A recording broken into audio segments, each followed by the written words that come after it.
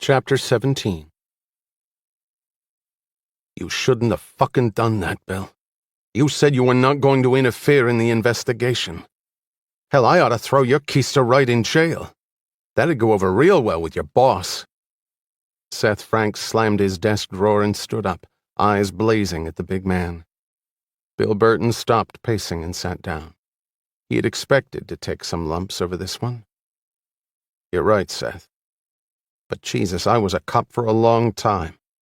You were unavailable. I go over there just to reconnoiter the place. I see some skirts slipping in. What would you have done? Frank didn't answer. Look, Seth, you can kick me in the ass, but I'm telling you, friend, this woman is our ace up the sleeve. With her, we can nail this guy. Frank's tensed face relaxed, his anger subsiding. What are you talking about? The girl is his daughter. His friggin' daughter. In fact, his only child. Luther Whitney is a 3-time loser, a career crim who's apparently gotten better with age. His wife finally divorced him, right? Couldn't take it anymore. Then when she starts to get her life in order, she dies from breast cancer. He paused. Seth Frank was all attention now. Go on. Kate Whitney is devastated by her mother's death, her father's betrayal as she sees it. So devastated that she totally breaks off from him. Not only that, she goes to law school and then goes to work as an assistant Commonwealth's attorney where she has the reputation of being one hard-assed prosecutor, especially for property-related crimes. Burglary, theft, robbery. She goes for the max on all those guys. And usually gets it, I might add. Where the hell did you get all that info? A few well-placed phone calls. People like to talk about other people's misery. It makes them feel their own life is somehow better when it usually isn't. So where does all this family turmoil get us? Seth, look at the possibilities here. This girl hates her old man. Hates with a capital H underscored. So you want to use her to get to him. If they're estranged that badly, how do we do it? That's the twist. By all accounts, all the hate and misery is on her side, not his. He loves her more than anything else. He's got a goddamn shrine to her in his bedroom. I'm telling you, the guy is ripe for this.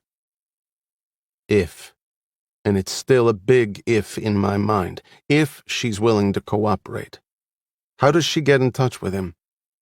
He sure as hell isn't going to be hanging around his phone at home. No, but I bet he checks in for messages. You should see his house. This guy is very orderly, everything in its place, bills probably paid ahead of time. And he's got no idea we're on his ass. Not yet, anyway. He probably checks his machine once or twice a day, just in case. So she leaves him a message, arranges a meeting, and we nail him? Burton stood back up, flushed 2 cigarettes from his pack, and flipped one over to Frank. They both took a moment to light up. Personally, that's how I see it going down, Seth. Unless you've got a better idea. We still have to convince her to do it. From what you said, she didn't seem too willing. I think you need to talk to her. Without me there. Maybe I came down a little too hard on her. I have a tendency to do that. I'll hit it first thing in the morning. Frank put on his hat and coat and then paused. Look, I didn't mean to jump all over your butt, Bill. Burton grinned. Sure you did. I would have done the same thing if I were you. I appreciate the assistance. Anytime. Seth started to walk out. Hey, Seth. Little favor to an old fart ex-cop? What's that? Let me in on the kill. I wouldn't mind seeing his face when the hammer comes down. You got it. I'll call you after I talk to her. This cop's going home to his family. You should do the same, Bill. After I finish this smoke, I'm out of here. Frank left. Burton sat down, slowly finished his cigarette, then drowned it out in a half-cup of coffee. He could have withheld Whitney's name from Seth Frank, told him there had been no match by the FBI. But that was too dangerous a game to play. If Frank ever found out, and the detective could through a myriad of independent channels, Burton would be stone-cold dead. Nothing could explain that deception other than the truth, which wasn't an option. Besides, Burton needed Frank to know Whitney's identity. The Secret Service agent's plan all along was to have the detective hunt the ex-con down. Find him, yes. Arrest him, no. Burton stood up, put on his coat. Luther Whitney. Wrong place, wrong time, wrong people.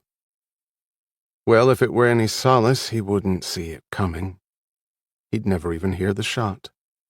He'd be dead before the synapses could fire the impulse to his brain. Those were the breaks. Sometimes they went for you and sometimes against you. Now, if he could only think of a way to leave the president and his chief of staff high and dry, he would have done a good day's work. But that one, he was afraid, was beyond even him. Colin parked his car down the street. The few remaining multicolored leaves gently cascaded down on him, nudged along by the breeze that lazily made its way past. He was dressed casually. Jeans, cotton pullover, and leather jacket. There was no bulge under his jacket. His hair was still damp from a hasty shower. His bare ankles protruded from his loafers.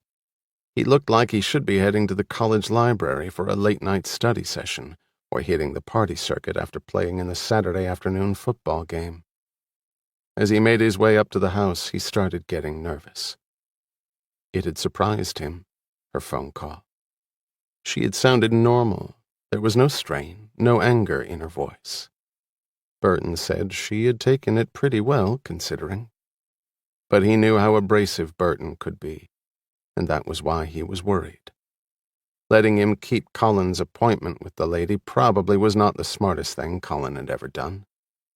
But the stakes were high. Burton had made him see that.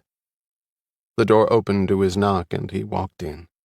As he turned, the door closed, and she was standing there, smiling, dressed in a sheer white negligee that was too short and too tight everywhere that counted. She stood tiptoe in her bare feet to kiss him gently on the lips. Then she took his hand and led him into the bedroom. She motioned for him to lie down on the bed. Standing in front of him, she undid the straps holding up the flimsy garment and let it drop to the floor. Next, her underwear slid down her legs. He started to rise up, but she gently pushed him back down. She slowly climbed on top of him, running her fingers through his hair. She slid a hand down to his erection and nicked at it through his jeans with the tip of her fingernail. He almost screamed as the confines of his pants became too painful. Again he tried to touch her, but she held him down. She slid his belt off and then undid his pants. They dropped to the floor. Next, she freed his explosion of flesh. It sprang up at her, and she cradled it between her legs, squeezing it tightly between her thighs. She dipped her mouth down to his, and then nestled her lips against his ear. "Tim, you want me, don't you? You want to fuck me so bad, don't you?" He groaned and clutched at her buttocks, but she quickly moved his hands away. "Don't you?" "Yes. I wanted you so bad, too, the other night. And then he showed up. I know. I'm sorry about that. We talked, and I know, he told me, that you didn't say anything about us, that you were a gentleman. That part was none of his business." "That's right, Tim. It was none of his business. And now you want to fuck me, don't you?" "Jesus Christ, yes, Gloria. Of course I do. So bad it hurts. It's killing me. It's goddamn killing me. You feel so good, Tim. God, you feel so good. Just wait, baby, just wait. You don't know what good is. I know, Tim. All I seem to think about is making love to you. You know that, don't you? Yes. Colin was in so much pain now his eyes watered. She licked at the drops, amused. And you're sure you want me? You're absolutely sure? Yes. Colin felt it before his mind actually registered the fact, like a blast of cold air. Get out. The words were spoken slowly, deliberately, as though practiced a number of times to get just the right tone, the correct inflection, the speaker savoring each syllable. She climbed off him, taking care to apply enough force to his erection that he gasped for breath. Gloria. His jeans hit him in the face as he lay there. When he pulled them away and sat up, her body was covered in a thick, full-length robe. Get out of my house, Colin. Now. He dressed quickly, embarrassed, as she stood there watching him. She followed him to the front door, and as it opened and he stepped across the portal, she abruptly pushed him through and then slammed it behind him. He looked back for a moment, wondering if she were laughing or crying behind the door, or maybe displaying any emotion at all. He hadn't meant to hurt her. He had clearly embarrassed her. He shouldn't have done it that way. She had certainly paid him back for that embarrassment, bringing him to the threshold like that, manipulating him like some laboratory experiment, and then bringing the curtain crashing down on top of him. But as he walked to his car, the memory of that look on her face made him relieved their brief relationship had ended. For the first time since joining the Commonwealth's attorney's office, Kate called in sick. Bed covers pulled up to her chin, she sat propped up on pillows, staring out at a bleak morning. Every time she had tried to get out of bed, the image of Bill Burton loomed up in front of her like a mass of sharp-edged granite, threatening to crush or impale her. She slid down lower in the bed, sinking into the soft mattress like immersing herself in warm water, just below the surface where she could neither hear nor see anything that transpired around her. They would be coming soon, just like with her mother. All those years ago. People pushing their way in and firing off questions Kate's mother couldn't possibly answer. Looking for Luther. She thought of Jack's outburst from the other night and tightly closed her eyes, trying to hurl those words away. God damn him. She was tired, more tired than any trial had ever made her. And he had done it to her, just like he had to her mother. Drawn her into the web even though she wanted no part of it, detested it, would destroy it if she could.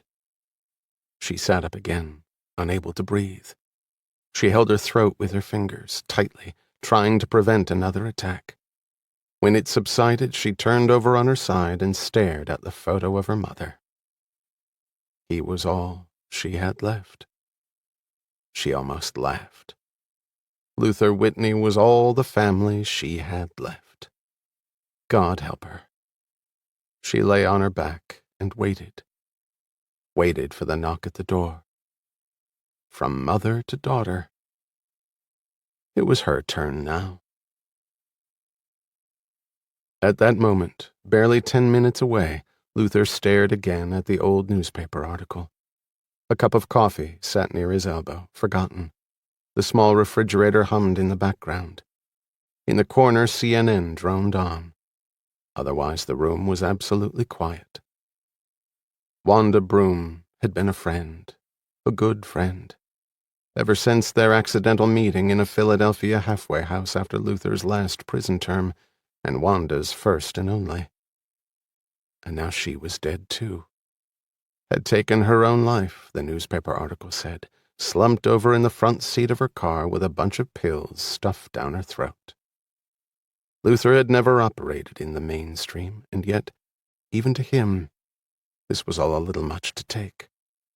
It could have been some continuing nightmare, except that every time he awoke and stared in the mirror, cold water dripping from features that grew more and more grizzled, more and more sunken with each passing day, he knew he was not going to wake up from this one. What was ironic, in the shadow of Wanda's tragic death, was that the Sullivan job had been her idea. A miserable, terrible idea, looking back, but one that had leapt from her surprisingly fertile mind, and an idea to which she had held doggedly, despite warnings from both Luther and her mother. And they had planned it, and he had done it. It was really that simple. And in the cold face of retrospection, he had wanted to do it. It was a challenge, and a challenge combined with a huge payoff was too tough to resist. How Wanda must have felt when Christine Sullivan hadn't gotten on that plane. And no way for her to let Luther know that the coast was not nearly so clear as they thought it would be. She had been Christine Sullivan's friend. That part had been absolutely sincere. A last reminder of real people in the midst of the sybaritic life Walter Sullivan lived, where everyone was not only beautiful, like Christine Sullivan was, but educated, well-connected, and sophisticated, all things Christine Sullivan was not and never would be. And because of that burgeoning friendship, Christine Sullivan had begun to tell Wanda things she shouldn't have, including, finally, the location and contents of the vault constructed behind a mirrored door. Wanda was convinced that the Sullivans had so much they couldn't possibly miss so little. The world did not work that way, Luther knew, and Wanda probably did too.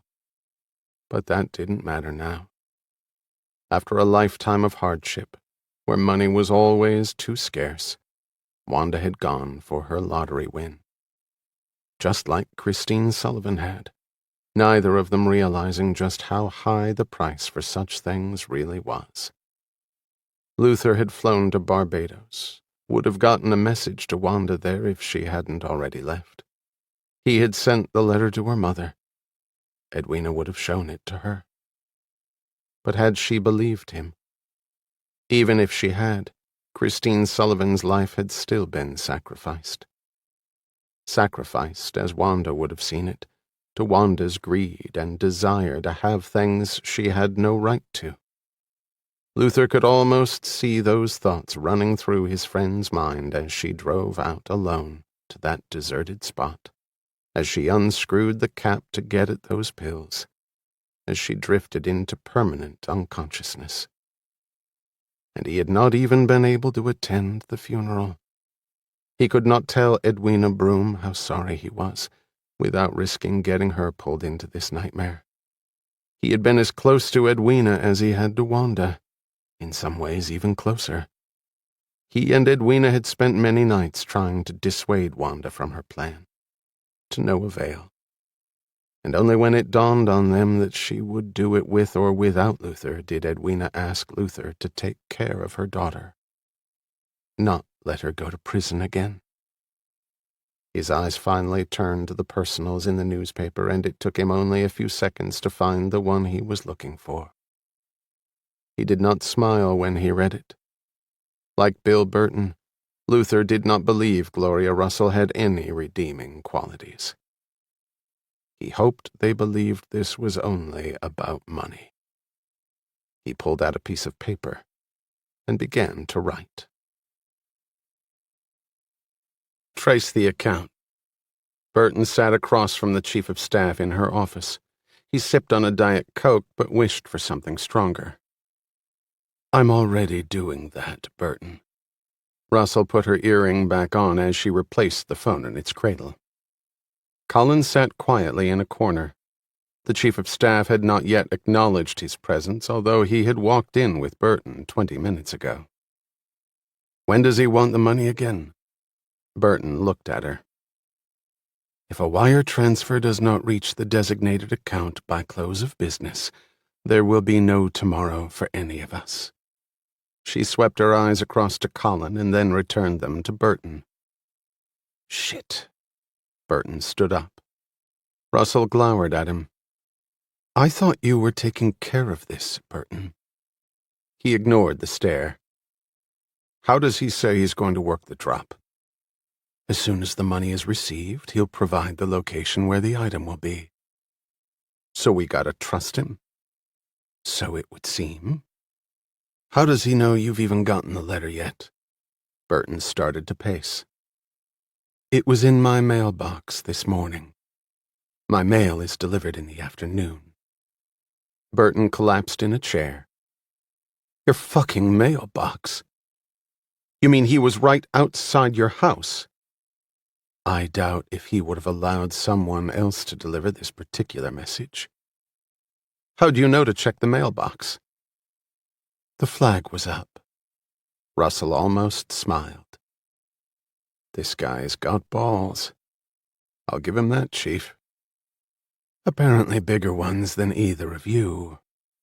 She concluded the statement by staring at Colin for a full minute. He cringed under the gaze, finally looking down at the floor. Burton smiled to himself at the exchange. That was okay. The kid would thank him in a few weeks for pulling him out of this Black Widow's web. Nothing really surprises me, Chief. Not anymore. How about you? He looked at her and then at Colin. Russell ignored the remark. If the money is not transferred out, then we can expect him to go public somehow soon thereafter. What exactly are we going to do about it? The Chief of Staff's calm demeanor was no sham. She had decided that she was through crying, through vomiting every time she turned around, and that she had been hurt and embarrassed enough to last the rest of her life. Come what may, she felt almost numb to anything else. It felt surprisingly good. How much does he want? Burton asked. $5 million, she replied simply. Burton went wide-eyed. And you got that kind of money? Where? That doesn't concern you. Does the president know? Burton asked the question knowing full well the answer. Again, that doesn't concern you. Burton didn't push it. What did he care anyway? Fair enough. Well, in answer to your question, we are doing something about it. If I were you, I'd find a way to pull that money back somehow. $5 million isn't going to do much to someone not among the living. You can't kill what you can't find, Russell shot back. That's true. That's so true, Chief. Burton sat back and recounted his conversation with Seth Frank. Kate was fully dressed when she answered the door, thinking, somehow, that if she were in her bathrobe the interview would endure longer, that she would appear more and more vulnerable as each question came her way. The last thing she wanted to appear was vulnerable, which was exactly how she felt. I'm not sure what you want from me. Some information, that's all, Miss Whitney. I realize you're an officer of the court, and believe me, I hate to put you through this. But right now your father is my #1 suspect in a very high-profile case. Frank looked at her with a pair of earnest eyes. They were sitting in the tiny living room. Frank had his notebook out. Kate sat erect on the edge of the couch, trying to remain calm, although her fingers kept fluttering to her small chain necklace, twisting and turning it into small knots, tiny centers of bedlam. From what you've told me, Lieutenant, you don't have much. If I were the ACA on that case, I don't think I'd even have enough to get an arrest warrant issued, much less a bill of indictment returned. Maybe. Maybe not. Frank eyed the way she played with the chain. He wasn't really there to gather information. He probably knew more about her father than she did. But he had to ease her into the trap. Because, as he thought about it, that's what it was. A trap. For someone else. Besides, what did she care? It made his conscience feel better anyway, to think that she didn't really care at all. Frank continued. But I'll tell you some interesting coincidences. We have your father's print on a cleaning van that we know was at the Sullivan place a short time before the murder. The fact that we know he was in the house, and in the very bedroom where the crime was committed a short time before. We have 2 eyewitnesses to that. And the fact that he used an alias and a false address and social security number when applying for the job. And the fact that he seems to have disappeared. She looked at him. He had priors. He probably didn't use his real info because he didn't think he'd get the job otherwise. You say he's disappeared. Did you ever think he just may have taken a trip? Even ex-cons go on vacation. Her instincts as a trial lawyer found her defending her father. An unbelievable thought. A sharp pain shot through her head. She rubbed at it distractedly. Another interesting discovery is that your father was good friends with Wanda Broom, Christine Sullivan's personal maid and confidant. I checked. Your father and Wanda Broom had the same parole officer back in Philly. According to certain sources, they've apparently kept in touch all these years. My bet is Wanda knew about the safe in the bedroom. So I talked with Wanda Broom. It was obvious she knew more about the matter than she was letting on. So why aren't you talking to her instead of sitting here with me? Maybe she committed the crime herself. She was out of the country at the time. 100 witnesses to that effect. Frank took a moment to clear his throat. And I can't talk to her anymore, because she committed suicide. Left behind a note that said she was sorry. Kate stood up and looked blankly out the window. Bands of cold seemed to close around her. Frank waited for some minutes, staring at her, wondering how she must feel, listening to the growing evidence against the man who had helped create her and then apparently abandoned her. Was there love left there? The detective hoped not. At least his professional side did. As a father of 3, he wondered if that feeling could ever really be killed, despite the worst. Ms. Whitney, are you all right? Kate slowly turned away from the window. Can we go out somewhere? I haven't eaten for a while and there's no food here. They ended up at the same place Jack and Luther had met. Frank started to devour his food, but Kate touched nothing. He looked across at her plate. You picked the place. I figured you must like the food. You know, nothing personal, but you could stand to put on some weight. Kate finally looked at him, a half smile breaking through. So you're a health consultant on the side? I've got 3 daughters. My oldest is 16, going on 40, and she swears she's obese. I mean, she probably goes 110, and she's almost as tall as me. If she didn't have such rosy cheeks, I'd think she was anorexic. And my wife, Jesus, she's always on some diet or another. I mean, I think she looks great, but there must be some perfect shape out there that every woman strives for. Every woman except me. Eat your food. That's what I tell my daughters every day. Eat. Kate picked up her fork and managed to consume half her meal. As she sipped her tea and Frank fingered a big trough of coffee, they both settled themselves in as the discussion wound its way back to Luther Whitney. If you think you have enough to pick him up, why don't you? Frank shook his head, put down his coffee. You were at his house. He's been gone for a while. Probably blew out right after it happened. If he did it. Your party bag is all circumstantial. That doesn't come close to being beyond a reasonable doubt, Lieutenant. Can I play straight with you, Kate? Can I call you Kate, by the way? She nodded. Frank put his elbows on the table, stared across at her. All bullshit aside, why do you find it so hard to believe that your old man popped this woman? He's been convicted of 3 prior felonies. The guy's apparently lived on the edge his whole life. He's been questioned in about a dozen other burglaries, but they couldn't pin anything on him. He's a career crim. You know the animal. Human life doesn't mean shit to them. Kate finished sipping her tea before answering. A career criminal? Of course her father was that. She had no doubt he had continued to commit crimes all these years. It was in his damn blood, apparently. Like a coke addict. Incurable. He doesn't kill people, she said quietly. He may steal from them, but he's never hurt anyone. It's not the way he does things. What had Jack said specifically? Her father was scared, terrified so badly he was sick to his stomach. The police had never scared her father. But if he had killed the woman? Perhaps just a reflex.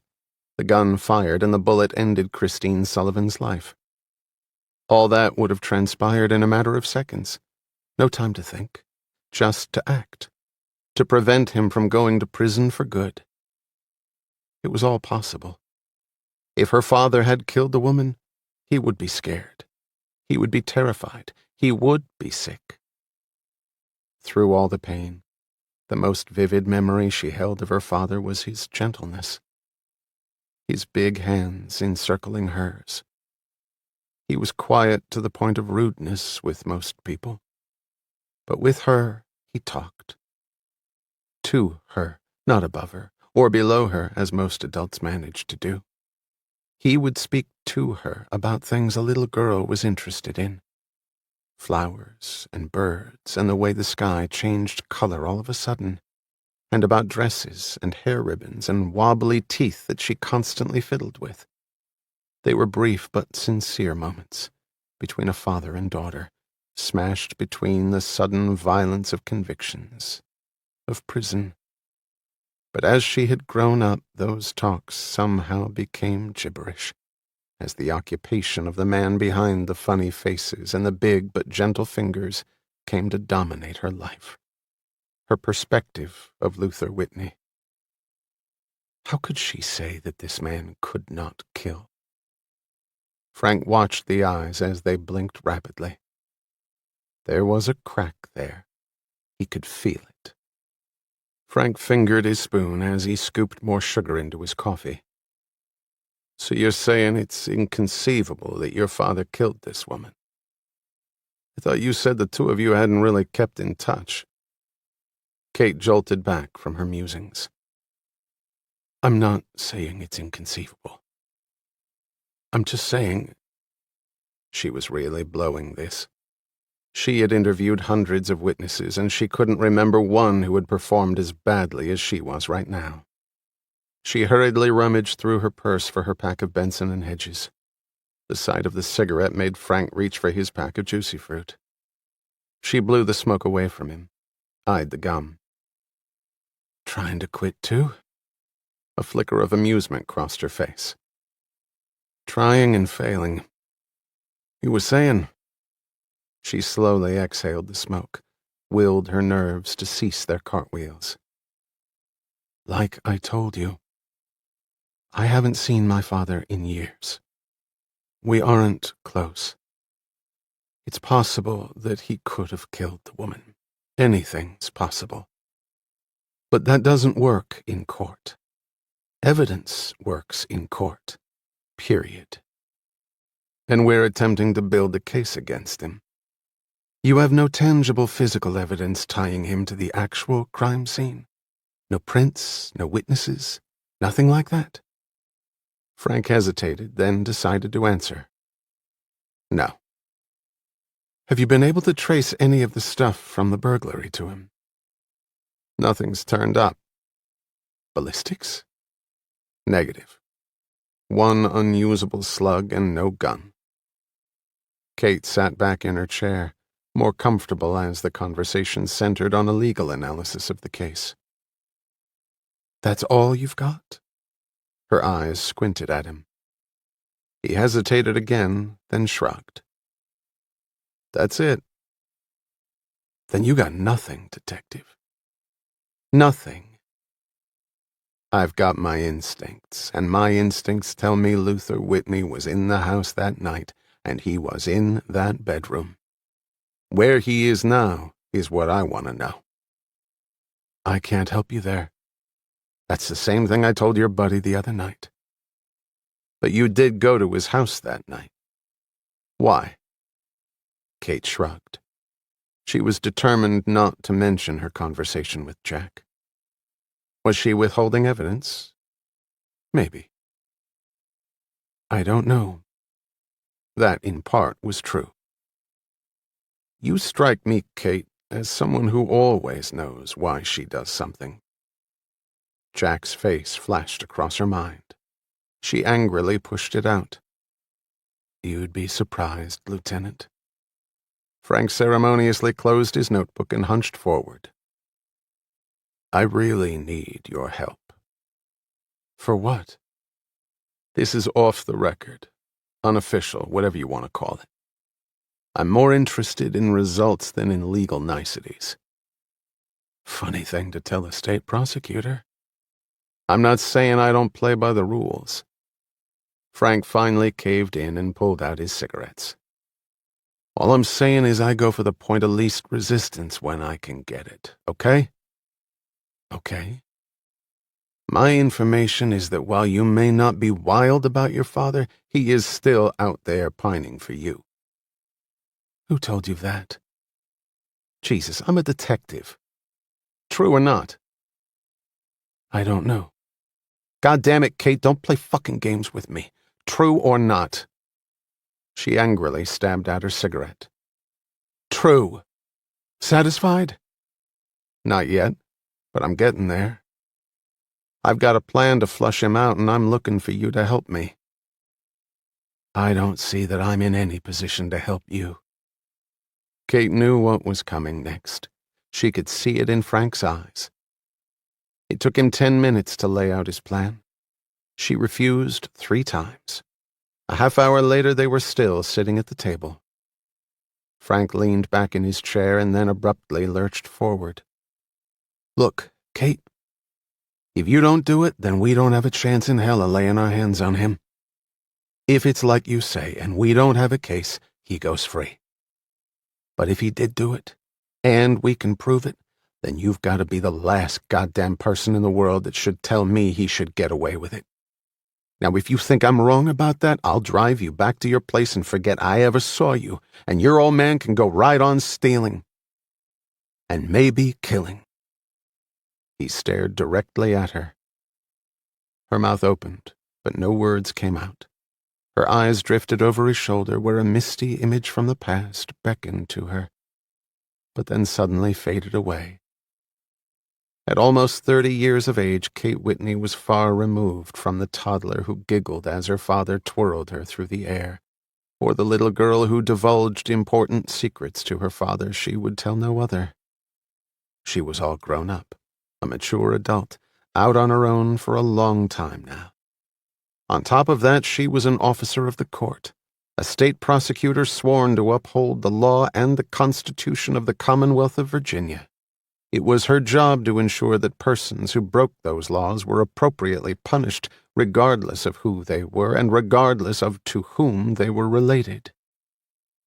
And then another image invaded her mind. Her mother watching the door, waiting for him to come home, wondering if he were okay, visiting him in prison, making up lists of things to talk to him about, making Kate dress up for those encounters, getting all excited as his release date came closer. As if he were some goddamn hero out saving the world instead of a thief. Jack's words came back to her, biting hard. He had called her entire life a lie. He expected her to have sympathy for a man who had abandoned her. As if Luther Whitney had been wronged instead of Kate. Well, Jack could go straight to hell. She thanked God she had decided against marrying him. A man who could say those awful things to her did not deserve her. But Luther Whitney deserved everything coming to him. Maybe he hadn't killed that woman. But maybe he had. It wasn't her job to make that decision. It was her job to make sure that decision had an opportunity to be made by men and women in a jury box. Her father belonged in prison anyway. At least there he could hurt no one else. There he could ruin no more lives. And it was with that last thought that she agreed to help deliver her father into the hands of the police. Frank felt a twinge of guilt as they got up to leave. He had not been entirely truthful with Kate Whitney. In fact, he had downright lied to her about the most critical piece of the case other than the $1,000,000 question of where Luther Whitney happened to be. He wasn't pleased with himself right now. Law enforcement people had to occasionally lie, just like everybody else. He didn't make it any easier to swallow, especially considering the recipient was someone the detective had instantly respected and now heavily pitied. Chapter 18. Kate had placed the call that night. Frank had wanted to waste no time. The voice on the machine stunned her. It was the first time in years she had heard those tones. Calm, efficient, measured like the practiced stride of an infantryman. She actually began to tremble as the tone sounded, and it took all her will to summon the simple words that were designed to trap him. She kept reminding herself how cunning he could be. She wanted to see him, wanted to talk to him, as soon as possible. She wondered if the wily old mind would smell a trap, and then she recalled their last face-to-face meeting, and she realized that he would never see it coming. He would never attribute deceit to the little girl who confided in him her most precious information. Even she had to give him that. It was barely an hour later when the phone rang. As she reached out for it, she wished to God she had never agreed to Frank's request. Sitting in a restaurant hatching a plan to catch a suspected murderer was quite different from actually participating in a charade designed solely to deliver your father to the authorities. Katie. She sensed the slight break in the voice. The tinge of disbelief blended in. Hello, Dad. She was grateful that the words had come out on their own. At that moment, she seemed incapable of articulating the simplest thought. Her apartment was not good. He could understand that. Too close, too personal. His place, she knew, would be unworkable for obvious reasons. They could meet on neutral grounds, he suggested. Of course they could. She wanted to talk. He certainly wanted to listen. Desperately wanted to listen. A time was reached, tomorrow, 4 o'clock, at a small cafe near her office. At that time of day it would be empty, quiet. They could take their time. He would be there. She was sure nothing short of death would keep him away. She hung up and called Frank. She gave him the time and the place. Listening to herself, it finally dawned on her what she had just done. She could feel everything suddenly giving way, and she could not stop it. She flung down the phone and burst into tears. So hard did her body convulse that she slumped to the floor, every muscle twitching, her moans filling the tiny apartment like helium into a balloon. It all threatened to violently explode. Frank had stayed on the phone a second longer, and wished he hadn't. He yelled into the phone, but she could not hear him. Not that it would have made a difference if she had. She was doing the right thing. She had nothing to be ashamed about, nothing to feel guilty about. When he finally gave up and cradled the receiver, his moment of euphoria at growing ever close to his quarry was over like a flamed-out match. So his question had been answered. She loved him still. That thought for Lieutenant Seth Frank was troubling but controllable. For Seth Frank, father of 3, it made his eyes water, and he suddenly didn't like his job very much anymore. Burton hung up the phone. Detective Frank had been true to his promise to let the agent in on the kill. Minutes later, Burton was in Russell's office. "I don't want to know how you're going to do it." Russell looked worried. Burton smiled to himself. Getting squeamish, just like he predicted. Wanted the job done, just didn't want to get her pretty nails dirty. "All you have to make sure you do is tell the president where it's going down. And then you make damn sure he tells Sullivan before the fact. He has got to do that." Russell looked puzzled. "Why?" "Let me worry about that. Just remember, do what I tell you." He was gone before Russell had a chance to explode at him. "Are the police sure he's the one?" There was a hint of anxiousness in the president's voice as he looked up from his desk. Russell, pacing the room, stopped to look at him. "Well, Alan, I'm assuming that if he weren't, they wouldn't be going to all the trouble to arrest him." "They've made mistakes before, Gloria." "No argument there. Just like us all." The president closed the binder he had been examining and stood up, surveyed the White House grounds from the window. "So the man will shortly be in custody?" He turned to look at Russell. "So it would seem." "What's that supposed to mean?" "Only that the best-laid plans sometimes go awry." "Does Burton know?" "Burton seems to have orchestrated the entire thing." The president walked over to Russell, put his hand on her arm. "What are you talking about?" Russell relayed the events of the last few days to her boss.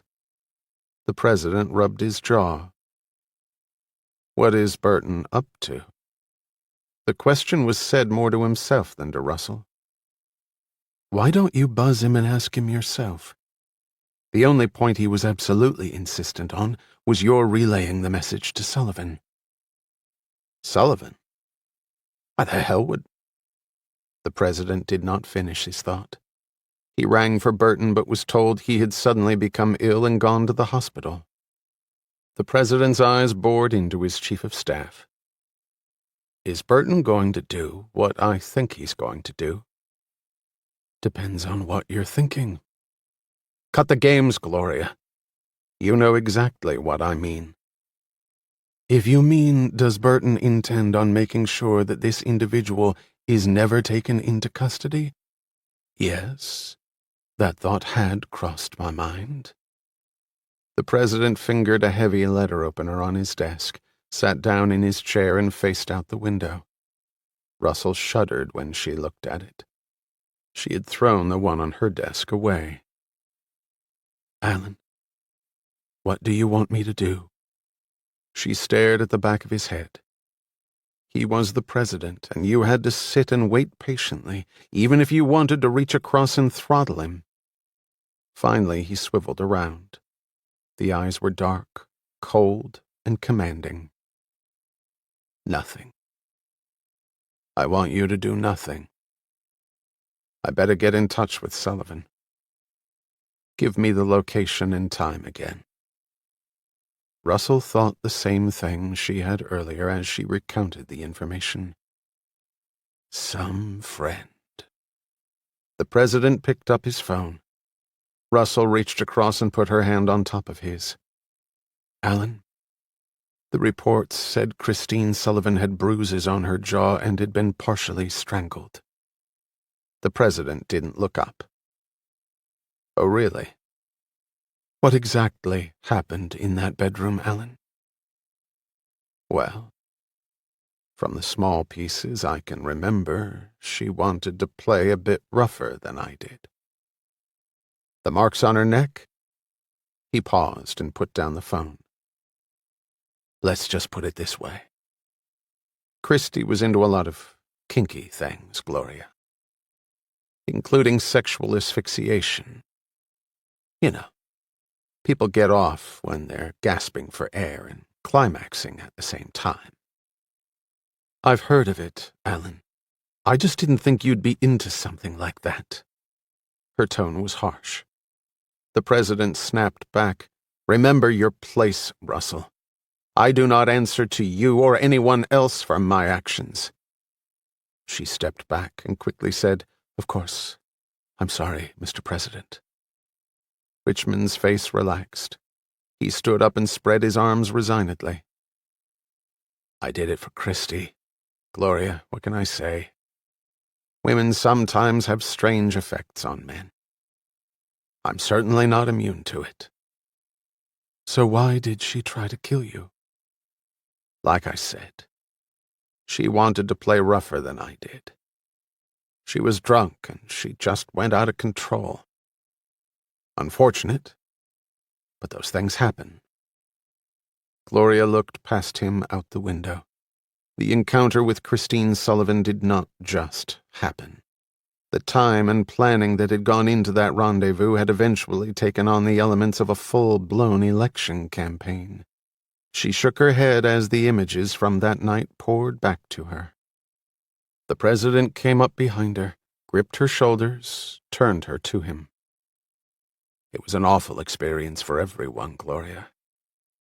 I certainly didn't want Christy to die. It was the last thing in the world I wanted. I went there to have a quiet, romantic evening with a very beautiful woman. My God, I'm no monster." A disarming smile emerged across his face. "I know that, Alan. It's just all those women, all those times. Something bad was bound to happen." The president shrugged. "Well, as I told you before, I'm not the first man to hold this office to engage in those types of extracurricular activities. Nor will I be the last." He cupped her chin in his hand. "You know the demands of the office I hold, Gloria, better than most. There's no other job like it in the world." "I know the pressures are enormous. I realize that, Alan." "That's right. It's a job that really requires more than is humanly possible to deliver. Sometimes you have to deal with that reality by relieving some of that pressure, from pulling yourself out from between the vice occasionally. How I deal with that pressure is important because it dictates how well I can serve the people who have elected me, who have placed their trust in me." He turned back to his desk. "And besides, enjoying the company of beautiful women is a relatively innocuous way of combating that stress." Gloria stared angrily at his back, as if he expected her, of all people, to be swayed by the rhetoric, by a bullshit patriotic speech. "It certainly wasn't innocuous for Christine Sullivan," she blurted out. Richmond turned back to her. He was no longer smiling. "I really don't want to talk about this anymore, Gloria. What's past is past. Start thinking about the future. Understand?" She bowed her head in formal assent and stalked from the room. The president again picked up the phone. He would deliver all the necessary details about the police sting to his good friend Walter Sullivan. The president smiled to himself as the call was being placed. It sounded like it wouldn't be long now. They were almost there. He could count on Burton. Count on him to do the right thing. For all of them. Luther checked his watch. 1 o'clock. He showered, brushed his teeth, and then trimmed his newly grown beard. He lingered over his hair until it met with his satisfaction. His face looked better today. The phone call from Kate had worked wonders. He had cradled the phone in his ear, playing the message over and over again, just to hear the voice, the words he had never expected to hear again. He had risked going to a men's store downtown where he bought a new pair of slacks, sports coat, and patent leathers. He had considered and then discarded the notion of a tie. He tried on his new coat. It felt good. The pants were a little loose on him. He had lost weight. He would have to eat more. He might even start with buying his daughter an early dinner. If she'd let him. He'd have to think about that one. He didn't want to push it. Jack. It must have been Jack. He had told her of their meeting, that her father had been in trouble. That was the connection. Of course. He had been stupid not to see it right away. But what did that mean? That she cared? He felt a tremble start in his neck, and it ended at his knees. After all these years, he swore under his breath at the timing. The fucking timing. But he had made up his mind, and nothing could change that decision now. Not even his little girl. Something terribly wrong had to be set right. Luther was certain Richmond knew nothing about his correspondence with the Chief of Staff. Her only hope was to quietly buy back what Luther had and then make sure no one ever laid eyes on it again. Buy him off, hoping he'd disappear forever and the world would never know. He had verified that the money had arrived in the designated account. What happened to that money would be their first surprise. The second surprise, though, would make them forget all about the first. And the best part was that Richmond would never see it coming. He seriously doubted that the president would actually do any time. But if this didn't meet the criteria for impeachment, he didn't know what did. This made Watergate look like a third-grade prank. He wondered what impeached ex-presidents did. Withered in the flames of their own destruction, he hoped. Luther pulled the letter out of his pocket. He would arrange for her to receive it right about the time she'd be expecting the last set of instructions. The payoff. She would get her payoff. They all would. It was worth it, letting her squirm like he knew she had all this time. No matter how often he tried, he couldn't erase the memory of the woman's leisurely sexual encounter in the presence of a still, warm body, as though the dead woman was a pile of trash not to be bothered with. And then Richmond. The drunken, slobbering bastard. Again the visions made Luther seethe. He clenched his teeth, then abruptly smiled. Whatever deal Jack could cut him, he would take. 20 years, 10 years, 10 days. He didn't care anymore. Fuck the president and everybody around him. Fuck the whole town. He was taking them down. But first, he was going to spend some time with his daughter.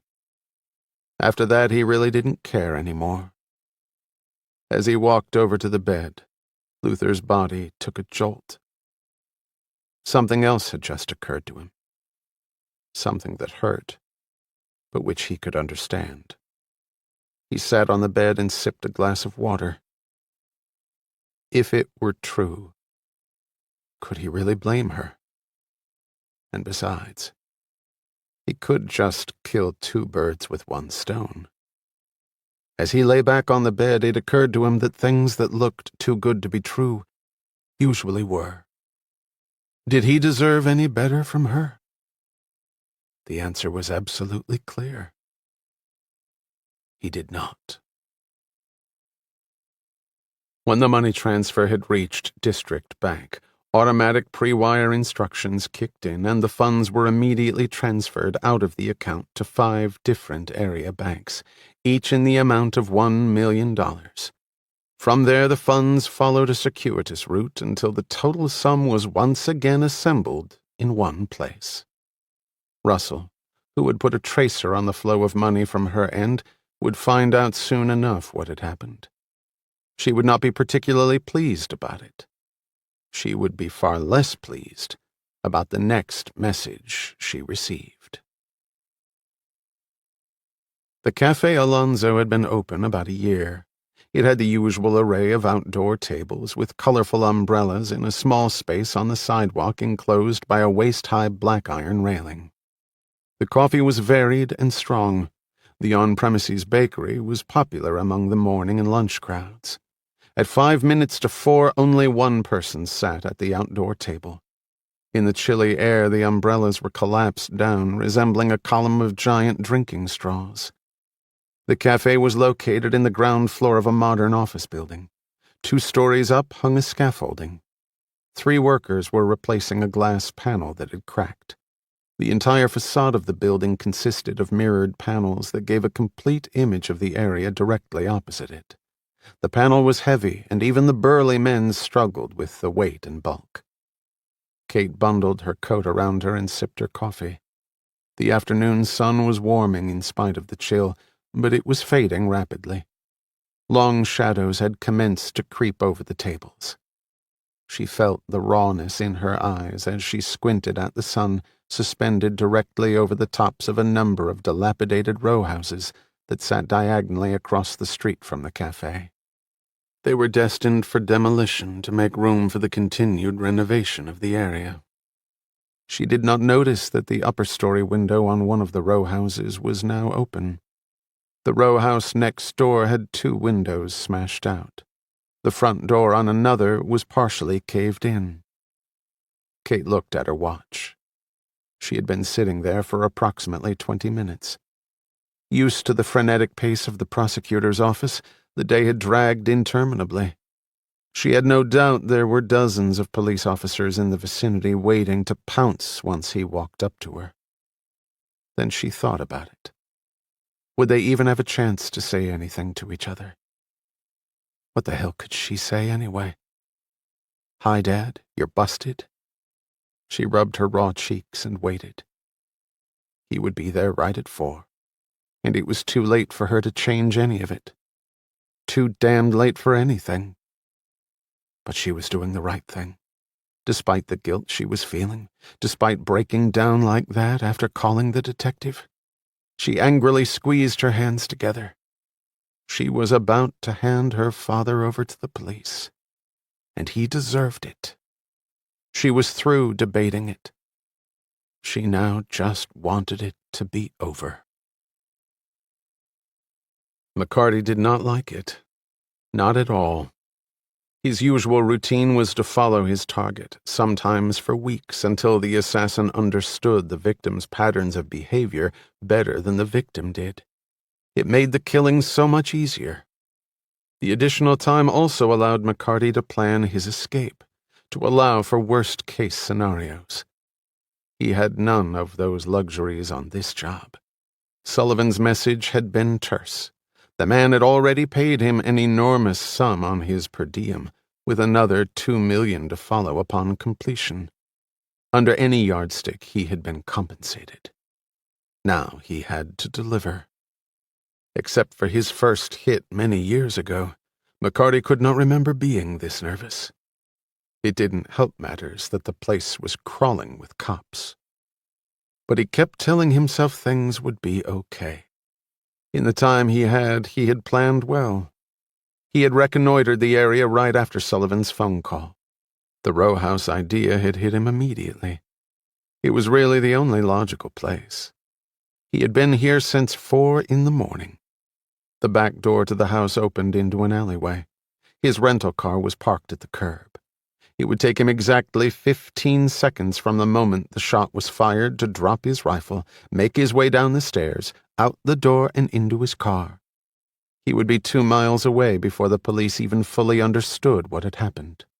A plane was leaving in 45 minutes from a private airstrip 10 miles north of Washington. Its destination was New York City. It would carry 1 passenger, and in a little over 5 hours, McCarty would be a pampered passenger on board the Concorde as it descended into London. He checked his rifle and scope for the 10th time, automatically flicking away a grain of dust on the barrel. A suppressor would have been nice, but he had yet to find one that worked on a rifle, especially one that was chambered with supersonic ammo as his weapon was. He would count on the confusion to mask the shot and his subsequent departure. He looked across the street and checked his watch. Almost time. McCarty, while being a very accomplished killer, could not have possibly known that another rifle would be trained on his target's head. And behind that rifle would be a pair of eyes as sharp, if not sharper, than his own. Tim Collin had qualified as an expert marksman in the Marine Corps, and his master sergeant had written in his evaluation that he had never seen a better shot. The focus of that accolade was now sighting through his scope. Then he relaxed. Collin looked around the confines of the van he was in. Parked down the street on the curb opposite from the cafe, he had a straight shot to the target. He sighted through his rifle again, Kate Whitney appearing fleetingly in the crosshairs. Collin slid open the side window of the van. He was under shadow of the buildings behind him. No one could notice what he was doing. He also had the added advantage of knowing that Seth Frank and a contingent of county police were stationed to the right of the cafe, while others were in the office building lobby where the cafe was located. Unmarked cars were stationed at various locations up and down the street. If Whitney ran, he wouldn't get far. But then Collin knew the man wasn't going to run anywhere.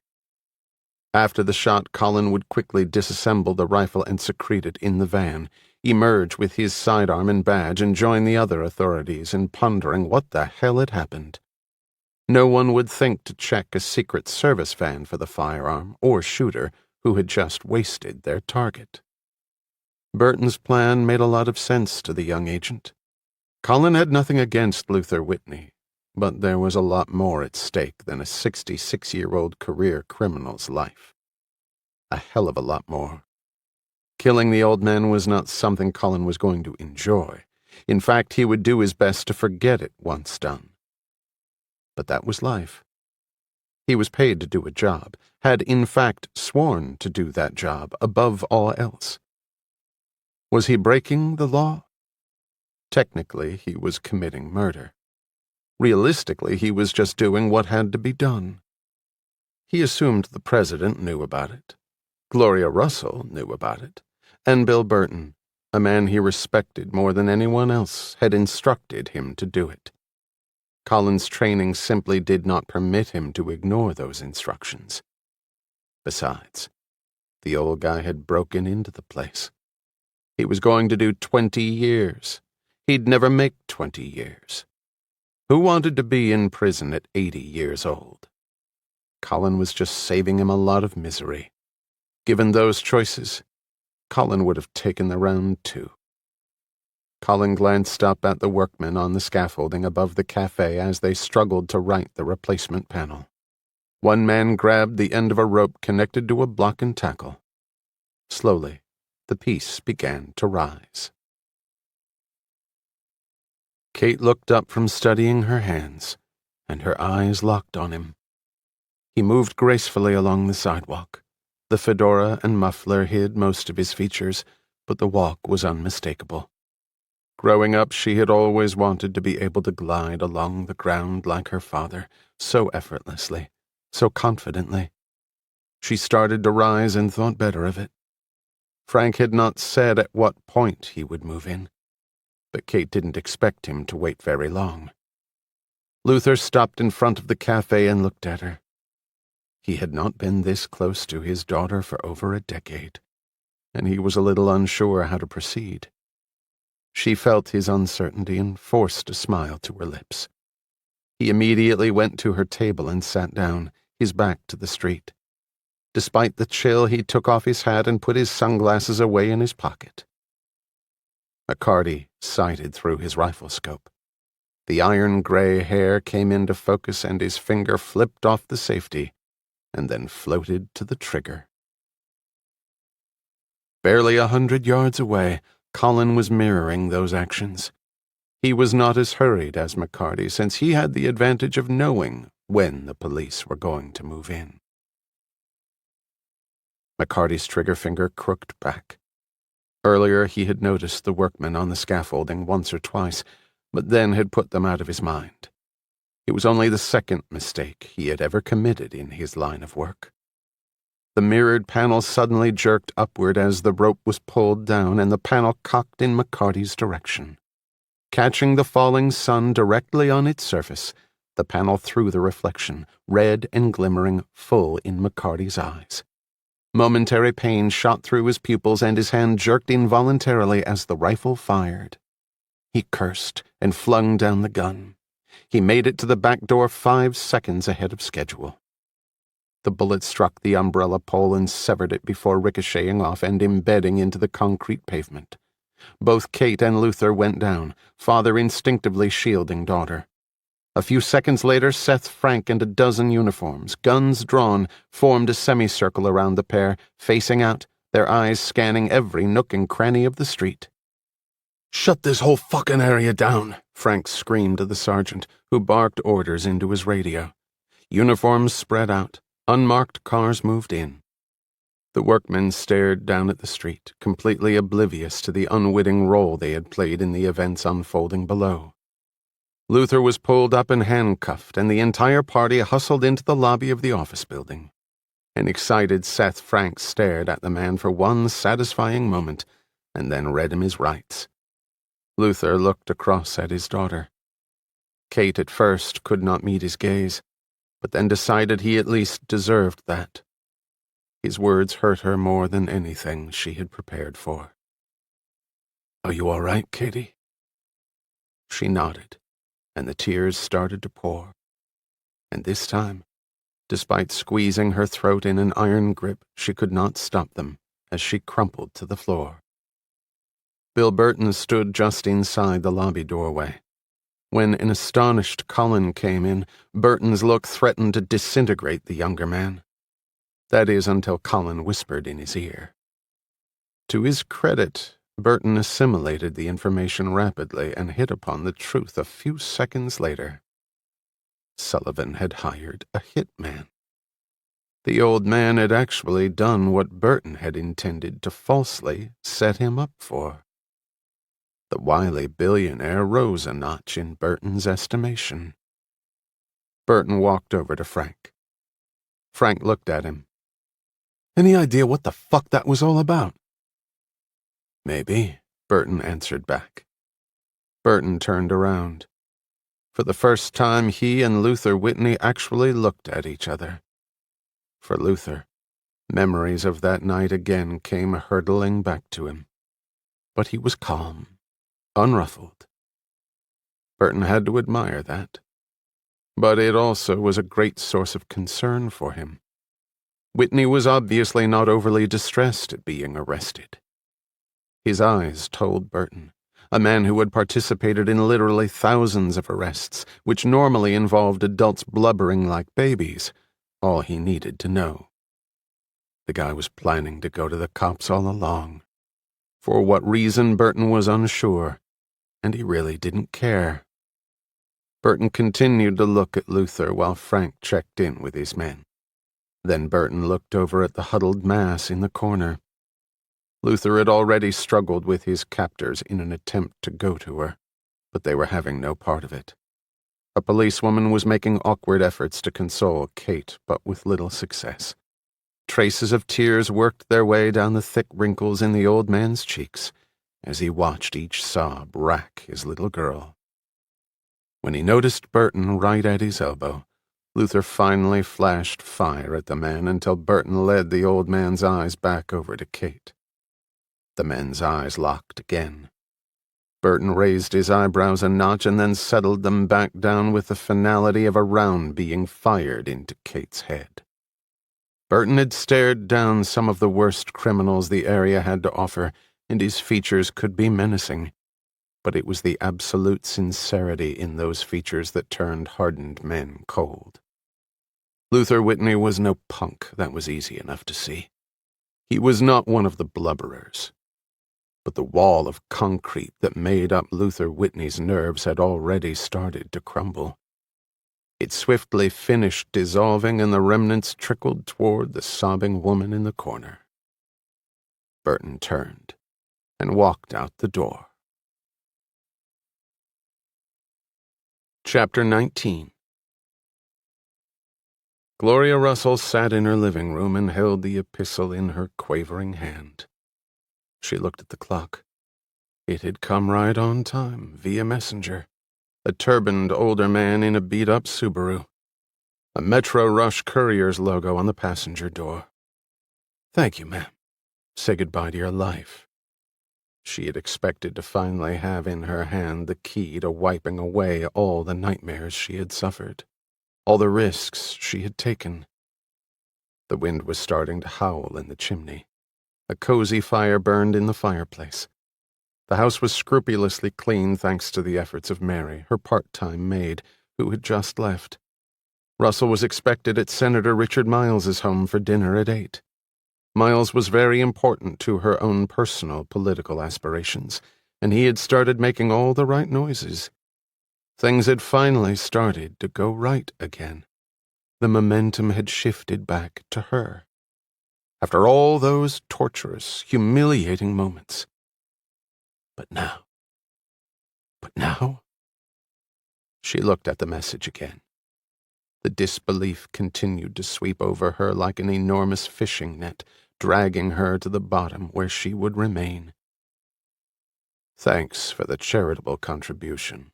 It will be greatly appreciated. Also appreciate the extra rope you just gave me to hang you. About that item we had discussed, it's no longer for sale. Now that I think about it, the cops will probably need it for the trial.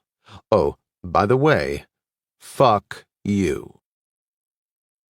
It was all she could do to stagger up. Extra rope? She couldn't think. She couldn't function. She first thought to call Burton, but then realized he would not be at the White House.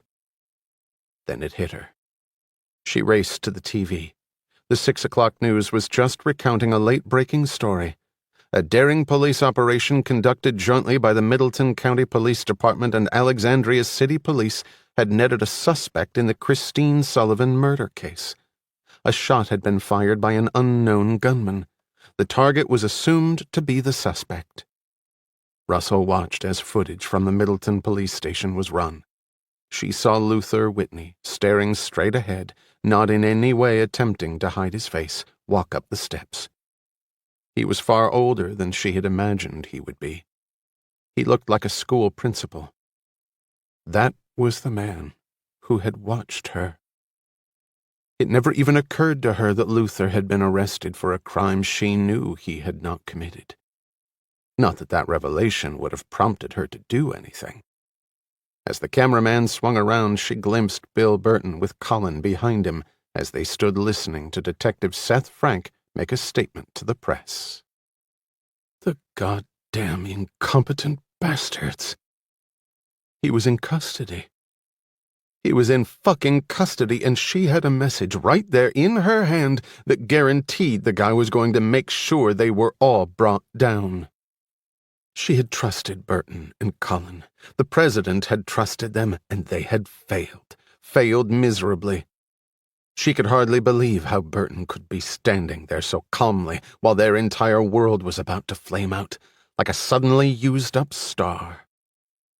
Her next thought surprised even her. She raced to the bathroom, tore open the medicine cabinet, and grabbed the first bottle she saw. How many pills would be enough? 10? 100? She twisted at the cap, but her shaking hands couldn't get it off. She continued to struggle. Finally, the pills spilled into the sink. She scooped up a handful and then stopped. In the mirror, her reflection stared back. For the first time, she realized how much she had aged. The eyes were gaunt, her cheeks had caved in, and her hair looked as if it were graying before her eyes. She looked at the mass of green in her hand. She couldn't do it. Despite her world shattering in front of her, she could not do it. She flushed the pills, turned out the light. She telephoned the senator's office. Sickness would prevent her from attending. She had just lain down on the bed when the knock came. At first it seemed like the distant beating of drums. Would they have a warrant? What did she have that could incriminate her? The note. She tore it out of her pocket and tossed it in the fireplace. As it ignited and a burst of flames sailed up the chimney, she smoothed down her dress, put on her pumps, and walked out of the room.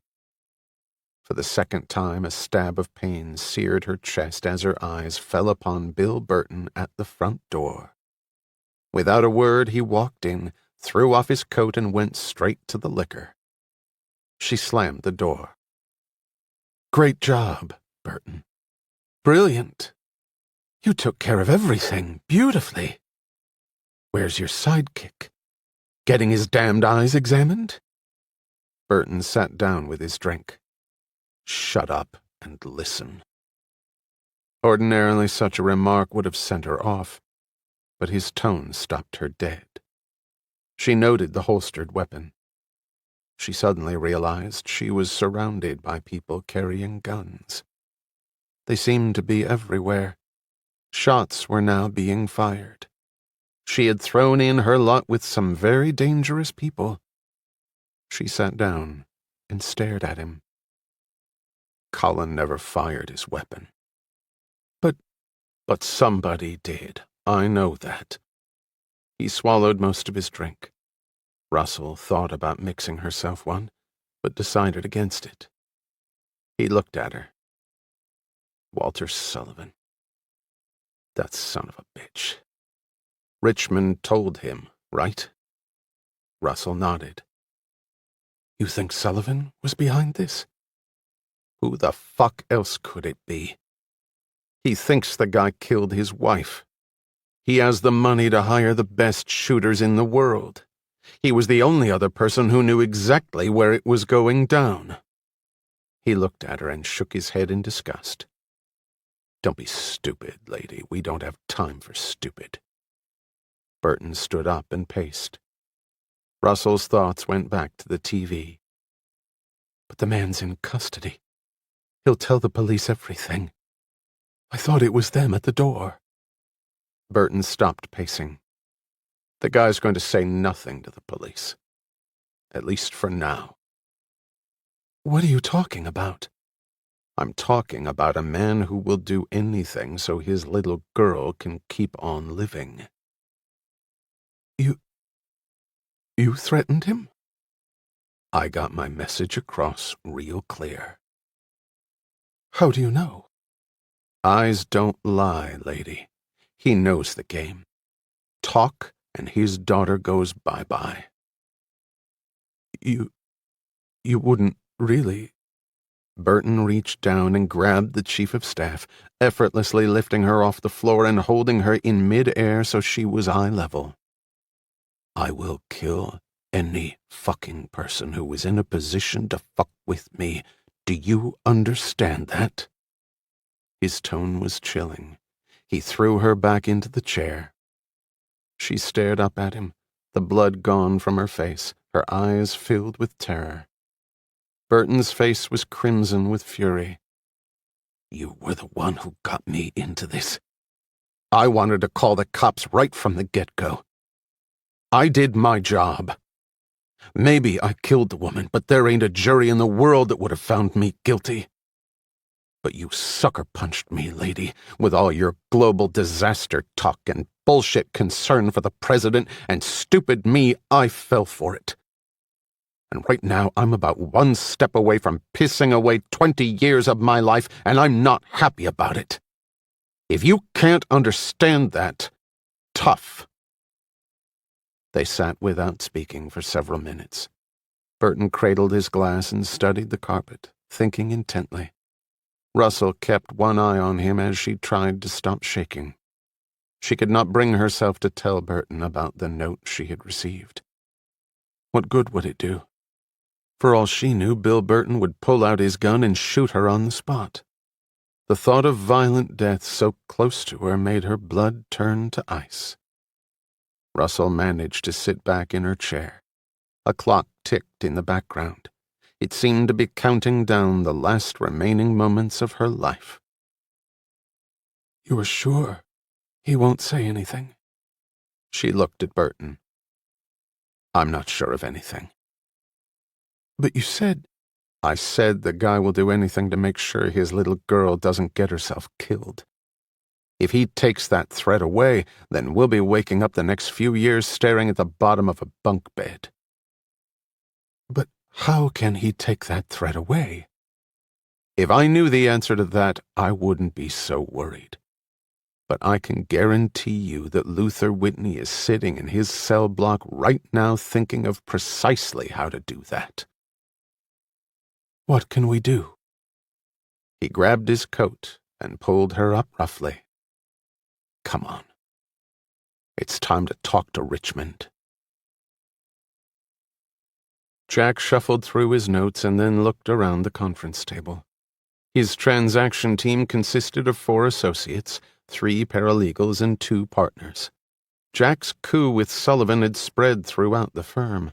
Each of them looked at Jack with a mixture of awe, respect, and a little fear. Sam, you'll coordinate the raw materials sales through Kiev. Our guy over there is a real hustler, plays close to the edge. Keep an eye on him, but let him run with things. Sam, a 10-year partner, snapped his briefcase shut. You got it. Ben, I checked your report on the lobbying efforts. I agree, I think we should push hard on foreign relations. Can't hurt to have them on our side. Jack flipped open another file. We've got approximately a month to get this operation up and running. Of chief concern is Ukraine's tenuous political status. If we're going to hit the brass ring, we have to do it pretty quickly. The last thing we need is Russia annexing our client. Now, I'd like to take a few minutes to go over... The door opened, and Jack's secretary leaned in. She looked edgy. I'm terribly sorry to bother you. It's okay, Martha. What's up? There's someone on the phone for you. I told Lucinda to hold my calls except for an emergency. I'll get back to everybody tomorrow. I think this might be an emergency. Jack swiveled around in his chair. Who is it? She said her name was Kate Whitney. 5 minutes later, Jack was in his car, a brand-new, copper-colored Lexus 300. His thoughts raced. Kate had been near hysterical. All he managed to understand was that Luther had been arrested. For what? He didn't know. Kate opened the door on the first knock and nearly collapsed into his arms. It was several minutes before she started breathing regularly. Kate, what is it? Where's Luther? What's he charged with? She looked at him, her cheeks so puffy and raw it looked like she'd been mugged. When she finally managed to breathe the word out, Jack sat back stunned. Murder? He looked around the room, his mind going too fast for him to register. That's impossible. Who the hell is he supposed to have murdered? Kate sat up straight and pushed the hair out of her face. She looked directly at him. This time the words were clear, direct, and cut into him like chunks of jagged glass. Christine Sullivan. Frozen for a long moment, Jack exploded out of the chair. He looked down at her, tried to speak, and found he couldn't. He staggered over to the window, threw it open, and let the cold beat into him. His stomach churned pure acid. It reached up into his throat until he was barely able to push it back. His legs slowly regained their rigidity. He closed the window and sat back down next to her. What happened, Kate? She dabbed raw eyes with a ragged tissue. Her hair was a mass of tangles. She had not taken off her overcoat. Her shoes lay next to the chair where she had kicked them off. She collected herself as best she could. She wiped a strand of hair from her mouth and finally looked at him. The words rolled out of her mouth in quiet bursts. The police have him in custody. They think he broke into the Sullivans' home. No one was supposed to be there. But Christine Sullivan was. She paused and took a deep breath. They think Luther shot her. As soon as she uttered those last words, her eyes closed. The eyelids seemed to ram down by themselves under a terrible weight. She slowly shook her head, her forehead a stack of wrinkles as the throbbing pain clicked up a notch. That's crazy, Kate. Luther would never kill anybody. I don't know, Jack. I don't know what to think. Jack stood up and took off his coat. He put a hand through his hair as he struggled to think. He looked down at her. How did you find out? How the hell did they catch him? In response, Kate's body shook. The pain seemed to be so strong as to be visible, hovering above before it plunged repeatedly into her lean frame. She took a moment to wipe her face with another tissue. It took her so long to turn to him, 1 inch at a time, that she seemed like an ancient grandmother. Her eyes were still closed, her breathing interrupted by gasps, as if the air was being trapped and was having to struggle mightily before escaping. Finally, her eyes opened. The lips moved, but no words came out at first. Then she managed to say them, slowly, distinctly, as though she were forcing herself to absorb every blow that accompanied them as long as possible. I set him up. Luther, dressed in an orange jail suit, sat in the same cinder-block interrogation room that Wanda Broom had occupied. Seth Frank sat across from him, watching him closely. Luther stared directly ahead. He wasn't zoned out. The guy was thinking about something. 2 other men came in. One carried a recorder that he placed in the middle of the table. He turned it on. You smoke? Frank extended a cigarette. Luther accepted it, and both men exhaled tiny clouds. For the record, Frank repeated verbatim Luther's Miranda warning. There would be no procedural miscues on this one. So you understand your rights? Luther vaguely waved his cigarette in the air. The guy was not what Frank had been expecting. His record was certainly a felonious one. 3 priors, but the last 20 years were clean. That didn't mean much. But no assaults, no violent acts. That also didn't mean much. But there was something about the guy. I need a yes or no to that question. Yes. Okay. You understand that you've been arrested in connection with the murder of Christine Sullivan? Yes. And you're sure you want to waive your right to have counsel present on your behalf? We can get a lawyer for you, or you can call your own. I'm sure. And you understand you do not have to make any statement to the police, that any statement you make now can be used in evidence against you. I understand. Years of experience had taught Frank that confessions early on in the game could spell disaster for the prosecution. Even a confession given voluntarily could be shredded by the defense, with the result often being that all evidence obtained through that confession was thrown out as tainted. The perp could have led you right to the goddamn body, and the next day he walks free with his attorney smiling at you and hoping to God his client never shows up in his neighborhood. But Frank had his case. Whatever Whitney added to it was just gravy. He focused intently on the prisoner. Then I'd like to ask you some questions, okay? Fine. Frank stated the month, day, and year, and time of day for the record, and then asked Luther to state his full name. That was as far as they got. The door opened.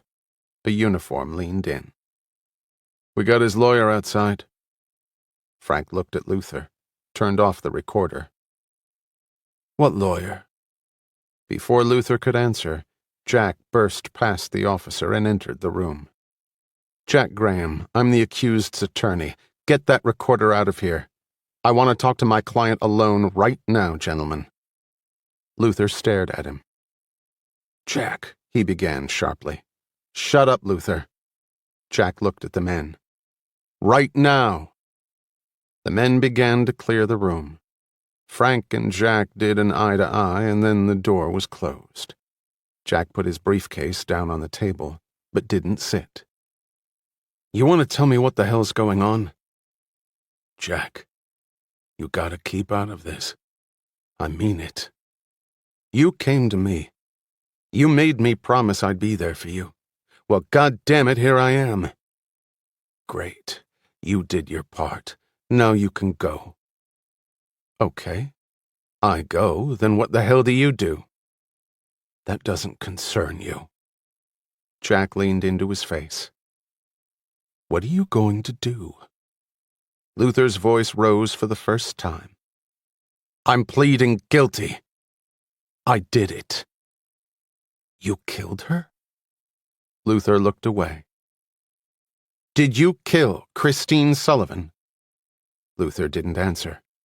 Jack grabbed him by the shoulder. Did you kill her? Yes. Jack scrutinized the face, then grabbed his briefcase.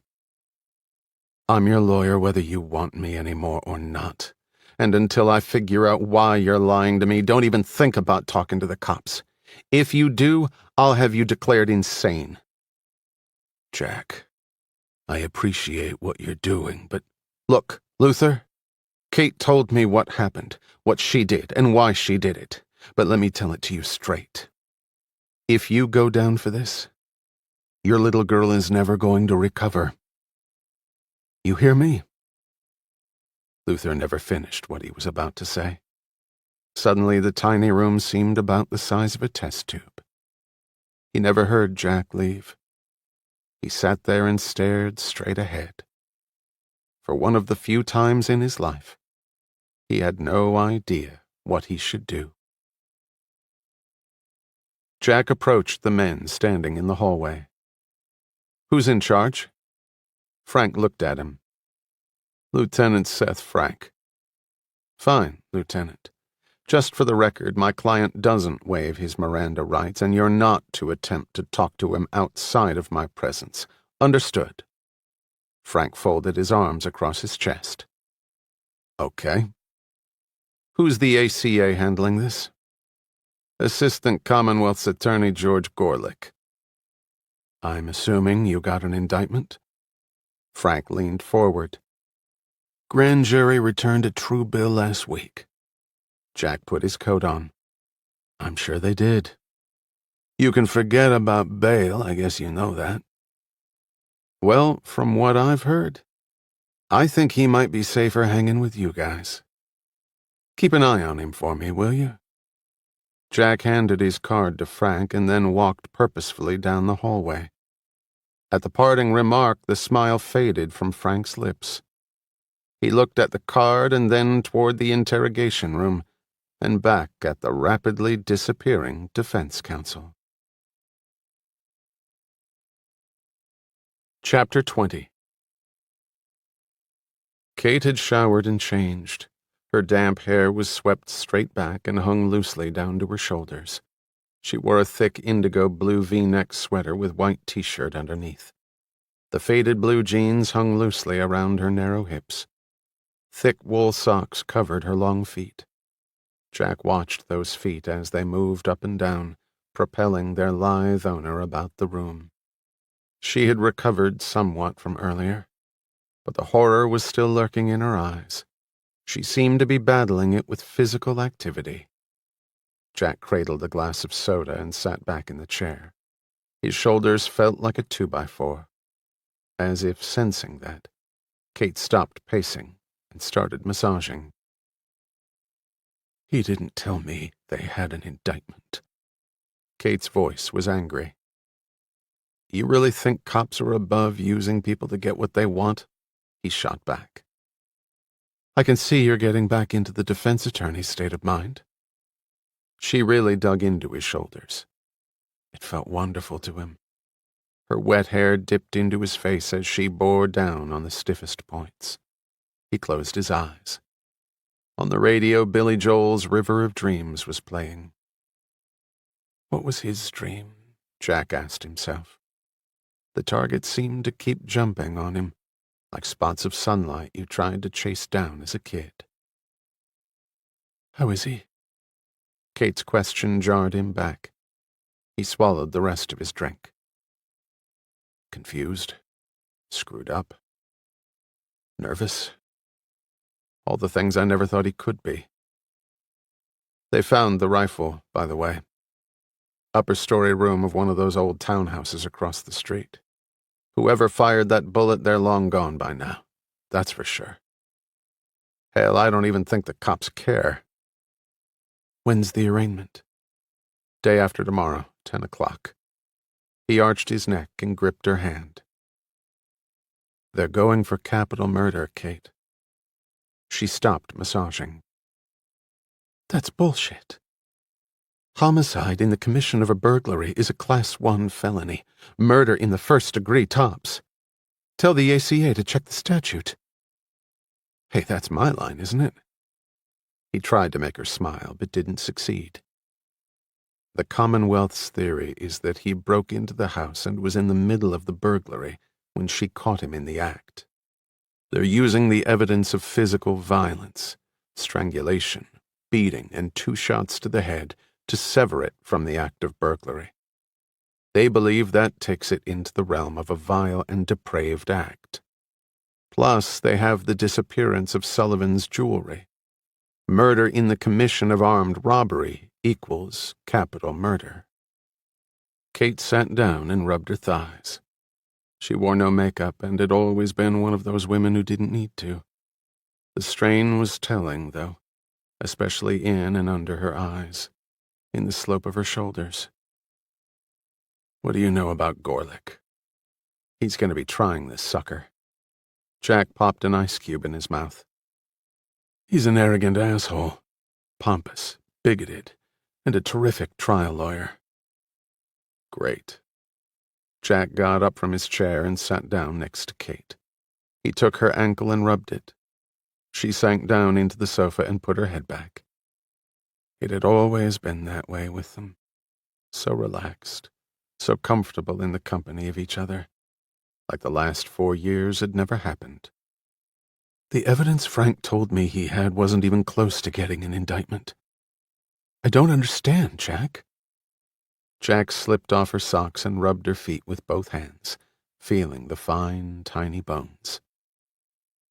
The police got an anonymous tip on the license plate of a car seen near the Sullivan place on what was probably the night of the murder. It was traced to the DC impoundment lot on that night. So? The tip was wrong? No. Luther used to tell me how easy it was to pick up a car from the impoundment lot, do a job, and then return it. Kate didn't look at him. She appeared to be studying the ceiling. Nice little chats you two used to have.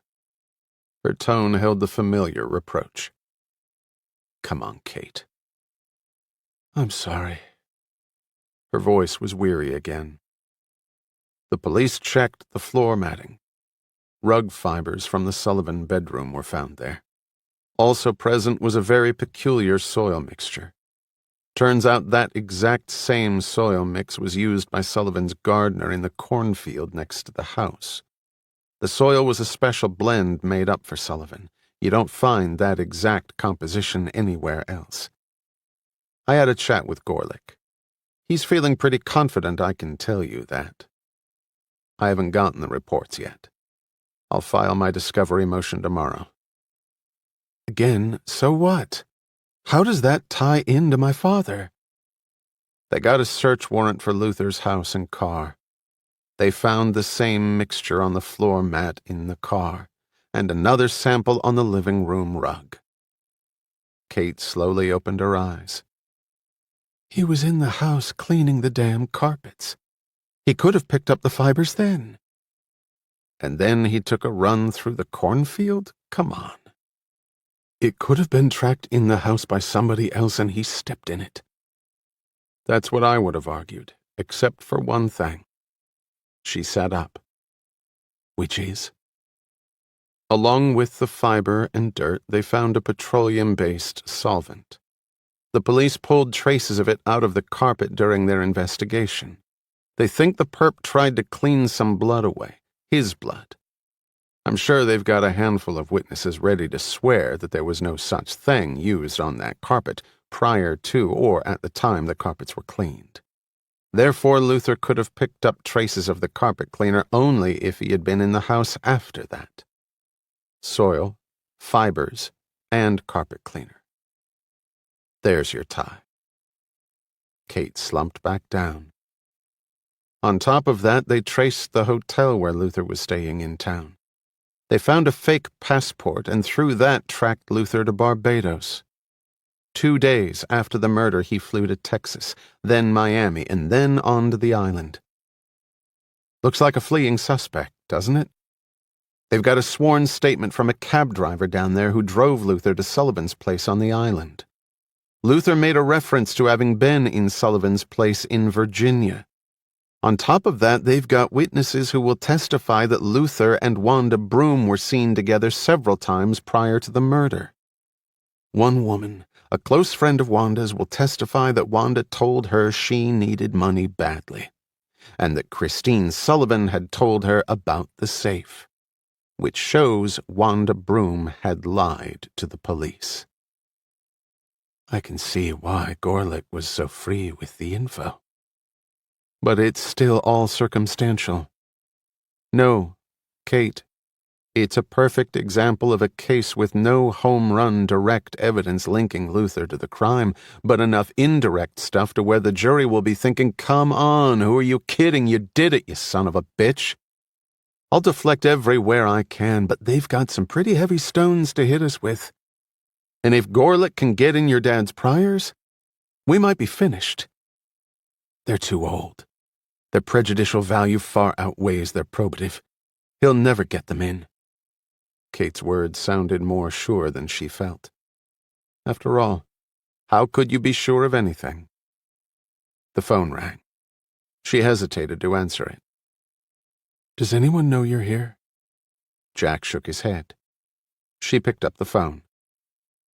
Hello? The voice on the other end was crisp, professional. Ms. Whitney, Robert Gavin from the Washington Post. I wonder if I could ask you some questions about your father. I'd prefer to see you in person if that could be arranged. What do you want? Come on, Ms. Whitney. Your father is front-page news. You're a state prosecutor. There's a hell of a story there, if you ask me. Kate hung up. Jack looked at her. What? A reporter. Christ, they move fast. She sat down again with a weariness that startled him. He went to her, took her hand. Suddenly, she turned his face toward hers. She looked frightened. Jack, you can't handle this case. The hell I can't. I'm an active member of the Virginia Bar. I've handled a half-dozen murder trials. I'm eminently qualified. I don't mean that. I know you're qualified. But Patton Shaw doesn't do criminal defense work. So? You have to start somewhere. Jack, be serious. Sullivan is a huge client of theirs. You've worked for him. I read about it in Legal Times. There's no conflict there. There's nothing I've learned in my attorney-client relationship with Sullivan that could be used on this case. Besides, Sullivan's not on trial here. It's us against the state. Jack, they're not going to let you do this case. Fine. Then I'll quit. Hang up my own shingle. You can't do that. You've got everything going for you right now. You can't mess that up. Not for this. Then for what? I know your old man didn't beat up a woman and then calmly blow her head off.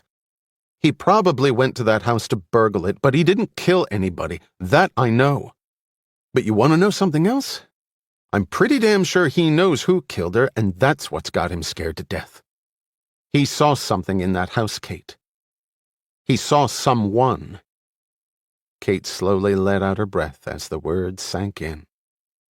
Jack sighed and looked down at his feet. He got up and put on his coat. He playfully pulled at her waistband. When's the last time you actually had a meal? I can't remember. I recall when you filled out those jeans in a way that was a little more aesthetically pleasing to the male eye. She did smile that time. Thanks a lot. It's not too late to work on it. She looked around the four corners of her apartment. It held no appeal whatsoever. What did you have in mind? Ribs, slaw, and something stronger than Coke. Game? She didn't hesitate. Let me get my coat. Downstairs, Jack held open the door of the Lexus. He saw her studying every detail of the luxury car. I took your advice. Thought I'd start spending some of my hard-earned money. He had just climbed inside the car when the man appeared at the passenger door.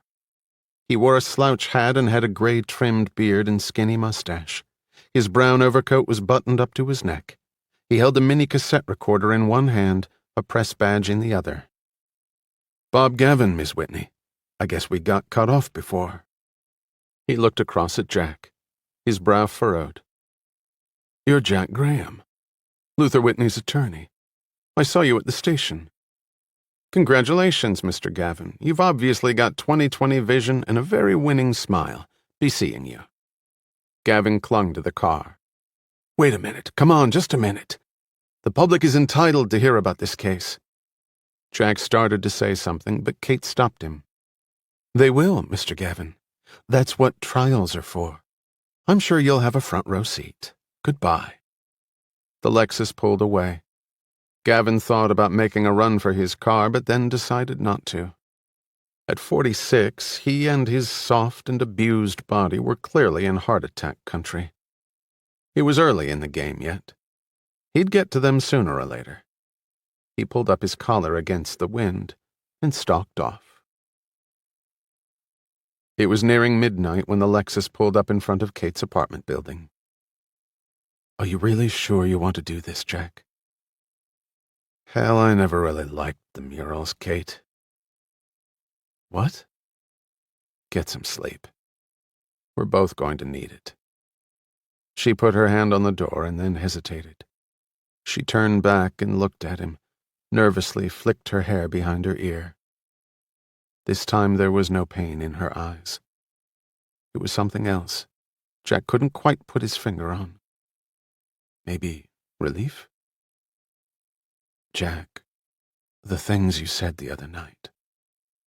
He swallowed hard and gripped the steering wheel with both hands. He had been wondering when this was going to surface. Kate, I've been thinking about that. She put a hand to his mouth. A small breath floated from her lips. You were right, Jack. About a lot of things. He watched her walk slowly inside, and then he drove off. When he got home, his answering machine had run out of tape. The blinking message indicator was so full the light was reduced to one continuous crimson beacon. He decided to do the most sensible thing he could think of, so he pretended they weren't there. Jack unplugged the phone, turned out the lights, and tried to go to sleep. It wasn't easy. He had acted so confident in front of Kate. But who was he kidding? Taking on this case by himself, without talking with anyone at Patton Shaw, was akin to professional suicide. But what good would talking have done? He knew what the answer would have been. Given the choice, his fellow partners would have slit their collective flabby wrists rather than taken on Luther Whitney as a client. But he was a lawyer, and Luther needed one. Major issues like this were never that simple, but that was why he fought so hard to keep things as black and white as possible. Good, bad, right, wrong. It was not easy going for a lawyer perpetually trained to search for the gray in everything. An advocate of any position just depended on who your client was, who was filling the meter on any given day. Well, he had made his decision. An old friend was fighting for his life, and he'd asked Jack to help him. It didn't matter to Jack that his client seemed to be growing unusually recalcitrant all of a sudden. Criminal defendants were seldom the most cooperative in the world. Well, Luther had asked for his help, and he was sure as hell going to get it now. There was no gray in this issue anymore. There was no going back now. Chapter 21. Dan Kirkson opened the Washington Post and started to take a sip of his orange juice. It never reached his mouth. Gavin had managed to file a story on the Sullivan case consisting chiefly of the information that Jack Graham, newly ordained partner at Patton Shaw and Lord, was the defendant's counsel. Kirkson immediately called Jack's home. There was no answer. He dressed, called for his car, and at 8:30 walked through the lobby of his firm. He passed Jack's old office where boxes and personal items were still clustered. Jack's new quarters were just down the hall from Lord's. A 20-by-20 beauty with a small wet bar, antique furnishings, and a panoramic view of the city. Nicer than his, Kirkson recalled with a grimace. The chair was swiveled around away from the doorway. Kirkson didn't bother to knock. He marched in and tossed the paper down on the desk. Jack turned slowly around. He glanced at the paper. Well, at least they got the firm's name spelled correctly. Great publicity. This could lead to some big ones. Kirkson sat down without taking his eyes off Jack. He spoke slowly and deliberately, as though to a child. Have you gone insane? We don't handle criminal defense work. We don't handle any litigation whatsoever. Kirkson stood up abruptly, his long forehead now a shiny pink, his diminutive body shaking with rage. Particularly when this animal has murdered the wife of the firm's largest client, he said shrilly. Well, that's not entirely correct. We didn't handle criminal defense work, but now we do. And I learned in law school that the accused is innocent until proven guilty, Dan. Maybe you forgot that. Smiling, Jack eyed Kirkson steadily. 4 million versus 600,000, pal. So back off, dickhead. Kirkson slowly shook his head and rolled his eyes. Jack, maybe you don't fully understand the procedures we have in place at this firm before any new matter is undertaken. I'll have my secretary provide you with the pertinent provisions. In the meantime, take the necessary steps to have yourself and this firm taken off this matter immediately.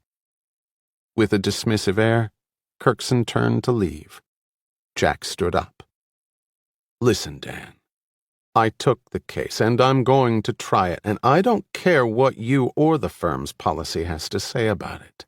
Close the door on your way out. Kirkson turned around slowly and looked at Jack with intense brown eyes. Jack, tread cautiously. I am the managing partner of this firm. I know you are, Dan. So you should be able to manage to close the goddamn door on your way out. Without another word, Kirkson spun on his heel, shutting the door behind him. The pounding in Jack's head finally subsided. He returned to his work. His papers were just about completed. He wanted to get them filed first thing before anyone could try to stop him. He printed out the documents, signed them, and called the courier himself. That done, he sat back in his chair. It was almost 9 o'clock. He would have to get going. He was seeing Luther at 10. Jack's entire brain was overflowing with questions to ask his client. And then he thought about that night. That chilly night on the mall. The look in Luther's eyes. Jack could ask the questions. He just hoped he was ready to handle the answers.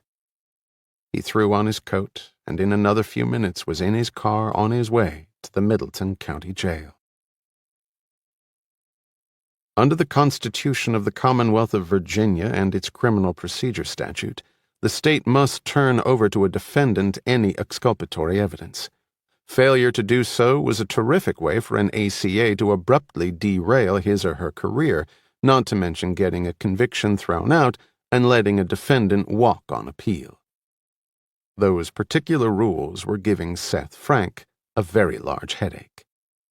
He sat in his office and thought about the prisoner sitting alone in a cell less than a minute's walk away. His calm and seemingly innocuous manner didn't trouble Frank. Some of the worst offenders he had ever arrested looked like they had stepped out of the church choir right after they had split open somebody's skull for a couple of laughs. Gorlick was putting together a good case, methodically collecting a bag full of little threads that, when woven together in front of a jury, would make a nice, sturdy necktie for Luther Whitney to choke himself on. That also didn't trouble Frank. What did trouble Frank was all the little things that still didn't add up. The wounds, 2 guns, a bullet dug out of the wall, the place sanitized like an operating room, the fact that the guy was in Barbados and then came back. Luther Whitney was a pro. Frank had spent the better part of 4 days learning everything he could about Luther Albert Whitney. He had pulled off a crackerjack crime that, except for one glitch, would probably have remained unsolved. Millions from his heist, a cold trail for the cops. He's out of the country and the son of a bitch comes back. Professionals did not do those things. Frank would have understood him coming back because of his daughter, but Frank had checked with the airlines. Luther Whitney, traveling under an alias, had returned to the United States long before Frank had hatched his plot with Kate. And the kicker was this. Was he really supposed to believe that Luther Whitney had any reason on earth to check Christine Sullivan's vagina? And on top of that, somebody had tried to kill the guy. This was one of the few times Frank actually had more questions after he had arrested his suspect than he had before taking his guy into custody. He felt in his pocket for a cigarette. His gum stage had long since passed. He would try again next year. When he looked back up, Bill Burton was standing in front of him. You understand, Seth. I can't prove anything, but I'm just letting you know how I think it went down. And you're sure the president told Sullivan? Burton nodded, fiddled with an empty cup on Frank's desk. I just came from meeting with him. I guess I should have told him to keep it mum. I'm sorry, Seth. Hell, he's the president, Bill. You gonna tell the president what to do? Burton shrugged. So what do you think? Makes sense. I'm not gonna let it lie, I can tell you that. If Sullivan was behind it, I'll take him down too. I don't care what his justification was. That shot could have hit anybody. Well, knowing the way Sullivan probably operates, you ain't gonna find much. The shooter's probably on some island in the Pacific with a different face and 100 people who will swear he's never even been in the States. Frank finished writing in his logbook. Burton studied him. Get anything out of Whitney? Right. His lawyer has him clammed shut. Burton appeared nonchalant. Who is he? Jack Graham. Used to be with the Public Defender's Service in the district. Now he's a big-shot partner with some big-shot law firm. He's in with Whitney now. Any good? Frank twisted a swizzle stick into a triangle. He knows what he's doing. Burton stood up to go. When's the arraignment? 10 tomorrow. You taking Whitney over? Yeah. You want to come along, Bill? Burton threw his hands over his ears. I don't want to know anything about it. How come? I don't want anything leaking back to Sullivan, that's how come. You don't think they'd try anything again? The only thing I know is that I don't know the answer to that question, and neither do you. If I were you, I'd make some special arrangements. Frank looked at him intently. Take care of our boy, Seth. He's got a date with the death chamber at Greensville. Burton left. Frank sat at his desk for some minutes. What Burton said made sense. Maybe they would try again. He picked up the phone, dialed a number and spoke for a bit, and then hung up. He had taken all the precautions he could think of for transporting Luther. This time, Frank was confident there would be no leak. Jack left Luther sitting in the interrogation room and walked down the hallway to the coffee machine. In front of him was a big guy, nice suit, and a graceful tilt to his body. The man turned around just as Jack passed him. They bumped. "Sorry." Jack rubbed his shoulder where the holstered gun had struck him. "Forget it. You're Jack Graham, aren't you?" "Depends on who wants to know." Jack sized the guy up. Since he was carrying a gun, he obviously wasn't a reporter. He was more like a cop. The way he held his hands, his fingers ready to move instantly. The way the eyes checked out every feature without seeming to. "Bill Burton, United States Secret Service."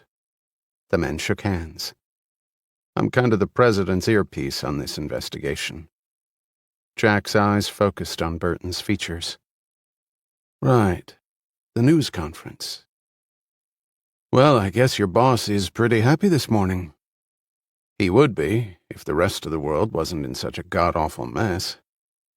About your guy, hey, my feeling is they're only guilty if the court says they are." "I hear you. You want to be on my jury?" Burton grinned. "Take it easy. Good talking to you." Jack put the 2 cups of coffee down on the table and looked at Luther. Jack sat down and looked at his empty legal pad. "Luther, if you don't start saying something, I'm gonna have to just make it up as I go along."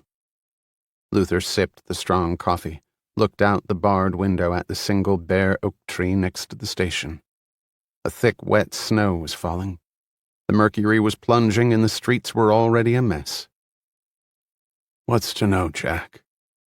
Cut me a deal. Save everybody the hassle of a trial and let's get this over with." "Maybe you don't understand, Luther. Here's their deal. They want to strap you onto a gurney, insert an IV into your arm, pump nasty little poisons into you, and pretend you're a chemistry experiment. Or I think now the Commonwealth actually gives the condemned a choice. So you can opt for having your brain fried in the electric chair. That's their deal." Jack stood up and looked out the window. For a moment, the flash of a blissful evening in front of a toasty fire in the huge mansion with the big front yard with little Jacks and Jennifers running around went through his head. He swallowed hard, shook his head clear, and looked back at Luther. "Do you hear what I'm saying?" "I hear." Luther eyed Jack steadily for the first time. "Luther, will you please tell me what happened? Maybe you were in that house. Maybe you burgled the safe, but you will never ever make me believe you had anything to do with that woman's death. I know you, Luther." Luther smiled. "Do you, Jack? That's good. Maybe you can tell me who I am one of these days." Jack threw his pad in his briefcase and snapped it shut. "I'm going to plead you not guilty. Maybe you'll come around before we have to try this thing." He paused and added quietly, "I hope you do." He turned to leave. Luther's hand fell on Jack's shoulder. Jack turned back to see Luther's quivering face. "Jack." He swallowed with difficulty. His tongue seemed as big as a fist. "If I could tell you, I would. But that wouldn't do you or Kate or anybody else any good. I'm sorry." "Kate? What are you talking about?" "I'll see you, Jack." Luther turned and stared back out the window. Jack looked at his friend, shook his head, and knocked for the guard. The snow had changed from fat, sloppy flakes to pellets of ice that clattered against the broad windows like handfuls of slung gravel. Kirkson paid no attention to the weather but looked directly at Lord. The managing partner's bow tie was slightly askew. He noticed it in the reflection from the window and angrily straightened it. His long forehead was red with anger and indignation. The little fuck was going to get his. No one talked to him like that. Sandy Lord studied the dark clusters making up the cityscape. A cigar smoldered in his right hand.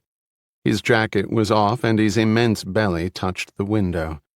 The twin streaks of his red suspenders jumped out from the background of his highly starched monogrammed white shirt. He peered intently out as a figure dashed across the street, frantically chasing down a cab.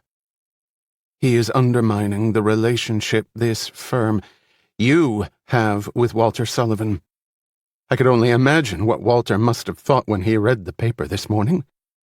His own firm, his own attorney, actually representing this person. My God. Lord digested only a fraction of the little man's speech.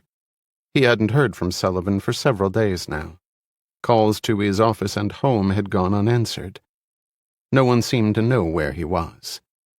That was not like his old friend, who kept himself in constant contact with an elite inner circle of which Sandy Lord was a long-time member. My suggestion, Sandy, is that we take immediate action against Graham. We can't let this lie. It would set a terrible precedent. I don't care if he has Baldwin as a client. Hell, Baldwin is an acquaintance of Walter's. He must be livid as well about this whole deplorable situation. We can convene a meeting of the management committee tonight. I don't think it will take long to arrive at a conclusion. Then Lord finally held up one hand and cut off Kirkson's ramblings. I'll take care of it. But, Sandy, as managing partner, I believe that... Lord turned to look at him. The red eyes on either side of the large and bulbous nose cut right into the slender frame. I said, I'll handle it. Lord turned to look back out the window. Kirkson's hurt pride was of absolutely no consequence to him. What concerned Lord was the fact that someone had tried to kill the man accused of murdering Christine Sullivan. And no one could reach Walter Sullivan. Jack parked his car, looked across the street, and closed his eyes. That didn't help, since the vanity plate seemed to be imprinted on his brain.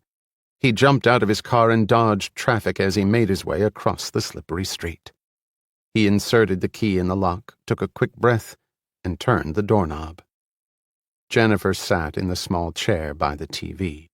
Her short black skirt was matched by black heels and patterned black stockings.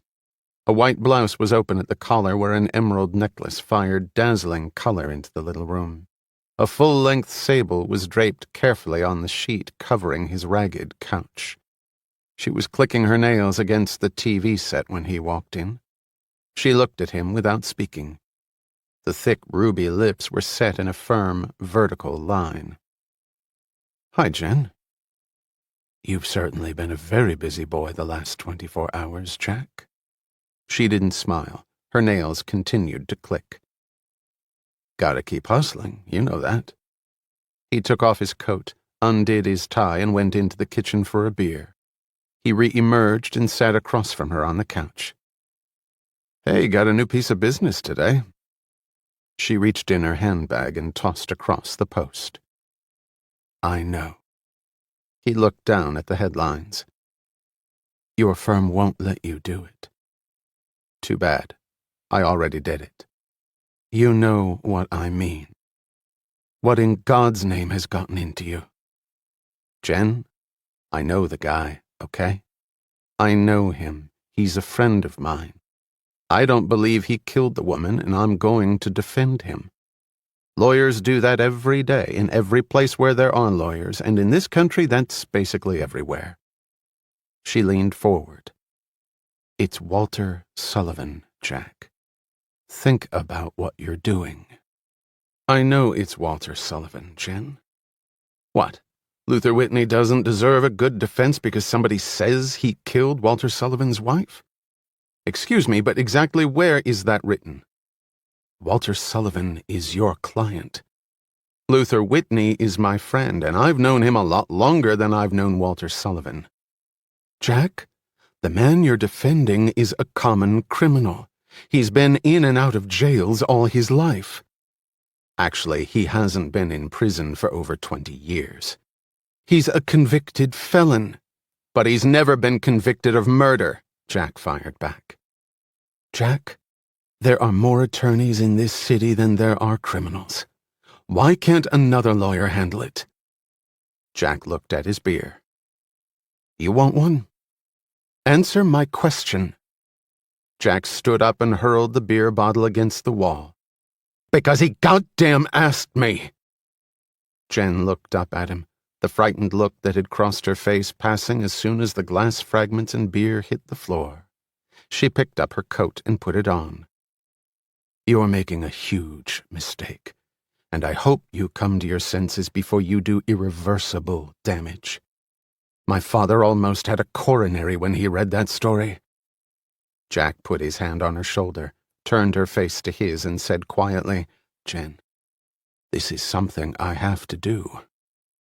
I would have hoped you could support me on this. Jack, why don't you stop drinking beer and start thinking about how you want to spend the rest of your life? When the door closed behind her, Jack slumped against it, rubbing his head until he thought the skin would start to peel away under the pressure his fingers were exerting. He watched from the tiny, dirty window as the vanity plates disappeared into the blur of snow. He sat down, looked at the headlines again. Luther wanted to cut a deal, but there was no deal to cut. The stage was set. Everyone wanted to see this trial. The TV news had given a detailed analysis of the case. Luther's photo must have been seen by several 100 million people. They already had public opinion polls about Luther's guilt or innocence, and he was running far behind in all of them. And Gorelick was licking his chops, thinking that this was the vehicle to catapult him into the Attorney General's office in a few years. And in Virginia, attorneys general often ran for and won the governor's mansion.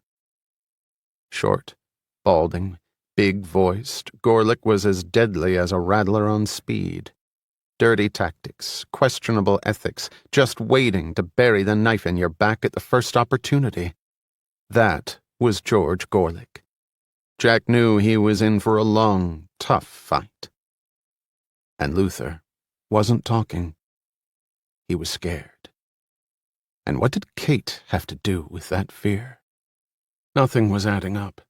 And Jack was going to walk into court tomorrow and plead Luther not guilty when he had absolutely no way to prove that Luther wasn't. But proof was the state's job.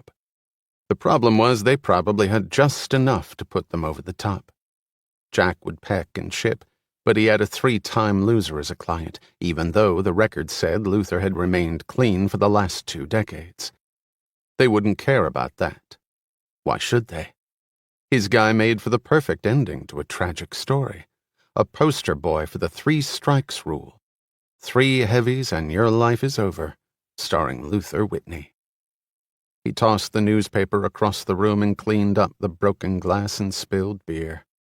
He rubbed the back of his neck, felt the underused muscles in his arms, and went to his bedroom and changed into sweats. The YMCA was 10 minutes away. Amazingly, Jack found a parking space right in front and went inside.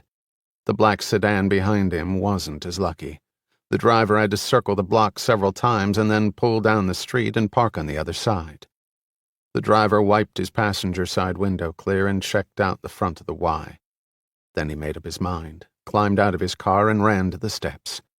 He looked around, glanced at the gleaming Lexus, and then slowly walked inside. 3 pickup games later, the sweat was pouring down Jack's body. He sat down on the bench as the teenagers continued to run up and down the court with the inexhaustible energy of youth. Jack groaned as one of the lanky black kids dressed in loose gym shorts, tank shirt, and oversized sneakers tossed the ball at him. He tossed it back. Hey man, you tired? No. Just old. Jack stood up, rubbed the kinks out of his aching thighs, and headed out. As he was leaving the building, he felt a hand on his shoulder. Jack drove. He glanced at his new passenger. Seth Frank looked over the interior of the Lexus. I've heard great things about these cars. How much it run you, if you don't mind my asking? 49.5 loaded. Like hell. I don't even come close to making that in a year. Neither did I until recently. Public defenders don't make the big bucks, I've heard. You heard right. The men fell silent. Frank knew he was breaking more rules than they probably had written down, and Jack knew that too. Finally, Jack looked at him. Look, Lieutenant, I'm assuming you didn't just come out here to check my taste in automobiles. Is there something you want? Gorlick's got a winning case against your guy. Maybe. Maybe not. I'm not throwing in the towel if that's what you're thinking. You pleading him not guilty? No, I'm gonna drive him down to the Greensville Correctional Center and inject the shit into him myself. Next question. Frank smiled. Okay, I deserve that. I think you and I need to talk. Some things about this case don't add up. Maybe it helps or hurts your guy, I don't know. You willing to listen? Okay. But don't think this flow of information is going to be a two-way street. I know a place where you can actually cut the meatloaf with a butter knife, and the coffee's passable. Is it an out-of-the-way place? I don't think you'd look good in a deputy's uniform. Frank looked over at him, grinning. Next question. Jack managed to smile, and then drove home to change. Jack ordered another cup of coffee while Frank played with his first. The meatloaf had been terrific, and the place was so isolated, Jack wasn't even sure where they were. Rural southern Maryland, he thought. He looked around at the few occupants of the rustic dining room. No one was paying them any undue attention. He turned back to his companion. Frank looked at him in an amused fashion. I understand you and Kate Whitney had a thing going a while back. Did she tell you that? Hell no. She came down to the station a few minutes after you left today. Her father wouldn't see her. I talked with her for a while. Told her I was sorry about how things had gone down. Frank's eyes glistened for a moment, and then he continued.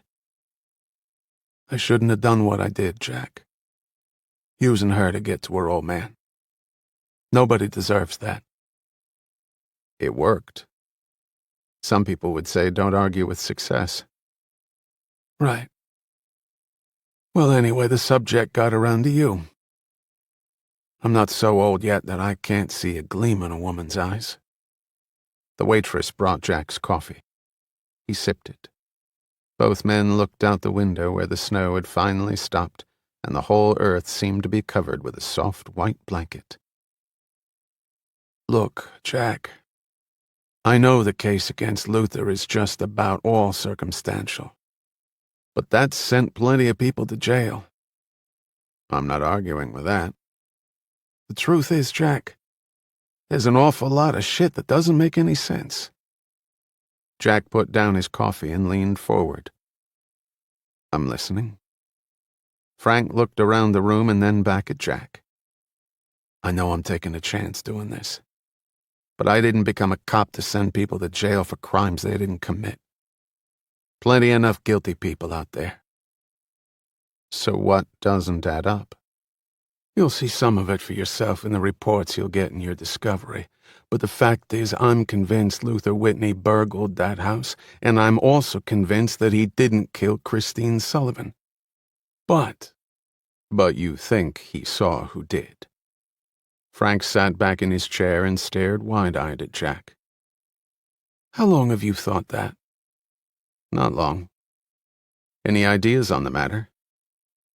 I'm thinking your guy almost got caught with his hand in the cookie jar and then had to actually hide in that cookie jar. Jack looked puzzled. Frank took a few minutes to explain about the vault, the incongruity of the physical evidence, and his own questions. So Luther's in the vault all this time watching whoever gets it on with Mrs. Sullivan. Then something happens, and she gets popped. Then Luther watches whoever wipe away all traces. That's how I got it figured, Jack. So he doesn't go to the cops because he can't without incriminating himself. That explains a lot. Except who did it? The only obvious suspect is the husband, and I don't believe it was him. Jack thought back to Walter Sullivan. Agreed. So who's not so obvious? Whoever she was meeting that night. From what you've told me about the deceased's sex life, that narrows it down to a couple million. I didn't say it would be easy. Well, my hunch is it's not some ordinary Joe. Why's that? Jack took a swallow of coffee and looked at his slice of apple pie. Look, Lieutenant. Make it Seth. Okay, Seth. I'm walking a fine line here. I hear where you're coming from, and I appreciate the info. But you're not absolutely sure you can trust me. And in any event, you don't want to say anything that might prejudice your client. Something like that. Fair enough. They paid the bill and left. Driving back, the snow started again with such velocity that the wipers were having a hard time keeping up. Jack looked over at Frank, who stared straight ahead, lost in thought, or maybe just waiting for Jack to start talking. Okay. I'll take the chance. I don't have a hell of a lot to lose, do I? Frank continued to stare straight ahead. Not that I can see. Let's assume for the moment that Luther was in the house and saw the woman murdered. Frank looked over at Jack. There was relief in the detective's features. Okay. You've got to know Luther. Know how he thinks to understand how he would react to something like that. He's about as unshakable a person as I've ever met. And I know his record doesn't indicate it, but he's about as trustworthy and dependable as you can get. If I had kids and needed to leave them with someone, I'd leave them with Luther because I know absolutely nothing bad would happen to them on his watch. He's incredibly capable. Luther sees everything. He's a control freak. Everything except his daughter, leading him into a trap. Right. Except for that. He wouldn't have seen that coming. Not in a million years. But I know the kind of guy you're talking about, Jack. Some of the guys I've busted, except for the little habit of taking other people's property, they're some of the most honorable people I've ever met. And if Luther saw this woman killed, I'm telling you he would have found some way to deliver the guy to the cops. He wouldn't have let it go. He just wouldn't. Jack stared grimly out the window. Except? Jack looked over at him. Except for a hell of a good reason. Like maybe he knew the person. Or knew of him. You mean the kind of person people would have a hard time believing could do something like that? So Luther figures, why even bother? There's more to it than that, Seth. Jack turned the corner and pulled up next to the YMCA. I've never seen Luther scared before all this happened. And he's scared now. Terrified, in fact. He's resigned himself to take the rap for the whole thing, and I don't know why. I mean, he left the country, for God's sakes. And came back. Right. Which I still cannot figure out. You have the date, by the way? Frank flipped open his notebook and told him the date. So what the hell happened after Christine Sullivan was killed and before then to get him to come back? Frank shook his head. Could be anything. No. It was one thing. And if we could find out what that was, we might be able to figure this whole thing out. Frank put away his notebook, absently rubbed his hand across the dashboard. Jack put the car in park and leaned back in his seat. And he's not scared for himself. Somehow he's scared for Kate, too. Frank looked puzzled. You think somebody threatened Kate? Jack shook his head. No. She would have told me. I think someone got the message to Luther that he either keeps quiet or else. You think the same people who tried to take him out? Maybe. I don't know. Frank made a fist with both hands and looked out the car window. He took a deep breath and looked back at Jack. Look, You've got to get Luther to talk. If he can deliver us whoever did Christine Sullivan, I'll recommend probation and community service in return for his cooperation. He won't do any time. Hell, Sullivan would probably let him keep what he stole if we could nail the guy. Recommend? Let's put it this way. I'll cram it down Gorlick's throat. Good enough. Frank extended his hand. Jack slowly took it, eyeing the policeman steadily. Good enough. Frank got out of the car and then poked his head back in. For what it's worth, as far as I'm concerned, tonight never happened, and everything you've said stays with me, no exceptions. Not even on the witness stand. I mean it. Thanks, Seth.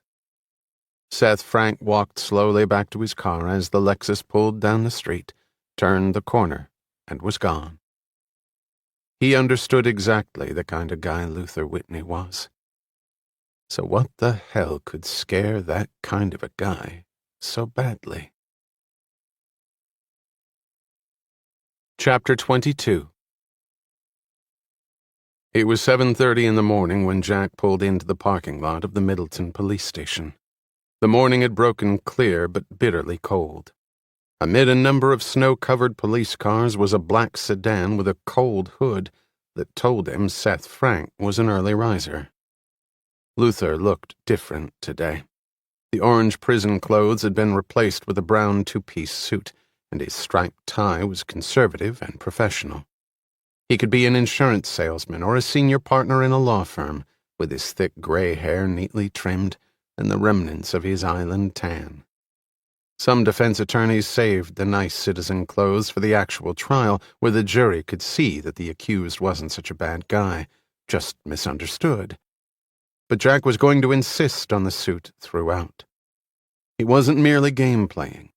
It was Jack's firm conviction that Luther didn't deserve to be paraded around in neon orange. He might be a criminal, but he wasn't the kind of criminal where if you got too close you might get a shiv in your ribs or find a set of criminally insane teeth on your throat. Those guys deserved to wear the orange, if only to make sure you always knew where they were in proximity to everyone else. Jack didn't bother to open his briefcase this time. The routine was familiar. The charges against Luther would be read to him. The judge would ask Luther if he understood the charges, and then Jack would enter the plea. Then the judge would take them through the dog and pony show to determine if Luther understood what a plea of not guilty entailed and whether Luther was satisfied with his legal representation. The only problem was Jack had a nagging feeling that Luther might tell him to go to hell right in front of the judge and plead himself guilty. That was not unprecedented. And who knew?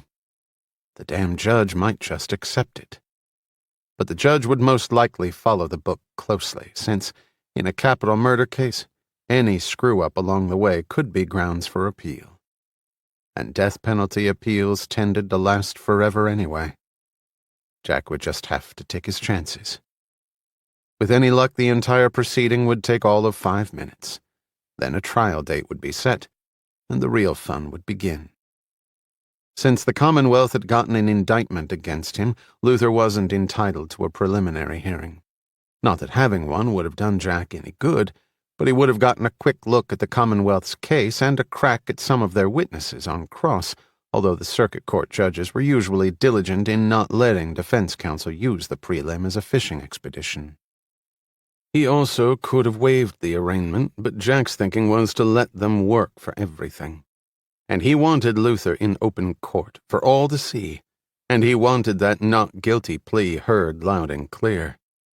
And then he was going to hit Gorlick with a change of venue motion and get this case the hell out of Middleton County. With any luck, Gorlick would get bumped for a new ACA, and Mr. Future Attorney General could stew on that disappointment for a few decades. Then Jack was going to make Luther talk. Kate would be protected. Luther would spill his story, and then the deal of the century would be cut. Jack looked at Luther. "You look good." Luther's mouth curled up more in a smirk than a smile. "Kate would like to see you before the arraignment." The response shot out of Luther's mouth. No. Why not? My God, Luther, you've wanted a relationship with her forever, and now that she's finally willing to come around, you clam up. Damn, I don't understand you sometimes. I don't want her anywhere near me. Look, she's sorry about what she did. It tore her up, I'm telling you. Luther swiveled his head around. She thinks I'm mad at her? Jack sat down. For the first time, he finally had Luther's attention. He should have tried this before. Of course she does. Why else won't you see her? Luther looked down at the plain wooden table and shook his head in disgust. Tell her I'm not mad at her. She did the right thing. You tell her that. Why don't you tell her? Luther abruptly stood up and walked around the room. He stopped in front of Jack. This place has a lot of eyes. You hear me? You understand me? Somebody sees her in here with me, then somebody might think she knows something she doesn't. And believe me, that is not good.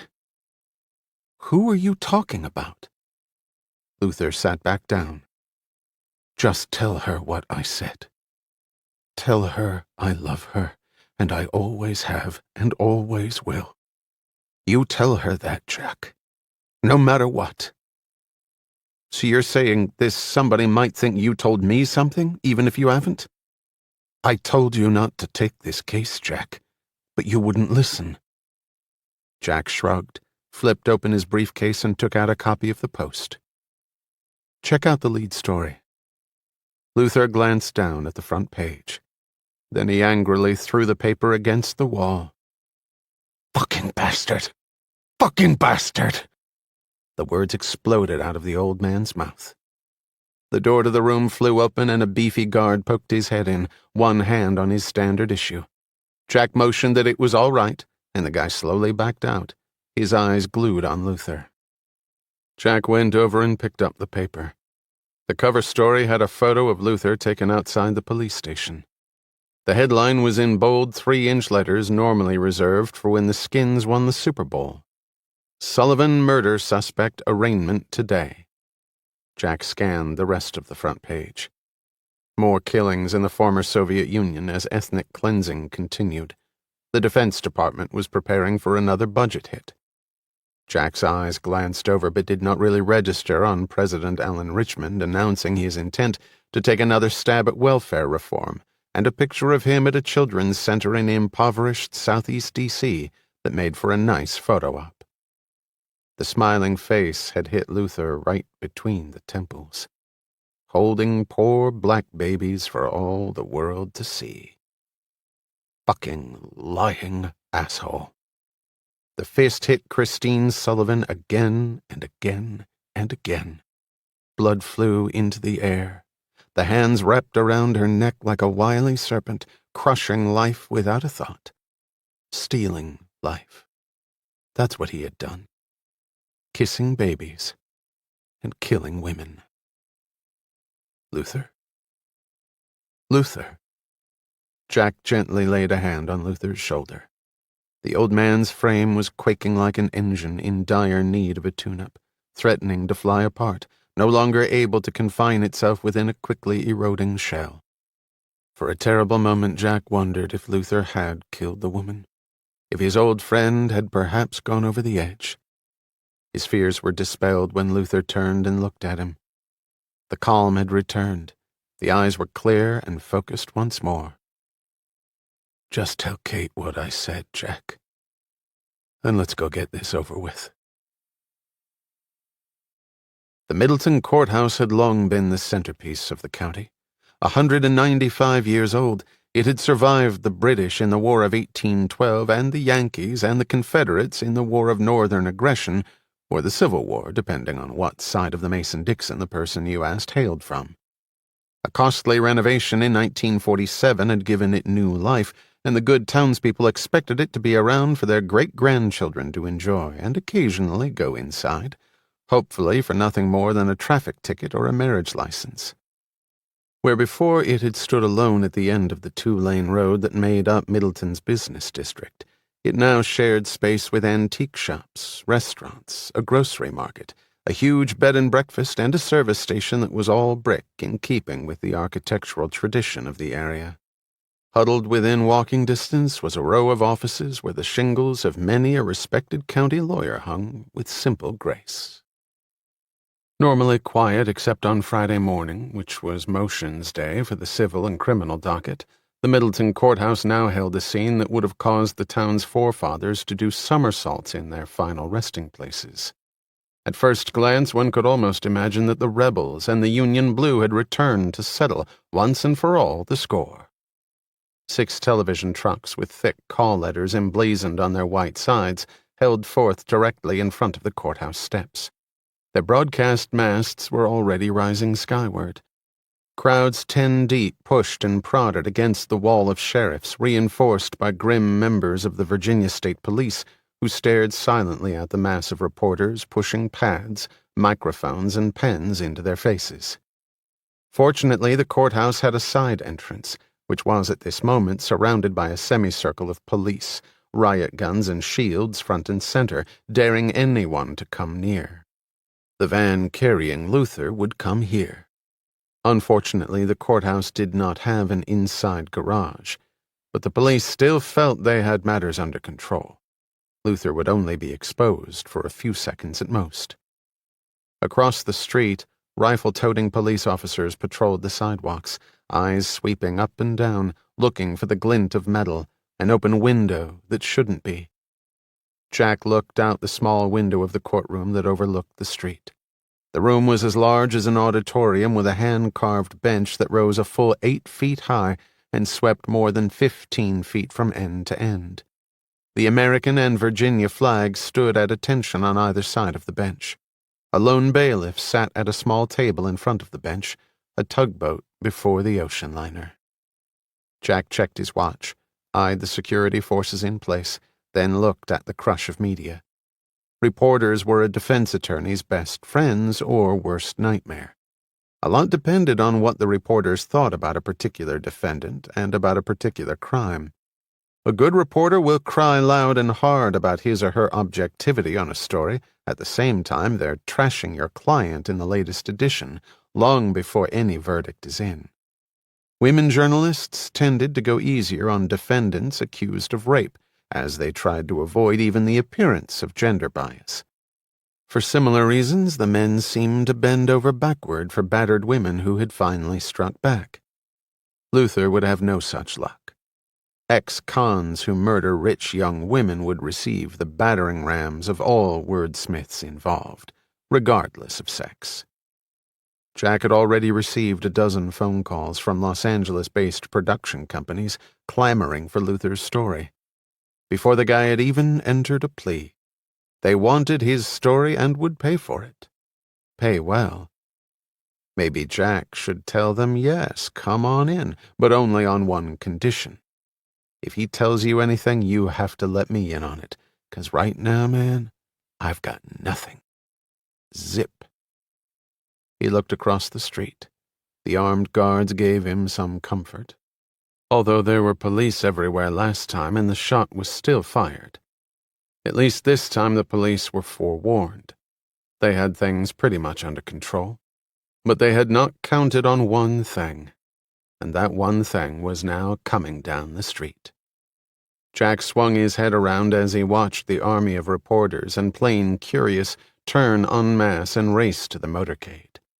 At first Jack thought it must be Walter Sullivan, until he saw the police motorcyclists followed by the Secret Service vans, and finally the twin American flags on the limo. The army this man had brought with him dwarfed the one that was preparing to receive Luther Whitney. He watched as Richmond exited the vehicle. Behind him stepped the agent he had talked to earlier. Burton. That was the guy's name. One tough, serious dude. His eyes swept the area like a radar beam, his hand within inches of the man, ready to pull him down in an instant. The Secret Service vans parked across the street. One pulled into an alleyway across from the courthouse, and then Jack looked back at the president. An impromptu podium was set up, and Richmond began his own little news conference as cameras clicked and 100 grown adults with journalism degrees tried to push and pull past their neighbor. A few ordinary and saner citizens were hovering in the back, two with video cameras recording what to them was certainly a special moment.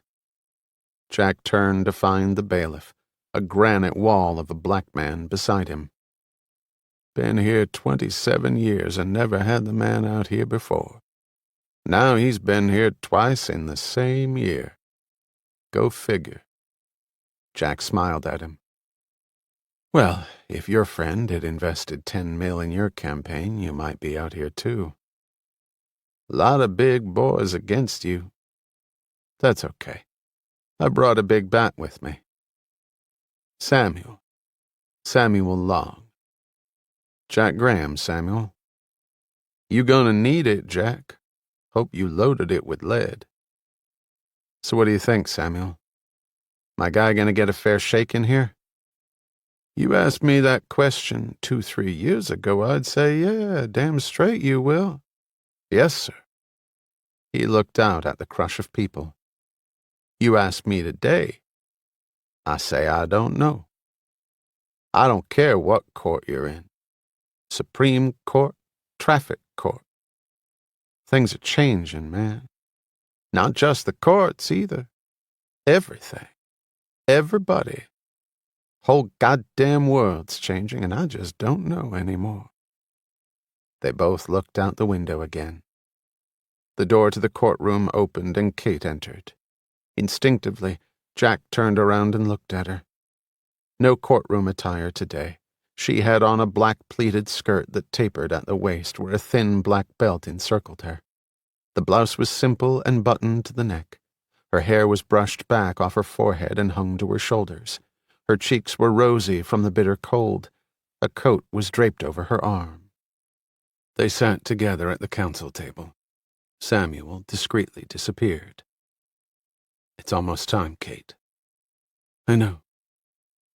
Listen, Kate, like I told you on the phone, it's not that he doesn't want to see you. He's afraid. He's afraid for you. The man loves you more than anything. Jack, if he doesn't start talking, you know what's going to happen. Maybe. But I've got some leads to go on. The state's case isn't as foolproof as everyone seems to think. How do you know that? Trust me on that one. Did you see the president outside? How could you miss him? It's okay with me, though. No one paid a bit of attention to me walking in. He definitely relegates everybody else to wallflowers. Is he here yet? Soon. Kate opened her purse and fumbled for some gum. Jack smiled and pushed her quivering fingers out of the way and pulled the pack out for her. Couldn't I at least talk to him on the phone? I'll see what I can do. They both sat back and waited. Jack's hand slipped over Kate's, and they both looked up at the massive bench where in a few short minutes it would start. But for now, they just waited. Together. The white van rounded the corner, passed the semicircle of police officers, and came to a stop within a few feet of the side door. Seth Frank pulled up directly behind the van and got out, radio in hand. 2 officers alighted from the van, scanned the area. This was good. The entire crowd was in front, gawking at the president. The officer in charge turned and nodded to another man inside the van.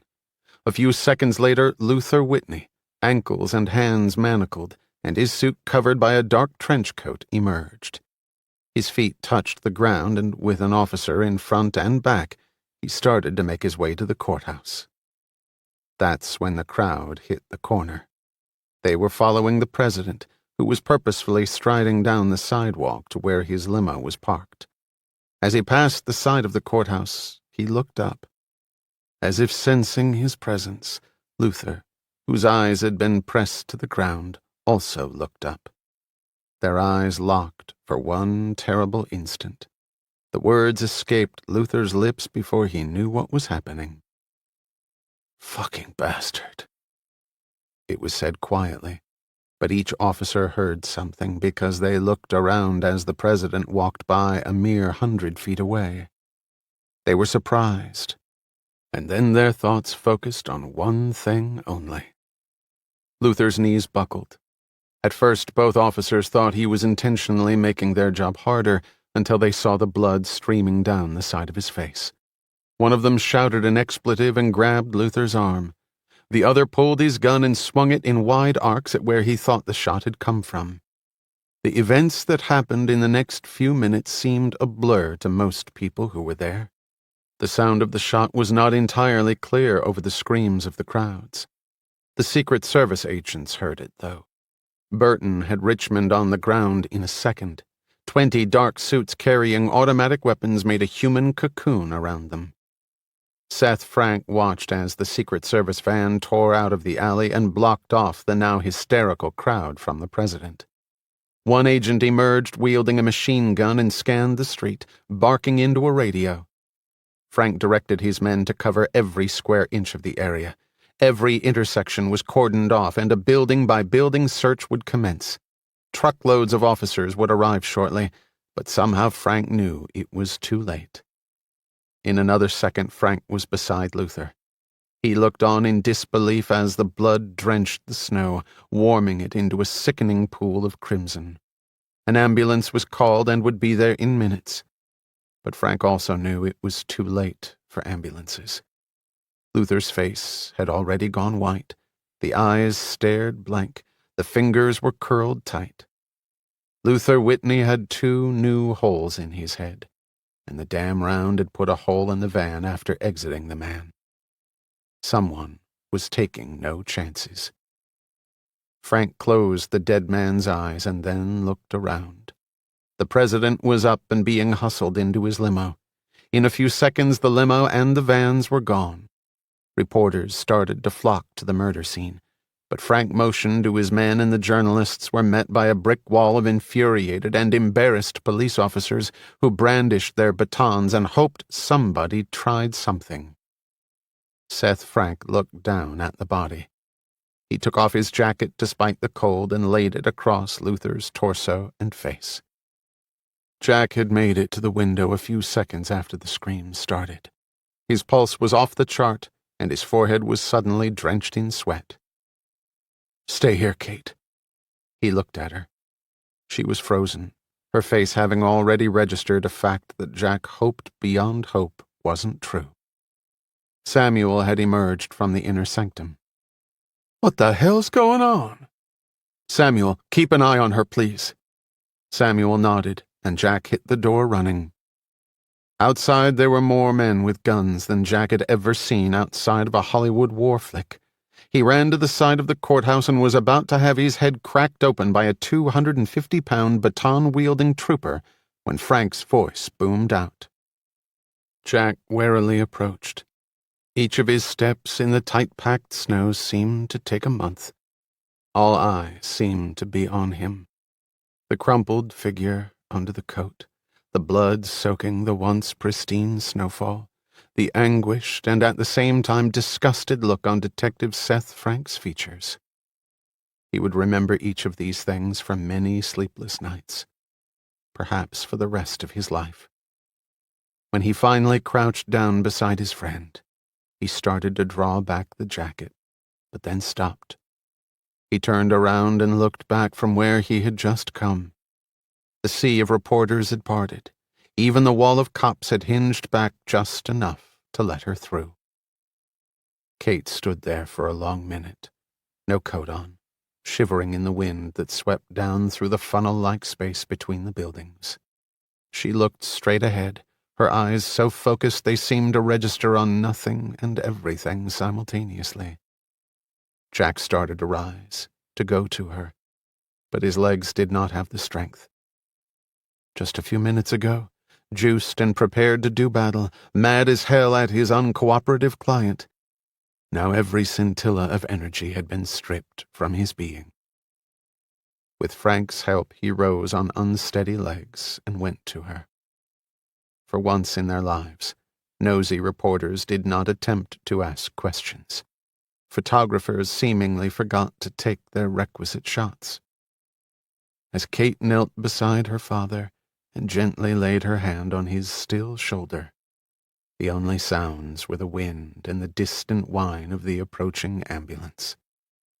For a couple of minutes, the world had stopped right outside the Middleton County Courthouse. As the limo whisked him back to town, Alan Richmond smoothed down his tie and poured a club soda. His thoughts ventured to the headlines that would drown the upcoming papers. The major news shows would be salivating for him, and he would milk it. He would continue on his normal schedule for the day. The rock-solid president. Shots fired around him, and he doesn't flinch. Goes on about the business of running the country, of leading the people. He could envision the polls. A good 10 points at least. And it had all been too easy. When was he ever going to feel a real challenge? Bill Burton looked over at the man as the limo neared the D.C. line. Luther Whitney had just caught the business end of the most deadly piece of ammo Colin could find to chamber his rifle with, and this guy was calmly sipping soda water. Burton felt sick to his stomach. And it still wasn't over. He could never in his wildest dreams put any of this behind him. But perhaps he could live the rest of his life as a free man. A man whose children respected him, even if he no longer respected himself. As he continued to look at the president, it occurred to Burton that the son of a bitch was proud of himself. He had seen such calmness before amidst extreme and calculated violence. No remorse because a human being's existence had just been sacrificed. Instead, a rush of euphoria, of triumph. Burton thought back to the marks on Christine Sullivan's neck, to the busted jaw, to the ominous sounds he had heard from behind other bedroom doors. The man of the people. Burton thought back to the meeting with Richmond where he had filled in his boss on all the facts. Other than seeing Russell squirm, it had not been a pleasant experience. Richmond had stared at each of them. Burton and Russell sat side by side. Colin hovered next to the door. They were clustered in the First Family's private quarters, a component of the White House the eager public was never permitted to see. The rest of the First Family was on a brief holiday visiting relatives. It was best that way. The most important member of that family was not in a pleasant mood. The president was finally fully cognizant of the facts, the most remarkable of which had been a letter opener bearing some particularly incriminating evidence, and which had ended up in the hands of their intrepid and felonious eyewitness. The blood had almost frozen in the president's veins when Burton had told him. As the words fell out of the agent's mouth, the president had swiveled his head in Russell's direction. When Colin recounted Russell's instructions not to wipe the blade and handle clean, the president had stood up and hovered over his chief of staff, who had pushed herself so far back in her chair that she seemed to have become part of the fabric. His stare was crushing. She finally covered her eyes with her hand. The underarms of her blouse were soaked in perspiration. Her throat was devoid of saliva. Richmond had sat back down and slowly crunched the ice from his cocktail and finally turned his gaze out the window. He was still dressed in a monkey suit from yet another engagement, but the tie was undone. He was still looking out to nowhere when he spoke. "How long, Burton?" Burton stopped looking at the floor. "Who knows? Maybe forever." "You know better than that. I want your professional assessment." "Sooner than later. He's got a lawyer now. Somehow, some way, the guy's gonna pop to somebody." "Do we have any idea where it is?" Burton rubbed his hands together uneasily. "No, sir. The police searched his house, his car. If they had found the letter opener, I would have heard. But they know it's missing from Sullivan's house. Burton nodded. The police realize it has significance. If it turns up, they'll know what to do with it. The president stood up and played his fingers across a particularly ugly Gothic crystal collection of his wife's that was displayed on one of the tables. Next to them were photos of his family. He never actually registered on their countenances. All he saw in their faces were the flames of his administration. His face seemed to redden before the invisible conflagration. History was in jeopardy of being rewritten, and all because of a little Kmart bimbo and an overly ambitious and incredibly stupid chief of staff. Any idea who Sullivan employed? Burton again answered. Russell was no longer an equal. Colin was there only to be told what to do. Could be one of 20 or 30 high-priced hitmen. Whoever it is, he's long gone by now. But you've laid the mental trail with our friend the detective. He knows that you innocently told Walter Sullivan where and when. The guy's plenty smart enough to follow up on that. The president abruptly picked up one of the crystal pieces and hurled it against the wall where it shattered, sending fragments all across the room. His face contorted into a mass of hate and anger that made even Burton shudder. Damn it! If he hadn't missed, it would have been perfect. Russell looked at the tiny shards of crystal on the carpet. That was her life. All those years of education, toiling, 100-hour weeks, for this. The police are going to follow up with Sullivan. I made sure the detective on the case understood Sullivan's possible involvement. Burton continued, but even though he's the most likely suspect, he'll deny everything. They won't be able to prove anything. I'm not sure where that gets us, sir. Richmond strolled around the room. He could have been preparing for a speech or getting ready to shake hands with a troop of Boy Scouts from a Midwestern state. He was actually contemplating how to murder someone in a way that absolutely no blame, not even a hint of suspicion, would ever fall his way. What if he tried again? And this time succeeded? Burton looked puzzled. How do we control what Sullivan does? By doing it ourselves. No one said anything for a couple of minutes. Russell glanced incredulously at her boss. Her entire life had just gone straight to hell, and now she was compelled to participate in a conspiracy to commit murder. She had felt emotionally numb since all of this had started. She had been absolutely certain her situation could not get any worse, and she had been absolutely wrong about that. Finally, Burton ventured an analysis. I'm not sure the police would believe Sullivan would be that crazy. He's got to know they're onto him, but can't prove anything. If we pop Whitney, I'm not sure they'd look Sullivan's way. The president stopped strolling. He stood directly in front of Burton. So let the police reach that conclusion themselves, if they ever do. The reality was that Richmond no longer needed Walter Sullivan to regain the White House. Perhaps more important, this was a perfect way to rid himself of the obligation to back Sullivan's Ukraine deal over Russia, a decision that was growing into more and more of a potential liability. If Sullivan were even remotely implicated in the death of his wife's killer, he would be doing no more global deals. Richmond's support would be discreetly withdrawn. Everyone who counted would understand that silent retreat.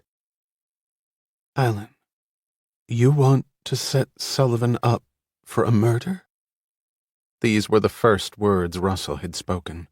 Her face betrayed her complete astonishment. He looked at her, with unconcealed contempt in his eyes. Alan, think about what you're saying. This is Walter Sullivan.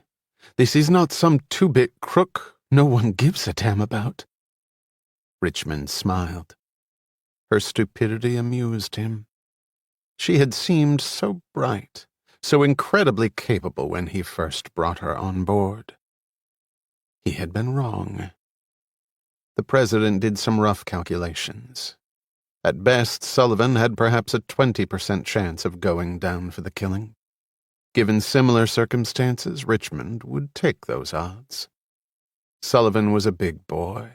He could take care of himself. And if he faltered, well, that was why they had prisons. He looked at Burton. Burton, do you understand? Burton didn't answer. The president said sharply, "You were certainly prepared to kill the man before, Burton. As far as I can determine, the stakes haven't changed. In fact, they're probably higher. For all of us. Do you understand, Burton?" Richmond paused for a moment, then repeated his question. Burton finally looked up and said quietly, "I understand." For the next 2 hours, they laid their plans.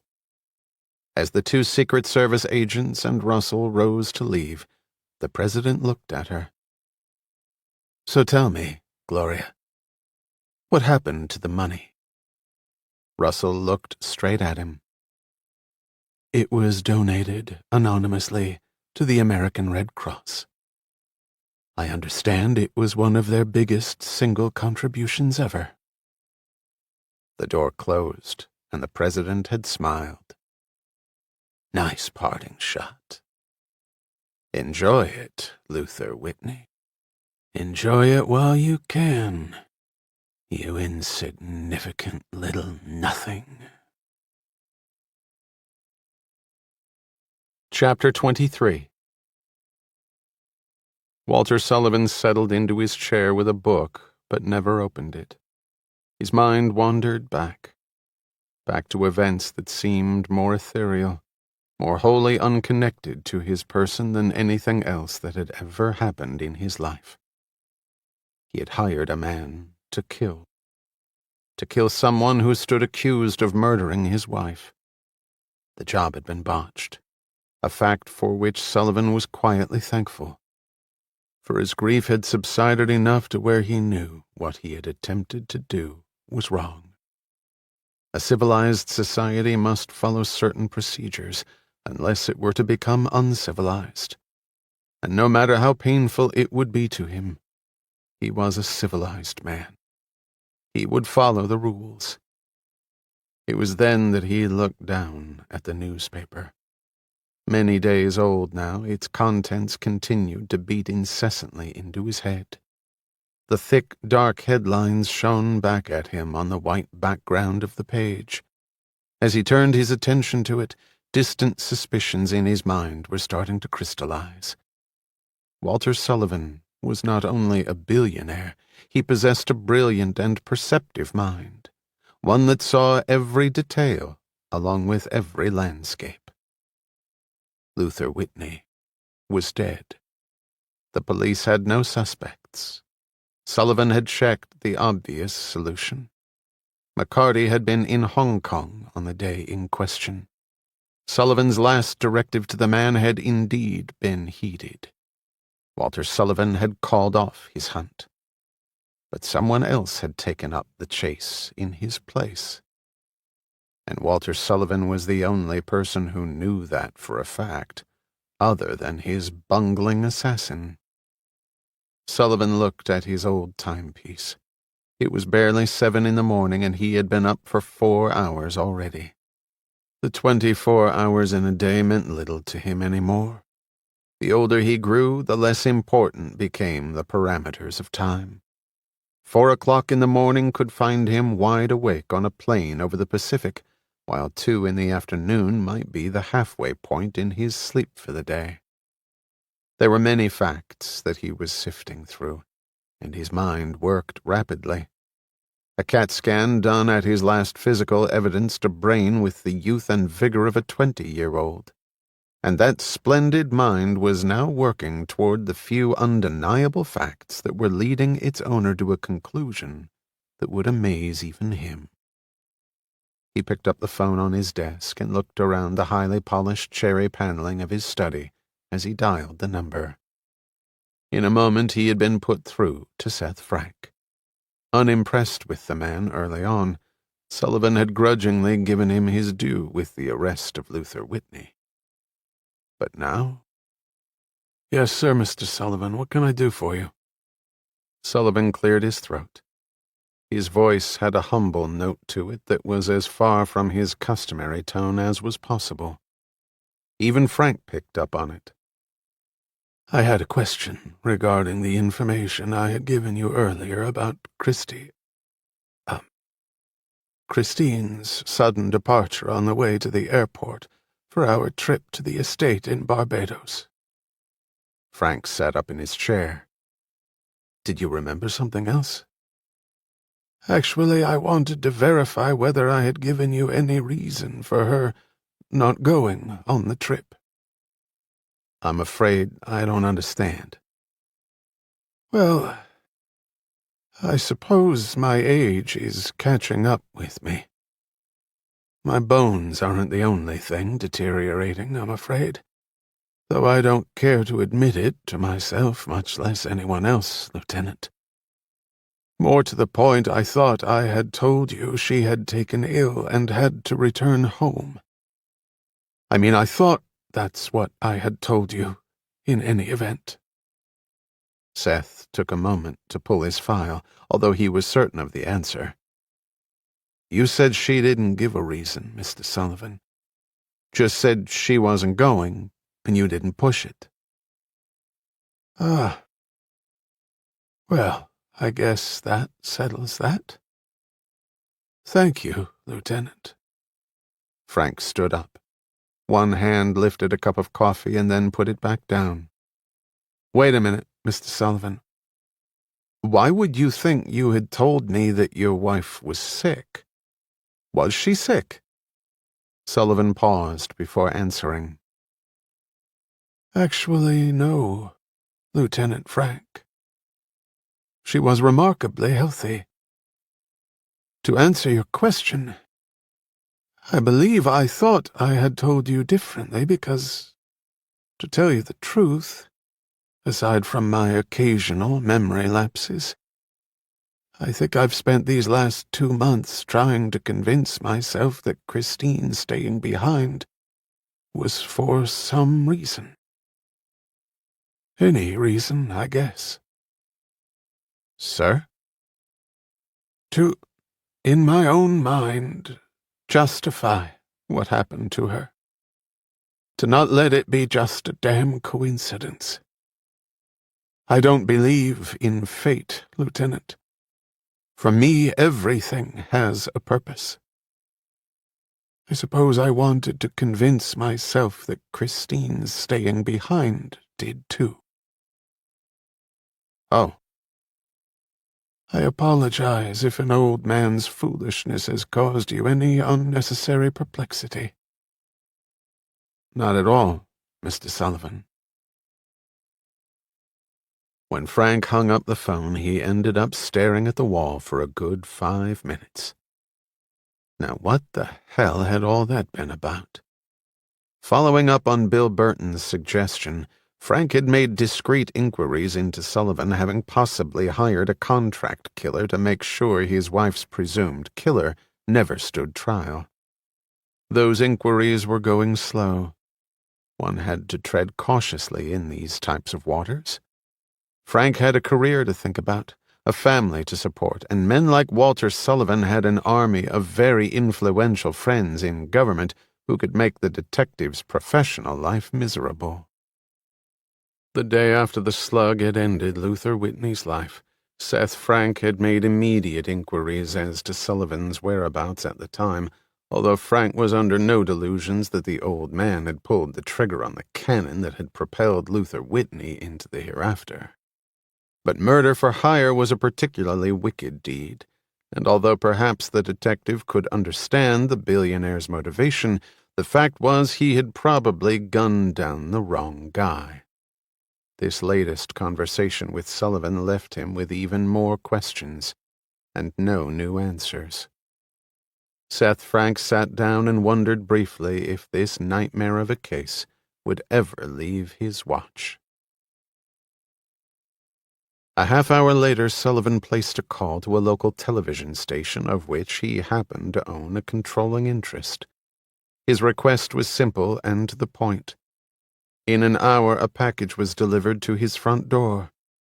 After one of the staff handed him the square box, he ushered her out, shut and locked the door to the room he was in, and pressed a small lever on a portion of the wall. The small panel slid down silently, revealing a very sophisticated audiocassette tape deck. Behind most of this wall rested a cutting-edge home theater system that Christine Sullivan had seen in a magazine one day and simply had to have, although her tastes in video entertainment ventured from pornography to soap opera, neither of which in any way taxed the electronic muscle of this monolithic system. Sullivan carefully unwrapped the audiocassette and placed it inside the tape deck. The door automatically closed and the tape began to play. Sullivan listened for a few moments. When he heard the words, no emotion was revealed on his intricate features. He had expected to hear what he had. He had outright lied to the detective.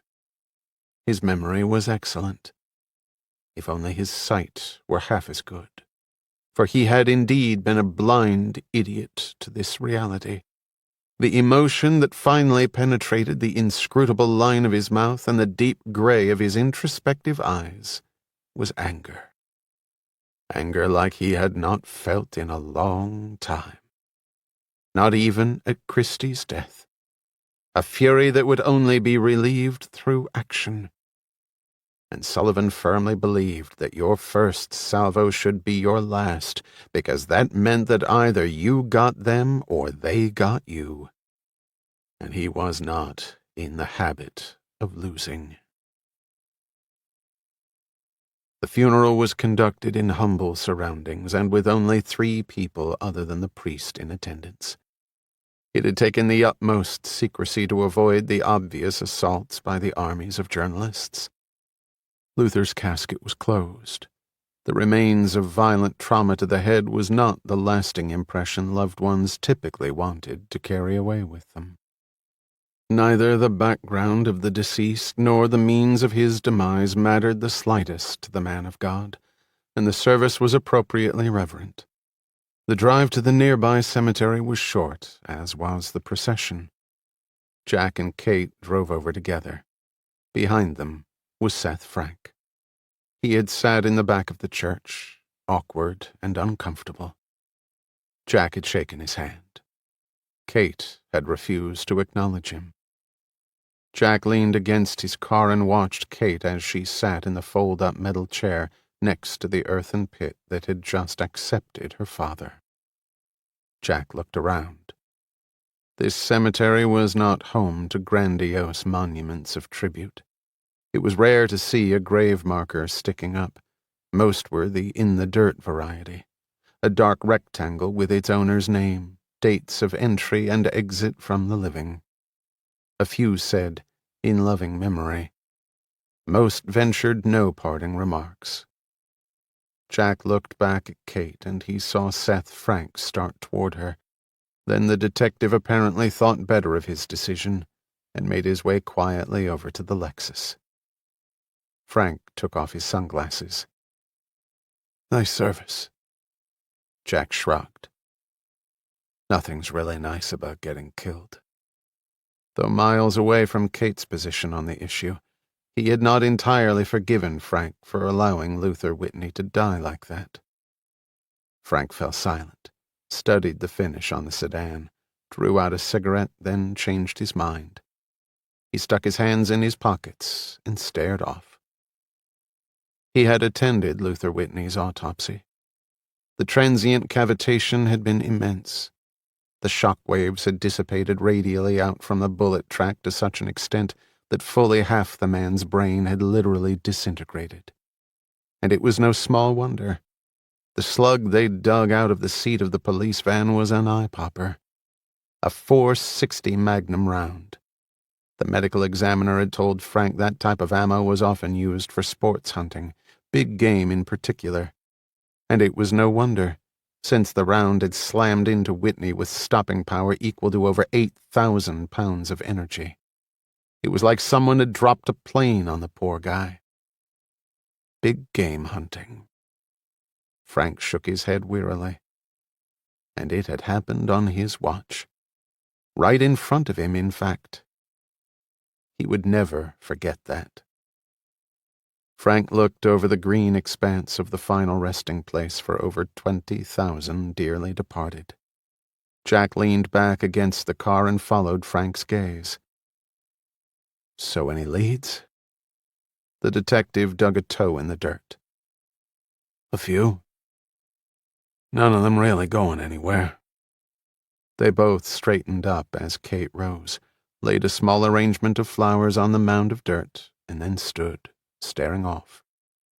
The wind had died down, and although cold, the sun was bright and warming. Jack buttoned his coat up. So what now? Case closed? Nobody would blame you. Frank smiled, decided he'd have that smoke after all. Not by a fucking long shot, Chief. So what are you gonna do? Kate turned and started to walk toward the car. Seth Frank put his hat back on, pulled out his car keys. Simple. Find me a murderer. Kate, I know how you feel, but you have to believe me. He didn't blame you for anything. None of this was your fault. Like you said, you were pushed into the middle involuntarily. You didn't ask for any of this. Luther understood that. They were in Jack's car, driving back into the city. The sun was eye level and dropping perceptibly with each mile. They had sat in his car at the cemetery for almost 2 hours because she didn't want to leave. As though if she waited long enough, he would climb out of his grave and join them. She cracked the window and a narrow stream of air engulfed the interior, dispelling the new car smell with the thick moistness that heralded another storm. Detective Frank hasn't given up on the case, Kate. He's still looking for Luther's killer. She finally looked at him. I really don't care what he says he's going to do. She touched her nose, which was red and swollen and hurt like hell. Come on, Kate. It's not like the guy wanted Luther to get shot. Oh, really? A case full of holes that gets blown apart at trial, leaving everyone involved, including the detective in charge, looking like complete idiots. Instead, you have a corpse and a closed case. Now, tell me again what the master detective wants. Jack stopped for a red light and slumped back in his seat. He knew that Frank was shooting straight with him, but there was no way in hell he was going to convince Kate of that fact. The light changed and he moved through traffic. He checked his watch. He had to get back to the office, assuming he had an office to go back to. Kate, I don't think you should be alone right now. How about I crash at your place for a few nights? You brew the coffee in the morning and I'll take care of the dinners. Deal? He had expected an immediate and negative response and had already prepared his rejoinder. Are you sure? Jack looked over at her, found wide, puffy eyes on him. Every nerve in her body seemed ready to scream. As he walked himself through the paces of what was, to both of them, a tragedy, he suddenly realized that he was still totally oblivious to the enormity of the pain and guilt she was experiencing. It stunned him, even more than the sound of the shot as he sat holding her hand, knowing, before their fingers ever parted, that Luther was dead. I'm sure. That night he had just settled himself on the couch. The blanket was drawn up to his neck, his bulwark against the draft that hit him chest-high from an invisible crevice in the window across from him. Then he heard a door squeak, and she walked out of her bedroom. She wore the same robe as before, her hair drawn up tightly in a bun. Her face looked fresh and clean. Only a slight red sheen hovering around her cheeks hinted at the internal trauma. "Do you need anything?" "I'm fine. This couch is a lot more comfortable than I thought it would be. I've still got the same one from our apartment in Charlottesville. I don't even think it has any springs left. I think they all retired." She didn't smile, but she did sit down next to him. When they had lived together, she had taken a bath every night. Coming to bed, she had smelled so good it had nearly driven him mad. Like the breath of a newborn, there was absolutely nothing imperfect about it. And she had played dumb for a while until he lay exhausted on top of her, and she would smile a decidedly wicked little smile and stroke him, and he would ruminate for several minutes on how it was so crystal clear to him that women ruled the world. He found his baser instincts creeping firmly ahead as she leaned her head against his shoulder. But her exhausted manner, her total apathy, swiftly quelled his secular inclinations and left him feeling more than a little guilty. "I'm not sure I'm going to be very good company." Had she sensed what he was feeling? How could she? Her mind, everything about her, must be a million miles away from this spot. Being entertained was not part of the deal. "I can look after myself, Kate." "I really appreciate your doing this." "I can't think of anything more important." She squeezed his hand. As she rose to go, the flap on her robe came undone, exposing more than just her long, slender legs, and he was glad she would be in another room that night. His ruminations until the early morning hours ran the gamut from visions of white knights with large dark spots disfiguring their pristine armor to idealistic lawyers who slept miserably alone. On the third night he had settled in again on the couch, and, as before, she came out of her bedroom. The slight squeak made him lay down the magazine he was reading. But this time, she did not go to the couch. He finally craned his neck around and found her watching him. She did not look apathetic tonight. And tonight, she was not wearing the robe. She turned and went back inside her bedroom. The door stayed open. For a moment he did nothing. Then he rose, went to the door, and peered in. Through the darkness he could make out her form on the bed. The sheet was at the foot of the bed. The contours of her body, once as familiar to him as his own, confronted him. She looked at him. He could just make out the ovals of her eyes as they focused on him. She did not put out her hand for him. He recalled that she had never done that. "Are you sure about this?" He felt compelled to ask it. He wanted no hurt feelings in the morning, no crushed, confused emotions. For an answer, she rose and pulled him to the bed. The mattress was firm and warm where she had been. In another moment he was as naked as she. He instinctively traced the half-moon, moved his hand around the crooked mouth which now touched his. Her eyes were open, and this time, and it had been a long time, there were no tears, no swelling, just the look he had grown so used to, expected to have around forever. He slowly put his arms around her. The home of Walter Sullivan had seen visiting dignitaries of incredibly high rank, but tonight was special even compared to past events. Alan Richmond raised his glass of wine and gave a brief but eloquent toast to his host as the four other carefully selected couples clinked their glasses.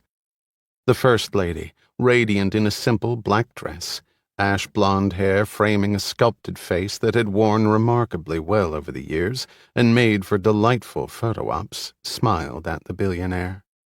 Accustomed as she was to being surrounded by wealth and brains and refinement, she, like most people, was still in awe of Walter Sullivan and men like him, if only for their rarity on the planet. Technically still in mourning, Sullivan was in a particularly gregarious mood. Over imported coffee in the spacious library, the conversation ventured from global business opportunities, the latest maneuvering of the Federal Reserve Board, the Skins' chances against the 49ers that Sunday, to the election the following year. There were none in attendance who thought Alan Richmond would have a different occupation after the votes were counted. Except for one person. In saying his goodbyes, the president leaned into Walter Sullivan to embrace the older man and say a few private words. Sullivan smiled at the president's remarks. Then the old man stumbled slightly, but righted himself by grasping the arms of the president. After his guests had gone, Sullivan smoked a cigar in his study. As he moved to the window, the lights from the presidential motorcade quickly faded from view. In spite of himself, Sullivan had to smile. The image of the slight wince in the president's eye as Sullivan had gripped his forearm had made for a particularly victorious moment. A long shot, but sometimes long shots paid off. Detective Frank had been very open with the billionaire about the detective's theories regarding the case. One theory that had particularly interested Walter Sullivan was his wife having wounded her assailant with the letter opener, possibly in the leg or arm. It must have cut deeper than the police had thought. Possible nerve damage. A surface wound certainly would have had time to heal by now. Sullivan slowly walked out of the study, turning off the light as he exited. President Alan Richmond had assuredly felt only a small pain when Sullivan's fingers had sunk into his flesh. But as with a heart attack, a small pain was so often followed by a much larger one. Sullivan smiled broadly as he considered the possibilities. From atop the knoll, Walter Sullivan stared at the little wooden house with the green tin roof. He pulled his muffler around his ears, steadied his weakened legs with a thick walking stick. The cold was bitter in the hills of southwest Virginia this time of year, and the forecast pointed unerringly to snow. And a lot of it. He made his way down across the, for now, iron-hard ground. The house was in an excellent state of repair thanks to his limitless pocketbook and a deep sense of nostalgia that seemed to more and more consume him as he grew closer to becoming a thread of the past himself. Woodrow Wilson was in the White House, and the Earth was heavily into the First World War when Walter Patrick Sullivan had first seen the glimmer of light with the aid of a midwife and the grim determination of his mother, Millie, who had lost all 3 previous children, 2 in childbirth. His father, a coal miner — it seems everyone's father was a coal miner in that part of Virginia back then — had lived until his son's 12th birthday, and then had abruptly expired from a series of maladies brought on by too much coal dust and too little rest. For years the future billionaire had watched his daddy stagger into the house, every muscle exhausted, the face as black as their big Labrador's coat, and collapse on the little bed in the back room. Too tired to eat or play with the little boy who each day hoped for some attention, but ended up getting none from a father whose perpetual weariness was so painful to witness. His mother had lived long enough to see her offspring become one of the richest men in the world, and her dutiful son had taken great pains to ensure that she had every comfort his immense resources could provide. For a tribute to his late father, he had purchased the mine that had killed him. $5 million cash. He had paid a $50,000 bonus to every miner in the place, and then he had, with great ceremony, shut it down. He opened the door and went inside. The gas fireplace threw warmth into the room without the necessity of firewood. The pantry was stocked with enough food for the next 6 months. Here he was entirely self-sufficient. He never allowed anyone to stay here with him. This had been his homestead. All with the right to be here, with the exception of himself, were dead. He was alone, and he wanted it that way. The simple meal he prepared was lingered over while he stared moodily out the window, where in the failing light he could just make out the circle of naked elms near the house. The branches waved to him with slow, melodic movements. The interior of the house had not been returned to its original condition or configuration. This was his birthplace, but it had not been a happy childhood amid poverty that threatened never to go away. The sense of urgency spawned from that time had served Sullivan well in his career, for it fueled him with a stamina, a resolve before which many an obstacle had wilted. He cleaned the plates and went into the small room that had once been his parents' bedroom. Now it contained a comfortable chair, a table, and several bookcases that housed an extremely select collection of reading material. In the corner was a small cot, for the room also served as his sleeping chamber. Sullivan picked up the sophisticated cellular phone that lay on the table. He dialed a number known only to a handful of people. A voice on the other line came on. Then Sullivan was put on hold for a moment before another voice came on. "Goodness, Walter. I know you tend to keep odd hours, but you really should try to slow down a bit. Where are you?" "You can't slow down at my age, Alan. If you do, you might not start back up again. I'd much rather explode in a fireball of activity than recede faintly into the mists.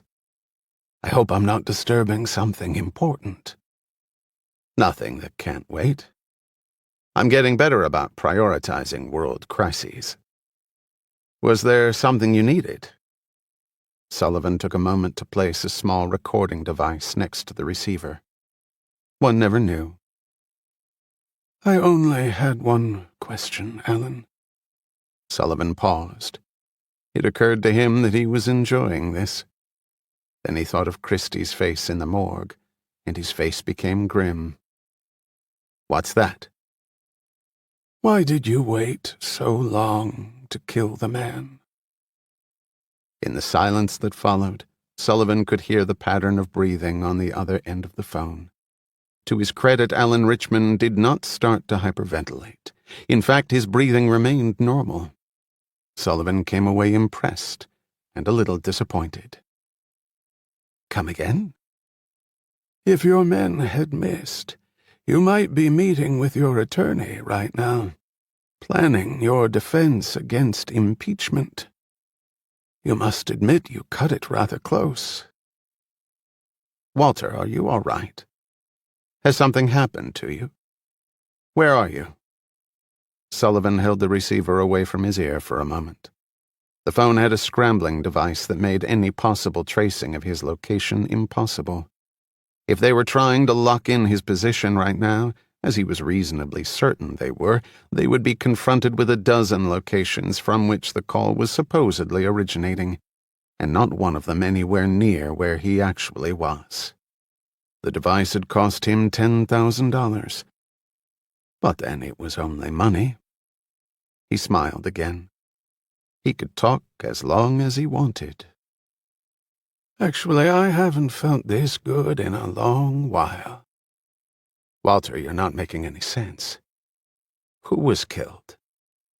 "You know, I wasn't all that surprised when Christie didn't want to go to Barbados. Honestly, I figured she wanted to stay behind and do some alley-catting with a few of the young men she had targeted over the summer. It was funny when she said she wasn't feeling well. I remember sitting in the limo and thinking what her excuse would be. She wasn't all that creative, poor girl. Her cough was particularly phony.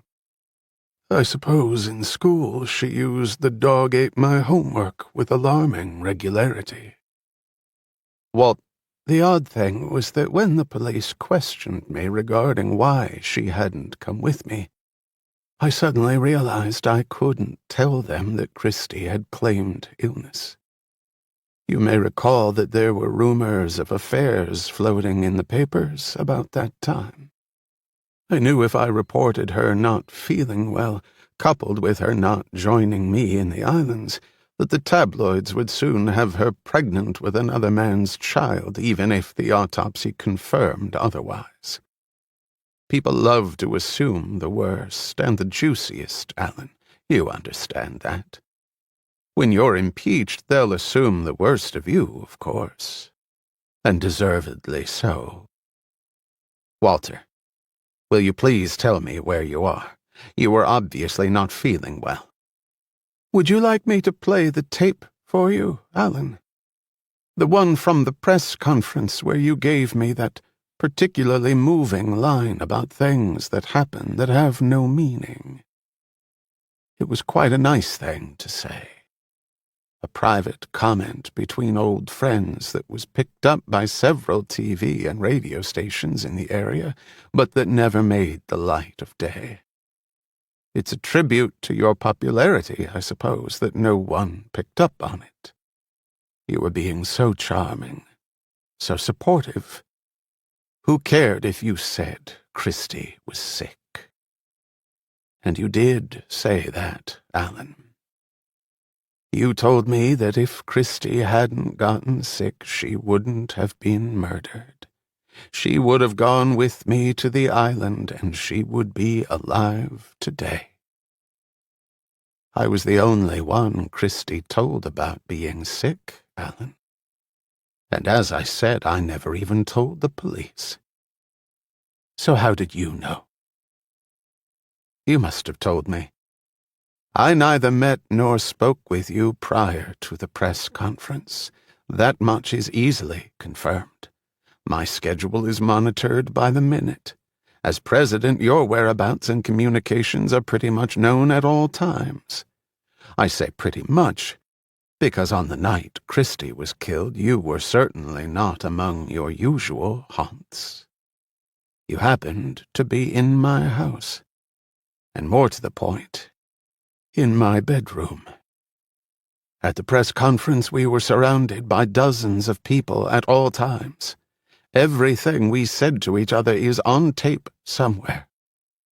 You didn't learn it from me. Walter, please tell me where you are. I want to help you through this.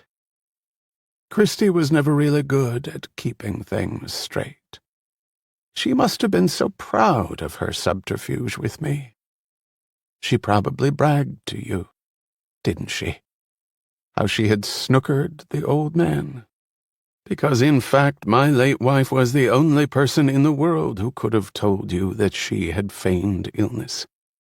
And you carelessly uttered those words to me. I don't know why it took me so long to arrive at the truth. I suppose I was so obsessed with finding Christy's killer that I accepted the burglary theory without question. Perhaps it was also subconscious self-denial, because I was never wholly ignorant of Christy's desires for you. But I guess I just didn't want to believe you could do that to me. I should have assumed the worst in human nature, and I would not have found myself disappointed. But as they say, better late than never. Walter, why did you call me?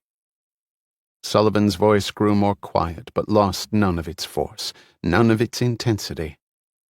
Because, you bastard, I wanted to be the one to tell you of your new future. It will involve lawyers and courts and more public exposure than even as president you ever dreamed was possible. Because I didn't want you to be wholly surprised when the police presented themselves on your doorstep.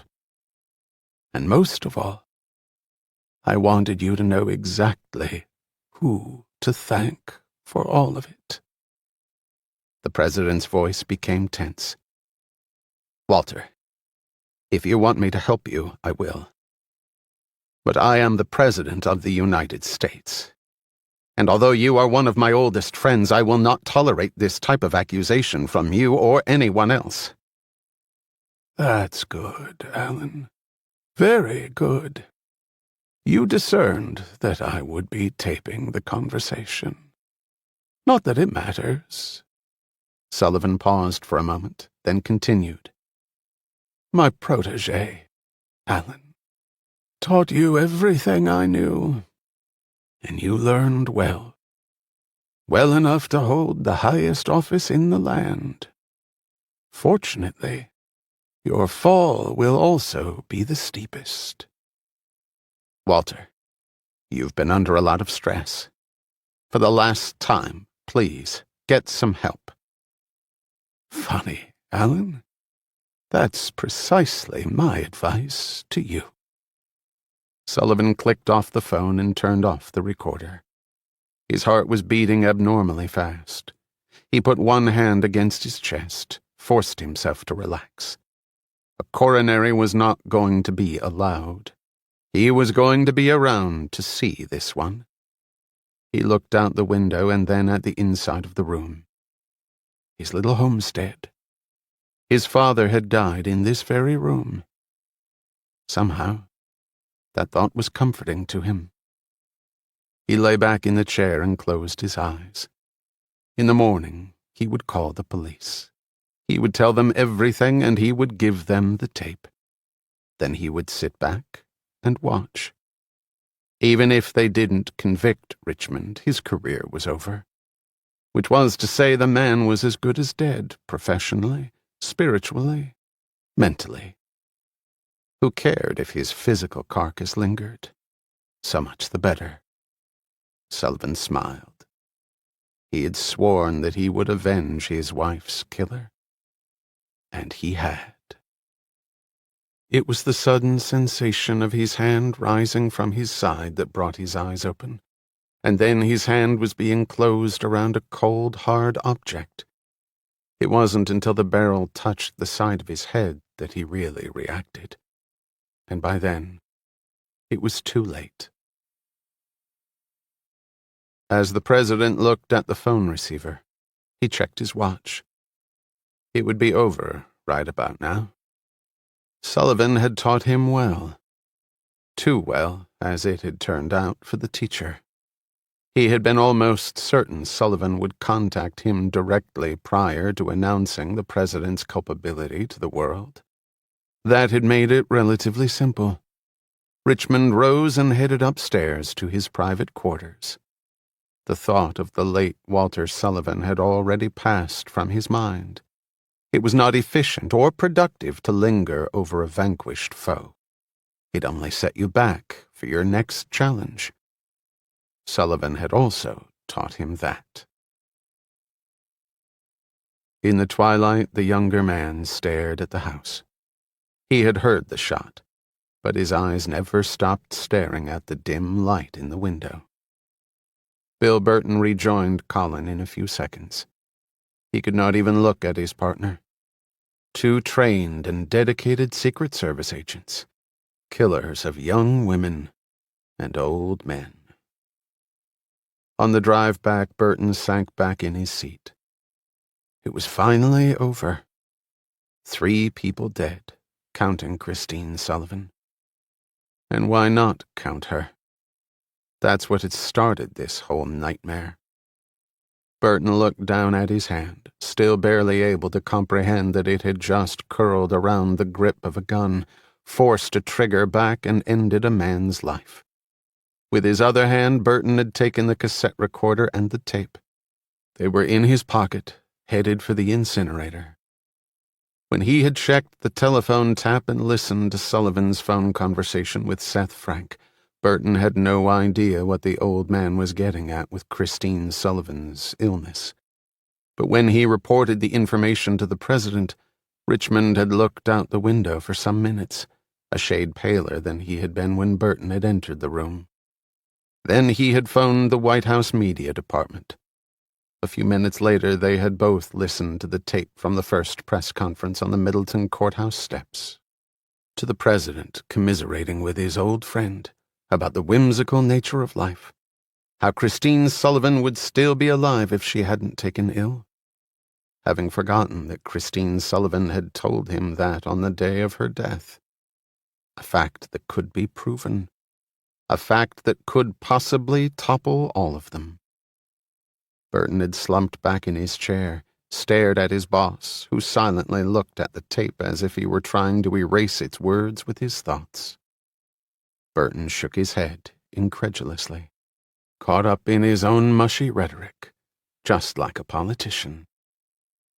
"What do we do now, Chief? Make a run for it on Air Force One?" Burton was only half joking as he studied the carpet.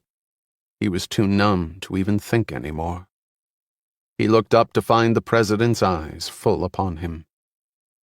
"Walter Sullivan is the only living person, other than ourselves, who knows the significance of this information."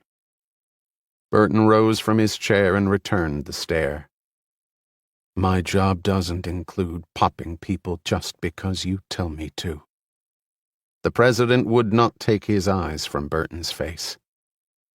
"Walter Sullivan is now a direct threat to us.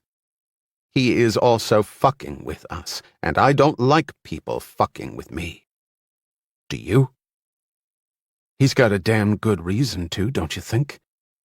Richmond picked up a pen from his desk and twirled it between his fingers.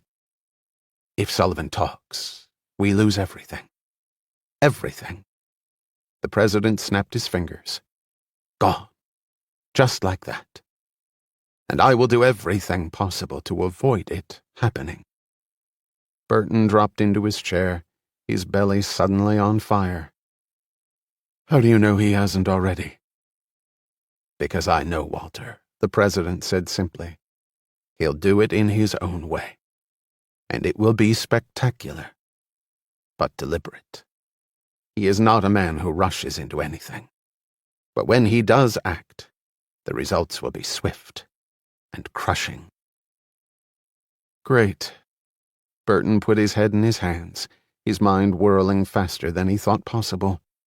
Years of training had instilled in him an almost innate ability to process information instantly, think on his feet, act a fraction of a second before anyone else could.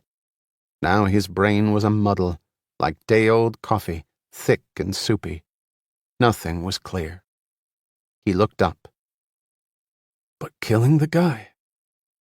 "I can guarantee you that Walter Sullivan is right this minute plotting how best to destroy us. That type of action does not invoke sympathy from me."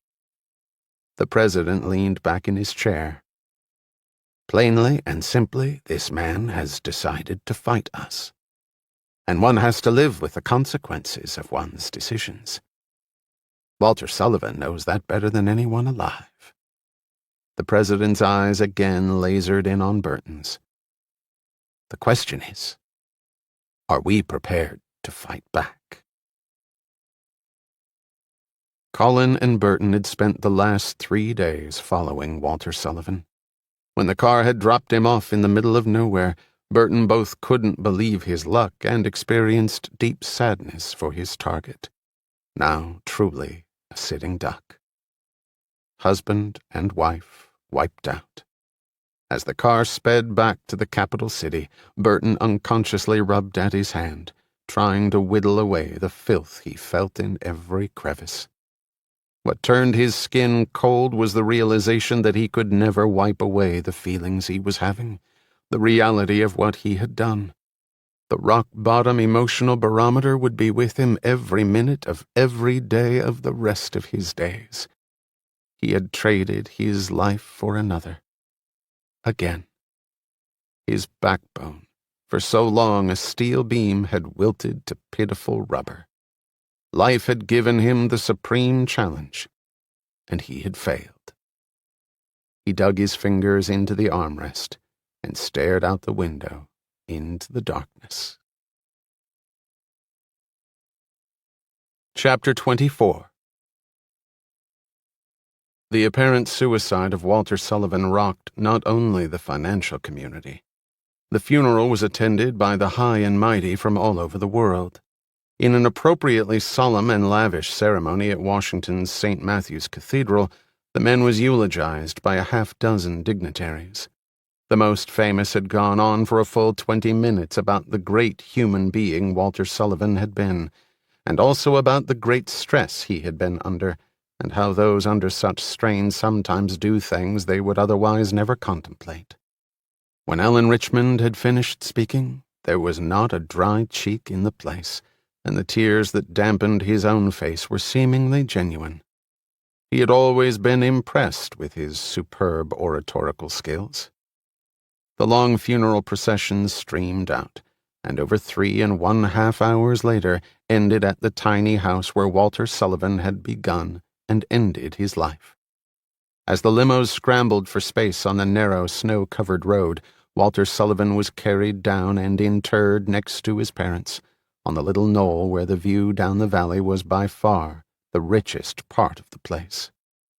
As the dirt covered the coffin, and the friends of Walter Sullivan made their way back to the realm of the living, Seth Frank studied every face. He watched as the president made his way back to his limo. Bill Burton saw him, registered surprise for an instant, and then nodded. Frank nodded back. When all the mourners had gone, Frank turned his attention to the little house. The yellow police lines were still around the perimeter, and 2 uniformed officers stood guard. Frank walked over, flashed his badge, and entered. It seemed the height of irony that one of the wealthiest men in the world had chosen a place like this to die. Walter Sullivan had been a walking poster child for Horatio Alger tales. Frank admired a man who had risen in the world on his own merit, sheer guts and determination. Who wouldn't? He looked again at the chair where the body had been found, the gun beside it.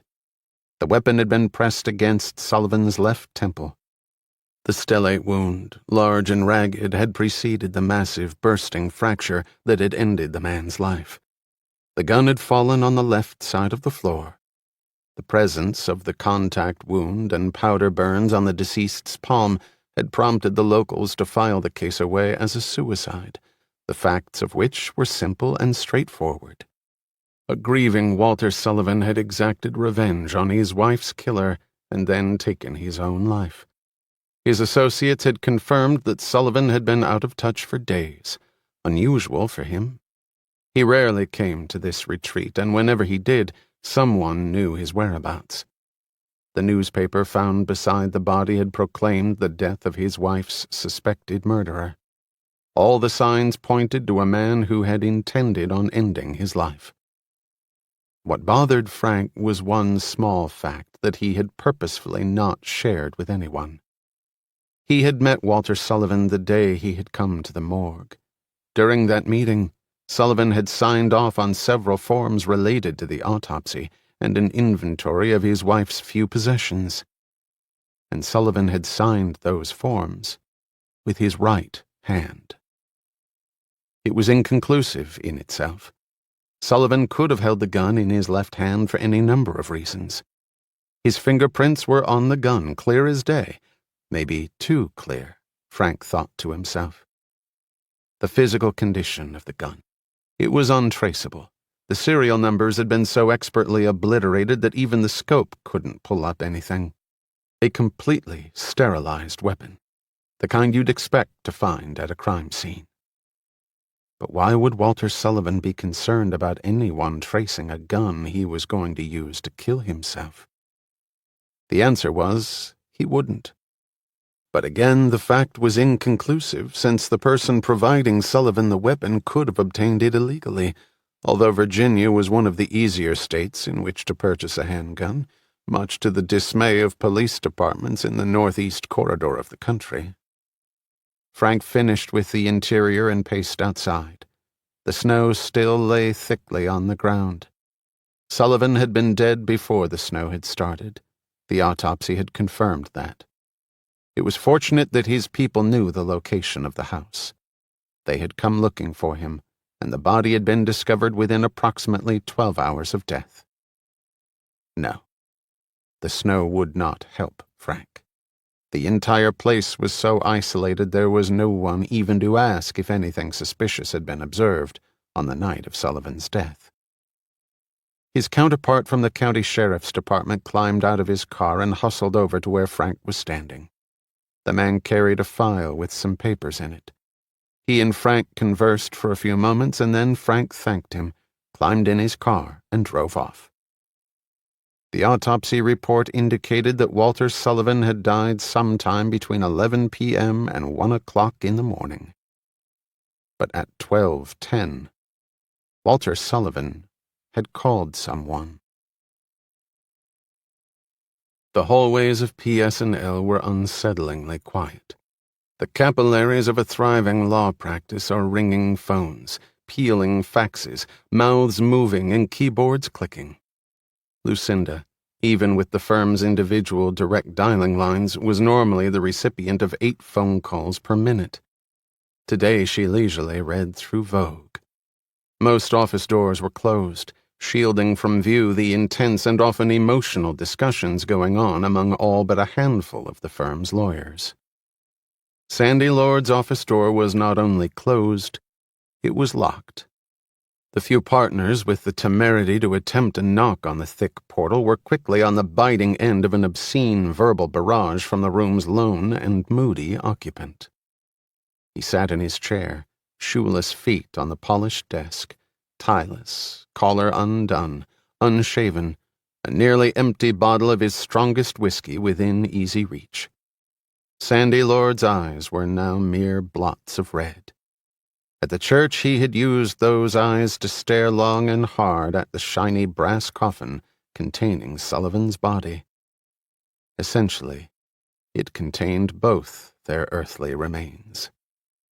For many years Lord had anticipated Sullivan's demise and had, with the help of a dozen PS&L specialists, established an elaborate series of safeguards that included cultivation of a loyal contingent on the board of directors of the parent holding company of Sullivan Enterprises, all of which would ensure continual representation of the huge network of Sullivan entities far into the future by PS&L generally and by Lord in particular.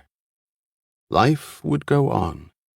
The PS&L train would thrive with its chief diesel engine intact and even replenished.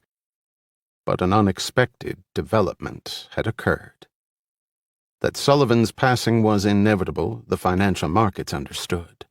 What the business and investment community apparently could not accept was the man's death, allegedly by his own hand, coupled with the increasing rumors that Sullivan had had his wife's alleged killer gunned down, something that once accomplished had prompted him to put a bullet into his own brain. The market was not prepared for such revelations.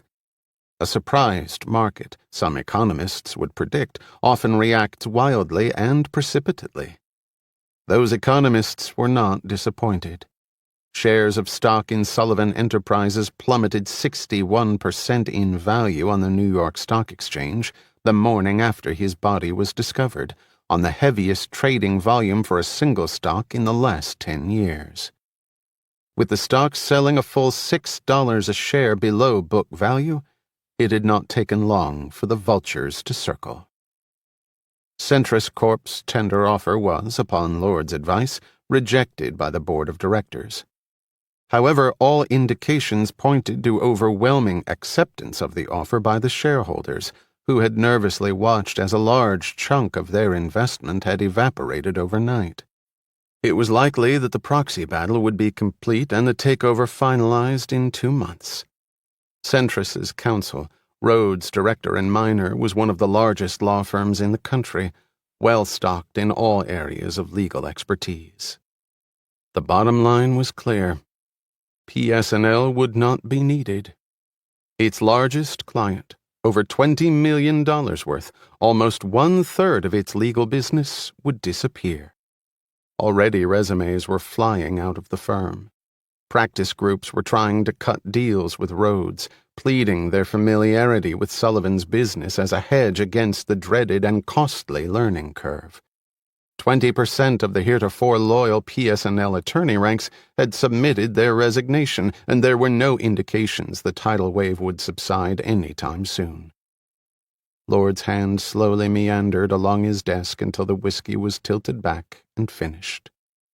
He swiveled around, checked out the gloom of the winter's morning, and had to smile to himself. There was no deal awaiting him at Rhodes, Director and Minor, and thus it had finally happened. Lord was vulnerable. He had seen clients bite the dust with alarming swiftness, especially in the last decade, where you were a paper billionaire one minute and an impoverished felon the next. He had, though, never imagined that his own fall, if it ever came, would be as terrifyingly fast, as painfully complete. That was the problem with an 8-figure gorilla of a client. It took all of your time and attention. Old clients dried up and died away. New clients were not cultivated. His complacency had come back to bite him right in the ass. He calculated swiftly. Over the last 20 years, he had netted roughly $30 million. Unfortunately, he had managed somehow not only to spend the 30 mil, but a good deal more than that. Over the years, he had owned a string of luxurious homes, a vacation place in Hilton Head Island, a hideaway fuck nest in the Big Apple where he had taken his wedded prey. The luxury cars, the various collections that a man of taste and resources was supposed to accumulate, the small but select wine cellar, even his own helicopter. He had had all those things. But 3 divorces, none of them amicable, had deteriorated his asset base. The residence he now had left was straight from the pages of Architectural Digest, but its mortgage matched its stunning opulence stride for stride. And the thing he truly didn't have much of was cash. Liquidity escaped him, and at PSNL you ate what you killed, and PSNL partners didn't tend to hunt in packs. That was why Lord's monthly draw was so much larger than everyone else's. That revised draw check would now barely cover his plastic bills. His monthly Amex alone routinely crept into the 5-figure range. He turned his now racing gray cells for a moment to his non-Sullivan clients. A rough ballpark estimate gave him maybe $500,000 in potential legal business at best, if he pumped them hard, made the circuit, which he didn't want to do, lacked any desire to do. That was beneath him now.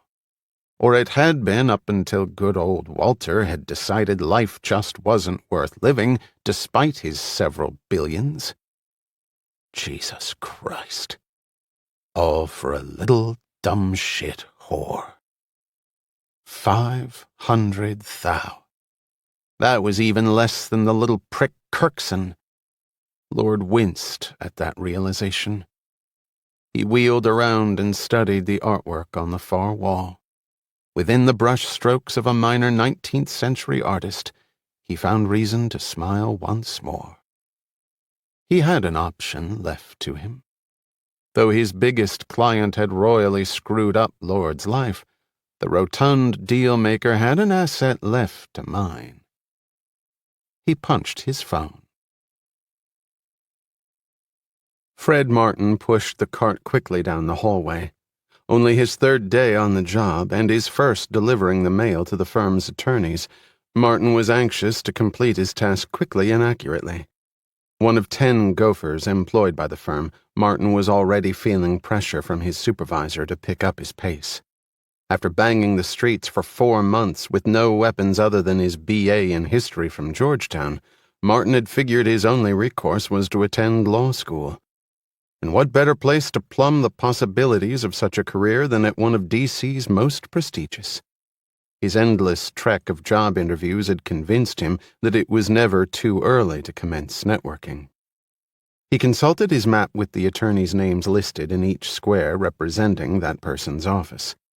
Martin had grabbed the map from on top of the desk in his cubicle, not noticing the updated version buried under a multinational transaction closing binder that rose 5,000 pages high, the indexing and binding of which awaited him that afternoon. As he rounded the corner, he stopped and looked at the closed door. Everyone's door was closed today. He took the Federal Express package and checked the name on the map and compared that to the scrawled handwriting on the packing label. It matched. He looked at the empty nameplate holder, and his eyebrows converged in confusion. He knocked, waited a moment, knocked again, and then opened the door. He looked around. The place was a mess. Boxes littered the floor. The furniture was in disarray. Some papers lay scattered on the desk. His first instinct was to check with his supervisor. Maybe there was a mistake. He looked at his watch. Already 10 minutes late. He grabbed the phone, dialed his supervisor. No answer. Then he saw the photo of the woman on the desk. Tall, auburn-haired, very expensively dressed. Must be the man's office. Probably moving in. Who'd leave a looker like that behind? With that rationale established, Fred carefully laid the package on the desk chair where it would be sure to be found. He closed the door on his way out. I'm sorry about Walter, Sandy. I really am. Jack checked the view across the cityscape.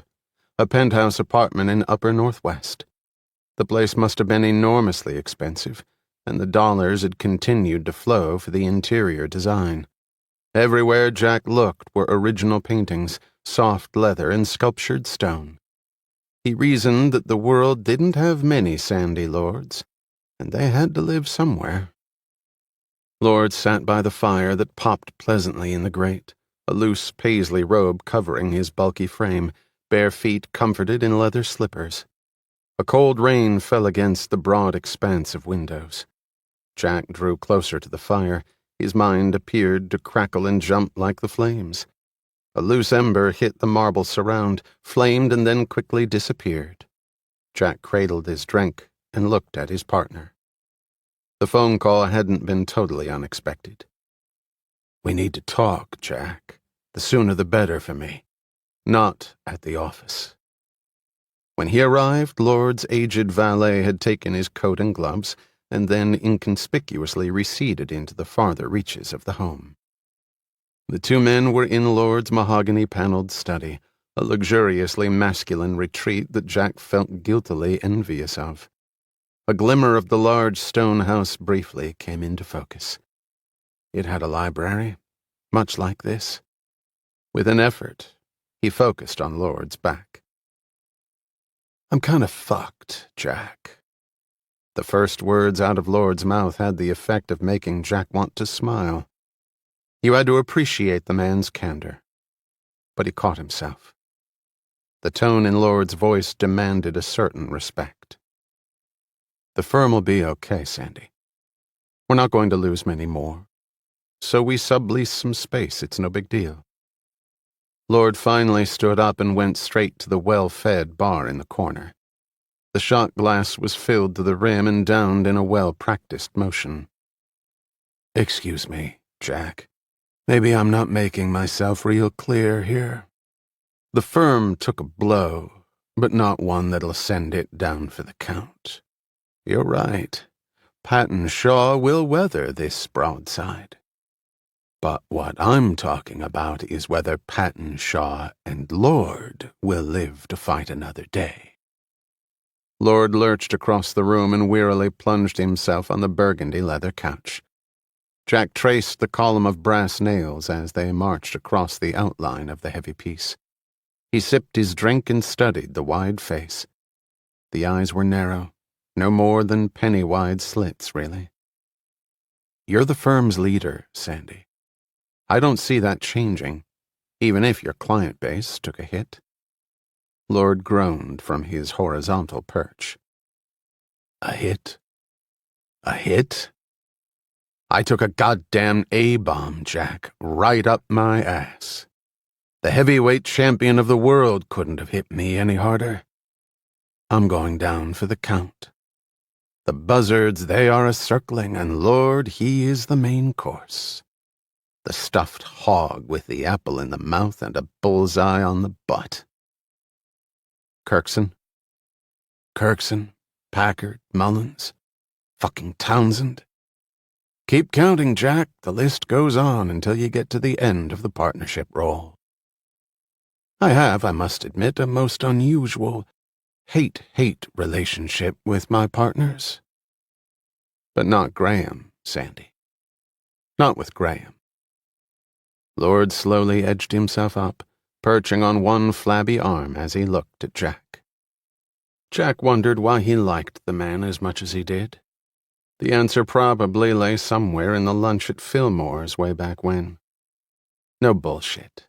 A real-world baptism where the sting of words made your gut clench and your brain hammer out responses you'd never have the nerve to actually deliver. Now the man was in trouble. Jack had the means to protect him. Or maybe he did. His relationship with the Baldwins right now was far from solid. Sandy, if they want to get to you, they'll have to go through me first. There. He had said it. And he meant it. It was also true that Lord had given him his chance to shine with the big boys, thrown him right into the fire. But what other way would you know if you could actually pull it off or not? That experience was also worth something. The waters might get a little rocky for both of us, Jack. I'm a good swimmer, Sandy. Besides, don't look at this as purely altruistic. You're an investment of the firm in which I'm a partner. You're a top-grade rainmaker. You're down now, but you won't stay down. $500 says within 12 months you're back in the number 1 slot. I don't intend on letting an asset like that walk away.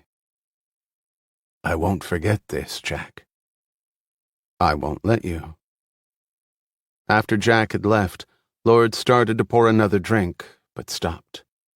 He looked down at his quivering hands and slowly put down the bottle and glass. He made it to the couch before his knees gave out. The Federal-style mirror over the fireplace caught his image.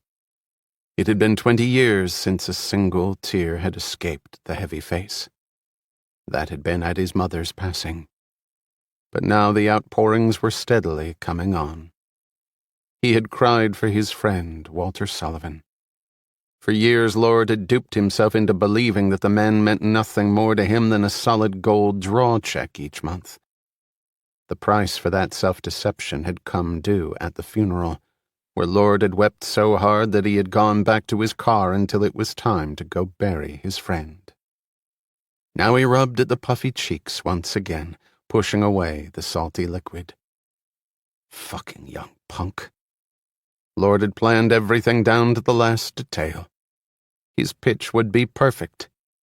He had envisioned every possible response except the one he had gotten. He had mistaken the younger man. Lord assumed that Jack would have done what Lord himself would have done, pressed for every advantage in exchange for the enormous favor being asked. It wasn't only guilt that pulled at him. It was shame. He realized that as sickness enveloped him, and he bent low over the thick, spongy carpet. Shame. He hadn't felt that one for a long time either. When the nausea subsided and he once again looked at the wreck in the mirror, Lord promised himself that he would not disappoint Jack, that he would rise back to the top, and he would not forget. Chapter 25. Frank had never in his wildest fantasies expected to be sitting here. He looked around and quickly determined that it was indeed oval in shape. The furnishings tended to be solid, conservative, but with a splash of color here, a stripe there, a pair of expensive sneakers placed neatly on a lower shelf that stated that the room's occupant was not nearly ready for retirement. Frank swallowed hard and willed himself to breathe normally. He was a veteran policeman, and this was just another routine inquiry in a series of endless ones. He was just following up a lead, nothing more. A few minutes and he'd be out of here. But then his brain reminded him that the person he was about to make inquiries of was the current President of the United States. As a new shockwave of nervousness rushed over him, the door opened and he quickly stood, turned and stared for a long moment at the extended hand until his mind finally registered and he slowly moved his out to meet it. "Thank you for coming down into my neck of the woods, Lieutenant." "No trouble at all, sir. I mean, you've got better things to do than sit in traffic. Although I guess you never really sit in traffic, do you, Mr. President?" Richmond sat behind his desk and motioned for Frank to resume his seat. An impassive Bill Burton, invisible to Frank until that moment, closed the door and inclined his head toward the detective. "My routes are pretty well laid out in advance, I'm afraid. It's true I don't end up in many traffic jams, but it does stifle the hell out of spontaneity." The president grinned, and Frank could feel his own mouth automatically turning up into a smile. The president leaned forward and stared directly at him. He clasped his hands together, his brow wrinkled, and he went from jovial to intensely serious in an instant. "I want to thank you, Seth." He glanced at Burton. "Bill has told me how cooperative you were with the investigation of Christine Sullivan's death. I really appreciate that, Seth. Some officials would have been less than forthcoming, or tried to turn it into a media circus for their own personal gain. I hoped for better from you, and my expectations were exceeded. Again, thank you." Frank glowed as though he had been awarded the 4th grade spelling bee crown. "It's terrible, you know. Tell me, have you learned of any connection between Walter's suicide and this criminal being gunned down?" Frank shook the stars from his eyes, and his pair of steady eyes came to rest on the chiseled features of the president. "Come on, Lieutenant. I can tell you that all of official and unofficial Washington is right this very minute savagely attacking the issue of Walter Sullivan having hired an assassin to avenge his wife's death, and then taking his own life in the aftermath. You can't stop people from gossiping. I would just like to know if your investigation has led to any fact to substantiate Walter having ordered the killing of his wife's murderer." "I'm afraid that I really can't say one way or another, sir. I hope you understand, but this is an ongoing police investigation." "Don't worry, Lieutenant. I'm not treading on your toes. But I can tell you that this has been a particularly distressing time for me. To think Walter Sullivan would end his own life. One of the most brilliant and resourceful men of his era, of any era. So I've heard an awful lot of people say. But just between you and me, knowing Walter as I did, it would not be out of the realm of possibility that he would have taken precise and concrete steps to have his wife's killer dealt with. Alleged killer, Mr. President. Innocent until proven guilty." The president looked at Burton.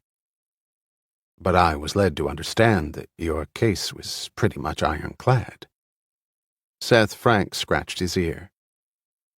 "Some defense attorneys love ironclad cases, sir. See, you dump enough water on iron, it starts to rust, and before you know it, you got holes everywhere. And this defense attorney was such a person. And then some.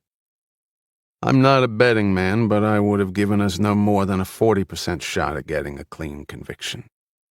We were in for a real battle."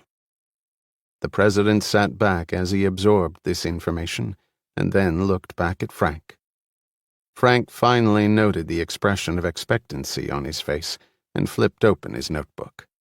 His heartbeat calmed down as he perused the familiar scribbles. "Are you aware it was right before his death that Walter Sullivan called you here?" "I know that I spoke with him. I was not aware that it immediately preceded his death, no. I guess I'm a little surprised that you didn't come forward with this information earlier." The president's face fell. "I know. I guess I'm a little surprised myself. I suppose I believed I was shielding Walter, or at least his memory, from further trauma. Although I knew the police would eventually discover the call was placed. I'm sorry, Lieutenant. I need to know the details of that phone conversation. Would you like something to drink, Seth? A cup of coffee would be fine, thank you. As if on cue, Burton picked up a phone in the corner, and a minute later a silver-plated coffee tray was delivered in. The steaming hot coffee was sipped. The president looked at his watch, then saw Frank staring at him. I'm sorry, Seth. I am treating your visit with the importance it deserves. However, I've got a congressional delegation coming to lunch in a few minutes, and quite frankly, I'm not looking forward to it. As funny as it sounds, I'm not particularly enamored of politicians. I understand. This will only take a few minutes. What was the purpose of the call? The president leaned back in his chair as if organizing his thoughts. I would characterize the call as one of desperation. He was definitely not his usual self. He seemed unbalanced, out of control. For long periods of time, he would say nothing. Very unlike the Walter Sullivan I knew. What did he talk about? Everything. And nothing. Sometimes he just babbled. He talked about Christine's death. And then about the man you arrested for the murder. How he hated him. How he had destroyed his life. It was truly awful to hear. What did you tell him? Well, I kept asking him where he was. I wanted to find him, get him some help. But he wouldn't tell me. I'm not sure he heard a word I said, really. He was that distraught. So you think he sounded suicidal, sir? I'm no psychiatrist, Lieutenant. But if I had to make a layman's guess about his mental state, yes, I would definitely say Walter Sullivan sounded suicidal that night. It's one of the few times during my presidency that I felt truly hopeless. Frankly, after the conversation I had with him, I was not surprised to learn that he was dead. Richmond glanced at Burton's impassive face, then looked at the detective.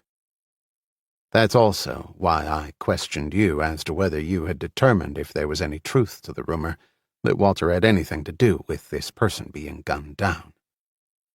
After Walter's telephone call, I have to admit that the thought certainly crossed my mind. Frank looked over at Burton. I suppose you don't have a recording of the conversation. I know that some of the communications here are recorded. The president answered. Sullivan called my private line, Lieutenant. It's a secure communication link, and no recordings of conversations on that line are allowed. I see. Did he directly indicate to you that he was involved in the death of Luther Whitney? Not directly, no. He obviously wasn't thinking clearly. But reading between the lines, the rage that I knew he was feeling, well, and I hate to make this statement of a man who's dead, I think it was pretty clear that he had had the man killed. I have no proof of that, of course, but it was my strong impression. Frank shook his head. Pretty uncomfortable conversation to have. Yes, it was very uncomfortable. Now, Lieutenant, I'm afraid that official duty calls. Frank didn't budge. Why do you think he called you, sir? And at that time of night? The president sat back down, threw another quick glance at Burton. Walter was one of my closest personal friends. He kept odd hours, but then so do I. It would not be unusual for him to call at that hour. I hadn't heard very much from him for the last few months. As you know, he had been under a considerable personal strain. Walter was the sort to suffer in silence. Now, Seth, if you will excuse me. It just strikes me as odd that out of all the people he could have called, he called you. I mean, the chances were pretty good that you wouldn't even be here. Presidents' travel schedules are pretty hectic. It makes me wonder what he was thinking." The president leaned back, placed his fingers together, and studied the ceiling.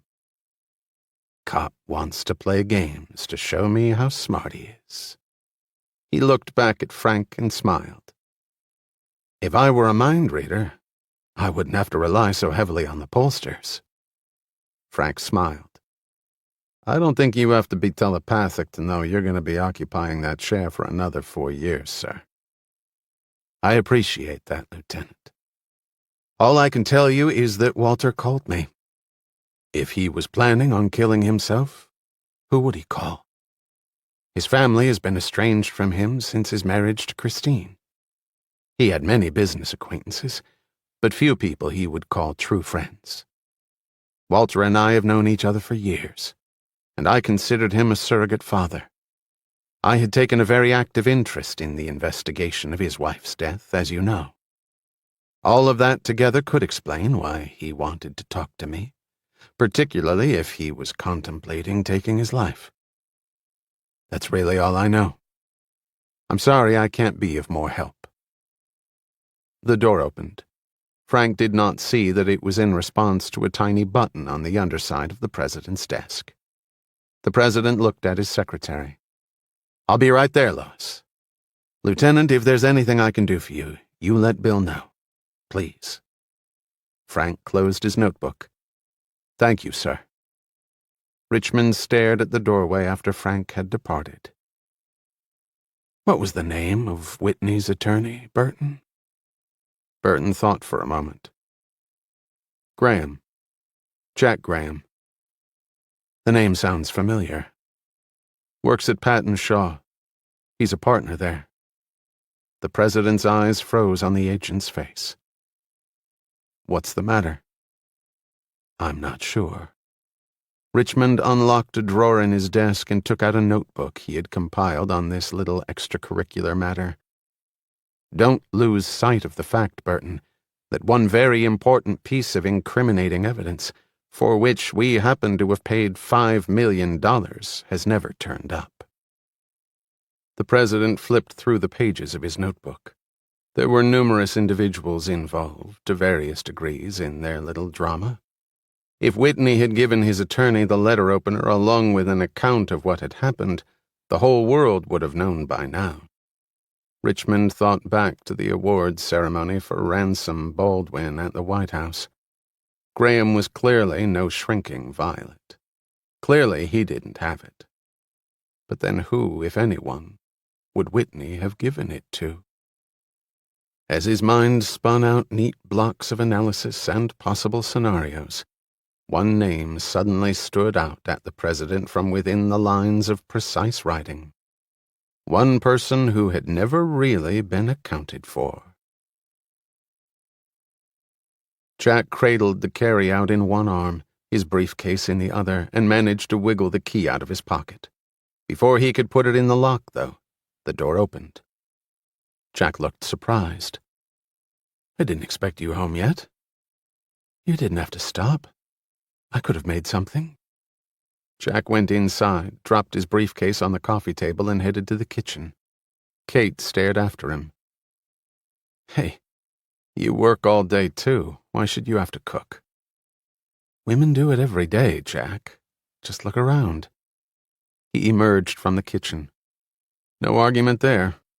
You want sweet and sour or mugu gai pan? I got extra spring rolls, too." "Whichever you don't want. I'm not that hungry, really."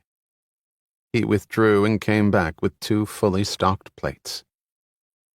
"You know, if you don't eat more, you're gonna blow away. I half feel like stuffing rocks in your pockets as it is now." He sat cross-legged next to her on the floor. She picked at her plate while he devoured his. "So how was work? You know, you probably could have stood to take a few more days off. You're always pushing yourself too hard."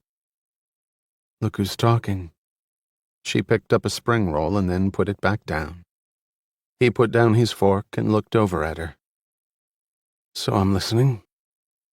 She pulled herself up onto the couch and sat there playing with her necklace. Still dressed in her work clothes, she looked exhausted, like a flower collapsed in the wind. I think a lot about what I did to Luther. Kate. Jack, let me finish. Her voice snapped at him like a whip. In an instant, her features relaxed. She continued more calmly. I've come to decide that I'm never going to get over it, so I might as well accept that fact. Maybe what I did wasn't wrong for a lot of reasons, but it was definitely wrong for at least one reason. He was my father. As lame as that might sound, it should have been a good enough reason. She twisted her necklace some more until it congealed into a series of tiny clumps. I think being a lawyer, at least the kind of lawyer I am, has made me become someone I don't really like a lot. That's not a real good revelation to arrive at when you're hitting 30. Jack reached out his hand to stop hers from shaking. She didn't move it. He could feel the blood pumping through the veins. With all that said, I think I'm due for a radical change. In my life, my career, everything. What are you talking about? He got up and sat down beside her. His pulse had accelerated as he anticipated the line she was taking. I'm not going to be a prosecutor anymore, Jack.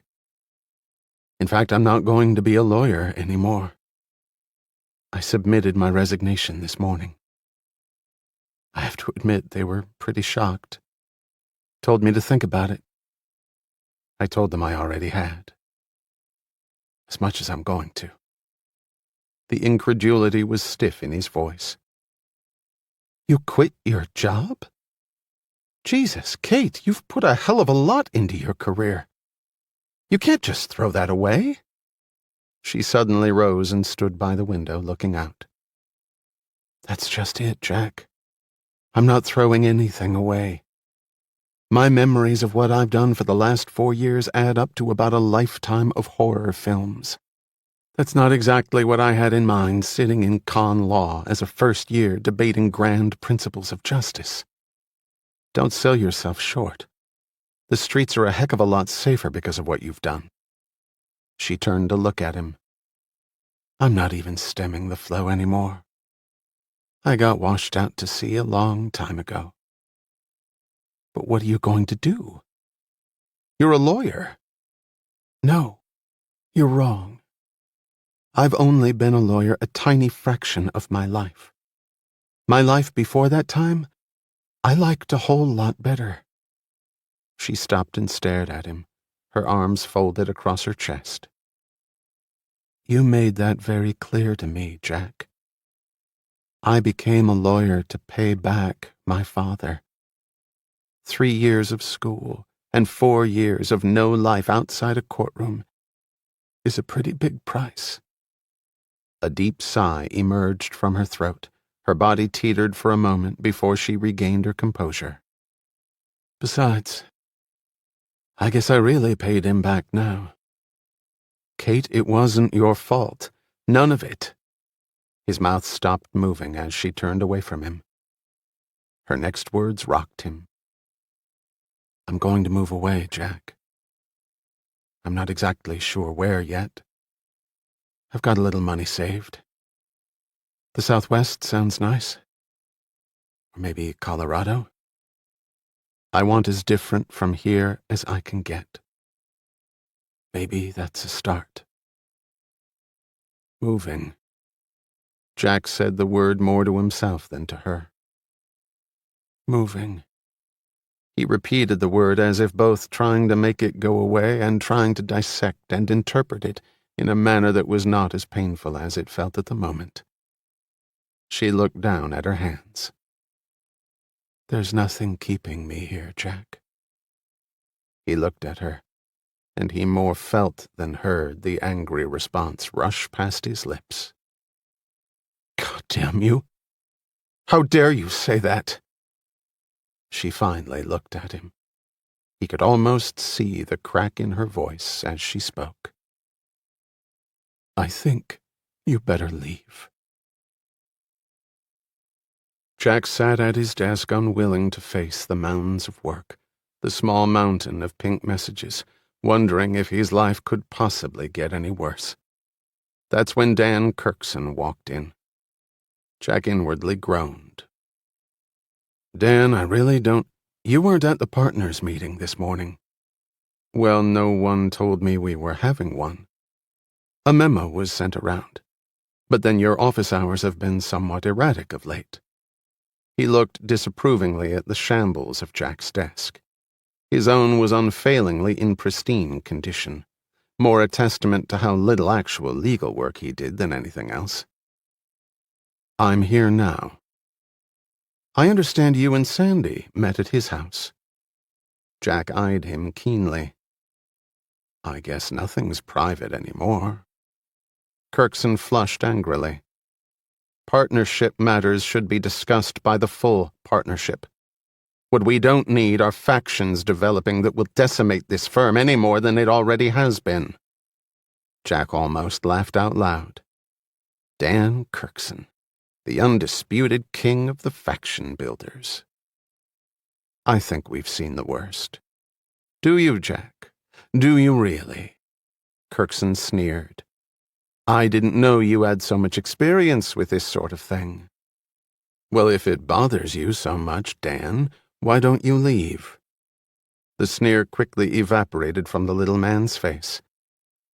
"I've been with this firm for almost 20 years. Sounds like it's about time for a change, then. Might do you good." Kirkson sat down, removed a smudge from his glasses. "Piece of friendly advice, Jack. Don't throw your lot in with Sandy. If you do that, you'll be making a big mistake. He's through." "Thanks for the advice." "I'm serious, Jack. Don't endanger your own position in some futile, however well-intentioned attempt to salvage him." "Endanger my position?" "You mean the Baldwin's position, don't you?" "They're your client. For now." "Are you contemplating a change at the helm?" "If you are, good luck. You'd last about a minute." Kirkson stood up. "Nothing is forever, Jack. Sandy Lord can tell you that as well as anybody. What goes around comes around. You can burn bridges in this town, you just have to make sure there's no one left alive on those bridges." Jack came around the desk, towering over Kirkson. "Were you like this as a little boy, Dan, or did you just turn into a fungus during your adulthood?" Kirkson smiled and started to leave. "Like I said, you never know, Jack. Client relationships are always so tenuous. Take yours, for example. It's primarily based on your future nuptials with Jennifer Rice Baldwin. Now, if Ms. Baldwin happened to find out, for instance, that you had not been going home at night, but instead had been sharing quarters with a certain young woman, she might be less inclined to refer legal business to you, much less become your wife." It took only an instant. Kirkson's back was flat against the wall and Jack was so close in his face the man's glasses were fogged. "Don't do anything foolish, Jack. Regardless of your status here, the partnership would not look kindly on a junior partner assaulting a senior one. We still have standards here at Patton Shaw." "Don't ever fuck with my life like that, Kirkson. Don't ever." Jack effortlessly threw him against the door and turned back to his desk. Kirkson smoothed down his shirt and smiled to himself. So easily manipulated. The big, tall, good-looking ones. As strong as mules and no smarter. About as sophisticated as a brick. "You know, Jack, you should realize what you've gotten yourself into. For some reason, you seem to implicitly trust Sandy Lord. Did he tell you the truth about Barry Alvis? Did he happen to do that, Jack?" Jack turned slowly back around and stared dully at the man. Did he use the permanent associate, no rainmaking capabilities line? Or did he tell you Alvis had screwed up a big project? Jack continued to look at him. Kirkson smiled triumphantly. One phone call, Jack. Daughter calls, complaining that Mr. Alvis had inconvenienced her and her father, and Barry Alvis disappears. It's just the way the game works, Jack. Maybe you don't want to play that game. If you don't, there's no one stopping you from leaving. Kirkson had been crafting this strategy for a while now. With Sullivan gone, he could promise Baldwin that his work would be the firm's top priority, and Kirkson still had the core of one of the best army of attorneys in the city. And $4 million of legal business coupled with his own existing business would make him the largest rainmaker at the place. And the name Kirkson would finally go on the door, in substitution for another that would be unceremoniously dropped. The managing partner smiled at Jack. You may not like me, Jack, but I'm telling you the truth. You're a big boy, and it's up to you to deal with it. Kirkson closed the door behind him. Jack stood for a second longer and then collapsed back into his chair. He lunged forward, scattered his desk clear with quick, violent thrusts of his arms, and then slowly laid his head down on its surface. Chapter 26. Seth Frank looked at the old man. Short, with a soft felt cap covering his head, dressed in corduroy pants, a thick sweater, and winter boots, the man looked both uncomfortable and greatly excited at being in the police station. In his hand was a rectangular object covered in brown paper. I'm not sure I understand, Mr. Flanders. You see, I was out there, at the courthouse that day. You know, when the man got killed. Just went to see what all the fuss was about. Lived here all my life. Nothing ever came close to that spectacle, I can tell you that. I can understand that, Frank said dryly. So anyway, I had my new camcorder, real nifty thing, got an image screen and all. Just hold, look at it, and shoot. Great quality. So the wife said I should come down. That's terrific, Mr. Flanders. And the purpose of all this? Frank looked at him inquiringly. Realization spread over Flanders's features. Oh, I'm sorry, Lieutenant. I'm standing here rambling. I have a tendency to do that, just ask the missus. Retired for a year. Never talked much at work. Assembly line at a processing plant.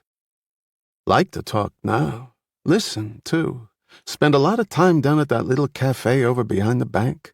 Good coffee, and the muffins are the real thing, no low-fat stuff. Frank looked exasperated. Flanders hurried on. Well, I came down here to show you this. Give it to you, really. Kept the copy for myself, of course. He handed across the package. Frank opened it and looked at the video cassette. Flanders took off his cap, revealing a bald head with cottony tufts of hair clustered around his ears. He went on excitedly. Got some really good shots, like I said. Like of the president and right when that fellow was shot. Got all that. Jesus, did I? I was following the president, you see. Ran me right into all the fireworks. Frank stared at the man. It's all there, Lieutenant. For what it's worth. He looked at his watch. Huh. I gotta go. Late for my lunch. Wife doesn't like that. He turned to leave. Seth Frank stared down at the cassette. Oh, Lieutenant, one more thing. Yes?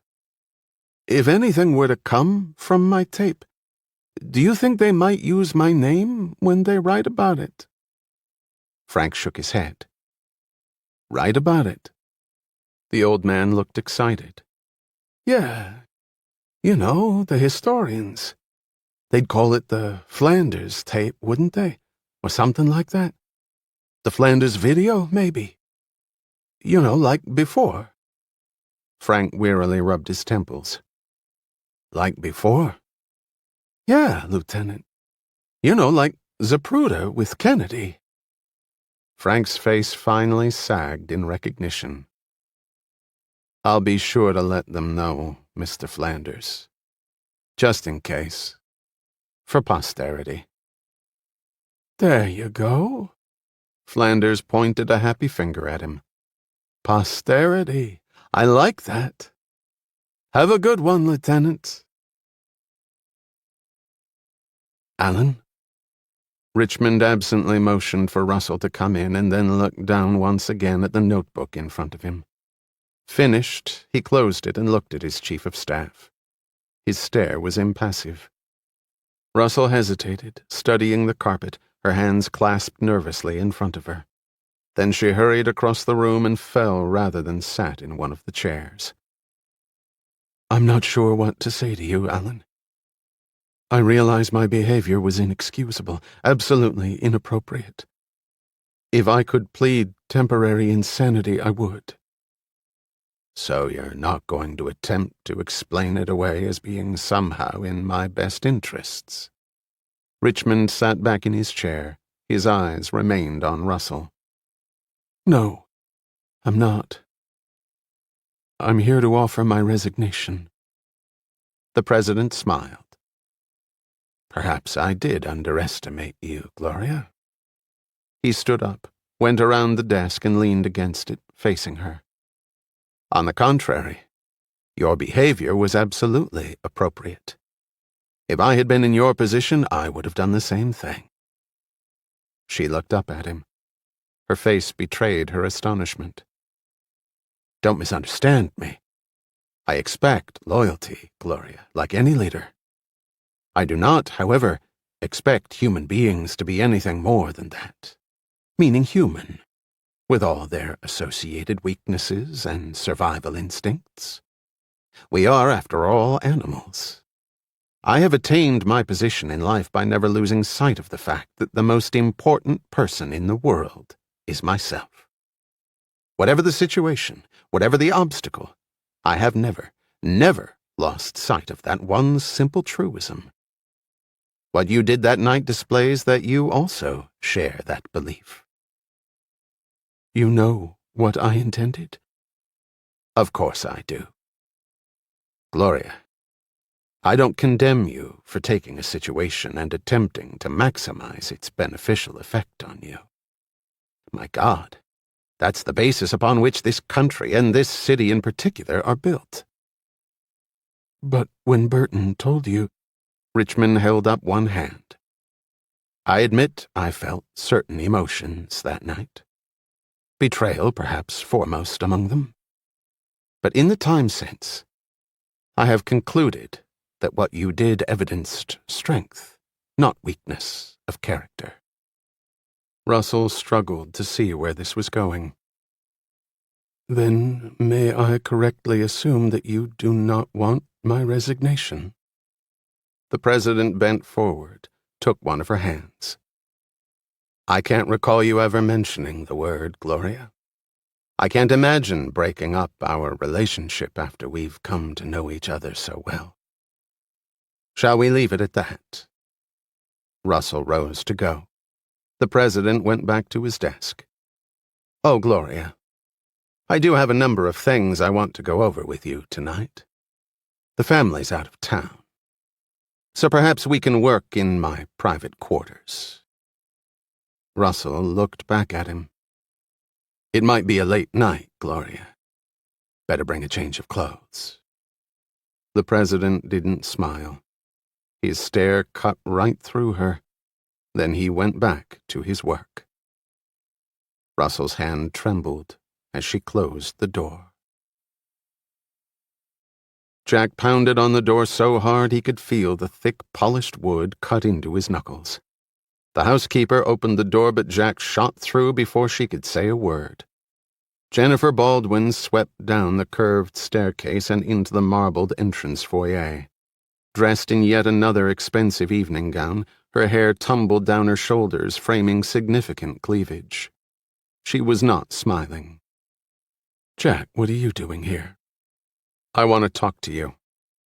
Jack, I have plans. This will have to wait. No. He grabbed her hand, looked around, pushed open a pair of carved doors and pulled her into the library, shutting the doors behind them. She jerked her hand free. Are you insane, Jack? He looked around the room with its huge bookcases and well-fed shelves of gilt-edged first editions. All for show. None of them had probably ever been opened. All for show. I've got one simple question for you to answer, and then I'll leave. Jack, one question, and then I'll leave. She eyed him suspiciously, crossed her arms. What is it? Did you or did you not call my firm and tell them to fire Barry Alvis because he made me work the night we were at the White House? Who told you that? Just answer the question, Jen. Jack, why is this so important to you? So you did have him fired. Jack, I want you to stop thinking about that and start realizing the kind of future we're going to have together. If we... Answer the goddamn question! She exploded. Yes! Yes, I had the little shit fired. So what? He deserved it. He treated you as an inferior. And he was dead wrong. He was nothing. He played with fire and he got burned, and I don't feel the least bit sorry for him. She looked at him without a trace of remorse. Having heard the answer he expected to hear, Jack sat down in a chair and stared at the massive desk at the other end of the room. The high-backed leather desk chair faced away from them. He looked at the original oils adorning the walls, the huge windows with perfectly pooled, flowing drapes that probably cost more than he could even guess, the ornate woodwork, the omnipresent sculptures of metal and marble, the ceiling with yet another legion of medieval characters marching across it. The world of the Baldwins. Well, they were welcome to it. He slowly closed his eyes. Jennifer swept back her hair, looked at him, more than a hint of anxiousness in her eyes. She vacillated for a moment and then went to him, knelt beside him, touched his shoulder. The scent of her perfumed body cascaded over him. She spoke low, close to his face. Her breath tickled his ear. Jack, I told you before. You don't have to put up with that sort of behavior. And now that this ridiculous murder case is out of the way, we can go on with our lives. Our house is almost ready. It's gorgeous. It really is. And we have wedding plans to finalize. Sweetheart, now everything can go back to normal. She touched his face, turned it toward hers. She looked at him with her best pair of bedroom eyes, and then she kissed him, long and deeply, letting her lips pull back slowly from his. Her eyes quickly searched his. She didn't find what she was looking for. You're right, Jen. The ridiculous murder case is over. A man I respected and cared for got his brains blown apart. Case closed. Time to move on. Got a fortune to build. You know what I mean. You never should have involved yourself in that thing in the first place. It wasn't your problem. If you would just open your eyes, you'd realize that all of that was beneath you, Jack. And hardly convenient for you, right? Jack abruptly stood up. He was more exhausted than anything else. Have a great life, Jen. I'd say I'd see you around, but I really can't imagine that happening. He started to leave. She grabbed his sleeve. Jack, will you please tell me what I did that was so awful? He hesitated, and then confronted her. The fact that you even have to ask. Jesus Christ. He shook his head wearily. You took a man's life, Jen. A man you didn't even know, and you destroyed it. And why did you do that? Because something he did to me inconvenienced you. So you took 10 years' worth of a career and wiped it out. With one phone call. Never thinking about what it would do to him, his family. He could have blown his brains out. His wife could have divorced him for all you know. You didn't care about that. You probably never even thought about that. And the bottom line is I could never love.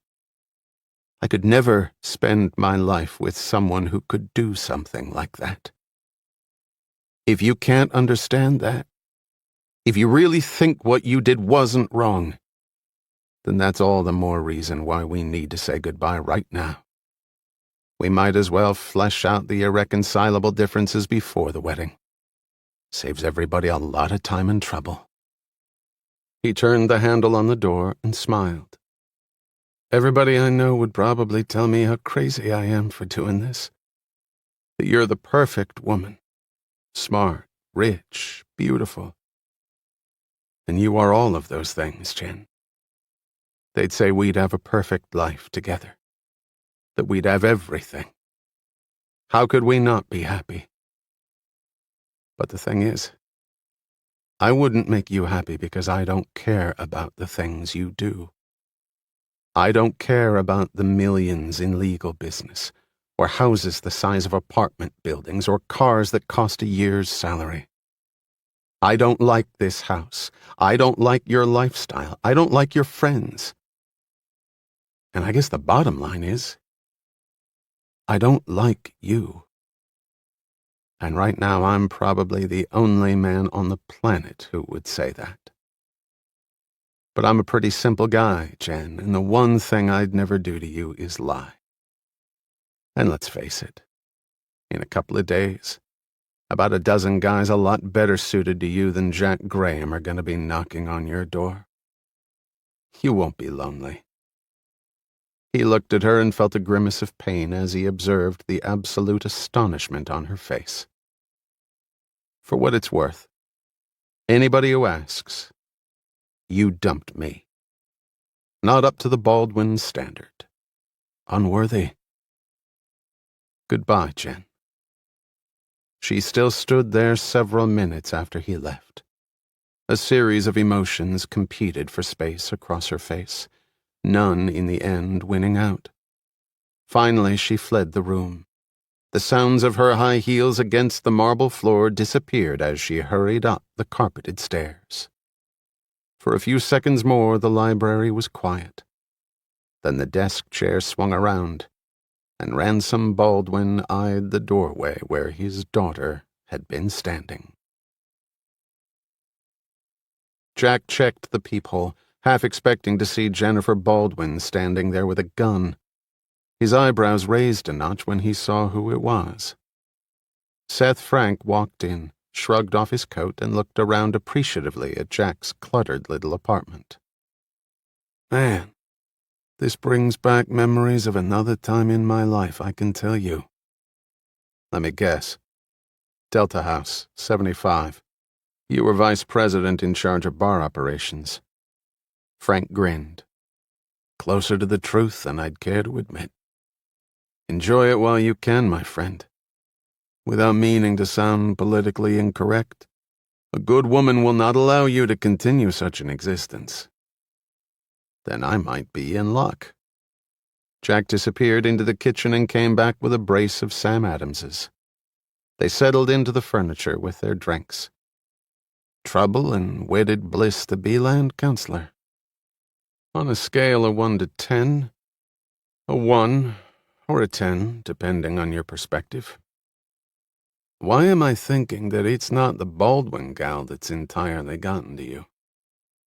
Don't you ever stop being a detective? Not if I can help it.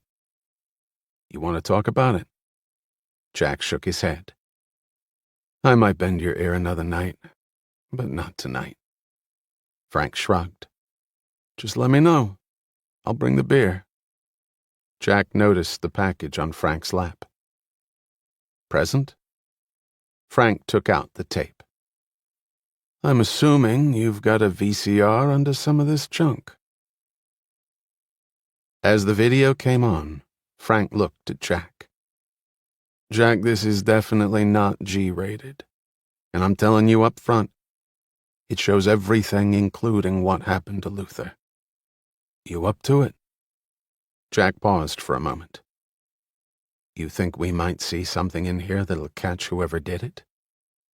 That's what I'm hoping. You knew him a lot better than I did. Maybe you'll see something I don't.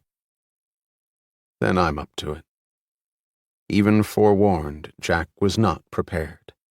Frank watched him closely as the moment grew closer. When the shot rang out, he saw Jack involuntarily jerk back, his eyes wide in horror. Frank cut off the video. Hang in there. I warned you. Jack was slumped over in his chair. His breathing was irregular, his forehead clammy. His entire body shuddered for an instant, and then he slowly came around. He wiped his forehead. Jesus Christ. Flanders's passing remark to the Kennedy example had not been inappropriate. We can stop right now, Jack. Jack's lips set in a firm line. The hell we can. Jack hit the rewind one more time. They had gone through the tape about a dozen times now. Watching his friend's head virtually explode was not getting any easier to watch. The only mitigating factor was that Jack's anger was increasing with each viewing. Frank shook his head. You know, it's too bad the guy wasn't filming the other way. We might have gotten a flash from the shooter. I guess that would have been too easy. Hey, you got any coffee? I have a hard time thinking without caffeine. Got some pretty fresh stuff in the pot. You can bring me a cup. Dishes are over the sink. When Frank returned with the steaming cups, Jack had rewound the tape to a demonstrative Alan Richmond saying his piece on the impromptu stage outside the courthouse. That guy's a dynamo. Frank looked at the screen. I met him the other day. Yeah? Me too. That was in my I'm marrying into the rich and famous set days. What did you think of the guy? Jack gulped his coffee, reached for a bag of peanut butter crackers that lay on the couch, offered one to Frank, who took it and then put his feet up on the rickety coffee table. The detective was slipping easily back into the less structured domain of bachelorhood. Jack shrugged. I don't know. I mean, he's the president. I always thought he was presidential. What do you think of him? Smart. Really smart. The kind of smart you want to be real careful not to get into a battle of wits with unless you're real sure about your own abilities. I guess it's a good thing he's on America's side. Yeah. Frank looked back at the screen. So anything grab your eye? Jack punched a button on the remote. One thing. Check this out. The video leapt forward. The figures jerked around like actors in a silent movie. Watch this. The screen showed Luther stepping out of the van. His eyes were turned toward the ground. The manacles were obviously making it difficult for him to walk. Suddenly, a column of people moved into the video, led by the president. Luther was partially obscured. Jack froze the frame. Look. Frank scrutinized the screen, absently munching peanut butter crackers and draining his coffee. He shook his head. Jack looked at him. Look at Luther's face. You can see it right between the suits. Look at his face.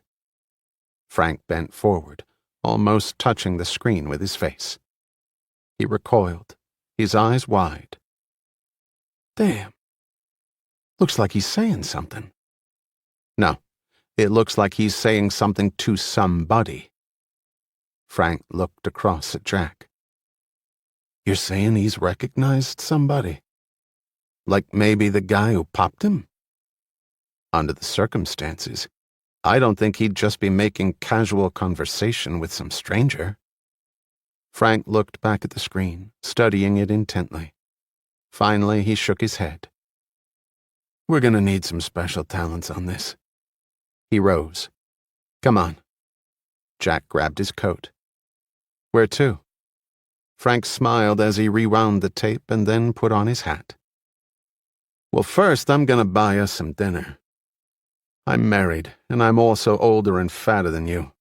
Consequently, crackers for dinner don't cut it. Then we're going down to the station. I've got somebody I want you to meet. 2 hours later, Seth, Frank, and Jack walked into the Middleton police station, their bellies lined with surf and turf and a couple slices of pecan pie. Laura Simon was in the lab. The equipment was already set up. After introductions, Laura popped the tape in. The images sprang to life on a 46-inch screen in the corner of the lab. Frank fast-forwarded to the appropriate spot. There, Jack pointed. Right there.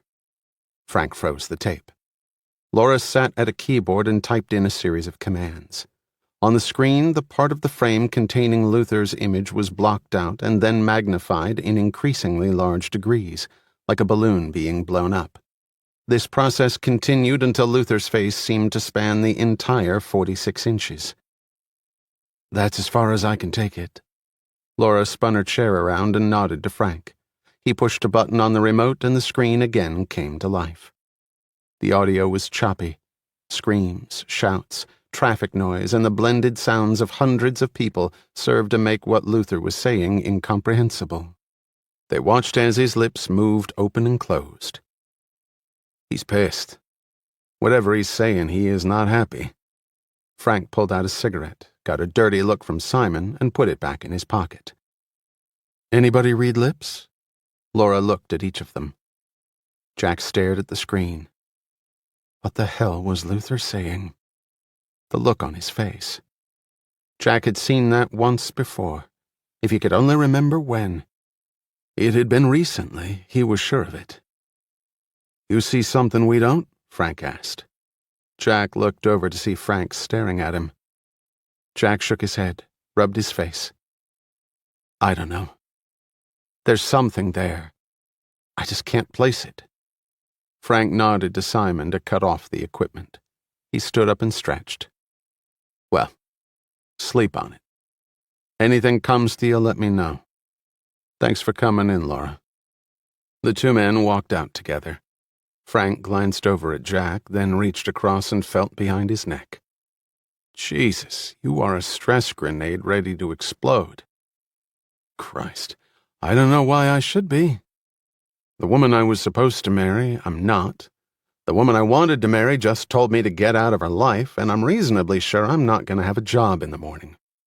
Oh, not to mention, someone murdered a person I cared a lot about, and we're probably never going to find out who it is. Hell, my life couldn't get any more perfect, could it?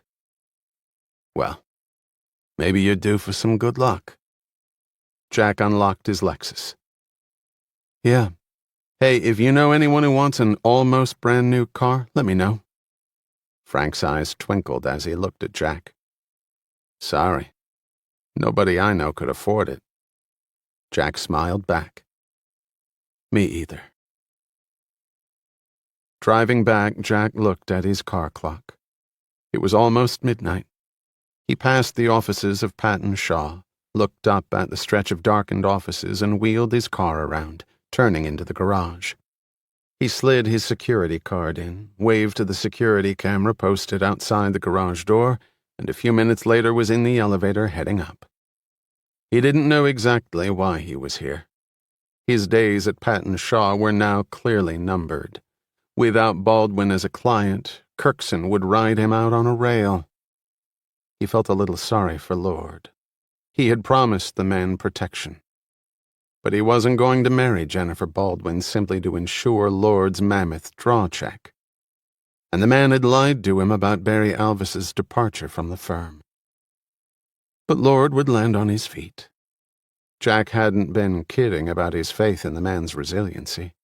A number of firms would snap him up in a New York minute. Lord's future was far more assured than Jack's. The elevator doors opened and Jack stepped into the firm's lobby. The wall lights were on low, and the shadowy effect would have been a little unnerving if he hadn't been so completely preoccupied with his thoughts. He walked down the hallway toward his office, stopped at the kitchen, and grabbed a glass of soda.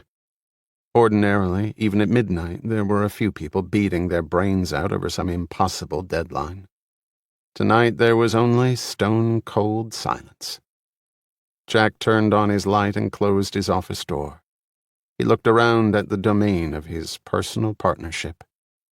His kingdom, if only for another day. It was impressive. The furniture was tastefully expensive, the carpet and wall coverings luxurious. He went down his line of diplomas. Some hard-earned, others freebies that you got for just being a lawyer. He noticed that the scattered papers had been picked up, the work of the meticulous and sometimes overzealous cleaning crew who were used to attorney sloppiness and the occasional full-blown tantrum. He sat down, leaned back in his chair. The soft leather was more comfortable than his bed. He could visualize Jennifer talking with her father. Ransom Baldwin's face would flame red at what he would perceive as an unforgivable insult to his precious little girl. The man would lift the phone tomorrow morning and Jack's corporate career would be over. And Jack couldn't have cared less. His only regret was not instigating that result sooner. Hopefully PD would take him back. That was where he belonged anyway. No one could stop him from doing that. No, his real troubles had started when he had tried being something and someone he wasn't. He would never make that mistake again. His attention shifted to Kate. Where would she go? Had she really been serious about quitting her job? Jack recalled the fatalistic look on her face and concluded that yes, she had been quite serious. He had pleaded with her once more, just like 4 years before, pleaded with her not to go, not to leave his life again. But there was something there he could not break through. Maybe it was the enormous guilt she carried. Maybe she simply did not love him. Had he ever really addressed that possibility? The fact was he hadn't. Consciously had not. The possible answer scared the hell out of him. But what did it matter now? Luther dead. Kate leaving. His life hadn't really changed all that much, despite all the recent activity. The Whitneys were finally, irreversibly gone from him. He looked at the pink pile of messages on his desk. All routine. Then he hit a button on his phone to check his voicemail, which he hadn't done in a couple of days. Patton Shaw let their clients have their choice of the antiquated written phone message or the technologically advanced voicemail. The more demanding clients loved the latter. At least then they didn't have to wait to scream at you. There were 2 calls from Tar Crimson. He would find Tar another lawyer. Patton Shaw was too expensive for him anyway. There were several Baldwin-related matters. Right. Those could wait for the next guy Jennifer Baldwin set her laser sights on. The last message jolted him. It was a woman's voice. Small, hesitant, elderly, clearly uncomfortable with the concept of voicemail. Jack played it back again. Mr. Graham, you don't know me. My name is Edwina Broom. I was a friend of Luther Whitney. Broom? The name was familiar. The message continued. Luther told me that if anything happened to him, I was to wait a little bit, and then I was to send the package on to you. He told me not to open it, and I didn't. He said it was like a Pandora's box. If you looked, you might get hurt. God rest his soul, he was a good man, Luther was. I hadn't heard from you, not that I expected to, but it just occurred to me that I should call and make sure that you got the thing. I've never had to send something like that before. Overnight delivery, they call it. And I think I did it right, but I don't know. If you didn't get it, please call me. Luther said it was very important. And Luther never said anything that wasn't true. Jack listened to the phone number and wrote it down. He checked the time of the call. Yesterday morning. He quickly searched his office. There was no package lurking there. He jogged down the hallway to his secretary's workstation. There was no package there either. He went back to his office. My God. A package from Luther. Edwina Broom? He put his hand through his hair, assaulted his scalp, forced himself to think. Suddenly the name came to him. The mother of the woman who had killed herself. Frank had told him about her. Luther's alleged partner. Jack picked up the phone. It seemed to ring for an eternity. Hello? The voice was sleepy, distant. Mrs. Broom, this is Jack Graham. I'm sorry for calling you so late. Mr. Graham? The voice was no longer sleepy. It was alert, sharp. Jack could almost envision her sitting up in bed, clutching at her nightgown, looking anxiously at the phone receiver. I'm sorry, I just got your message. I didn't get the package, Mrs. Broom. When did you send it? Let me think for a minute. Jack could hear the labored breathing. Why, it was 5 days ago, counting today. Jack thought furiously. Do you have the receipt with a number on it? The man gave me a piece of paper. I'll have to go get it. I'll wait. He tapped his fingers against his desk, trying to stop his mind from flying apart. Just hold on, Jack. Just hold on. I've got it right here, Mr. Graham. Please call me Jack. Did you send it by Federal Express? That's right, yes. All right. What's the tracking number? The what? I'm sorry. The number on the upper right-hand corner of the piece of paper. It should be a long series of numbers. Oh, yes. She gave it to him. He scribbled the numbers down, read them back to her to confirm it. He also had her confirm the address of the law firm. Jack, is this very serious? I mean, Luther dying the way he did and all? Has anyone called you? Anyone you don't know, besides me? No.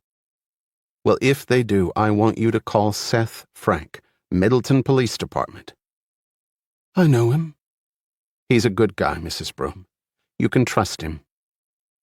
All right, Jack. He hung up and phoned Federal Express. He could hear the computer keys clicking on the other end of the line. The female voice was professional and concise. Yes, Mr. Graham, it was delivered at the law offices of Patton, Shaw & Lord on Thursday at 10:02 a.m. and signed for by a Ms. Lucinda Alvarez. Thank you. I guess it's around here somewhere. Bewildered, he was about to hang up. Has there been some special problem with this package delivery, Mr. Graham? Jack looked puzzled. Special problem? No, why? Well, when I pulled up the delivery history of this package, it shows that we already had an inquiry about it earlier today. Jack's whole body tensed. Earlier today? What time? 6:30 p.m. Did they leave a name? Well, that's the unusual part. According to my records, that person also identified himself as Jack Graham. Her tone made it clear she was far from certain of Jack's real identity. Jack felt a chill invade every part of his body. He slowly hung up the phone. Somebody else was very interested in this package, whatever it was, and someone knew it was coming to him. His hands were shaking as he picked up the phone again. He quickly dialed Seth Frank, but the detective had gone home. The person would not give out Frank's home phone, and Jack had left that number back at his apartment. After some prodding by Jack, the person tried the detective's home, but there was no answer. He swore under his breath. A quick call to directory assistance was useless. The home number was non-pub. Jack leaned back in his chair, the breaths coming a little more rapidly. He felt his chest where his heart suddenly threatened to explode through his shirt. He had always considered himself a possessor of above-average courage. Now he wasn't so sure. He forced himself to focus. The package had been delivered. Lucinda had signed for it. The routine at Patton Shaw was precise. Mail was vitally important to law firms. All overnight packages would be given to the firm's in-house gopher team to be distributed with the day's other mail. They brought it around in a cart. They all knew where Jack's office was. Even if they didn't, the firm printed out a map that was routinely updated. So long as you used the correct map. Jack raced to the door, flung it open and sprinted down the hallway. Completely unbeknownst to him, around the corner in the opposite direction, a light had just come on in Sandy Lord's office. Jack clicked on the light in his old office and the room quickly came into focus. He frantically searched the desktop, then pulled out the chair to sit down, and his eyes came to rest on the package. Jack picked it up. He instinctively looked around, noted the open blinds, and hurriedly shut them. He read the package label. Edwina Broom to Jack Graham. This was it. The package was boxy, but light. It was a box within a box, that's what she had said. He started to open it, then stopped. They knew the package had been delivered here. They? That was the only label he could think to apply. If they knew the package was here, had in fact called about it this very day, what would they do? If whatever was inside was that important and it had already been opened, presumably they would already know about it. Since that hadn't happened, what would they do? Jack sprinted back down the hallway to his office, the package held tightly under his arm. He flung on his coat, grabbed his car keys off his desk, almost knocking over his half-empty glass of soda, and turned to go out. He stopped cold. A noise.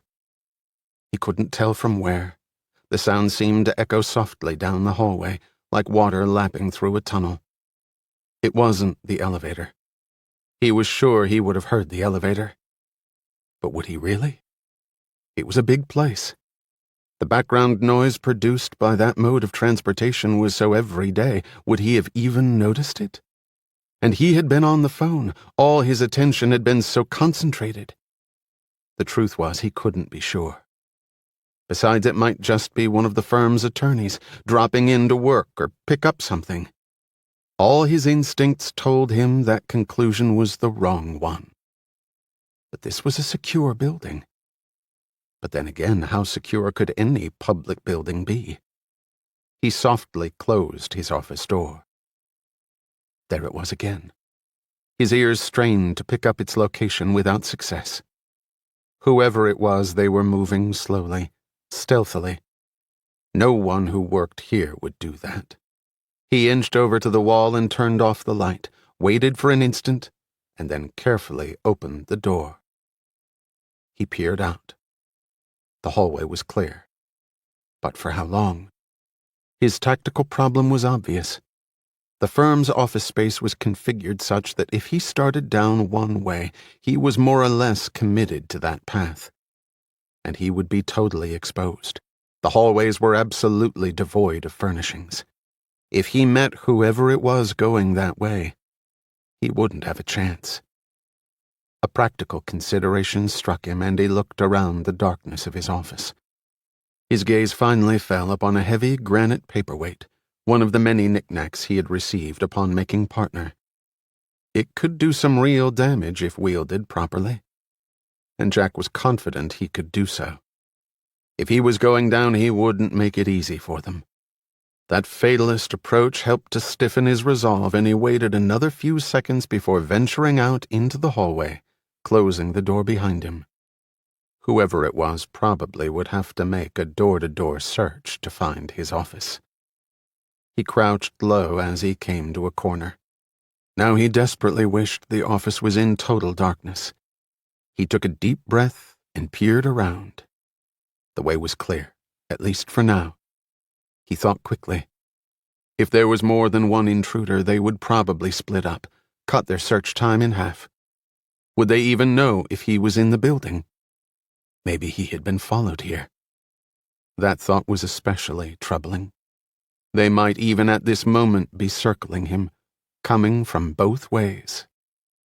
The sounds were closer now. Footsteps. He could make out at least one pair. His hearing was now raised to its highest level of acuteness. He could almost make out the person's breathing, or at least he imagined he could. He had to make a choice, and his eyes finally fell upon something on the wall, something that gleamed back at him. The fire alarm. As he was about to make a run for it, a leg came around the corner at the other end of the hallway. Jack jerked back, not waiting for the rest of the body to catch up with the limb. He walked as swiftly as he could in the opposite direction. He turned the corner, made his way down the hall, and came to a stairwell door. He jerked it open, and a loud creak hit him full in the face. He heard the sounds of running feet. Shit! Jack slammed the door closed behind him and clattered down the stairs. A man hurtled around the corner. A black ski mask covered his face. A pistol was in his right hand. An office door opened, and Sandy Lord, dressed in his undershirt with his pants halfway off, stumbled out and accidentally plowed into the man. They went down hard. Lord's flailing hands instinctively gripped the mask, pulling it off. Lord rolled to his knees, sucking in blood from his battered nose. "What the goddamn hell is going on? Who the hell are you?" Lord angrily looked eye to eye with the man. Then Lord saw the gun and froze. Tim Collin looked back at him, shaking his head half in disbelief, half in disgust. There was no way around it now. He raised his gun. "Jesus Christ! Please, no!" Lord wailed and fell back. The gun fired, and blood spurted from the very center of the undershirt. Lord gasped once, his eyes glazed, and his body landed back against the door. It fell the rest of the way open to reveal the nearly naked figure of the young legislative liaison, who stared in shock at the dead lawyer. Collins swore under his breath. He looked at her. She knew what was coming. He could see it in the terror-filled eyes. Wrong place, wrong time. Sorry, lady. His gun exploded a second time, and the impact knocked her slender body back into the room. Her legs splayed, her fingers clenched. She stared blankly at the ceiling. Her night of pleasure turned abruptly into her last night on Earth. Bill Burton ran up to his kneeling partner and surveyed the carnage with incredulity, which was quickly replaced with anger. "Are you fucking crazy?" he exploded. "They saw my face. What the hell was I supposed to do? Make them promise not to tell? Fuck it." Both men's nerves were at their breaking point. Collin gripped his gun hard. "Where is he?" "Was it Graham?" Burton demanded. "I think so. He went down the fire stairs." "So he's gone." Collin looked at him and then stood up. "Not yet. I didn't waste two people just so he could get away." He started to take off. Burton grabbed him. "Give me your gun, Tim." "God damn it, Bill, are you nuts?" Burton shook his head, pulled out his piece and handed it to him. He took Collin's weapon. "Now, go get him. I'll try to do some damage control here." Collin ran to the door and then disappeared down the stairs. Burton looked at the two dead bodies. He recognized Sandy Lord and sucked in his breath sharply. God damn, he said again. He turned and went quickly to Jack's office. Trailing his sprinting partner, he had found it right at the moment the first shot rang out. He opened the door and turned on the light. He surveyed the interior quickly. The guy would have the package with him. That was clear. Richmond had been right about Edwina Broom's involvement. Whitney had entrusted her with the package. Shit, they had been so close. Who knew Graham or anybody else would be here this late? He made another sweep of the room's contents with his eyes. They went past and slowly came back to the desk. His plan came together in a few seconds. Finally, something might be going their way. He moved toward the desk. Jack reached the first floor and yanked on the doorknob. It didn't budge. His heart sank. They had had trouble with this before. Routine fire drills and the doors had been locked. The building management said they had fixed the problem. Right. Only now their mistake could cost him his life, and not from any inferno. He looked back up the stairs. They were coming fast. Silence was no longer an issue. Jack raced back up the stairs to the second floor, prayed silently before he grabbed the knob, and a rush of relief swept over him as it turned in his sweating hand. He turned the corner, hit the elevator bank, pushed the button. He checked his backside, ran to the far corner, and crouched down out of sight. Come on. He could hear the elevator heading up, but then an awful thought ran through his mind. Whoever was following him could be on that elevator, could have figured what Jack would try to do and attempt to checkmate him. The car halted on his floor. At the instant the doors opened, Jack heard the fire door smash against the wall. He jumped for the car, slid in between the doors, and crashed against the back of the elevator. He leapt up and hit the button for the garage. Jack felt the presence immediately, the slightly elevated breathing. He saw a flash of black, then the gun. He hurled the paperweight and threw himself into the corner. He heard a grunt of pain as the doors finally closed. He ran through the dark underground parking garage, found his car, and a few moments later he was through the automatic door and hit the accelerator. The car raced up the street. Jack looked back. Nothing. He looked at himself in the mirror. His face was drenched with sweat. His entire body was one large knot. He rubbed his shoulder where he had slammed into the elevator wall. Jesus, that had been so close. So close. As he drove, he wondered where he could go. They knew him, knew all about him, it seemed. He clearly couldn't go home. Where then? The police? No. Not until he knew who was after him. Who had been able to kill Luther despite all the cops? Who seemed to always know what the cops knew? For tonight he would stay someplace in town. He had his credit cards. In the morning, first thing in the morning, he would hook up with Frank. Everything would be okay then. He eyed the box. But tonight, he would see what had almost cost him his life. Russell lay underneath the sheets. Richmond had just finished on top of her, and without a word he had climbed off and left the room, her sole purpose brutally fulfilled. She rubbed her wrists where he had clenched them. She could feel the abrasions. Her breasts hurt where he had mauled them. Burton's warning came back to her. Christine Sullivan, too, had been mangled, and not just by the agent's bullets. She slowly moved her head back and forth, fought to hold back the tears. She had wanted this so badly, had wanted Alan Richmond to make love to her. She had imagined it would be so romantic, so idyllic. Two intelligent, powerful, and dynamic people. The perfect couple. How wonderful it should have been.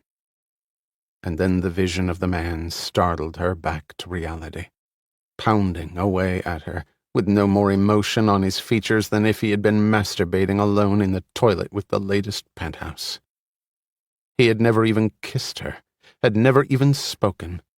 He had just pulled off her clothes as soon as she came in the bedroom, sunk his hardened flesh into her, and now he was gone. It had all taken barely 10 minutes. And now she was alone.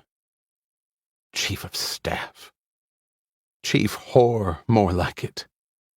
She wanted to scream out, "I fucked you," You bastard. I fucked you in that room that night, and there wasn't a damn thing you could do about it, you son of a bitch. Her tears wet the pillow, and she cursed herself for breaking down and crying yet again. She had been so sure of her abilities, so confident that she could control him. God, she had been so wrong.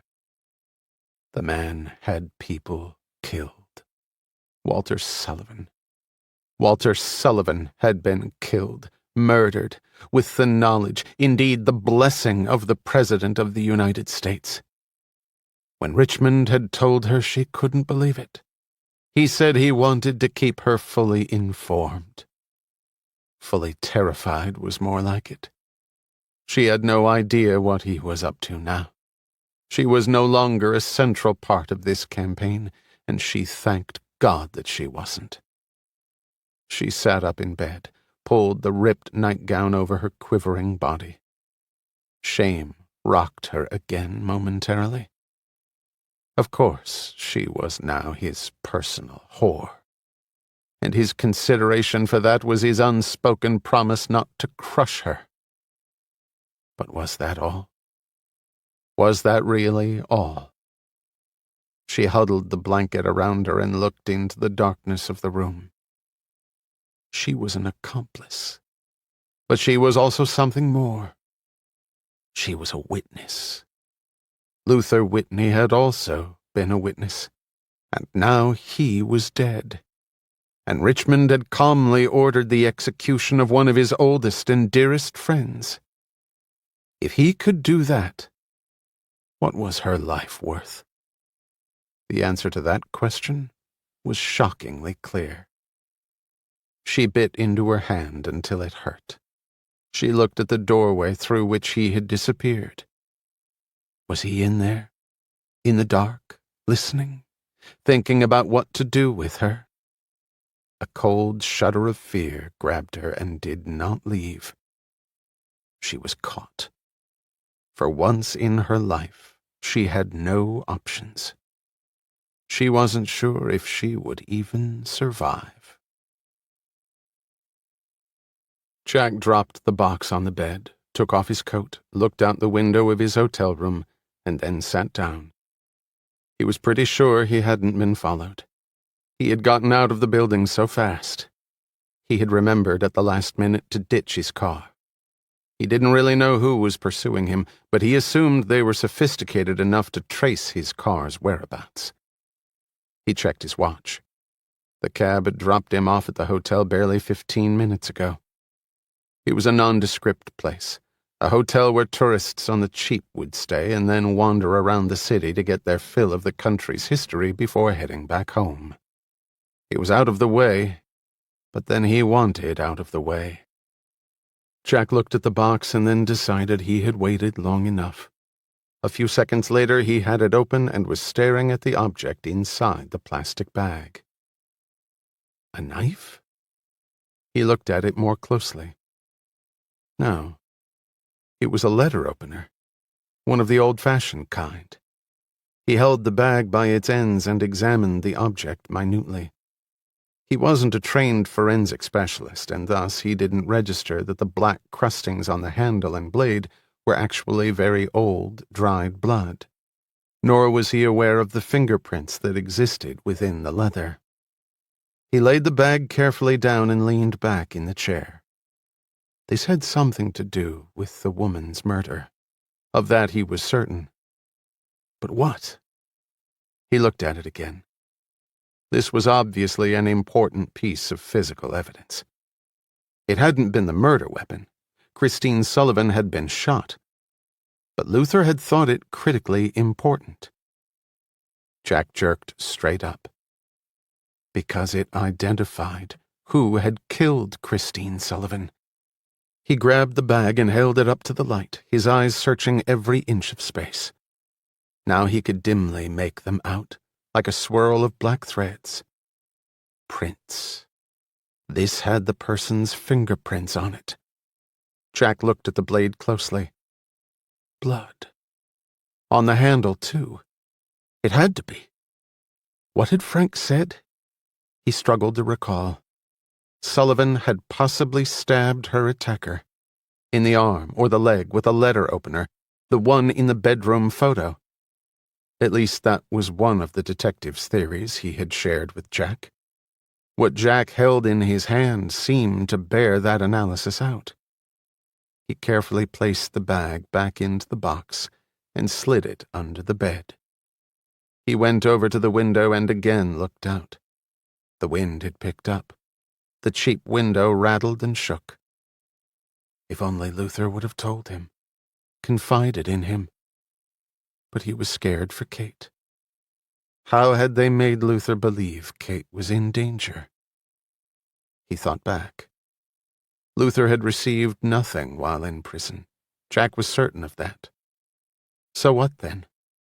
Had whoever it was just walked up to Luther and told him flat out, "Talk and your daughter dies"? How would they even know he had a daughter? The two hadn't been in the same room with each other for years. Jack lay down on the bed, closed his eyes. No, he was wrong about that. There was one time when that would have been possible. The day they had arrested Luther. That would be the only time that father and daughter would have been together. It was possible that, without saying anything, someone could have made it crystal clear to Luther with just a look. Nothing more. Jack had handled cases that had been dismissed because witnesses were afraid to testify. No one had ever said anything to them. It was solely intimidation by the unspoken word. A silent terror. There was nothing new about that. So who would have been there to do that? To deliver the message that had made Luther shut up like his mouth was stapled closed? But the only people who were there, as far as Jack knew, were the cops. Unless it was the person who had taken a shot at Luther. But why would he hang around? How could that person just waltz into the place, walk up to Luther, make eye contact without anyone becoming suspicious?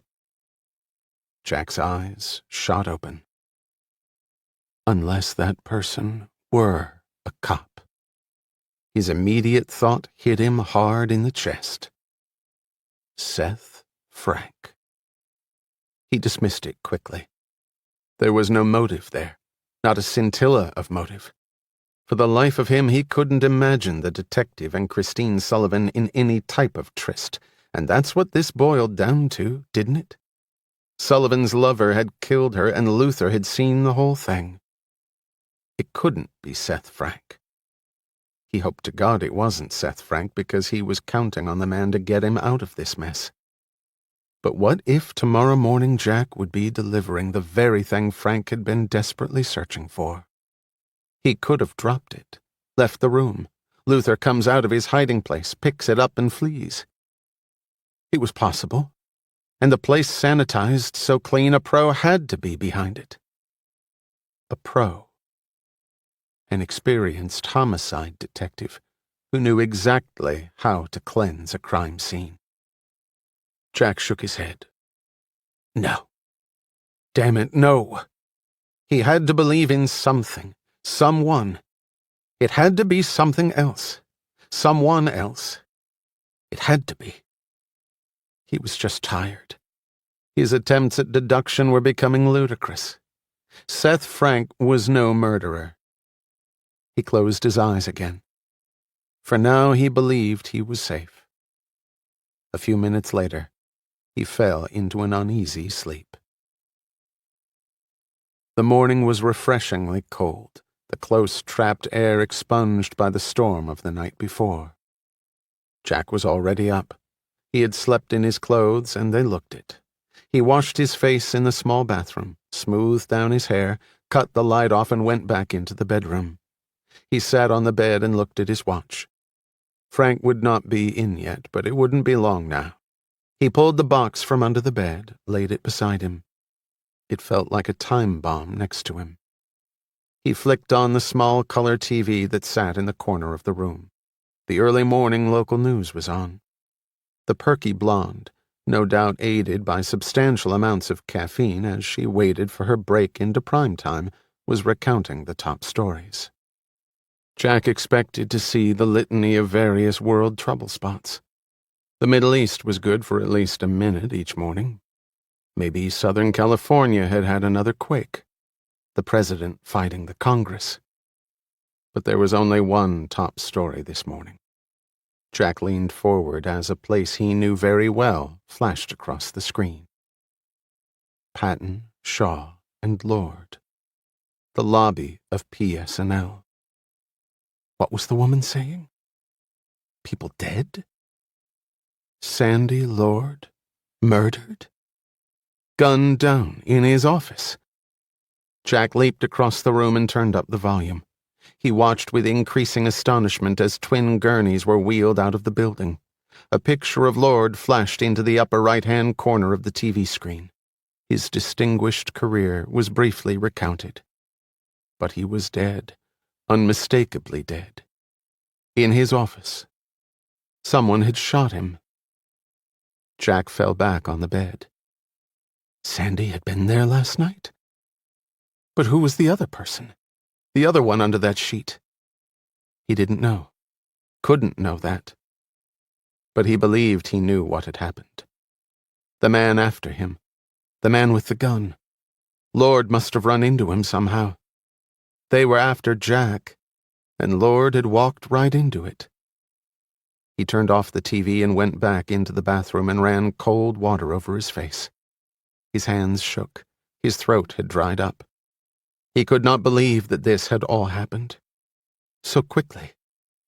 It had not been his fault, but Jack could not help feeling enormously guilty for his partner's death. Guilty, like Kate had felt. It was a crushing emotion. He grabbed the phone and dialed. Seth Frank had been at his office for an hour already. A contact from D.C. Homicide had tipped him to the twin slayings at the law firm. Frank had no idea if they were connected to Sullivan. But there was a common denominator. A common denominator that had given him a throbbing headache, and it was barely 7 a.m. His direct line rang. He picked it up, his eyebrows arched in semi-disbelief. "Jack, where the hell are you?" There was a hard edge in the detective's tone that Jack had not expected to hear. "Good morning to you, too. Jack, do you know what's happened?" "I just saw it on the news. I was there last night, Seth. They were after me. I don't know exactly how, but Sandy must have walked into it and they killed him." "Who? Who killed him?" "I don't know. I was at the office. I heard a noise. The next thing I know, I'm being chased through the building by someone with a gun, and I barely get out of there with my head intact. Do the police have any leads?" Frank took a deep breath. The story sounded so fantastic. He believed in Jack, trusted him. But who could be absolutely certain about anyone these days? "Seth? Seth!" Frank bit on his nail, thinking furiously. Depending on what he did next, one of two totally different events would take place. He momentarily thought of Kate Whitney, the trap he had laid for her and her father. He had still not gotten over that. He might be a cop, but he had been a human being long before that. He trusted he still had some decent human qualities left. "Jack, the police do have one lead. A real good lead, in fact." "Okay, what is it?" Frank paused, then said, "It's you, Jack. You're the lead. You're the guy the entire district police force is combing the city for right this very minute." The phone slowly slid down from Jack's hand. The blood seemed to have ceased flowing through his body. "Jack. Jack, goddammit, talk to me." The words of the detective did not register. Jack looked out the window. Out there were people who wanted to kill him, and people who wanted to arrest him for murder. "Jack!" Finally, with an effort, Jack spoke. "I didn't kill anybody, Seth." The words were spoken as though they were spilling down a drain, about to be washed away. Frank heard what he desperately wanted to hear. It wasn't the words. Guilty people almost always lied. It was the tone with which they were spoken. Despair, disbelief, horror all rolled into one. "I believe you, Jack," Frank said quietly. "What the hell's going on, Seth?" "From what I've been told, the cops have you on tape going into the garage at around midnight. Apparently Lord and a lady friend of his were there before you." "I never saw them." "Well, I'm not sure that you necessarily would have." He shook his head and continued. "Seems they were found not completely clothed, especially the woman. I guess they had just finished doing it when they bought it." "Oh, God!" "And again they have you on the video blowing out of the garage apparently right after they were killed." "But what about the gun? Did they find the gun?" "They did. In a trash dumpster inside the garage." "And?" "And your prints were on the gun, Jack. They were the only ones on the gun. After they saw you on the videotape, the D.C. cops accessed your fingerprints from the Virginia State Bar file. A 9-point hit, I'm told." Jack slumped down in the chair. "I never touched any gun, Seth. Somebody tried to kill me and I ran. I hit the guy. With a paperweight I pulled off my desk. That's all I know." He paused. "What do I do now?" Frank knew that question was coming. In all honesty, he wasn't sure what to answer. Technically, the man he was speaking to was wanted for murder. As a law enforcement officer, his action should have been absolutely clear. Only it wasn't. "Wherever you are, I want you to stay put. I'm gonna check this out. But don't, under any circumstances, go anywhere. Call me back in 3 hours, okay?" Jack hung up and pondered the matter. The police wanted him for murdering 2 people. His fingerprints were all over a weapon he had never even touched. He was a fugitive from justice. He smiled wearily, then he stiffened slightly. A fugitive. And he had just hung up from talking to a policeman. Frank hadn't asked where he was, but they could have traced the call. They could have done that easily. Only Frank wouldn't do that. But then Jack thought about Kate. Cops never told the whole truth. The detective had suckered Kate. Then he had felt sorry about it. Or at least he had said he had. A siren blared outside and Jack's heart stopped for an instant. He raced to the window and looked out, but the patrol car kept on going until the flashing lights disappeared. But they might be coming. They might be coming for him right now. He grabbed his coat and put it on. Then he looked down at the bed.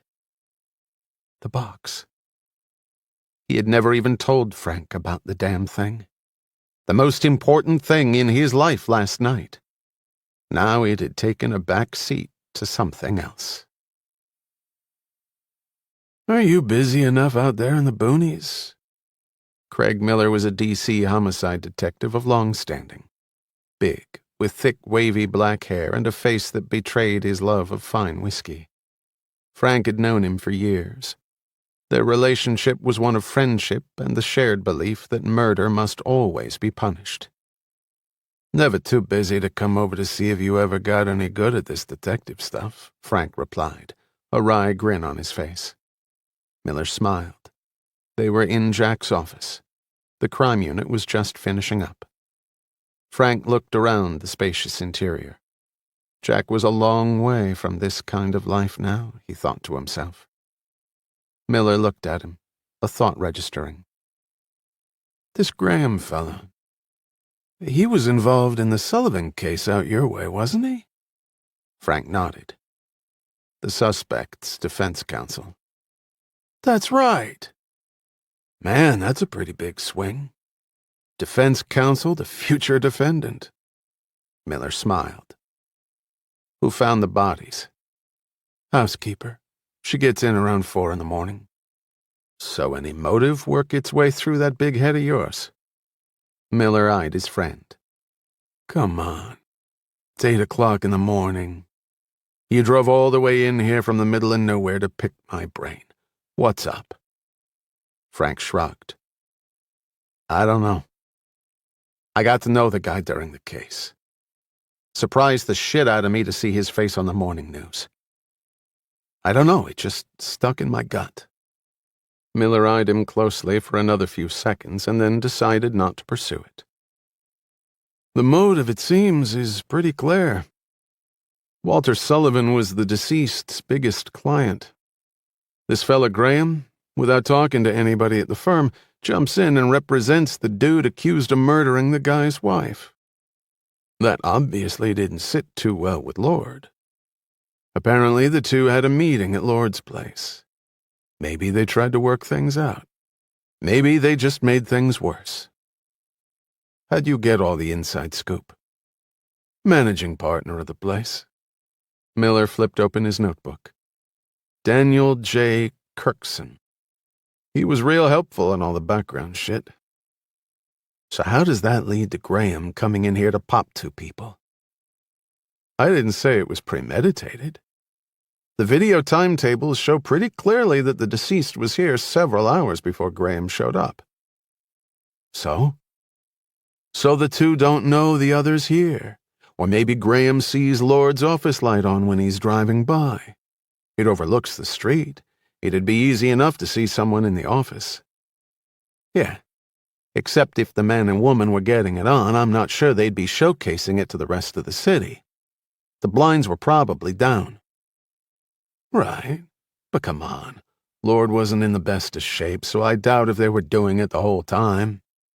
In fact, the office light was on when they were found and the blinds were partially open. Anyway, accidental or not, the 2 run into each other here. The argument is rekindled.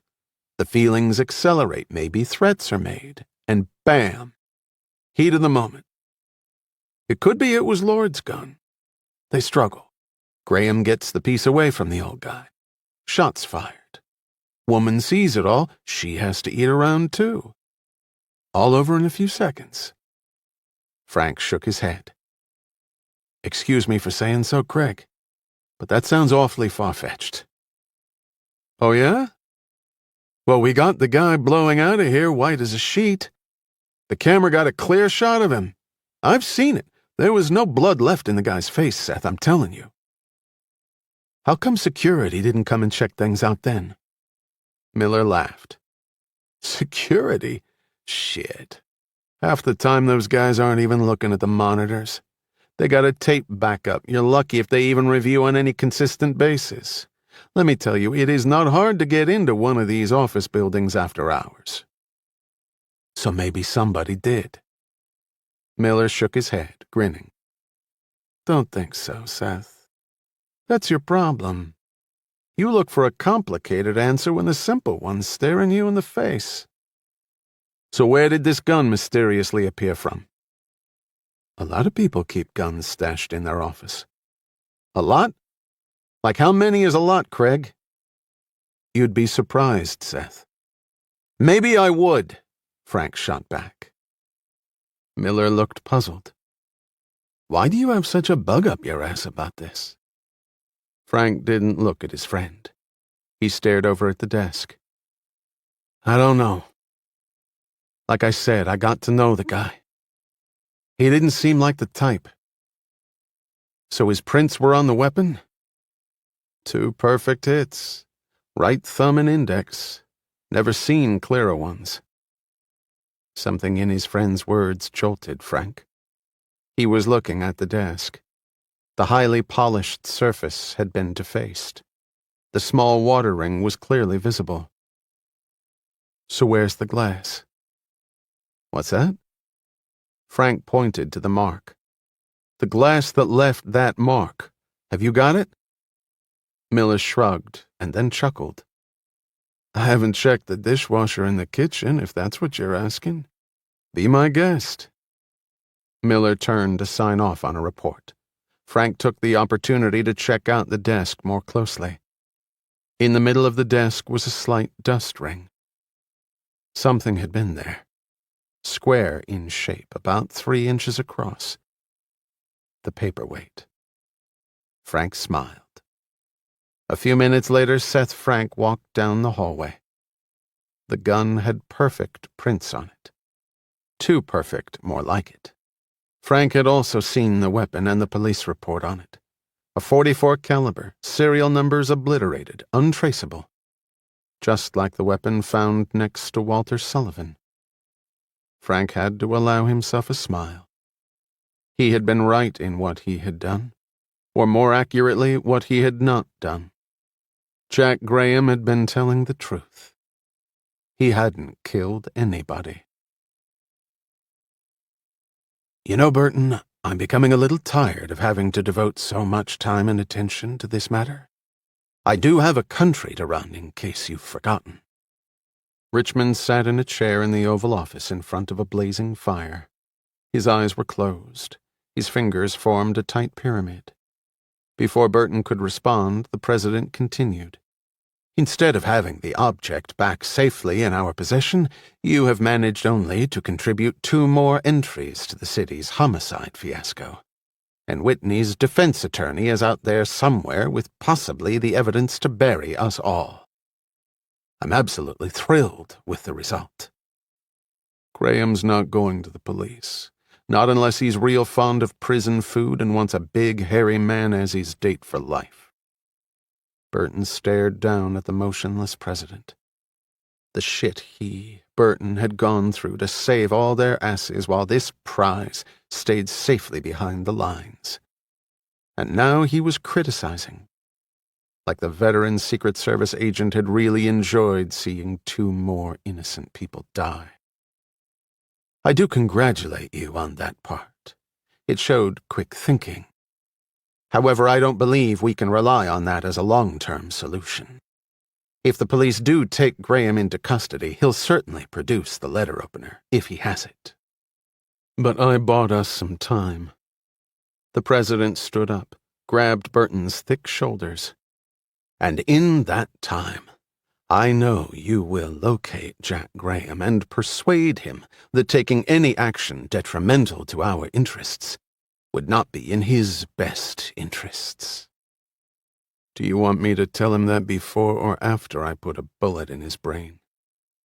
The president smiled grimly.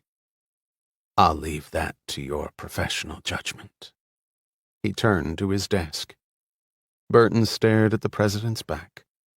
For one instant, Burton visualized pumping a round from his weapon into the base of the president's neck. Just end the bullshit right here and now. If anyone ever deserved it, this guy did. Any idea where he might be, Burton? Burton shook his head. No, but I've got a pretty reliable source. Burton didn't mention Jack's phone call to Seth Frank that morning. Sooner or later, Jack would reveal his location to the detective, and then Burton would make his move. Burton took a deep breath. If you loved a pressure-filled challenge, it didn't get much better than this. It was the 9th inning. The home team was up by 1. There were 2 outs, 1 runner on, and a full count on the bruiser at the plate. Could Burton close it out? Or would they all watch as the white orb disappeared into the stands? As Burton walked out the door, more than a small part of him hoped it was the latter. Seth Frank was waiting at his desk, staring at the clock. As the second hand swept past the 12, the phone rang. Jack sat in the phone booth. He thanked God it was as cold as it was outside. The heavy hooded parka he had bought that morning fit right in with the bundled-up mass of humanity. And still he had the overwhelming impression that everyone seemed to be looking at him. Frank picked up on the background noise. "Where the hell are you? I told you not to leave wherever you were staying." Jack didn't respond right away. "Jack? Look, Seth, I'm not real good at being a sitting duck.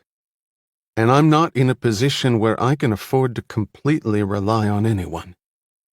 Understood? Frank started to make a protest, but then leaned back in his chair. The guy was right. Flat out right. Fair enough. Would you like to hear how they set you up?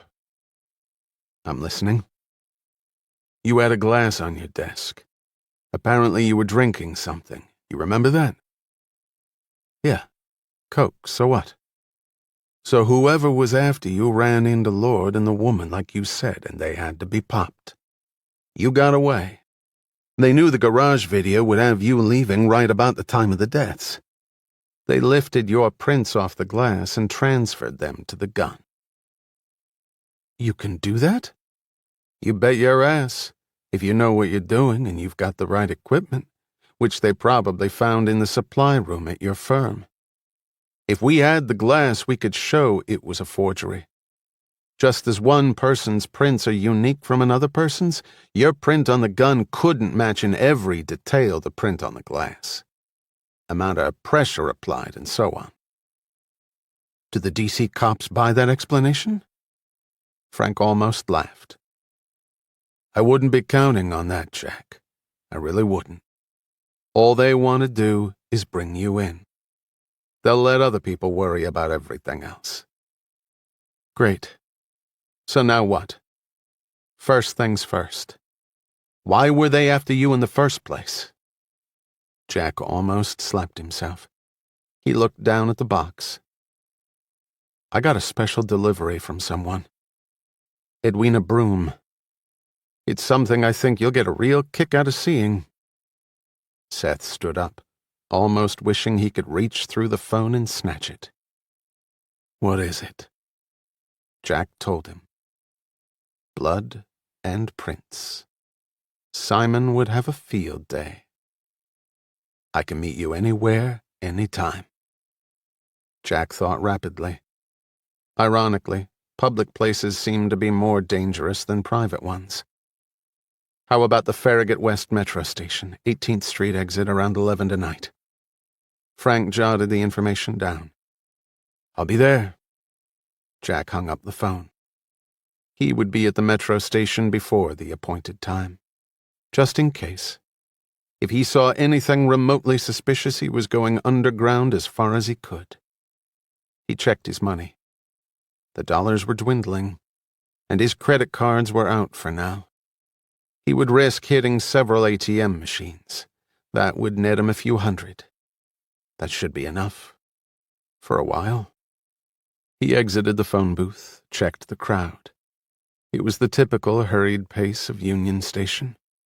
No one appeared the least bit interested in him. Jack jerked slightly. Coming his way were a pair of DC police officers. Jack stepped back into the phone booth until they passed. He bought some burgers and fries at the food court and then grabbed a cab. Munching down while the cab took him through the city, Jack had a moment to reflect on his options. Once he got the letter opener to Frank, would his troubles really end? Presumably the prints and blood would match up with the person in the Sullivan house that night. But then Jack's defense counsel mentality took over. And that mindset told him there were clear, almost insurmountable obstacles in the path of such a pristine resolution. First, the physical evidence may well be inconclusive. There may be no match because the person's DNA and prints may not be on file anywhere. Jack again remembered the look on Luther's face that night on the mall. It was somebody important. Somebody people knew. And that was another obstacle. If you made accusations against a person like that, you better make damn sure you could back it up, or else your case would never see the light of day. Second, they were looking at a mammoth chain of custody problem. Could they even prove the letter opener came from Sullivan's home? Sullivan was dead. The staff might not know for certain. Christine Sullivan had presumably handled it. Perhaps her killer had possessed it for a short period of time. Luther had kept it for a couple of months. Now Jack had it and would hopefully soon be passing it on to Seth Frank. It finally struck Jack. the letter opener's evidentiary value was zilch. Even if they could find a match, a competent defense counsel would shred its admissibility. Hell, they probably wouldn't even get an indictment based on it. Tainted evidence was no evidence at all. He stopped eating and lay back in the grimy vinyl seat. But come on. They had tried to get it back. They had killed to get it back. They were prepared to kill Jack to take possession of what he had. It must be important to them, deadly important. So regardless of its legal efficacy, it had value. And something valuable could be exploited. Maybe he had a chance. It was 10 o'clock when Jack hit the escalator heading down into the Farragut West metro station. Part of the orange and blue lines on the Washington Metro Rail system, Farragut West was a very busy station during the day due to its close proximity to the downtown business area with its myriad law and accounting firms, trade associations, and corporate offices. At 10 o'clock in the evening, however, it was pretty much deserted. Jack stepped off the escalator and surveyed the area. The underground metro stations of the system were really huge tunnels with vaulted, honeycombed ceilings and floors consisting of six-sided brick. A broad corridor lined with cigarette advertisements on one side and automated ticket machines on the other culminated in a kiosk that sat in the center of the aisle with the turnstiles flanking it on either side. A huge metro map with its multicolored rail lines and travel time and pricing information stood against one wall next to the dual phone booths. One bored metro employee leaned back in his chair in the glass-enclosed kiosk. Jack looked around and eyed the clock atop the kiosk. Then he looked back toward the escalator and froze. Coming down the escalator was a police officer. Jack willed himself to turn as casually as possible, and he passed along the wall until he reached the phone booth. He flattened himself against the back of the booth, hidden behind its barrier. He caught his breath and risked peering out. The officer approached the ticket machines, nodded to the metro guy in the kiosk, and looked around the perimeter of the station entrance. Jack drew back. He would wait. The guy would move on shortly. He had to. Time passed. A loud voice interrupted Jack's thoughts. He looked out. Coming down the escalator was a man, obviously homeless. His clothing was in tatters, a thick bundled blanket slung over one shoulder. His beard and hair were matted and unkempt, his face weather-beaten and strained. It was cold outside. The warmth of the metro stations was always a welcome haven for the homeless until they got run out. The iron gates at the top of the escalators were to keep just such people out. Jack looked around. The police officer had disappeared. Perhaps to check out the train platforms, shoot the breeze with the kiosk guy. Jack looked in that direction. That man, too, had vanished. Jack looked back at the homeless man, who was now crumpled in one corner, inventorying his meager belongings, rubbing ungloved hands back and forth, trying to work circulation into limbs stretched to their breaking point. A pang of guilt hit Jack. The gauntlet of such people downtown was staggering. A generous person could empty their entire pockets in the span of one city block. Jack had done that more than once. He checked the area one more time. No one. Another train would not arrive for about 15 minutes. He stepped out of the booth and looked directly across at the man. He didn't seem to see Jack. His attention was focused on his own little world far away from normal reality. But then Jack thought, his own reality was no longer normal, if it ever had been. Both he and the pathetic mass across from him were involved in their own peculiar struggles, and death could claim either of them at any time. Except that Jack's demise would probably be somewhat more violent, somewhat more sudden. But maybe that was preferable to the lingering death awaiting the other. He shook his head clear. Thoughts like that were doing him no good. If he were going to survive this, he had to remain focused. He had to believe he would outlast the forces marshaled against him. Jack started forward, and then stopped. His blood pressure almost doubled. The sudden metabolic change he was experiencing left him lightheaded. The homeless man was wearing new shoes. Soft-soled brown leathers, which probably cost over $150. They were revealed from out of the mass of filthy clothing like a shiny blue diamond on a bed of white sand. And now the man was looking up at him. The eyes locked on Jack's face. They were familiar. Beneath the depths of wrinkles, filthy hair, and wind-burnt cheeks, he had seen those eyes before. He was sure of it. The man was now rising off the floor. He seemed to have much more energy than when he first staggered in. Jack frantically looked around. The place was as empty as a tomb. His tomb. He looked back. The man had already started toward him. Jack backed up, clutching the box to his chest. He thought back to his narrow escape in the elevator. The gun. He would see that gun appearing soon. It would be pointed right at him. Jack backed down the tunnel toward the kiosk. The man's hand was going underneath his coat, a torn and beaten behemoth that spilled its woolen guts with every step. Jack looked around. He heard approaching footsteps. He looked back at the man, deciding whether he should make a run for the train or not. Then he came into sight. Jack almost screamed in relief. The police officer rounded the corner. Jack ran to him, pointing back down the tunnel at the homeless man who now stood stock still in the middle of the corridor. That man, he's not a homeless person. He's an imposter. The chance of him being recognized by the cop had crossed Jack's mind, although the young cop's features didn't betray any such realization. What? The bewildered cop stared at Jack. Look at his shoes. Jack realized he was making little sense, but how could he when he couldn't tell the cop the whole story? The cop looked down the tunnel, saw the homeless man standing there, his face turned into a grimace. In his confusion, he retreated to the normal inquiry. Has he been bothering you, sir?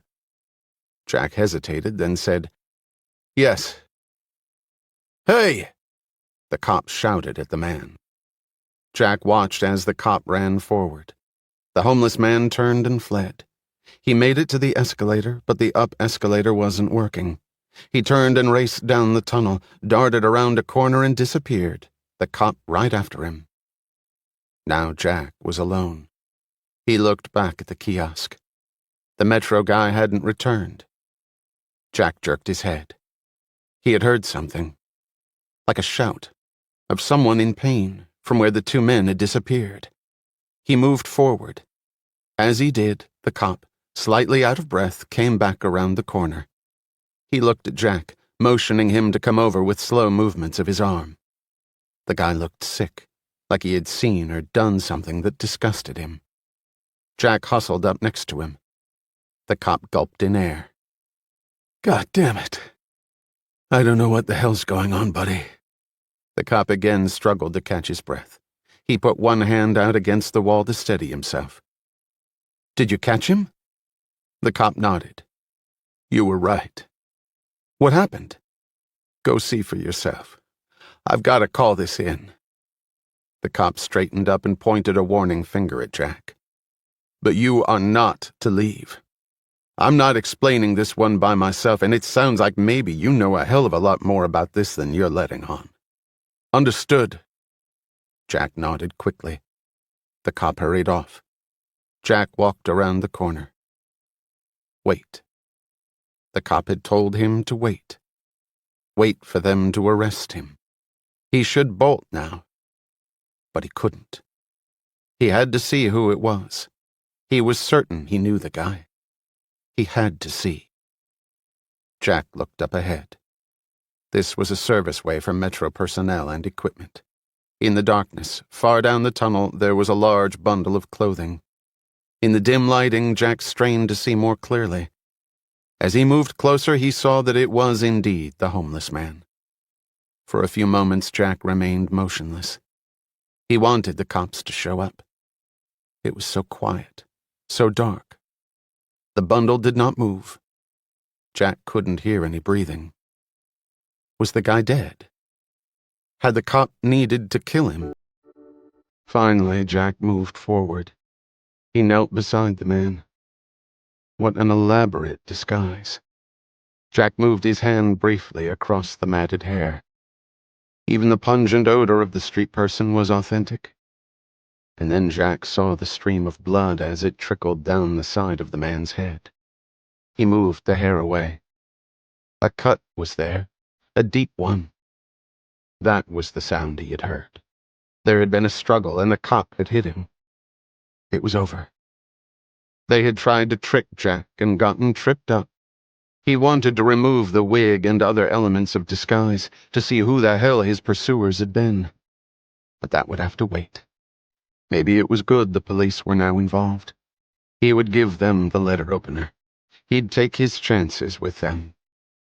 He stood up, turned, and watched the cop striding quickly up the corridor. Jack shook his head. What a surprise this guy was about to get. Chalk it up to being your lucky day, pal. Jack moved toward the cop and then stopped as the 9mm swiftly came out of the holster. The cop glared at him. Mr. Graham. Jack shrugged and smiled. The guy had finally identified him. In the flesh. He held up the box. I've got something for you. I know you do, Jack. And that's exactly what I want. Tim Cullen watched the smile fade from Jack's lips. His hand tightened on the trigger as he moved forward. Seth Frank could feel his pulse quicken as he drew nearer to the station. Finally, he would have it. He could envision Laura Simon devouring the evidence like it was a slab of aged beef. And Frank was almost 100% certain they would score a hit on some database, somewhere. And then the case would crack open like an egg hurled from the Empire State Building. And finally, his questions, the nagging questions, would be answered. Jack looked at the face, absorbing every detail. Not that it would do him any good.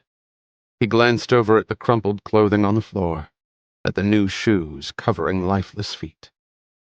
Poor guy had probably wangled his first new pair of shoes in ages, and now would never enjoy them. Jack looked back at Cullen and said angrily, "The guy's dead. You killed him."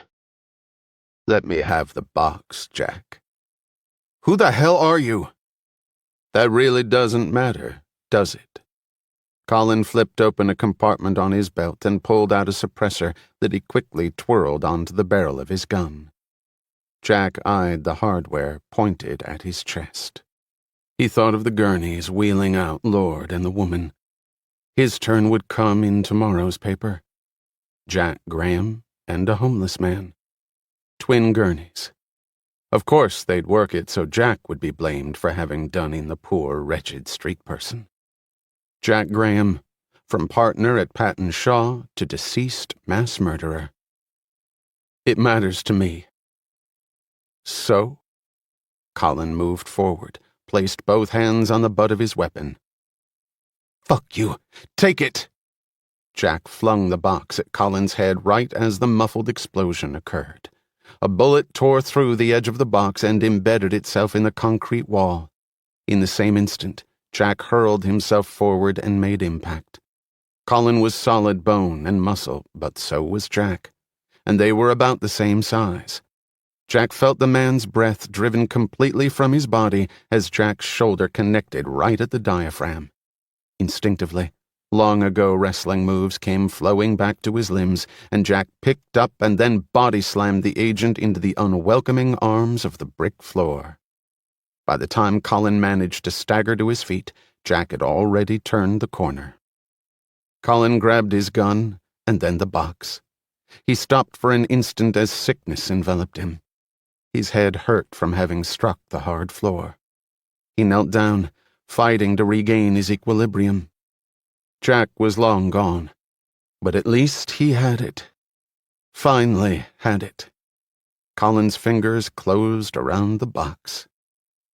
Jack flew past the kiosk, hurdled the turnstiles, raced down the escalator and across the train platform. He was vaguely aware of people staring.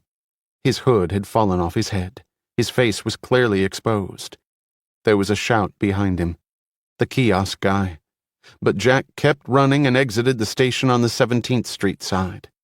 He didn't think the man had been alone, and the last thing he needed was someone tailing him. But he doubted if they had both exits covered. They probably figured he wouldn't be leaving the station under his own power. His shoulder ached from his collision, and his breath came in difficult gulps as the cold air burned his lungs. He was 2 blocks away before he stopped running. He wrapped his coat around himself tightly. And then he remembered. He looked down at his empty hands. The box. He had left the goddamn box behind. He slumped against the front glass of a darkened McDonald's. A car's lights came down the road. Jack looked away from them and quickly moved around the corner. In a few minutes, he hopped a bus. To where? He wasn't sure. The car turned off L Street and onto 19th. Seth Frank made his way up to I Street and then turned toward 18th. He parked on the corner across from the metro station, got out of his car, and went down the escalator. Across the street, hidden behind a collection of trash cans, debris, and metal fencing, the products of a massive demolition project, Bill Burton watched. Swearing under his breath, Burton put out his cigarette, checked the street, and made his way quickly across to the escalator. As he got off the escalator, Frank looked around and checked the time. He wasn't as early as he thought he would be. His eyes fell upon a collection of junk that lay against one wall. Then his gaze drifted over to the unmanned kiosk. There was no one else around. It was quiet. Too quiet. Frank's danger radar instantly lit up. With an automatic motion, he pulled his gun. His ears had pricked up at a sound that came from his right. He moved quickly down the corridor away from the turnstiles. There, a darkened corridor awaited him. He peered around, and at first saw nothing. Then, as his eyes adjusted to the diminished light, he saw 2 things. One was moving. One wasn't. Frank stared as the man slowly rose to his feet. It wasn't Jack. The guy was in a uniform, a gun in one hand, a box in the other. Frank's fingers tightened on his own weapon, his eyes locked on the other man's weapon. Frank stealthily moved forward. He hadn't done this in a long time. The image of his wife and 3 daughters veered across his mind until he pushed it back out. He needed to concentrate. He was finally close enough. He prayed his accelerated breathing would not betray him. He leveled his pistol at the broad back. "Freeze! I'm a police officer!" The man did indeed stop all motion. "Lay the gun down, butt first. I don't want to see your finger anywhere near the trigger or I'm going to put a hole right in the back of your head. Do it. Now!" The gun slowly went toward the floor. Frank watched its progression inch by inch. Then his vision became blurry. Frank's head pounded. He staggered, and then he slumped to the floor. At the sound, Colin slowly looked around to see Bill Burton standing there, holding his pistol by the barrel. He looked down at Frank. "Let's go, Tim."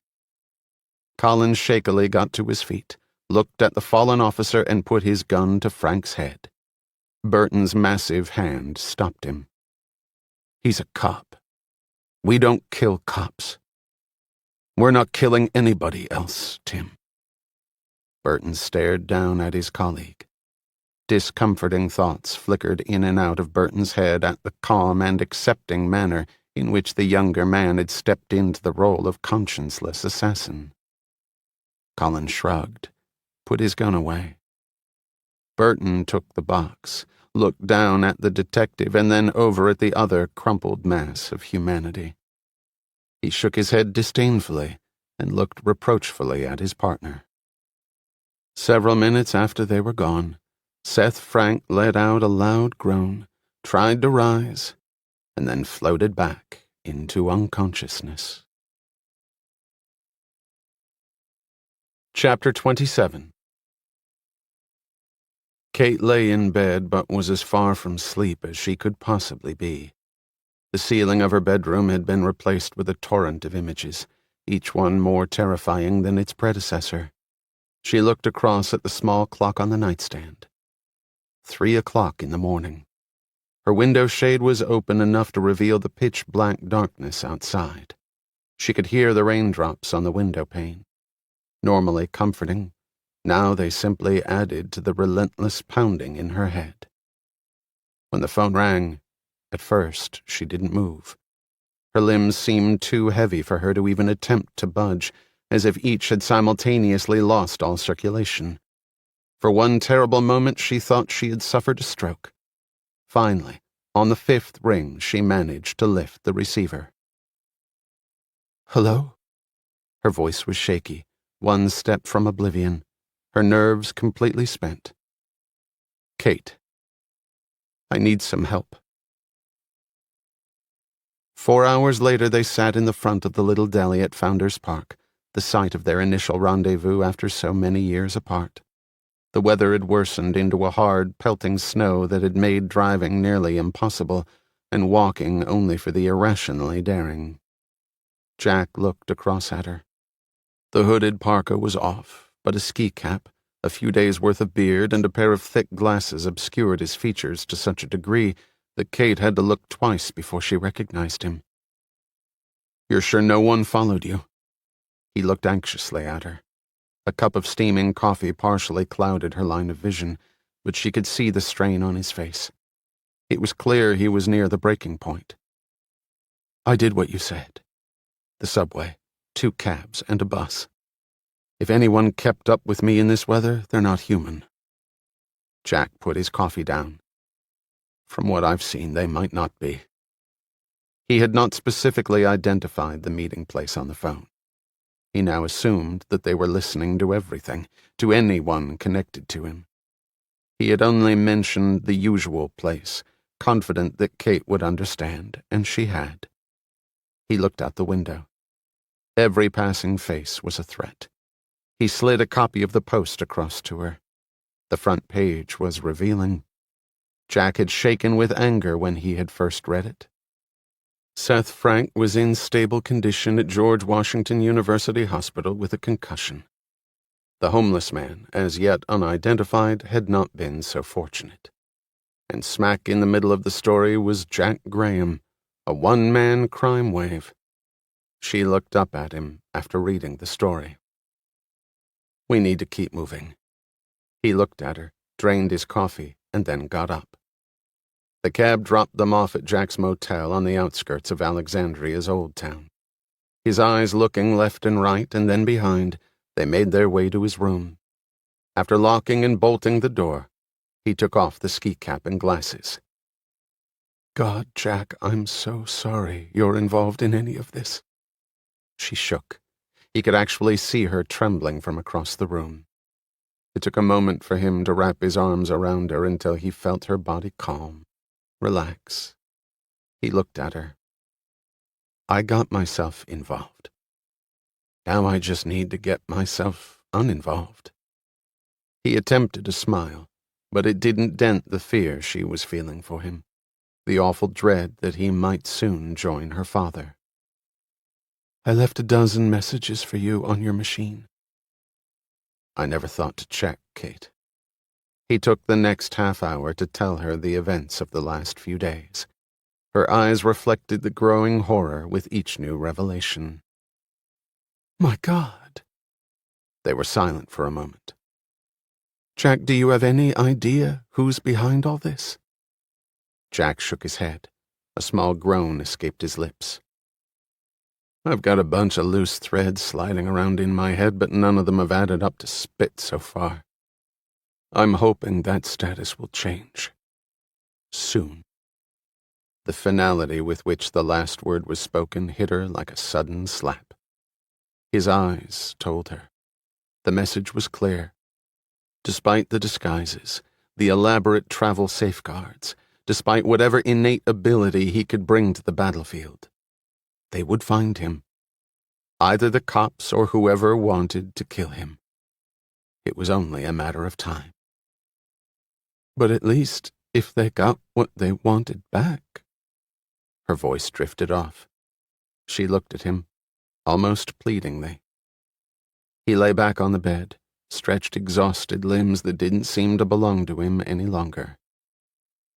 That's not something I can really hang my hat on forever, Kate. Is it? He sat up and looked across the room, at the cheap picture of Jesus hanging on the wall. He would take a dose of divine intervention right now. A small miracle would do. But you didn't kill anyone, Jack. You told me Frank's already figured that out. The DC cops will too. Will they? Frank knows me, Kate. He knows me, and I could still hear the doubt in his voice at first. He picked up on the glass, but there's no evidence that anyone tampered with it or the gun. On the other hand, there's clear, take-it-to-the-bank proof, pointing to me killing 2 people. 3 if you count last night. My lawyer would recommend my negotiating a plea and hoping for 20 to life with the possibility of parole. I'd recommend it myself. If I go to trial, I've got no shot. Just a bunch of speculation trying to tie Luther and Walter Sullivan and all the rest into some landscape of conspiracy of, you have to admit, mind-boggling proportions. The judge will laugh my ass right out of court. The jury will never hear it. Really, there's nothing to hear.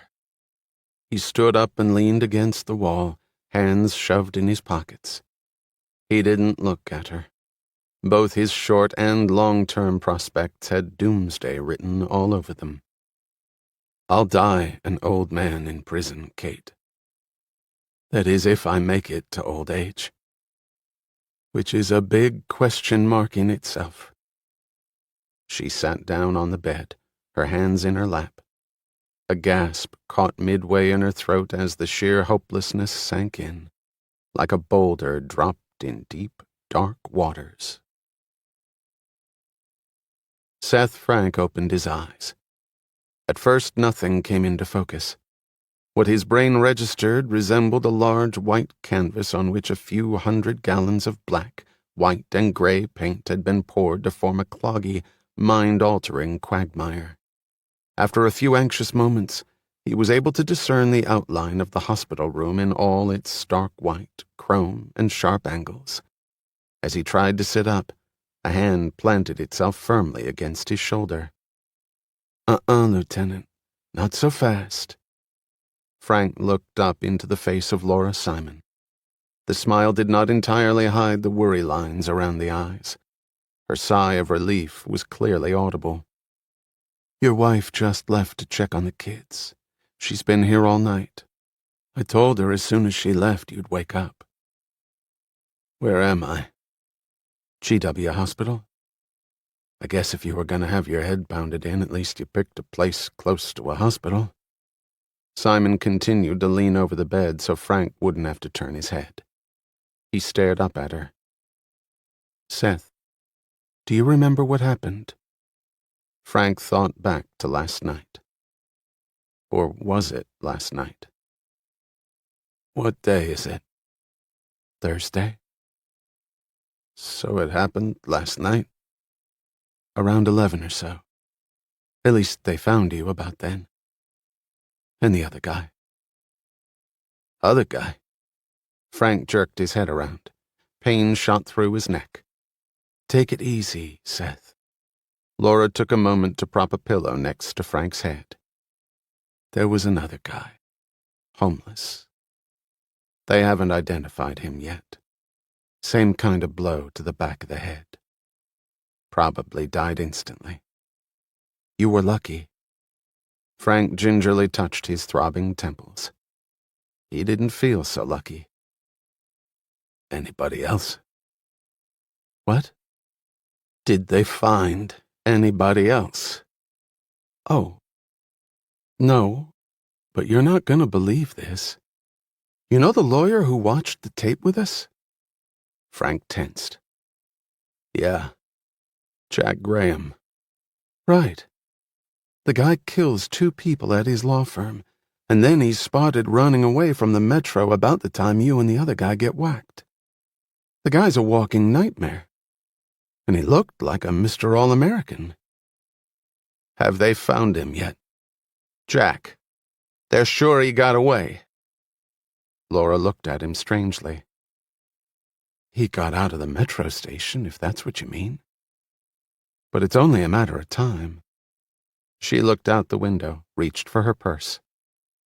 The DC cops want to talk with you as soon as you're able. I'm not sure how much help I can be. I don't remember all that much, Lara. Temporary amnesia. You'll probably get it back. She put on her jacket.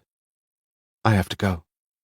Somebody's got to keep Middleton County safe for the rich and famous while you're counting sheep in here. She smiled. Don't make a habit out of this, Seth. We were really worried we might have to hire a new detective. Where would you find someone as nice as me? Laura laughed. Your wife will be back in a few hours. You need to get some rest anyway. She turned to go to the door. By the way, Seth, what were you doing at the Farragut West Metro at that time of night? Frank didn't answer right away. He didn't have amnesia. He recalled the night's events clearly. Seth? I'm not sure, Laura. He closed his eyes and then reopened them. I just don't remember. Don't worry. It'll come back to you. In the meantime, they'll catch Graham. That'll probably clear everything up. After Laura left, Frank did not rest. Jack was out there, and he had probably initially thought the detective had set him up, although if Jack had seen the paper he would know that the detective had walked blindly into the ambush that had been laid for the lawyer. But they had the letter opener now. That's what was in that box. He was certain of it. And without that, what chance did they have of nailing these people? Frank again tried to struggle up. There was an IV in his arm. The pressure on his brain caused him to immediately lie back down. He had to get out of here, and he had to get in touch with Jack. Right now, he had no idea how he would accomplish either. You said you needed my help. What can I do? Kate looked directly at Jack. There were no reservations on her features. Jack sat on the bed next to her. He looked troubled. I've got some real serious doubts about getting you anywhere near this. In fact, I'm wondering if calling you was the right thing to do. Jack, I've been surrounded by rapists, armed robbers, and murderers for the last 4 years. I know that. But at least you knew who they were. This could be anybody. People are getting killed left and right, Kate. This is about as serious as it gets. I'm not leaving unless you let me help you. Jack hesitated. His eyes turned away from hers. Jack, if you don't, then I'm going to turn you in. Better you take your chances with the cops. He looked at her. You'd do that, wouldn't you? Damn straight I would. I'm breaking all the rules by being here with you now. If you let me in on it, then I forget all about seeing you today. If you don't... There was a look in her eyes that, despite all the horrific possibilities he was contemplating, made him somehow feel fortunate to be here at this exact moment. Okay. You need to be my contact with Seth. Outside of you, he's the only one I can trust. But you lost the package. How can he help? Kate could not hide her dislike of the homicide detective.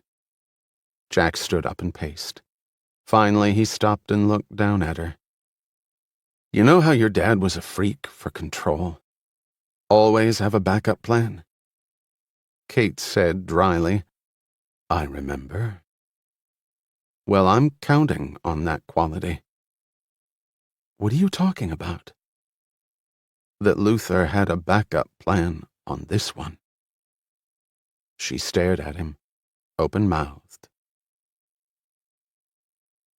Mrs. Broom. The door opened another notch as Edwina Broom peered out. Yes? My name is Kate Whitney. Luther Whitney was my father. Kate relaxed as the old woman greeted her with a smile.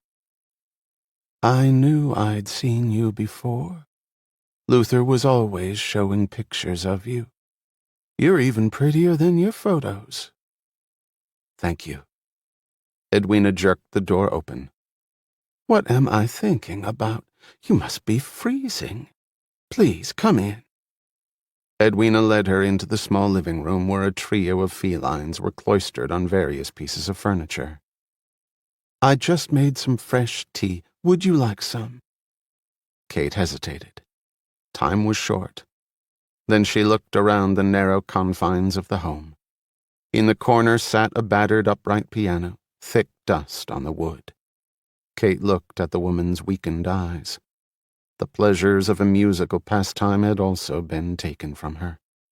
Husband passed on, her only daughter dead. How many visitors could she possibly have? Thank you. I would. Both women settled into the old but comfortable furniture. Kate sipped the strong tea and she began to thaw out. She brushed the hair out of her face and looked across at the elderly woman to find a pair of sad eyes upon her. I'm sorry about your daddy, Kate. I really am. I know you two had your differences. But Luther was as good a man as I've come across in my life. Kate felt herself growing warmer. Thank you. We both have had a lot to deal with in that regard. Edwina's eyes drifted over to a small table next to the window. Kate followed the gaze. On the table, numerous photographs displayed a small shrine to Wanda Broom, capturing her in happy times. She strongly resembled her mother. A shrine. With a jolt, Kate recalled her father's own collection of her personal triumphs. Yes, indeed. Edwina was looking at her again. Kate put down her tea.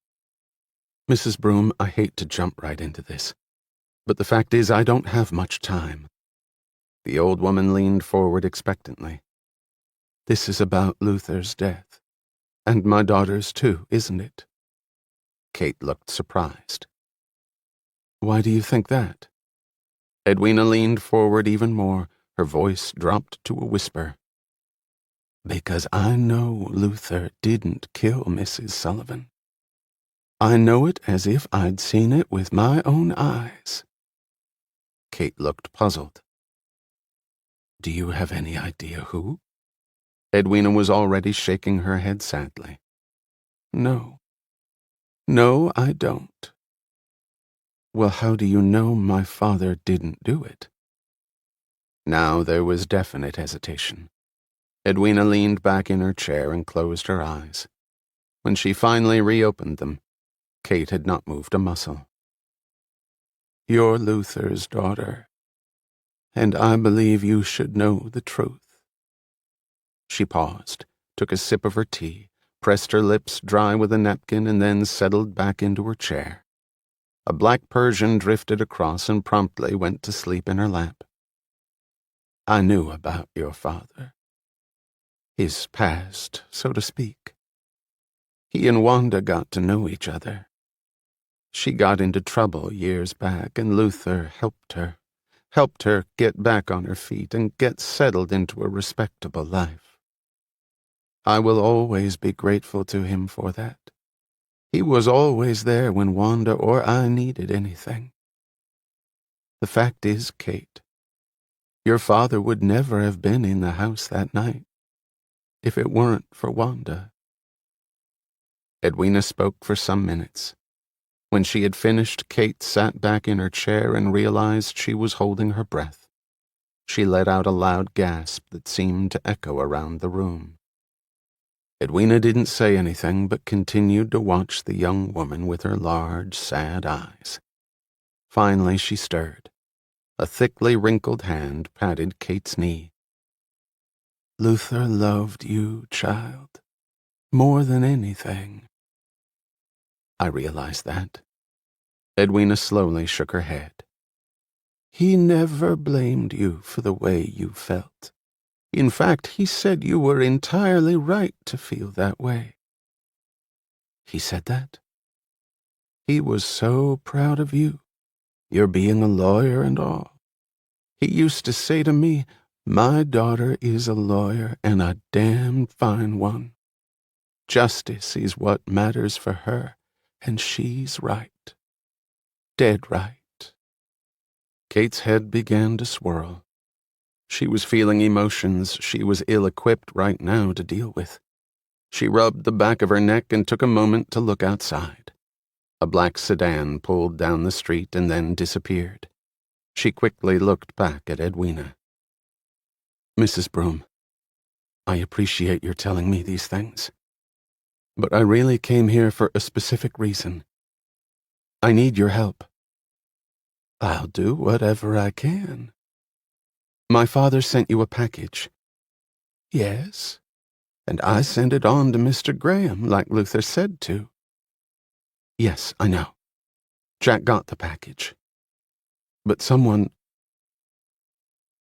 took it away from him. Now we're wondering if my father sent you something else. Something else that might help us. Edwina's eyes no longer looked sad. They had collected into twin masses of stark intensity. She looked over Kate's shoulder. Behind you, Kate, in the piano seat. The hymnal on the left. Kate opened the piano seat and lifted out the hymnal. Inside the pages was a small packet. She looked down at it. Luther was the most prepared man I have ever met in my life. Said if anything went wrong with my sending the package that I was to send this to Mr. Graham. I was getting ready to do that when I heard about him on the TV. Am I right in thinking Mr. Graham didn't do any of the things they say he did? Kate nodded. I wish everybody thought like you did. Kate started to open the package. Edwina's voice was sharp. Don't do that, Kate. Your father said that only Mr. Jack Graham was to see what was inside of there. Only him. I think it best if we took him at his word. Kate hesitated, fighting her natural curiosity, and then closed the package. Did he tell you anything else?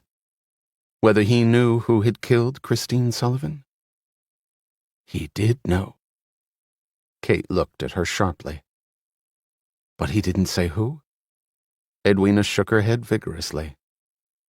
He did say one thing, though. What was that? He said if he told me who had done it, I wouldn't have believed him. Kate sat back, thought for several anxious moments. What could he have meant by that? Well, it surprised me, I can tell you that. Why? Why did that surprise you? Because Luther was the most honest man I'd ever met. I would have believed anything he would have told me, accepted it as the gospel. So whatever he saw, whoever he saw, must have been someone so unlikely as to be unbelievable. Even to you. Exactly. That's exactly what I thought too. Kate rose to go. Thank you, Mrs. Broom. Please call me Edwina. Funny name, but it's the only one I have. Kate smiled. After this is all over, Edwina, I'd like to come back and visit, if you don't mind. Talk about things some more.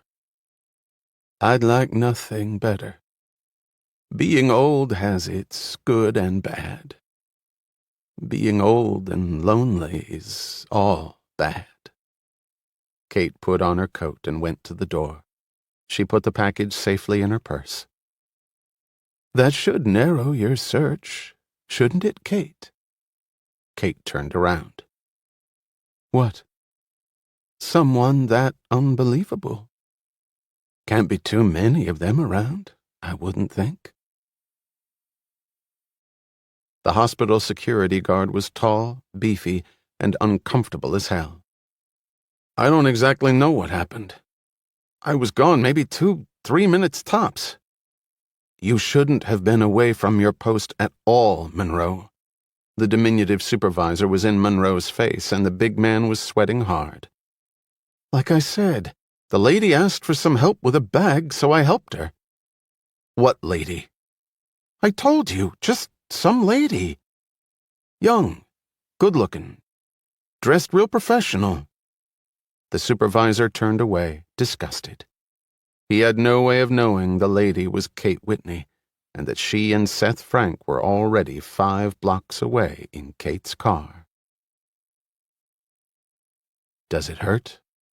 Kate looked at him, with not much sympathy in either her features or her voice. Frank gingerly touched the bandages around his head. You kiddin'? My 6-year-old hits me harder. He looked around the interior of the car. You got some smokes? Since when the hell are hospitals non-smoking?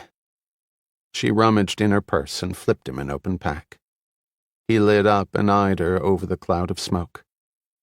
By the way, nice job on the Rent-A-Cop. You should be in the movies. Great. I'm in the market for a career change.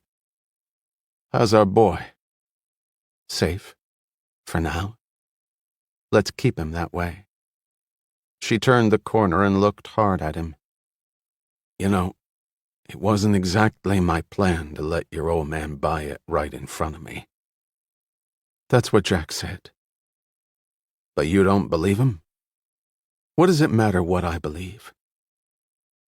It does. It matters to me, Kate. She stopped for a red light. Okay. Let's put it this way. I'm coming around to the idea that you didn't want it to happen. Is that good enough? No. But it'll do for now.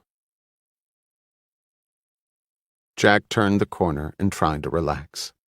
The latest storm front had finally wearied of the capital city, but although there no longer was any pelting icy rain, the thermometer had remained consistently in the 20s, and the wind had returned with a vengeance.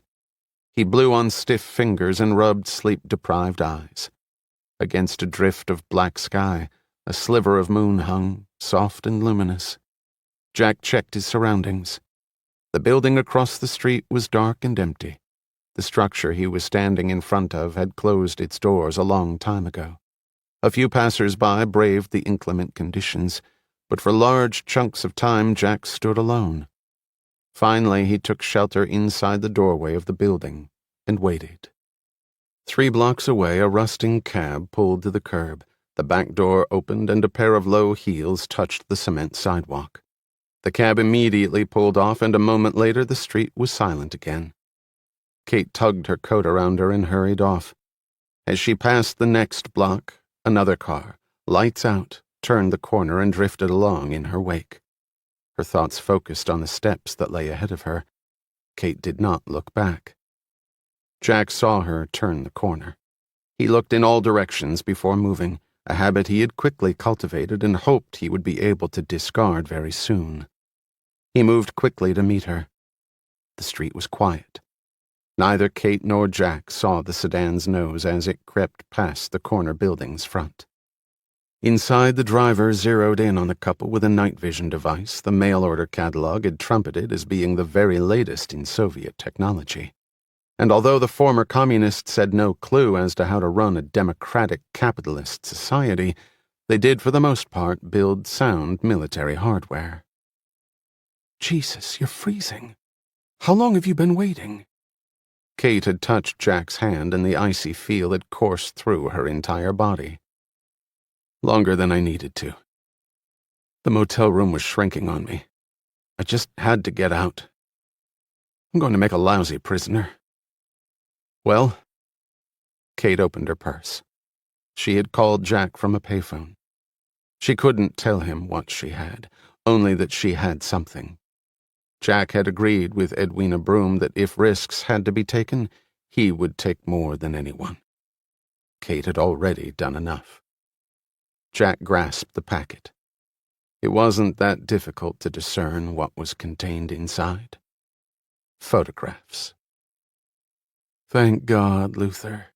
You didn't disappoint. Are you okay? Jack scrutinized her.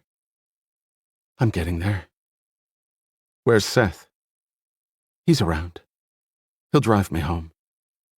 They stared at each other. Jack knew that the best thing was to have Kate leave. Maybe leave the country for a while until this blew over or he was convicted of murder. If the latter, then her intention of starting over somewhere else was probably the best plan anyway. But he didn't want her to leave. Thank you. The words seemed wholly inadequate, like she had just dropped off lunch for him or picked up his dry cleaning. Jack, what are you going to do now? I haven't thought it all through yet. But it's coming. I'm not going down without a fight. Yeah, but you don't even know who it is you're fighting. That's hardly fair. Who said it was supposed to be fair? He smiled at her as the wind kicked old newspapers down the street. You better get going. It's not that safe around here. I've got my pepper mace.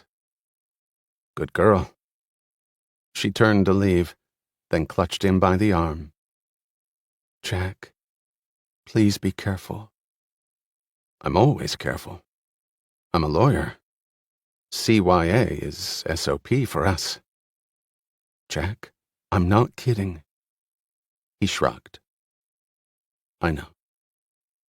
I promise I will be as careful as I can. As Jack said this, he stepped toward Kate and took off his hood. The night goggles fixated on Jack's exposed features, and then they were lowered. Shaky hands picked up the car's cellular phone. The two clung in an easy embrace. While Jack desperately wanted to kiss her, under the circumstances he settled for a soft brush of his lips against her neck. When they stepped back from each other, tears had begun to form in Kate's eyes. Jack turned and walked quickly away. As Kate walked back down the street, she didn't notice the car until it swerved across the street and almost ended up on the curb. She staggered back as the driver's side door flew open. In the background, the air had exploded with sirens, all coming toward her. Toward Jack. She instinctively looked behind her. There was no sign of him. When she turned back, she was staring into a pair of smug eyes, framed under bushy eyebrows. I thought our paths might cross again, Miss Whitney. Kate stared at the man, but recognition was not forthcoming. He looked disappointed. Bob Gavin. From the Post? She looked at his car. She had seen it before, on the street passing Edwina Broom's house. You've been following me. Yes, I have. Figured you'd eventually lead me to Graham. The police? Her head jerked around as a squad car, siren blaring, tore down the street toward them. You called them? Gavin nodded, smiling. He was obviously pleased with himself. Now, before the cops get here, I think we can work a little deal. You give me an exclusive. The down and dirty on Jack Graham and my story changes just enough so that instead of an accessory, you're just an innocent bystander in this whole mess. Kate glared at the man.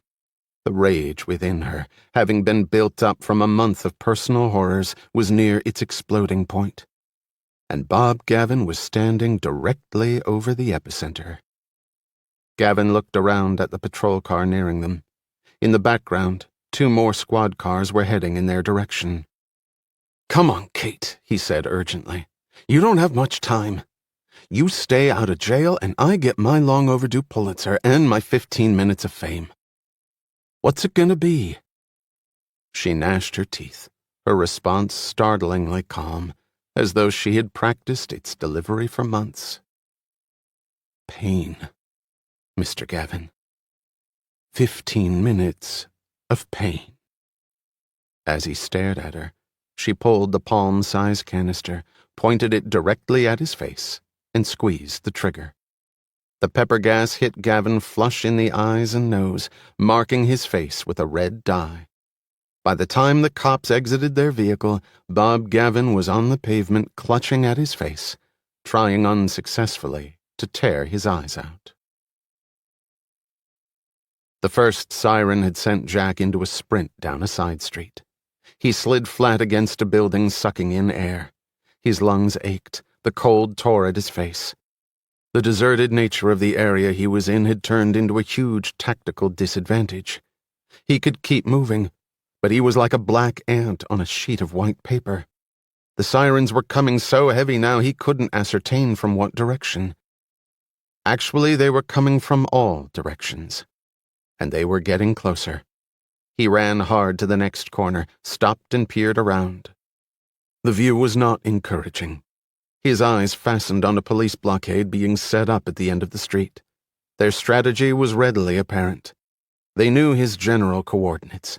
They would simply cordon off a wide radius and systematically close that radius in. They had the manpower and the time. The one thing he did have was a good knowledge of the area he was in. Many of his PD clients had come from here. Their dreams set not on college, law school, good job, loving family, and the suburban split level, but on how much cash they could generate from selling bags of crack, how they could survive one day at a time. Survival. It was a strong human drive. Jack hoped his was strong enough. As he flew down the alley, he had no idea what he would encounter, although he supposed the fierce weather had kept some of the local felons indoors. He almost laughed. Not one of his former partners at Patton Shaw would have come near this place, even with an armored battalion surrounding them. He might as well be running across the surface of Pluto. He cleared the chain-link fence with one jump and landed slightly off balance. As he put out his hand against the rugged brick wall to steady himself, he heard two sounds: his own heavy breathing and the sound of running feet. Several pair. He'd been spotted. They were homing in on him. Next, the canines would be brought in, and you didn't run away from the four-legged cops. He exploded out of the alley and made his way over to Indiana Avenue. Jack veered down another street as the squeal of tires flew toward him. Even as he raced in the new direction, a new flank of pursuers rushed to greet him. It was only a matter of time now. He felt in his pocket for the packet. What could he do with it? He didn't trust anybody. Technically, an inventory of an arrestee's possessions taken from him would be made, with appropriate signatures and chain of custody safeguards, all of which meant nothing to Jack.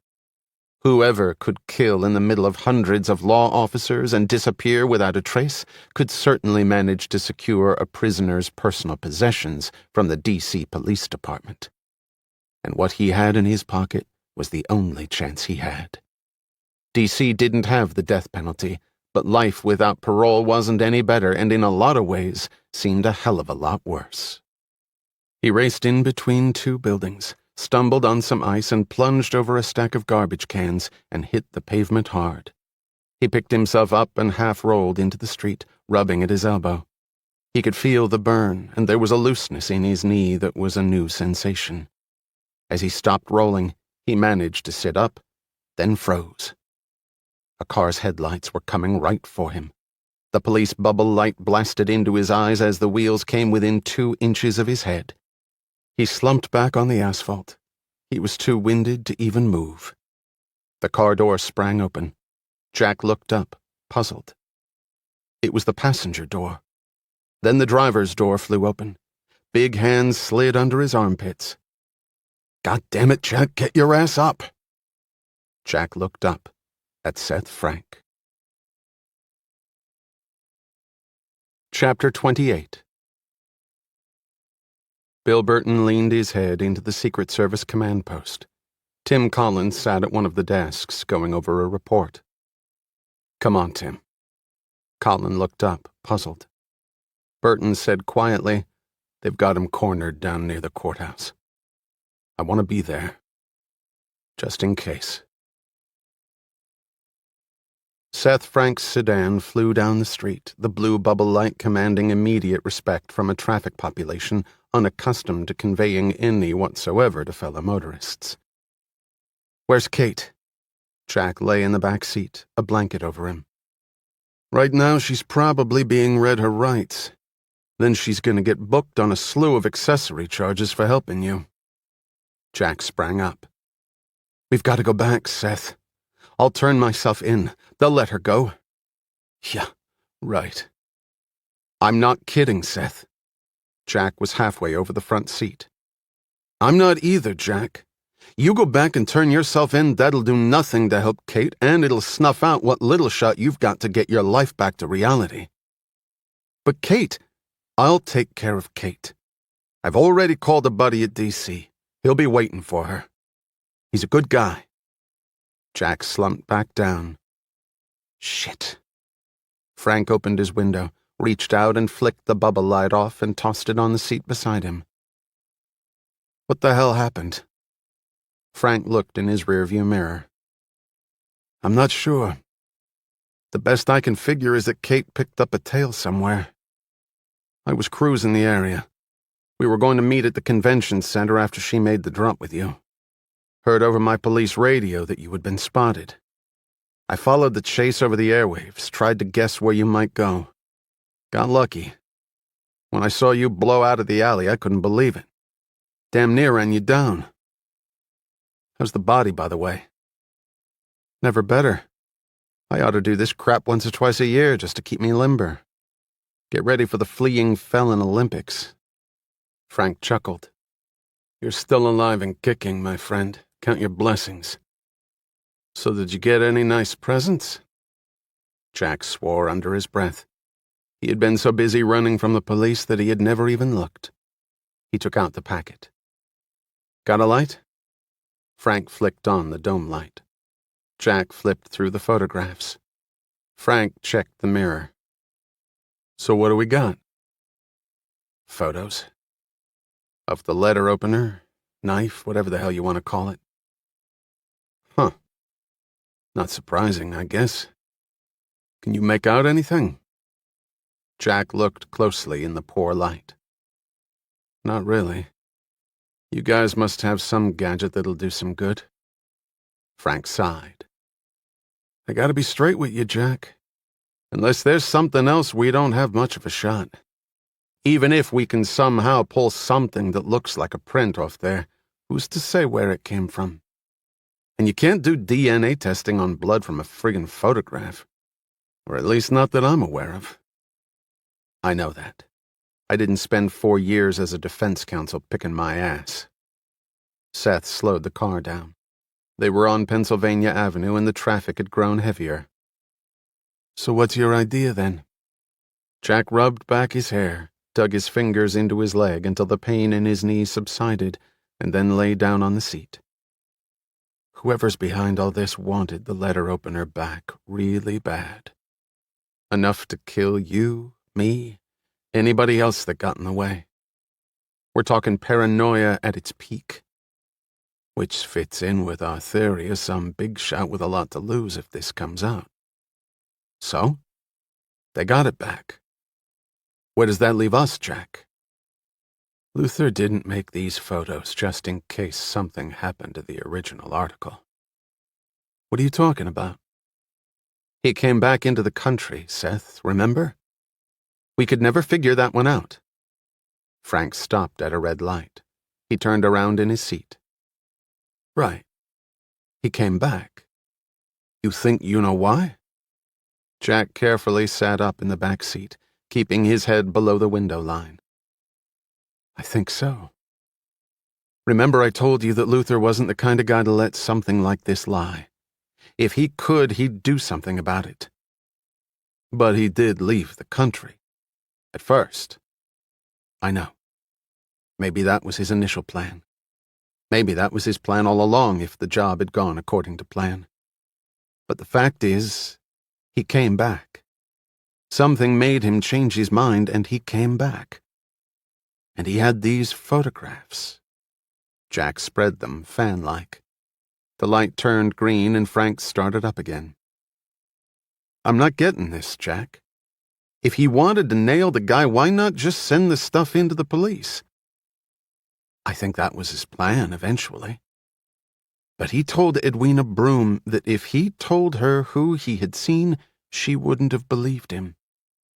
If even she, a close friend, wouldn't have believed his story, considering he'd have to admit to burglary to convince someone, he probably thought that his credibility was zip. Okay, so he has a credibility problem. Where do the photos come in? Let's say you're doing a straight exchange. Cash for a certain item. What's the hardest part? Frank's reply was immediate. The payoff. How to get your money without getting killed or caught. You can send instructions later on for the pickup of the item. It's getting the money that's tough. That's why the number of kidnappings have plummeted. So how would you do it? Frank thought for a moment. Since we're talking about the payoff coming from people who ain't gonna bring in the police, I'd go for speed. Take minimal personal risk and give yourself time to run. How would you do that? EFT. Electronic Fund Transfer. A wire. I was involved in a bank embezzlement case when I was in New York. Guy did it all through the wire transfer department at his own bank. You wouldn't believe the dollars that fly through those places on a daily basis. And you also wouldn't believe how much stuff gets lost in the shuffle. A smart perp could take a little chunk here and there, and by the time they caught it, he'd be long gone. You send your wire instructions. The money is sent out. Only takes a few minutes. Hell of a lot better than rummaging through a dumpster in a park where somebody can take a nice little bead on your head with a cannon. But the sender can presumably trace the wire. Sure. You have to identify the bank it's going to. ABA routing number. You have to have an account at the bank. All that shit. So, assuming the sender is sophisticated enough, they trace the wire. Then what? Then they can follow the flow of money. They might be able to dig some info on the account, although no one would be stupid enough to use their own name or social security number. Besides, a real smart guy like Whitney would probably have preset instructions in place. Once the funds hit the first bank, bam, they get sent out to another place, and then another and another. At some point, the trail probably disappears. It's instant money, after all. Immediately available funds. Fair enough. I'm betting Luther did something just like that. Frank carefully scratched around the edges of his bandage. His hat was pulled down tight, and the whole thing was greatly uncomfortable. But what I can't figure is why do it at all? He didn't need the money after the Sullivan hit. He could have just stayed disappeared. Let the whole thing blow over. After a while, they figure he's permanently retired. You don't bother me, I don't bother you. You're right. He could have done that. Retired, given it up. But he came back. And more than that, he came back and apparently blackmailed whoever he saw kill Christine Sullivan. And if he presumably didn't do it for money, then why? The detective thought for a moment. To make 'em sweat.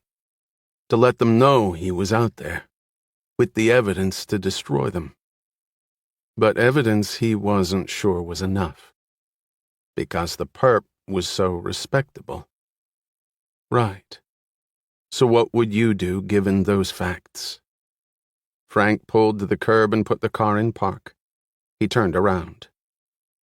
I'd try to get something else on them. That's what I'd do. How? If you're blackmailing someone. Frank finally threw up his hands. I give. You said the wire transfer could be traced by the sender. So? So, what about the other way? receiver back up the line. Goddamn stupid. Frank momentarily forgot his concussion and slapped his forehead. Whitney put a tracer on the wire, going the other way. The person sending out the money thinks all along that they're playing cat and mouse with Whitney. They're the cat, he's the mouse.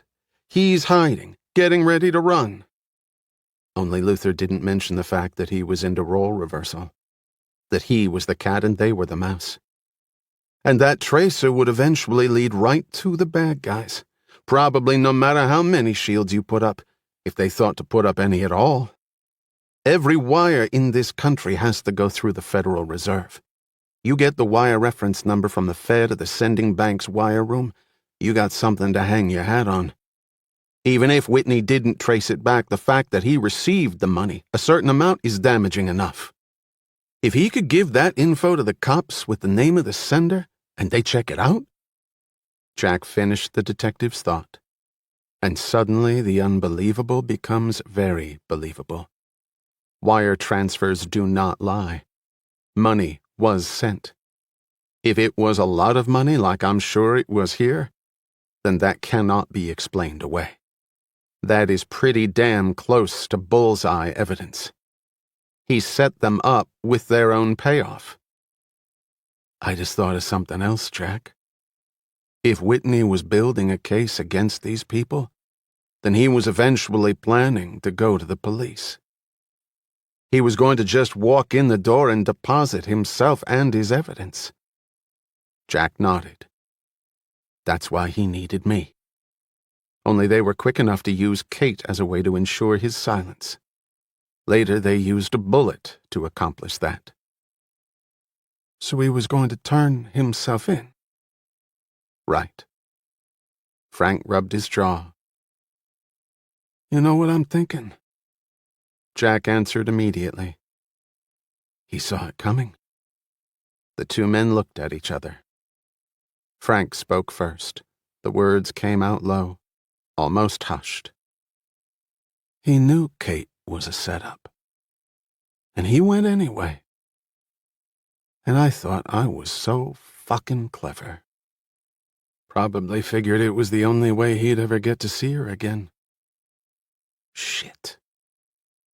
I know the guy stole for a living, but I gotta tell you, my respect for him grows by the second.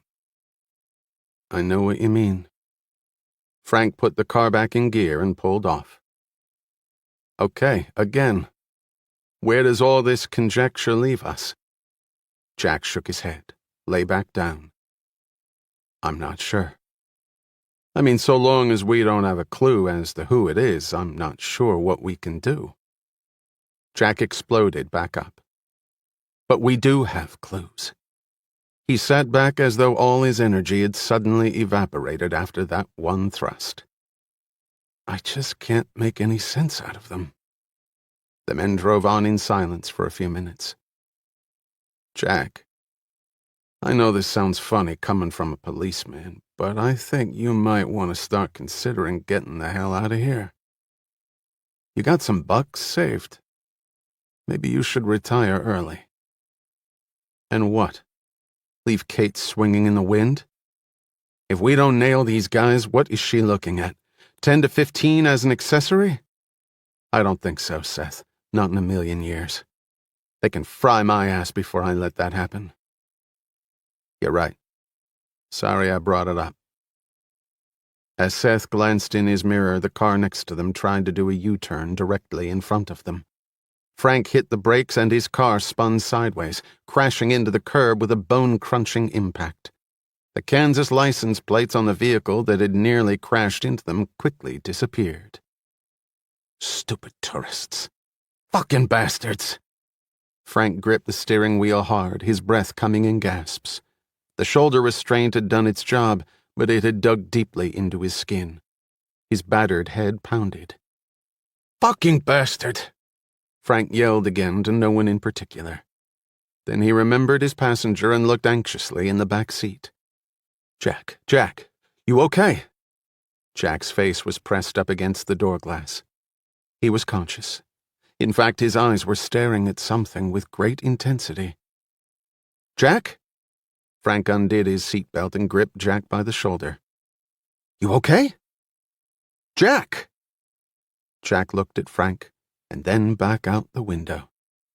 Frank wondered if the impact had relieved his friend of his senses. He automatically searched Jack's head for bruises until Jack's hand stopped him and pointed out the window. Frank looked out. Even his hardened nerves took a jolt. The rear view of the White House filled his entire line of vision. Jack's mind raced. Images hurtled across like a video montage. The vision of the president pulling back from Jennifer Baldwin, complaining of tennis elbow. Only it had been inflicted with a certain letter opener that had started this whole crazy thing. The unusual interest taken by the president and the Secret Service in Christine Sullivan's murder. Alan Richmond's timely appearance at Luther's arraignment. Led me right to him. That's what the detective had said their videotaping citizen had reported. Led me right to him. It also explained killers who killed in the middle of an army of law enforcement officers and walked away. Who would stop a Secret Service agent protecting the president? No one. No wonder Luther felt no one would believe him. The President of the United States. And there had been a significant event right before Luther had returned to the country. Alan Richmond had held a press conference where he had told the public how terrible he felt about the tragic murder of Christine Sullivan. He was probably fucking the man's wife, and somehow she had gotten killed, and this slimeball was gaining political dollars, showing what a sensitive and good friend he was. A man who would get tough on crime. It had been a tour de force performance. And that was truly what it had been. Nothing about it had been true. It had been broadcast to the world. What would Luther have thought, seeing that? Jack believed he knew. That was why Luther had come back. To settle the score. All the pieces had been dangling inside Jack's head, just waiting for the right catalyst to come along. Jack looked back once more at the catalyst. Directly under the lamplight, Tim Cullen again glanced down the street at the minor traffic mishap, but could make out no details in the oncoming swarm of car headlights. Next to him, Bill Burton was also peering out. Cullen shrugged, and then rolled the window back up on the black sedan. Burton threw his bubble light on top of the car, hit his siren, quickly drove the car through the rear White House gate and tore off in the direction of D.C. Superior Court in pursuit of Jack. Jack looked at Seth Frank and smiled grimly as he reflected on the detective's outburst. The same phrase had erupted from Luther's mouth right before his life had ended. Jack finally remembered where he had heard it before. The Herald newspaper at the jail. The smiling president on the front page. Outside the courthouse, staring right at the man. Those same words had exploded out with all the fury and venom the old man could muster. "Fucking bastard," Jack said. Alan Richmond stood by the window and wondered if he was destined to be surrounded by incompetence. Gloria Russell sat drone-like in a chair across from him. He had bedded the woman a half-dozen times and now had completely lost interest. He would catapult her away when the time was right.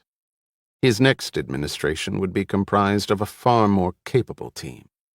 Underlings who would allow him to focus on his particular vision for the country. He had not sought the presidency to sweat the details.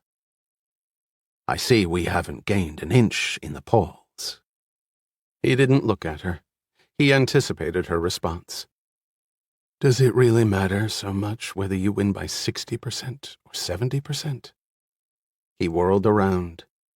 Yes, he hissed. Yes, it goddamn does matter.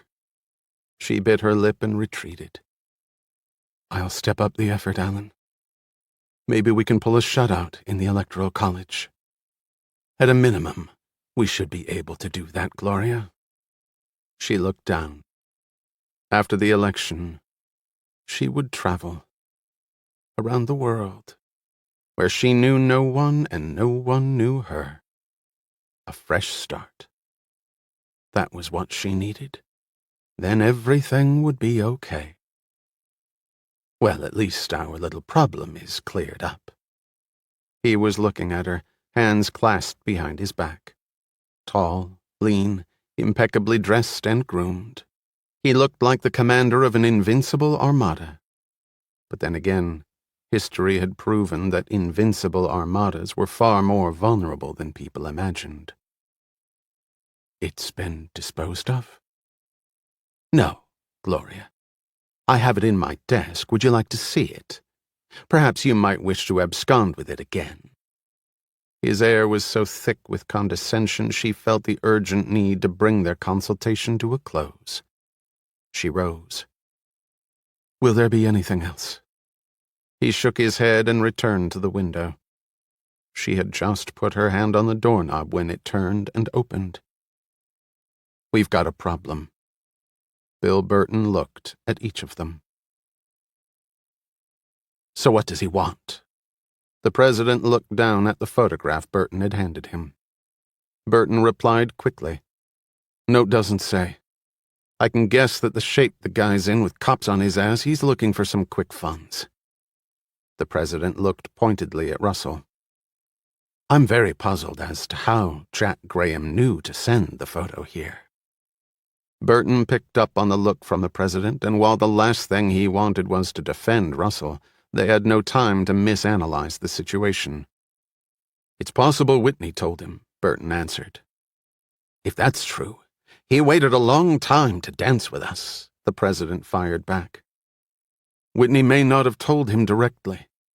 Graham could have figured it out for himself, pieced things together. The president tossed down the photo. Russell quickly averted her eyes. The mere sight of the letter opener had paralyzed her. Burton, how could this possibly be damaging to us? The president stared at him, seemingly probing through the inner areas of the agent's mind. Burton sat down, rubbed his jaw with the palm of his hand. I've been thinking about that. It could be Graham's grasping at straws. He's in a pretty tight fix himself, and his lady friend is cooling her heels in the lockup right now. I'd chalk it up to him being desperate.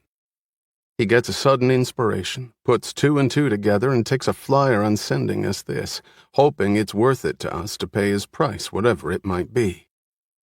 The president stood up and fingered his coffee cup. Is there any way to find him? Quickly. There are always ways. How fast, I don't know. So if we ignore his communication, he may do nothing. Just hightail it and take his chances. But again, we're confronted with the possibility of the police catching up to him. And him spilling his guts, Burton finished the sentence. Yeah, that's a possibility. A real possibility. The president picked up the photo. With only this to back up his story. He looked incredulous. Why bother? It's not the incriminating value of what's in the photo per se that bothers me. What bothers you is that his accusations, coupled with whatever ideas or leads the police can develop from the photo, might make for some very uncomfortable questions. Something like that. Remember, it's the allegations that can kill you. You're up for re-election. He probably sees that as an ace for him. Bad press can be just as deadly to you right now. The president pondered for a moment. Nothing. No one would interfere with his re-election. Buying him off is no good, Burton. You know that. So long as Graham's around, he's dangerous. Richmond looked over at Russell, who had sat the entire time, hands in her lap, eyes pointed down. His eyes bored into her. So weak. The president sat down at his desk and started to sift through some papers. He said dismissively, "Do it, Burton. And do it soon." Frank looked at the wall clock, went over and shut his door and picked up the phone. His head still ached, but the doctors predicted a full recovery. The phone was answered. "DC Executive Inn. Room 233, please. Just a moment." The seconds dragged by and Frank started to get anxious. Jack was supposed to be in his room. "Hello? It's me. So how's life? Better than yours, I bet. How's Kate?" "She's out on bail. Got him to let her go into my custody." "I'm sure she's thrilled." "That wasn't the word I was thinking of. Look, it's getting close to shit or get off the pot time. Take my advice and run like hell. You're wasting valuable time right now." "But Kate, come on, Jack. They've got the testimony of one guy who was trying to hit her up for an exclusive. His word against hers. Nobody else even saw you. It's a slam dunk she'll beat that charge. A slam dunk. I've talked to the assistant U.S. attorney. He's looking seriously at dropping the whole case." "I don't know. God damn it, Jack. Kate is going to come out of this a whole hell of a lot better than you are if you don't start thinking about your future. You've got to get out of here. That's not just me talking. That's her, too." "Kate? I saw her today. We don't agree on much, but on that we do." Jack relaxed, then let out a heavy sigh. "Okay. So where do I go and how do I get there?" "I get off duty at 9. At 10 o'clock, I'll be at your room. Have your bags packed. I'll take care of the rest. In the meantime, stay put." Frank hung up the phone and took a deep breath. The chances he was taking. It was better not to think about them. Jack checked his watch and looked at the single bag on the bed.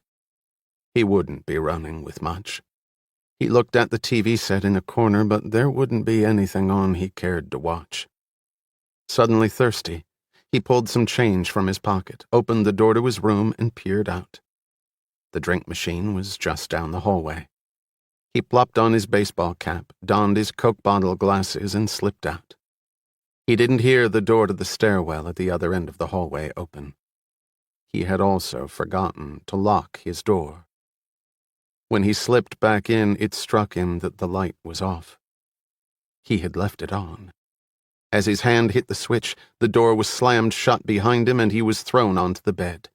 As he quickly rolled over and his eyes adjusted to the light, the two men came into focus. They were not wearing masks this time, which spoke volumes in itself. Jack started to lunge forward, but twin cannons met him halfway. He sat back down, scrutinized each of their faces. "What a coincidence. I've already made each of your acquaintance, separately." He pointed at Colin. "You tried to blow my head off." He swiveled to Burton. "And you tried to blow smoke up my ass. And succeeded. Burton, right? Bill Burton. Always remember names." He looked at Colin. "Didn't catch yours, though." Colin looked at Burton, then stared back at Jack. "Secret Service agent Tim Cullen. You pack a nice little wallop, Jack. Must have played some ball back in school." "Yeah, my shoulder still remembers you." Burton sat down on the bed next to Jack. Jack looked at him. "I thought I'd covered my tracks pretty good. I'm kind of surprised you found me." Burton looked at the ceiling. "A little bird told us, Jack." Jack looked over at Colin, and then back at Burton. "Look, I'm heading out of town. And I'm not coming back. I don't think you guys need to add me to the body count." Burton eyed the bag on the bed and then got up and slipped his gun back in its holster. Then he grabbed Jack and flung him up against the wall. The veteran agent left nothing unprobed by the time he had finished. Burton spent the next 10 minutes examining every inch of the room for listening devices and other items of interest, ending his search at Jack's bag. He pulled out the photos and examined them. Satisfied, Burton secreted them in his inner coat pocket and smiled at Jack. "Excuse me, but in my line of work, paranoia is part of the mentality."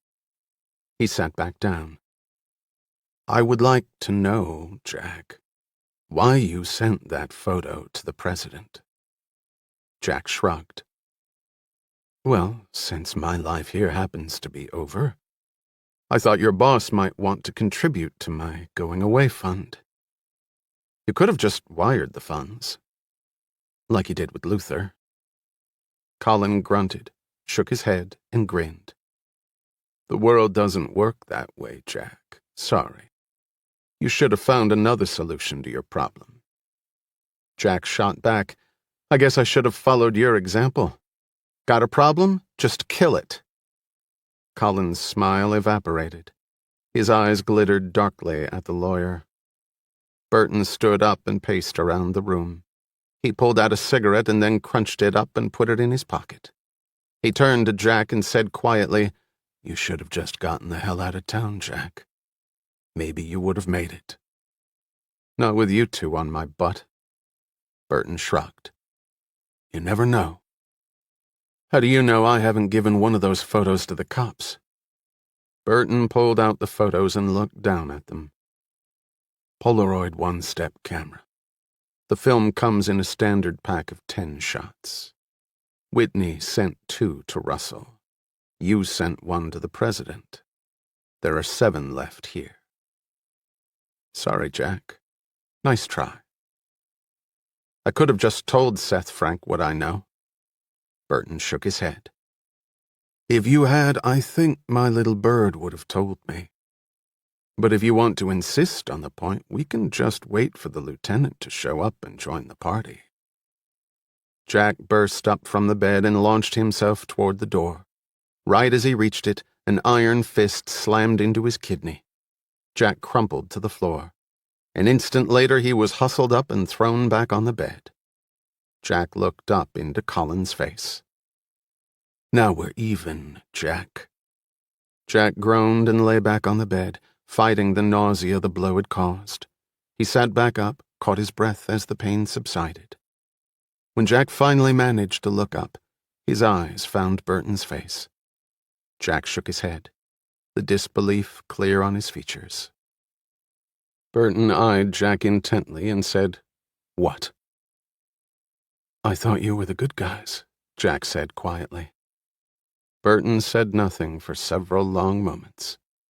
Colin's eyes went to the floor and stayed there.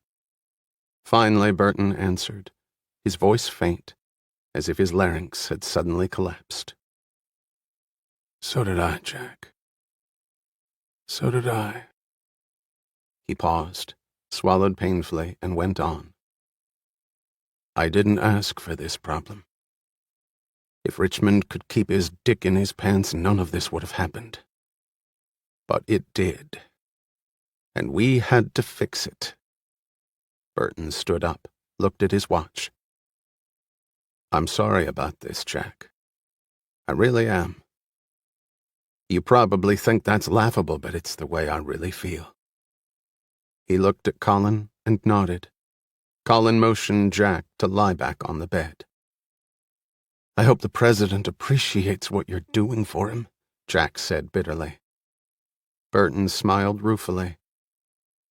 "Let's just say he expects it, Jack. Maybe they all do, in one way or another." Jack slid slowly back and watched as the barrel moved closer and closer to his face. He could smell the metal. He could envision the smoke, the projectile racing out faster than any eye could follow. Then the door to the room was hit with an enormous blow. Colin whirled around. The second blow crashed the portal inward, and a half-dozen DC cops bowled in, guns drawn. "Freeze! Everybody freeze! Guns on the floor, now!"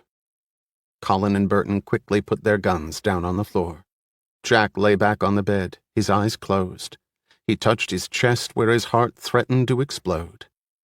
Burton looked at the men in blue. "We're United States Secret Service. IDs on our right inner pockets. We've tracked this man down. He was making threats against the president. We were just about to take him into custody."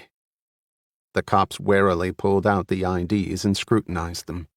Two other cops pulled Jack roughly up. One began to read him his rights. Handcuffs were placed on his wrists. The IDs were given back.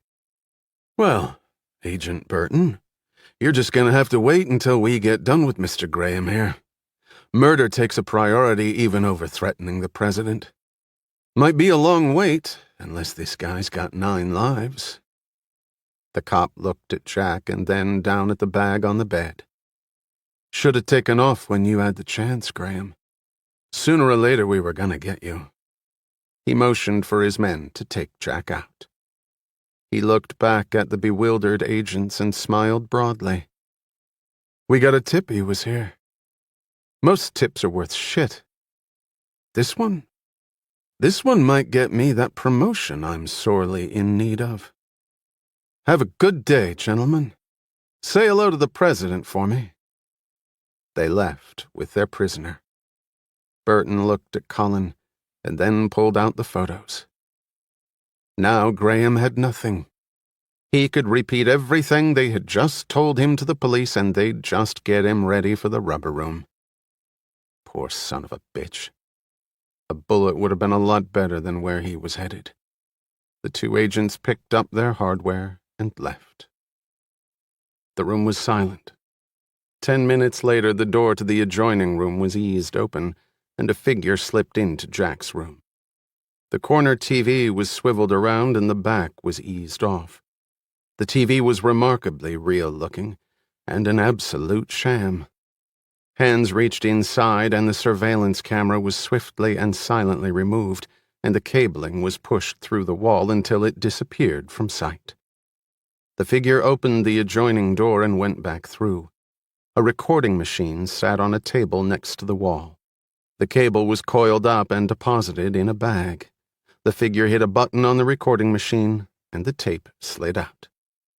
10 minutes later, the man, carrying a large backpack, walked out of the front door of the Executive Inn, turned left and walked to the end of the parking lot where a car was parked, its engine idling. Tar Crimson passed the car and casually tossed the tape through the open window and onto the front seat. Then he proceeded over to his Harley-Davidson 1200cc touring bike, the joy of his life, got on, fired it up, and thundered off. Setting up the video system had been child's play. Voice-activated camera. Recording machine kicked on when the camera did. Your standard VHS tape. He didn't know what was on the tape, but it must be something pretty damn valuable. Jack had promised him a year's free legal services for doing it. As he hurtled along the highway, Tar smiled, remembering their last meeting where the lawyer had balked at the new age of surveillance technology. Back in the parking lot, the car glided forward, one hand on the steering wheel, the other protectively around the tape. Seth Frank turned onto the main road. Not much of a moviegoer. This was one tape he was dying to watch. Bill Burton sat in the small but cozy bedroom he had shared with his wife through the evolution of 4 beloved children.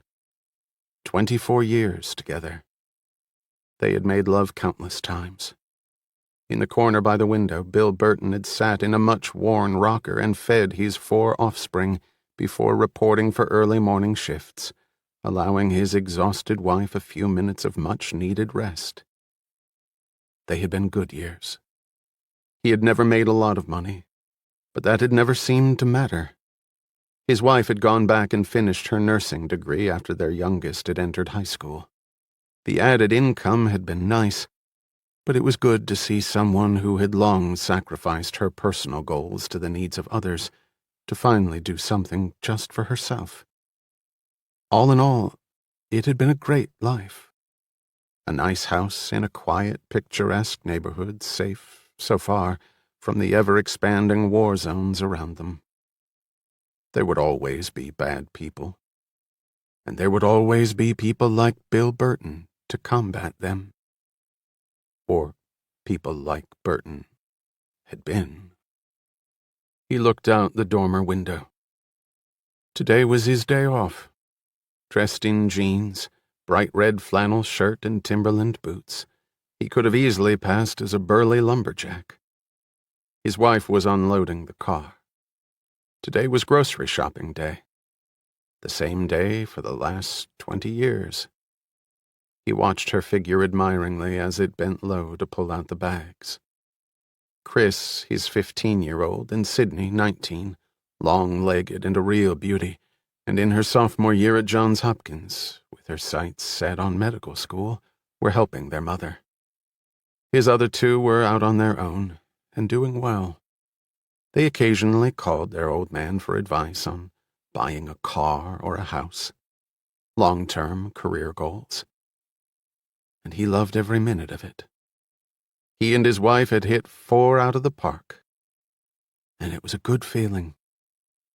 He sat down at the little desk in the corner, unlocked a drawer and pulled out the box. He lifted the top and stacked the 5 audio cassette tapes on top of the desk next to the letter he had written that morning. The name on the envelope was written in large, clear letters.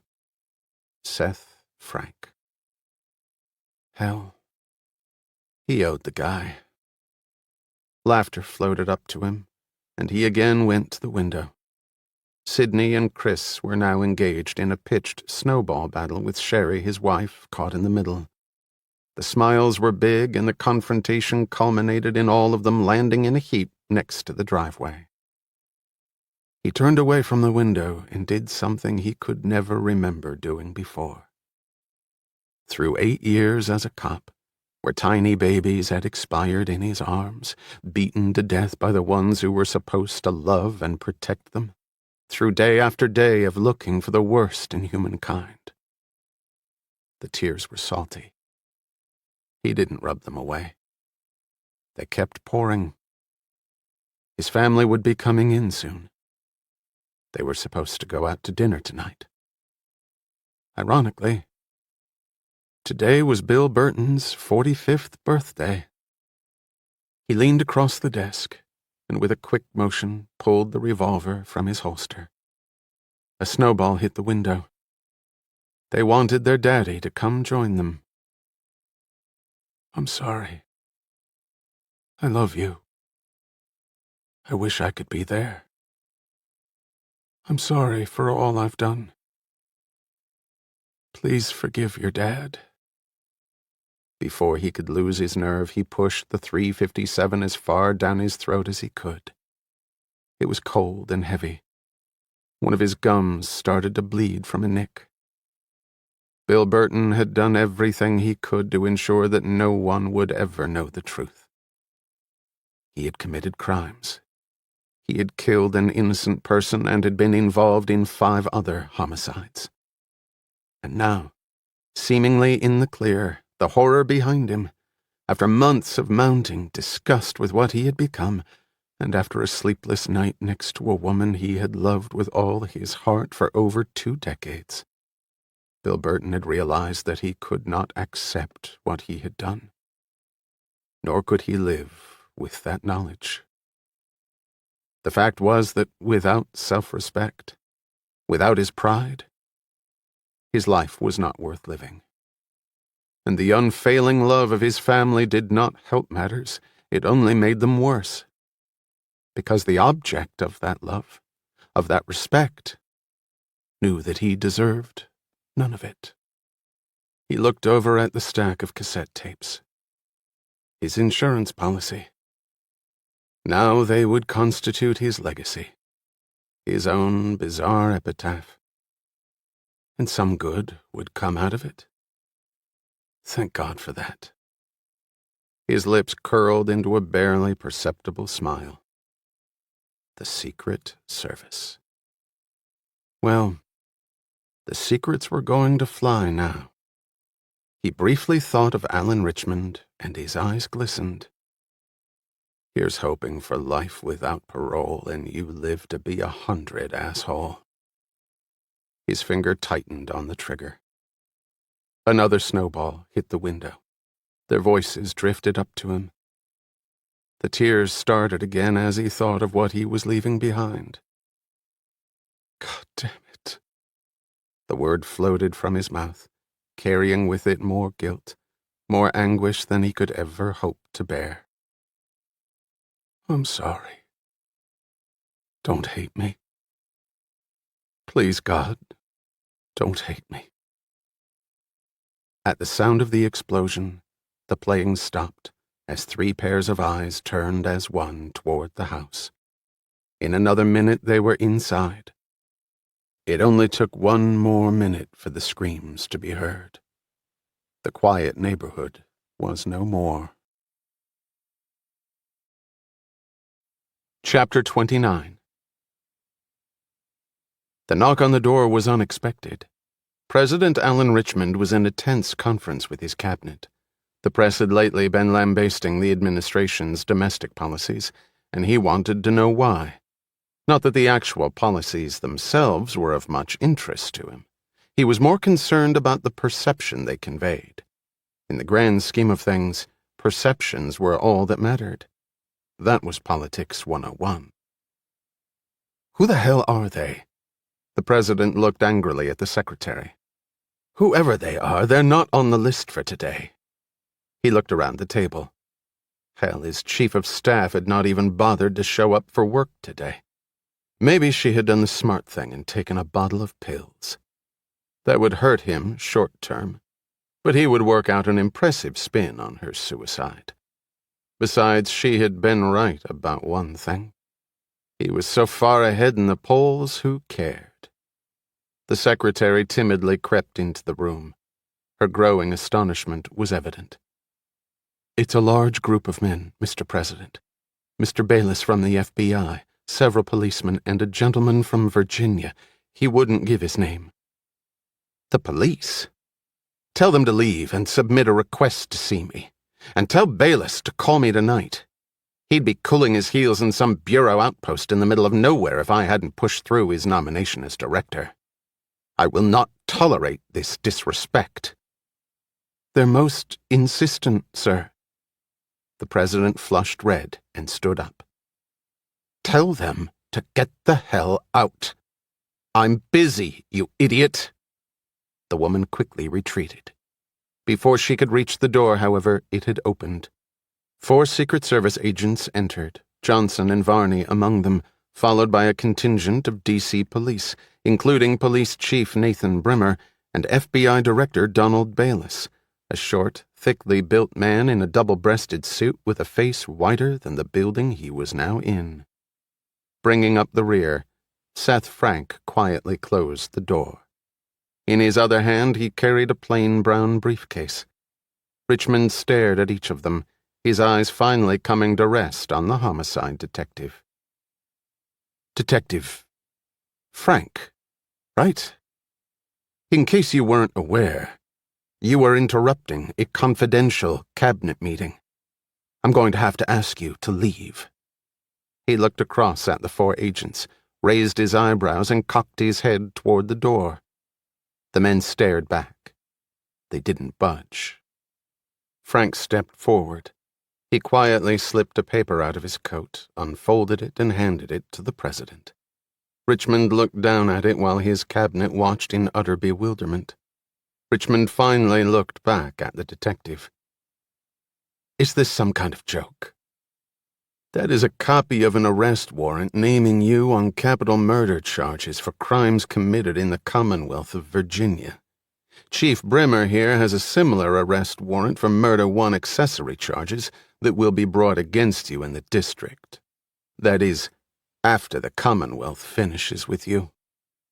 The president looked over at Brimmer, who met his gaze and sternly nodded. There was a cold look in the lawman's eyes that told exactly how he felt about the chief executive. I'm the President of the United States. You can't serve me with anything unless it's coffee. Now get out. The president turned to go back to his chair. Technically, that may be true. However, I don't really care. Once the impeachment process is complete, you won't be President Alan Richmond. You'll just be Alan Richmond. And when that happens, I'll be back. Count on it. The president turned back around, his face bloodless. Impeachment. Frank moved forward until he was eye to eye with the man. On any other occasion, this would have triggered prompt action on the part of the Secret Service. Now, they simply stood motionless. It was impossible to tell that each one of them was inwardly reeling over the loss of a respected colleague. Johnson and Varney seethed at having been duped as to the events of that night at the Sullivan estate, and the man they blamed for it all was now crumpling in front of them. Frank said, "Let's cut through the bullshit. We already have Tim Cullen and Gloria Russell in custody. They've both waived right to counsel, and each has given detailed depositions regarding all of the events involving the homicides of Christine Sullivan, Luther Whitney, Walter Sullivan, and the 2 killings at Patton Shaw. I believe they've already cut deals with the prosecutors, who are really only interested in you anyway. This case is a real career builder for a prosecutor, let me tell you." The president staggered back a step, then righted himself. Frank opened the briefcase and pulled out a videotape and 5 audiocassette tapes. I'm sure your counsel will be interested to see these. The video is of Agents Burton and Cullen when they attempted to murder Jack Graham. The tapes are of several meetings at which you were present and at which the plannings for the various crimes took place. Over 6 hours of testimony, Mr. President.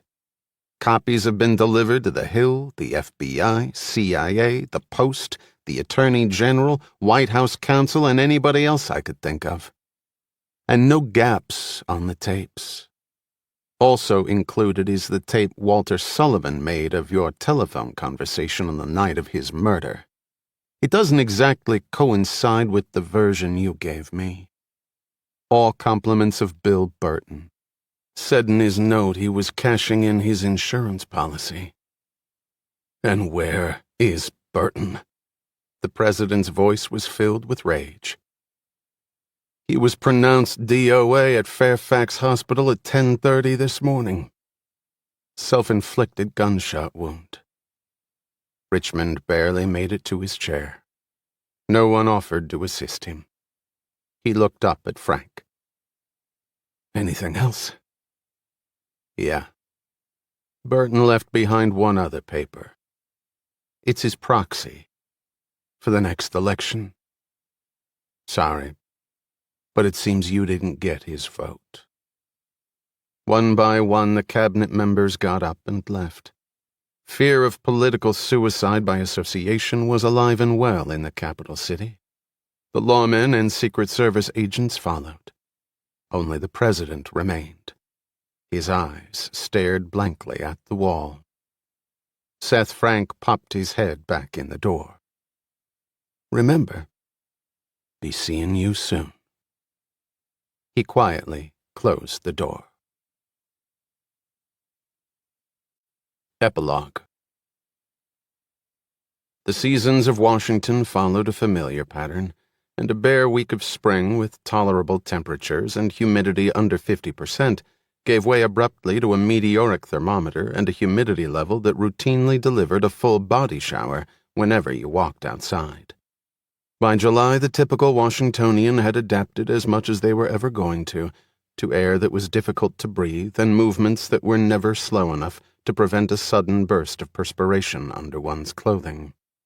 But in all of that misery, the occasional evening was not ruined by the sudden materialization of a whipping, drenching thunderstorm with multiple branches of lightning that threatened to touch the earth with every explosion. Where the breeze was cool, the air sweet-smelling and the sky clear. Tonight, was just such a night. Jack sat on the edge of the pool set up on the building's roof. His khaki shorts revealed muscled, tanned legs, hairs curled by the sun. He was even leaner than before, all remnants of office-induced flab banished by months of physical exertion. Cords of well-toned muscle sat just beneath the surface of his white t-shirt. His hair was short, his face as brown as his legs. The water swished between his bare toes. He looked at the sky and breathed deeply. The place had been packed a mere 3 hours ago, as office dwellers dragged tan-free, fleshy bodies to the replenishing powers of the warm waters. Now Jack sat alone. No bed beckoned him. No ringing alarm would disturb his sleep the next morning. The door to the pool opened with a slight squeak. Jack turned and saw the beige summer suit, wrinkled and uncomfortable-looking. The man carried a brown paper bag. "Building super told me you were back." Seth Frank smiled. "Mind some company?" "Not if you've got what I think you've got in that bag." Frank sat down in a web chair and tossed a beer to Jack. They dinked cans, and each man took a long pull. Frank looked around. "So how was wherever you were?" "Not bad. It was good to get away. But it's also good to be back. This looks like a nice place to meditate. It gets crowded around 7 for a couple of hours. Most of the other time, it's pretty much like this." Frank looked wistfully at the pool and then started to take off his shoes. "You mind?" "Help yourself." Frank rolled up his pants, curled his socks into his shoes, and sat down next to Jack, letting his milky white legs sink into the water up to his knees. "Damn, that feels good. County detectives with 3 daughters and a mortgage out the yin-yang rarely come into contact with swimming pools." "So I've heard." Frank rubbed his calves and looked at his friend. "Hey, being a bum agrees with you. You might want to think about sticking with it." "I am thinking about it. The idea gets more appealing every day." Frank eyed the envelope next to Jack. "Important?" He pointed at the paper. Jack picked it up, briefly reread the contents. "Ransom Baldwin. Remember him?" Frank nodded. "What? Has he decided to sue you for dumping his baby?" Jack shook his head and smiled. He finished his beer and fished in the bag and pulled out another cold one. He tossed a second one to Frank. "You never know, I guess. The guy basically said I was too good for Jennifer. At least for right now. That she had a lot of growing up to do. He's sending her out on some missionary duties for the Baldwin Charitable Foundation for a year or so. He said if I ever needed anything to let him know. Hell, he even said that he admired and respected me." Frank sipped his beer. "Damn. Doesn't get much better than that." "Yes, it does. Baldwin made Barry Alvis his chief in-house counsel. Alvis was the guy Jen got fired at Patton Shaw. Alvis promptly walked into Dan Kirkson's office and pulled the entire account. I think Dan was last seen on the ledge of a very tall building. I read where the firm closed its doors. All the good lawyers got snapped up right away. The bad ones ought to try something else for a living. Space is already rented out. The whole firm gone, without a trace." "Well, same thing happened to the dinosaurs. It's just taken a little longer with you attorney types." He punched Jack in the arm. Jack laughed. "Thanks for coming and cheering me up." "Hell, I wouldn't miss it." Jack looked at him, his face clouded. "So what happened? Don't tell me you still haven't been reading the papers." "Not for months. After the gauntlet of reporters, talk show hosts, teams of independent prosecutors, Hollywood producers, and your run-of-the-mill curious person I've had to deal with, I never want to know anything about anything. I changed my phone number a dozen times, and the bastards kept finding it. That's why the last 2 months have been so sweet. No one knew me from Adam. Frank took a moment to collect his thoughts. Well, let's see. Colin pled to conspiracy, 2 counts of second-degree murder, obstruction, and a half-dozen assorted lesser-included offenses. That was the D.C. stuff. I think the judge felt sorry for him. Colin was a Kansas farm boy, Marine, Secret Service agent. He was just following orders. Been doing that most of his life. I mean, the president tells you to do something, you do it. He got 20 to life, which, if you ask me, was a sweetheart deal. But he gave a full account to the prosecution team. Maybe it was worth it. He'll probably be out in time for his 50th birthday. The Commonwealth decided not to prosecute in return for his cooperation against Richmond. What about Russell? Frank almost choked on his beer. Jesus, did that woman spill her guts? They must have spent a fortune on court reporting fees. She just wouldn't stop talking. She got the best deal of all. No prison time. 1,000 hours of community time. 10 years probation. For fucking conspiracy to commit murder. Can you believe that? Between you and me, I think she's right on the borderline sanity-wise anyway. They brought in a court-appointed shrink. I think she might spend a few years in an institution before she's ready to come out and play. But I gotta tell you, Richmond brutalized her. Emotionally and physically. If half of what she said was true. Jesus. Mind games from hell. So what about Richmond? You really have been on Mars, haven't you?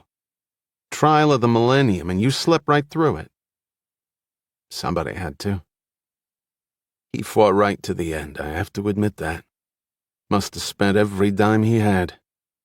The guy didn't do himself any good testifying, I can tell you that. He was so damn arrogant, obviously lying out his ass. And they traced the money wire straight back to the White House. Russell had pulled it from a bunch of accounts, but made the mistake of assembling the $5 million into one account before she wired it.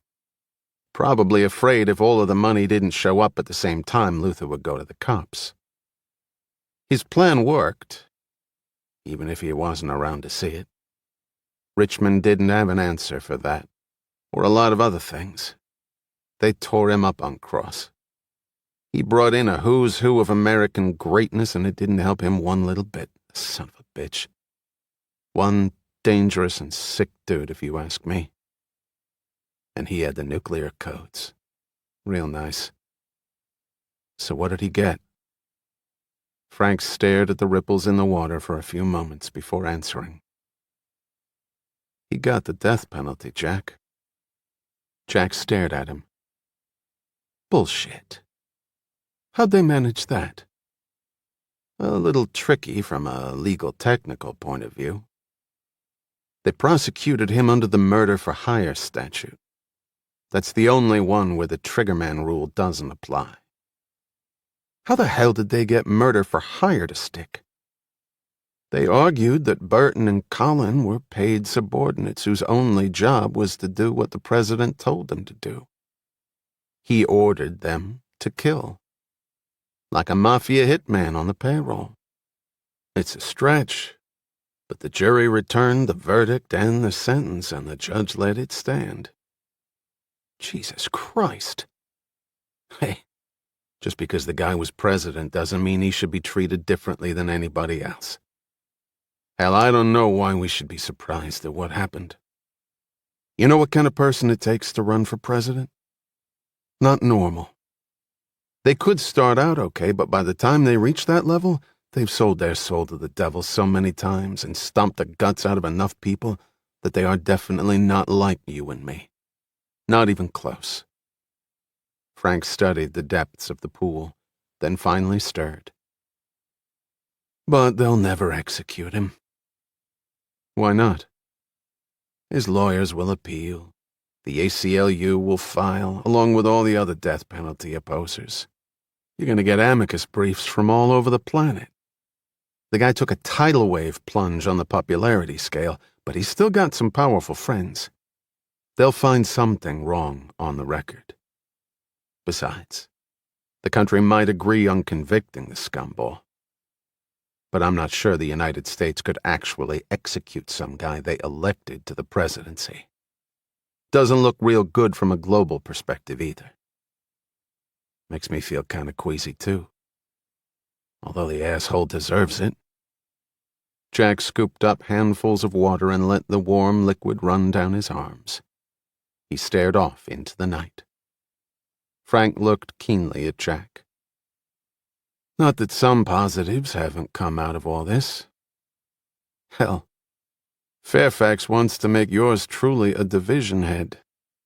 I've gotten offers from about a dozen cities to be their chief of police. The lead prosecutor on the Richmond case, they say, is a shoo-in for the AG slot next election. The detective took a sip of beer. What about you, Jack? You were the one who brought the guy down.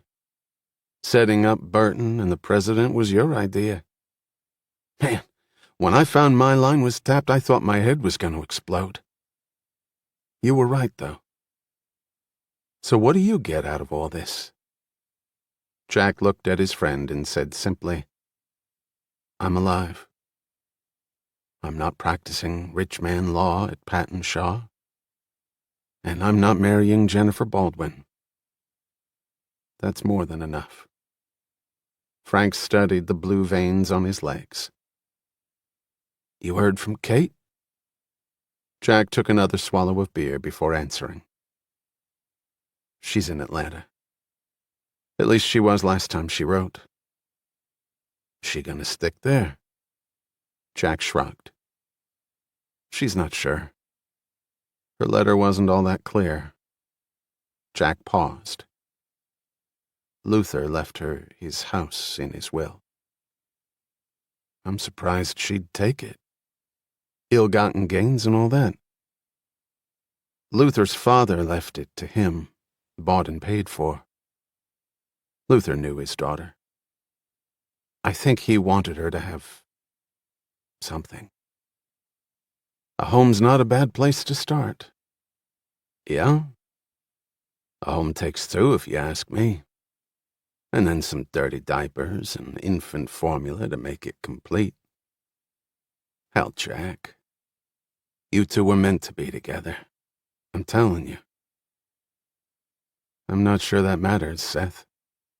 He wiped off the thick droplets of water from his arms. She's been through a lot. Maybe too much. I'm kinda connected to all the bad stuff. I really can't blame her for wanting to get away from it all. Wipe the slate clean. You weren't the problem, Jack. From what I saw, everything else was. Jack looked across at a helicopter roaring its way across the sky. I'm a little tired of always being the one to make the first step, Seth. You know what I'm saying? I guess.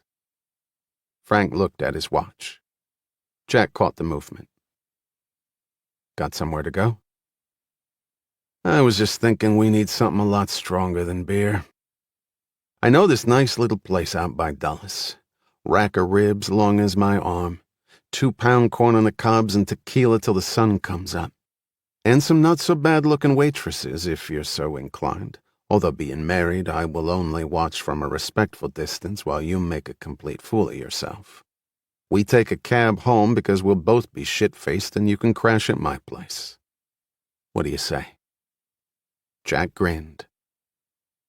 Can I get a rain check on that? It sounds good, though. You sure? I'm sure, Seth. Thanks. You got it. Frank stood up, rolled down his pants, and flopped across to put on his shoes and socks. Hey, how about Saturday you come out to my place? We're grilling, burgers, fries, and dogs. Got tickets to Camden Yard, too. You got a deal on that one. Frank stood up and headed to the door. He looked back. "Hey, Jack. Don't think too much, okay? Sometimes that's not real healthy." Jack held up his can. "Thanks for the beer."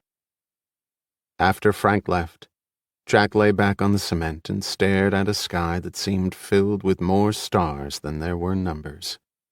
Sometimes he would awaken from a deep sleep and realize that he'd been dreaming about the most bizarre stuff. But what he'd been dreaming about had actually happened to him. It was not a pleasant feeling, and it only added to the confusion that, at his age, he hoped would have been long since eliminated from his life. An hour-and-a-half plane ride due south was probably the surest answer to what ailed him. Kate Whitney may or may not come back. The only thing he felt sure about was that he could not go after her. That this time it would be her responsibility to return to his life. And it was not bitterness that made Jack feel such was imperative.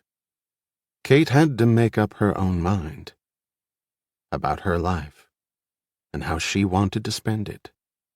The emotional trauma she had experienced with her father had been surpassed by the overwhelming guilt and grief she had endured at his death. The woman had a lot to think through, and she had made it very clear that she needed to undertake that exercise alone. And she was probably right. He took off his shirt, slid into the water, and did 3 quick laps. His arms cut powerfully through the water, and then he pulled himself back up on the tiled apron. He grabbed his towel and wrapped it around his shoulders. The night air was cool, and each droplet of water felt like a miniature air conditioner against his skin. He again looked at the sky. Not a mural in sight. But neither was Kate. He was deciding whether to head back to his apartment for some sleep when he heard the door squeak open again. Frank must have forgotten something. He looked over. For a few seconds, he couldn't move. He just sat there with the towel around his shoulders, afraid to make a sound.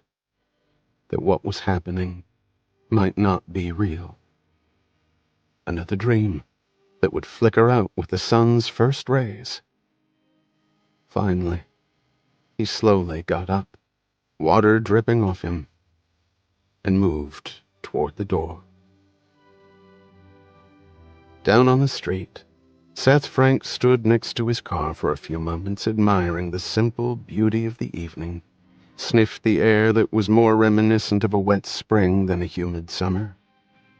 It wouldn't be that late when he got home. Maybe Mrs. Frank would like to hit the neighborhood Dairy Queen. Just the two of them. He'd heard some good reports about the butterscotch-dipped cone. That would finish off the day just fine. He climbed in his car. As a father of 3, Seth Frank knew what a wonderful and precious commodity life was. As a homicide detective, he had learned how that precious commodity could be brutally ripped away. He looked up at the roof of the apartment building and smiled as he put the car in gear. But that was the great thing about being alive, he thought. Today might not be so good, but tomorrow, you got another chance to get it right.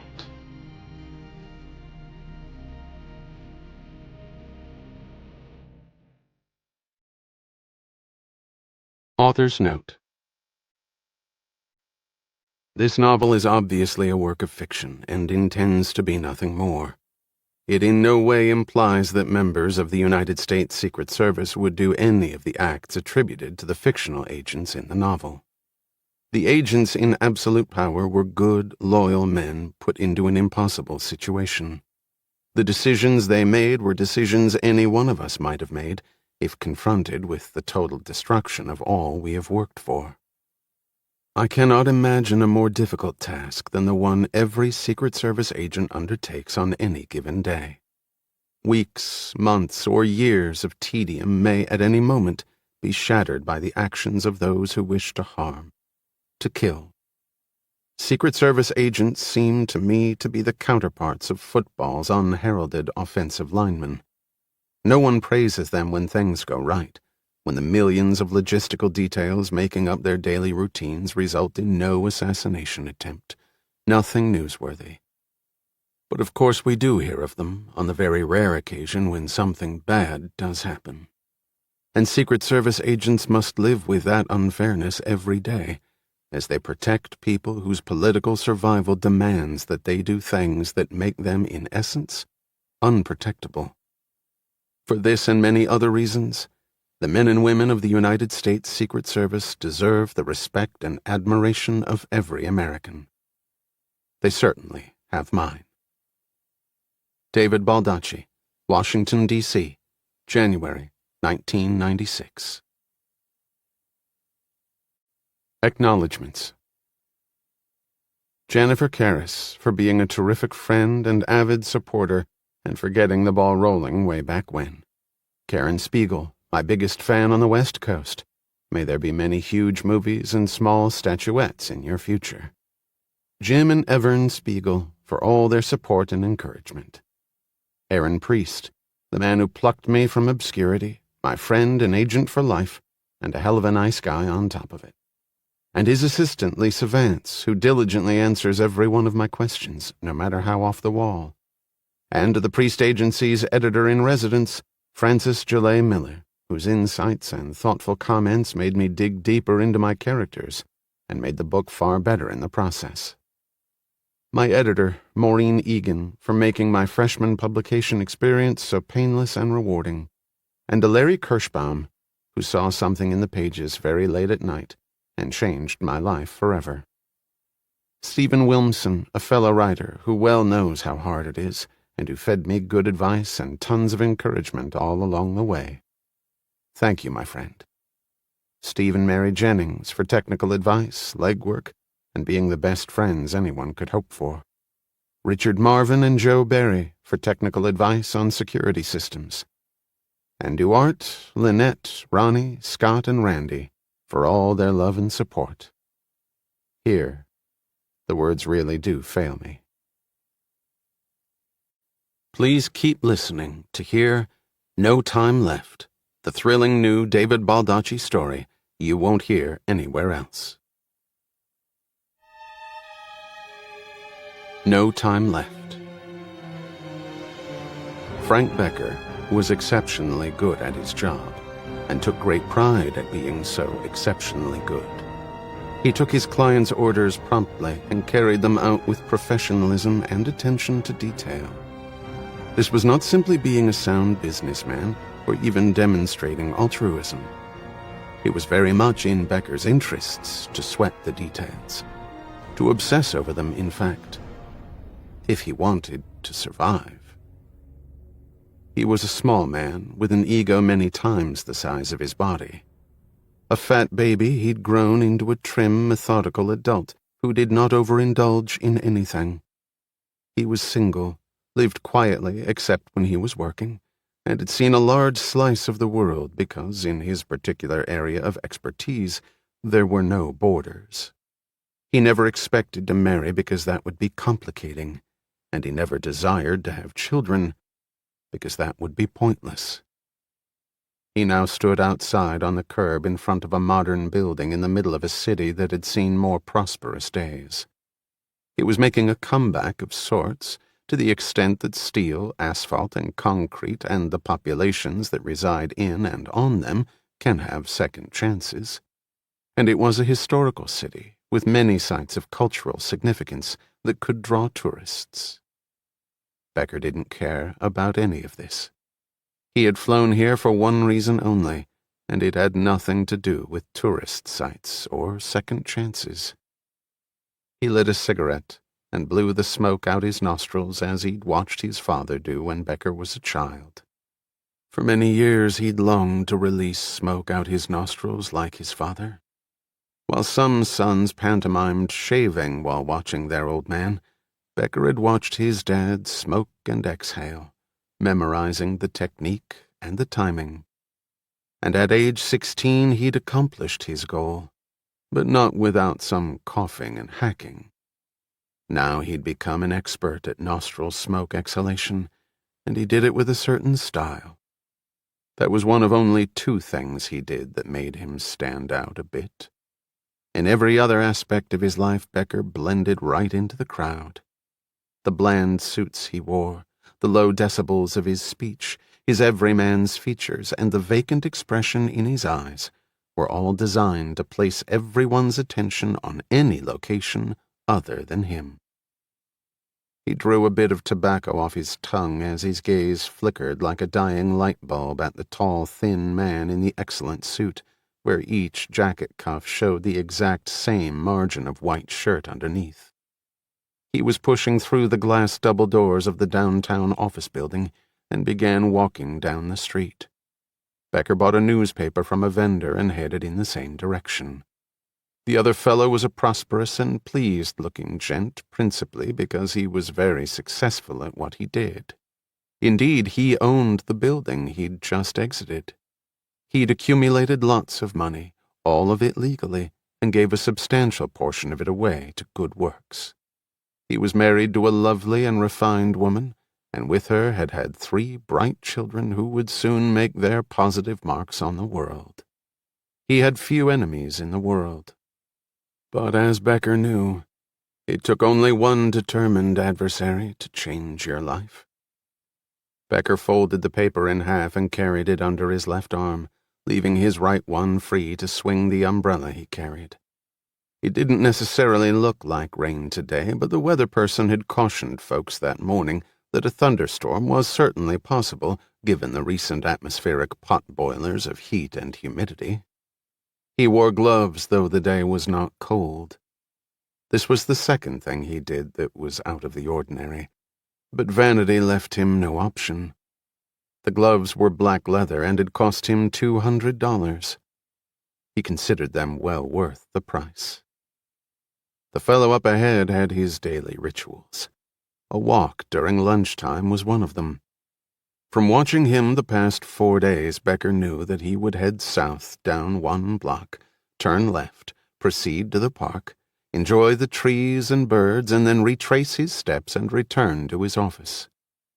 Rituals like that were nice, comforting, and completely asinine, Becker knew. He had no such routines. At any given minute of his day, no one would be able to tell where he would be based on the previous day's experience. Most people embraced sameness. Becker raced from it. He knew how deadly routine could be if someone wanted to do you harm. The man slowed. There was a crowd gathered at the corner. It seemed like something of significance was coming down the street, and for this reason the police were holding folks back. Perhaps it was a parade or an official motorcade carrying a suitably important person, important enough indeed to warrant traffic police and clogged intersections. Like a rugby scrum at the corner, folks were massing. Some broke off from this pack and were craning their necks to see who or what was coming. Becker had picked this day based solely on this event happening at this precise moment. The fellow he was watching reached the intersection and joined in the head craning and standing on tiptoes to see over the jostling crowd. As more people packed the spot, it became like a log-filled river with a strained dam ready to burst. The cops sweated and pushed and cursed the citizens into some degree of order. Becker smiled at their plight. He had never much liked cops.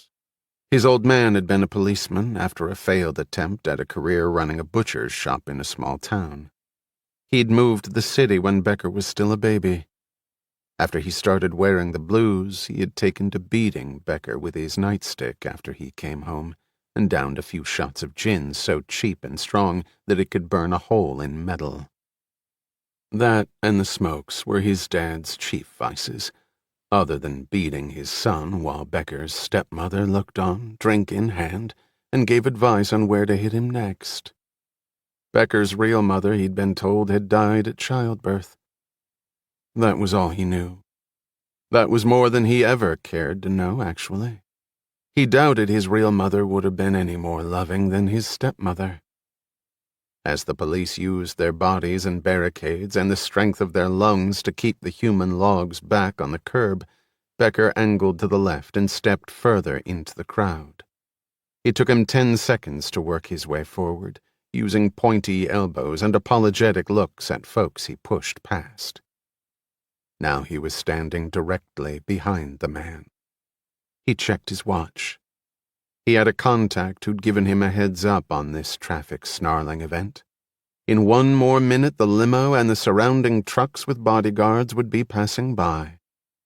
He edged closer. Before he slipped the newspaper into his coat pocket, he glanced at the date. May 5th, 2000. His birthday was next week. He would turn 50. His celebration would consist of dinner alone and no presents. He cared for birthdays even less than he did beatings. He counted the moments off in his head. This was really unnecessary because the crowd's collective energy spiked when the motorcade drew within sight of the intersection. He started taking shallow breaths. It was not to control his nerves. For all he knew, he had none. He wanted to reduce his oxygen a bit, to get a natural high from what he was about to do. He'd found it better than sex, actually, because he had no concerns about pleasing anyone other than himself. "There he is!" cried out one person. Becker's right hand increased its grip on the handle of the umbrella. He edged the point of the device upward and forward at the same time. The limo was passing, and the crowd had started screaming and waving. Becker thrust the tip into the flesh, and then, in the next motion, moved to the side and flitted away. As the other fellow rubbed the back of his thigh where the stinging impact had occurred, Becker was walking away, casually reading his newspaper with one hand while he twirled his umbrella with the other. The man's obituary appeared in the city newspaper 2 days later. He had succumbed to some inexplicable malady that had left him in agony before killing him. An autopsy would be done to see what had caused the poor fellow's demise. His bereaved family lay in ruins, his business disintegrating without his stalwart hand at the helm. As Becker sat in his apartment 1,000 miles away, reading the account on the computer, he knew he could save the poor medical examiner the trouble. Compound 1080, he said aloud. He knew that the man had died of ventricular arrhythmias.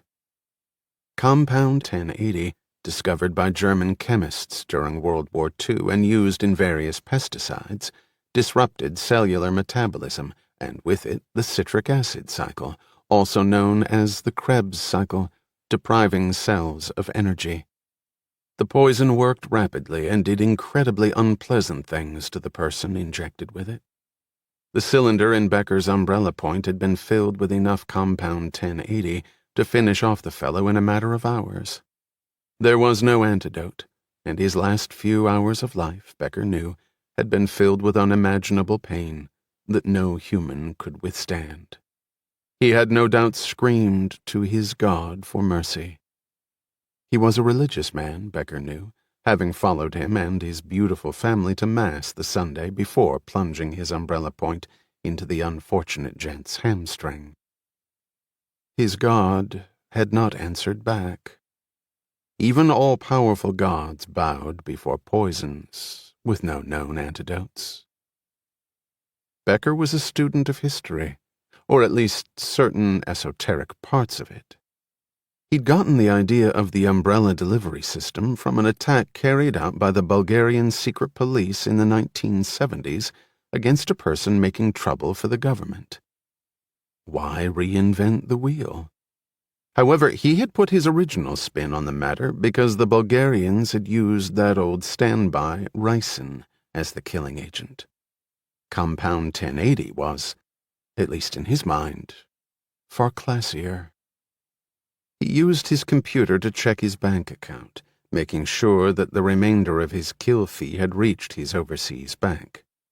He would never read or think about the man again. He would not mentally commiserate with the widow or the children who'd lost their father. There was nothing productive about that. If he had those types of feelings, or weaknesses, rather, he would not have chosen this line of work. It was a job. Just a job. And it was time to move on to another one. Becker was much in demand. That came from never having failed and being unwaveringly discreet. A week later, the letter arrived in the mail. It was time to go to work again. He stepped aboard another plane, landed, rented a car, and drove to the man's house out near the water. It was a beautiful estate set amid rows of mature oak and maple trees, fat bushes draped in bloom, flower-lined stone, and gravel paths that meandered in and out of sight. The home itself was large and at least 2 centuries old, with the plentiful trappings of that era's architecture, gables and Doric columns and balustrades, lichen-covered ashlar coins at the corners, and rows of arched windows in front. He was ushered into the library by a dour woman in a black maid's uniform. The shelves were filled with old books that looked well read, and the vast room had a pleasant aroma of mingled scents, leather, tobacco, and candle wax. The man who joined him moments later was tall and cadaverous, with a horseshoe of white hair remaining on his head. His mustache drooped over his small mouth. His teeth looked false. He wore a set of ancient tweeds, with an overly starched collared shirt and a drab tie that disappeared down into a waistcoat, which looked as though it would be scratchy to the touch. Across its front was a fat watch on a gold chain. He sat down behind an enormous mahogany desk meticulously organized and motioned for Becker to sit across from him. Becker had sat across from many clients at meetings like this. They were all different in terms of sophistication and motivation, yet there was something about the old house, room, and man that bothered Becker. Yet details about his client were not his concern. He was here to listen and accept the assignment or not. Becker crossed his legs and waited expectantly. He never spoke until the potential client did. At this point in his career, he wanted to feel challenged. Early on, he would accept whatever request came his way. Now he was more selective. Most tasks required weeks of planning, and he wanted to spend it only on something he felt was worthy of his talents.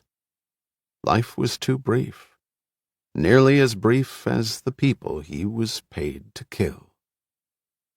The old man cleared his throat and looked appraisingly over Becker's bland suit, average features, black gloves, and downcast gaze, and came away apparently pleased, or at least satisfied.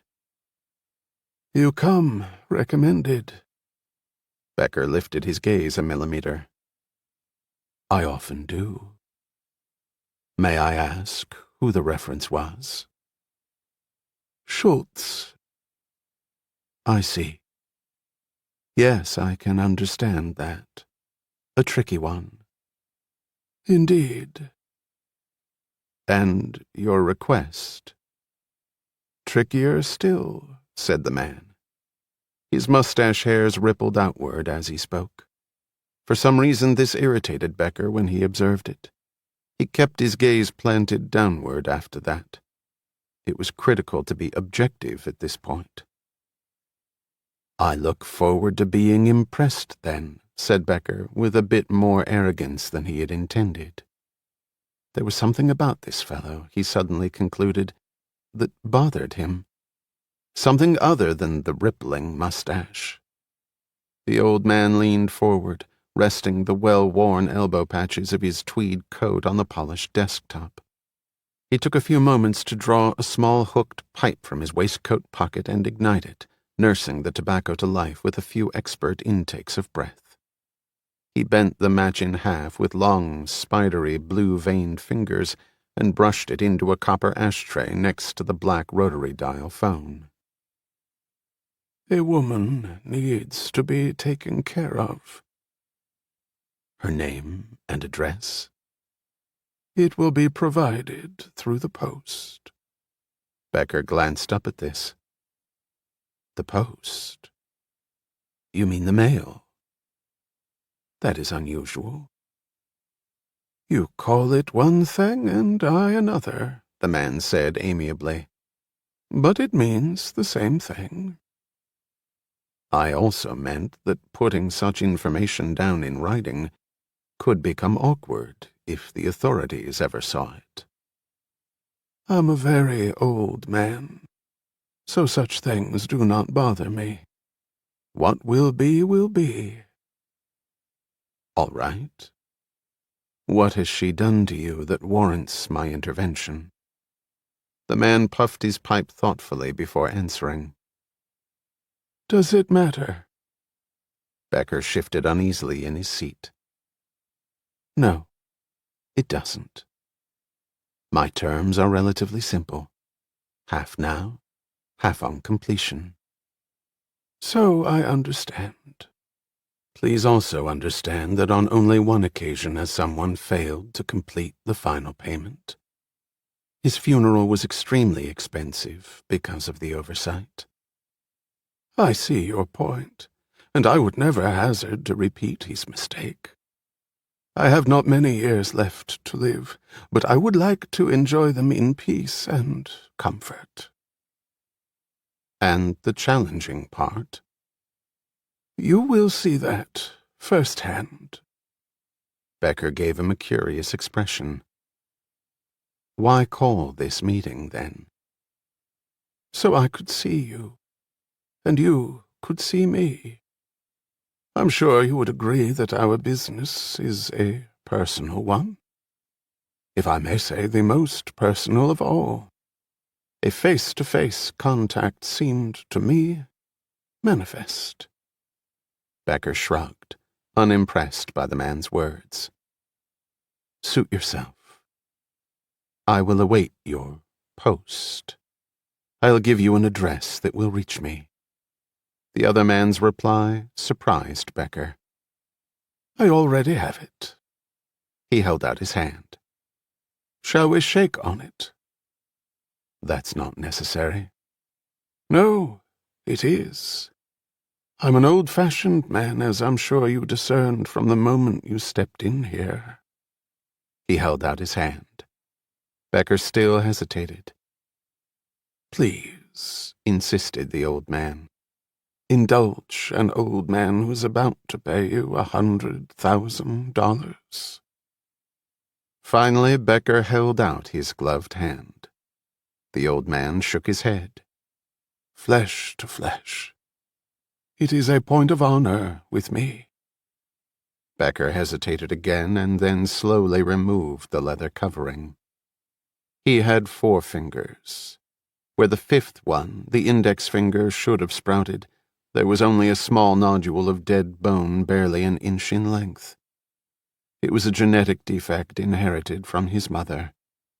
It was the chief reason he never used a firearm in his work. He couldn't pull the trigger properly. It was also the reason for the gloves.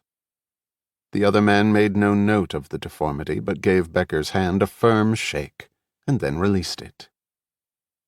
I feel so much better now, he said. You'll feel even better when the woman is dead, thought Becker. I never got your name, he said. Only directions to come here. Wells, said the man. Herb Wells. The letter came 2 days later. Becker read through his instructions with growing bewilderment. The old man had said the job would be challenging. This seemed anything but. It was so straightforward, it put Becker fully on his guard. Yet the half payment was in his bank account, and there was a train ticket in the envelope for the day after tomorrow. Becker dressed in his average suit and slipped a 6-inch blade in his pocket after donning his ubiquitous gloves. He caught the high-speed train 5 minutes before it was set to leave the station. During the ride, The motion of the train, the clickety-clack of the wheels, and the passage through a long, dark tunnel made Becker do something he never had before. He fell asleep while traveling on an assignment. When he awoke, the train was just pulling into the station. A sudden thought hit him as he came out of his stupor. Bellows of a steam engine?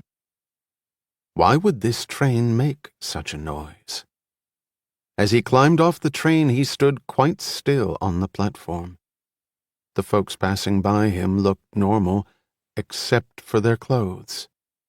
He saw bow ties and suits with wide lapels.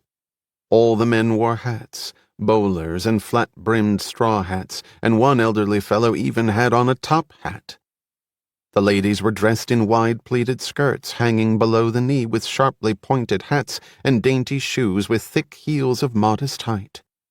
The children were formally dressed, too. One skinny boy was twirling a wooden yo-yo. The absence of something else made Becker jerk his head in the direction of the station. No one had a cell phone. No Blackberries. No laptop computers, no buds in ears with iPods connected to belts. He headed toward a stand and bought a newspaper. When he handed the man $1, he received 90 cents back. Becker stared down at the coins in the palm of his hand. For some reason the coins looked odd, but Becker thrust them in his pocket and forgot them when he saw the startling headline.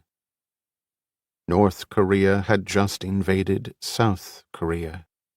As he read further, his skin grew paler, and there was a pronounced tick in a blood vessel on the left side of his temple. President Harry S. Truman denounced this unwarranted invasion and pledged support to the South Korean government. Becker shot a glance at the date. 1950. He lowered the paper and stared suspiciously around. Vintage automobiles passed up and down the street. As he looked across at the train he'd just climbed off, he noted that the bullet train he'd earlier boarded had now turned into a diesel model that had long since been relegated to train museums. Challenging? This must be what the old man had been referring to in his request. The job itself sounded simple. Yet how would Becker get back home, to his own time? How had he gotten here in the first place? He thought back. He remembered the long tunnel, how the train's interior faded to darkness, how he'd fallen asleep at that moment. Normally, he was pumped and energetic for a job. Frank Becker had spent the last 20 years of his life maintaining strict discipline and intense self-control. He grabbed hold of his rambling nerves, drew a long breath, and dropped the paper in the trash. He fingered the knife in his pocket. He had his instructions, and he'd received half his fee. He'd complete the job and then figure out how to return. He was a professional. Perhaps it would be as simple as boarding the train again, going back through the tunnel, and falling asleep. Asleep? Am I asleep? Dreaming? Becker didn't know what else to do, so he pinched himself and winced at the pain. He was not dreaming. He was 50 years in the past. He gathered his nerves, squared his shoulders, and walked out of the station. It was a small town, really a village, with a butcher, baker, shops, restaurants, a pub, and a church on the main avenue. As Becker walked, this delicate burst of retail energy petered out, and the lane he was walking alongside became quiet. All he heard was the wind and a few birds. Becker had memorized the contents of the letter from his client and then put a match to it. If things went awry, no one would find any evidence on him. Like the successful man in the city, the woman he was looking for had a routine. Today being Thursday, she would be at her cottage a half-mile distant. She cleaned her home on Thursdays and then prepared a simple meal for her husband, who came home promptly at 6 from work in town. Becker checked his watch. It still ran, though it was now apparently 5 decades earlier than it had been this morning. He had 4 hours, more than enough time. The couple had no children, the letter had said. She would be alone. He didn't have to ask for directions to the cottage. The details in the letter were spot on. He arrived there 20 minutes after leaving the train station. It was a small footprint of weathered clapboard with chipping white paint, a gingerbread trim painted in soft green, and a small flower bed on either side of the 2-foot-high entrance gate that Becker stepped right over. The blooms were pretty, zinnias, geraniums, impatiens. And there was also some foxglove, which Becker recognized, since he'd once milked deadly quantities of digitalis from the plant in preparation for poisoning another target of his some years ago. The front door wasn't even locked. The hinges were well oiled, and his entrance was silent. The place was isolated. He hadn't passed one person or another home on his way here. He had seen an old DeSoto sedan parked on the side of the road, but there was no one inside. He didn't call out, as there was no reason to give any warning.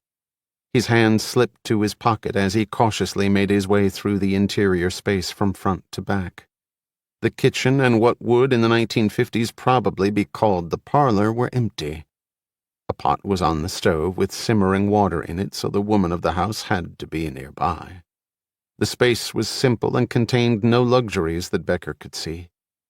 He had no idea why a young woman, the letter informed him that she was only 19, living in such ordinary circumstances, had incurred the wrath of his present client. But his was not to reason, only to execute. There was only one room left. When he opened the door, he saw instantly that it was the bedroom. A 4-poster bed with cheap cloth hangings dominated the space. There was a mirror on the wall in which Becker caught his reflection for an instant. He froze. It was the only time he'd ever seen himself about to kill. His face was calm, but his eyes seemed to have swollen to unnatural size, as though the enormity of the deed to come had filled them like hot gas poured into a balloon. Then his attention became riveted on the chair next to the bed. The young woman sat there, her hands busy with knitting needles and yarn. He marveled at the dexterity of her fingers. Yet something did not quite seem right with the image. He crossed the room and slipped the knife from his pocket. She had not yet looked up. For some reason, he wanted to finish the job before she could look at him. Get back on the train, go back to where he belonged. It was the mirror. His reflection had unnerved him somehow. A bead of sweat appeared on his forehead, just above his left eyebrow. His wish was not granted. She turned to stare at him. He did not like to face his victims. His job, of course, required nerve and daring, but he was actually something of a coward, preferring to strike from behind with an umbrella or a knife. And then run away. That was how he'd killed his father. A hammer to the head, and then he'd run to catch a freight train to a new life.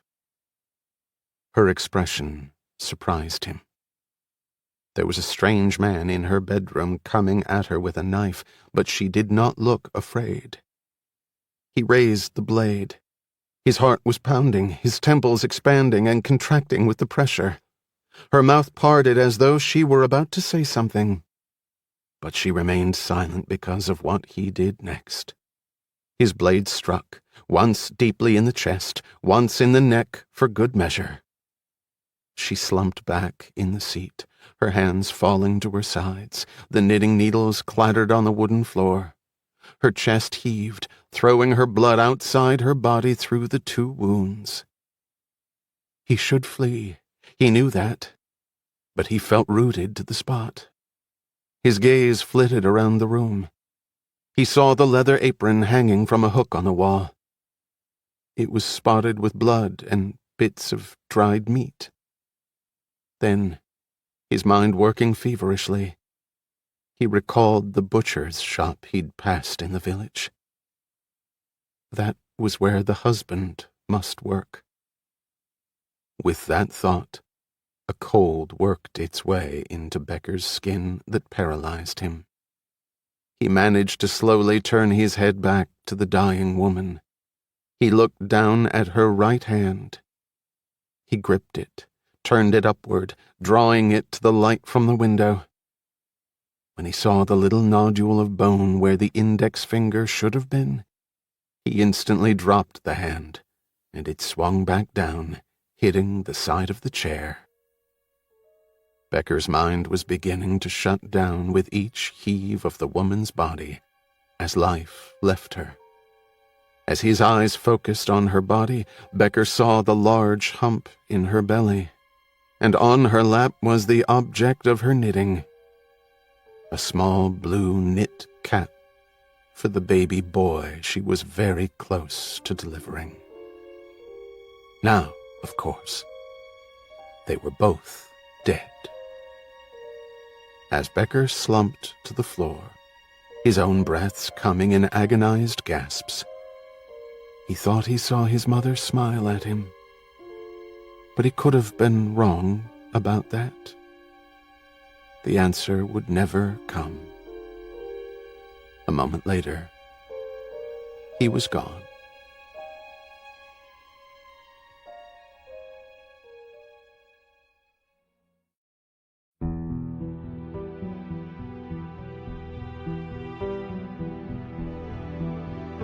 This has been a Hachette audio production of Absolute Power by David Baldacci. Read by Scott Brick and David Baldacci. Produced by John Clem. Post-production by Gabino Reyes. Absolute Power is also available in print and as an ebook from Grand Central Publishing, a division of Hachette Book Group. For more Hachette audio productions, visit us at hachetteaudio.com. Text copyright 1996 by Columbus Rose Limited. Preface copyright 2024 by Columbus Rose Limited. Audio production copyright 2010 Hachette Audio. All rights reserved. Hachette Book Group supports the right to free expression and the value of copyright. The purpose of copyright is to encourage writers and artists to produce the creative works that enrich our culture. The duplicating, uploading, and distribution of this audiobook without permission is a theft of the author's intellectual property. If you would like permission to use material from the audiobook, other than for review purposes, please contact permissions@hbgusa.com. Thank you for your support of the author's rights. This audiobook is a work of fiction. Names, characters, places, and incidents are either the product of the author's imagination or are used fictitiously, and any resemblance to actual persons, living or dead, events, or locales is entirely coincidental. Thank you for listening.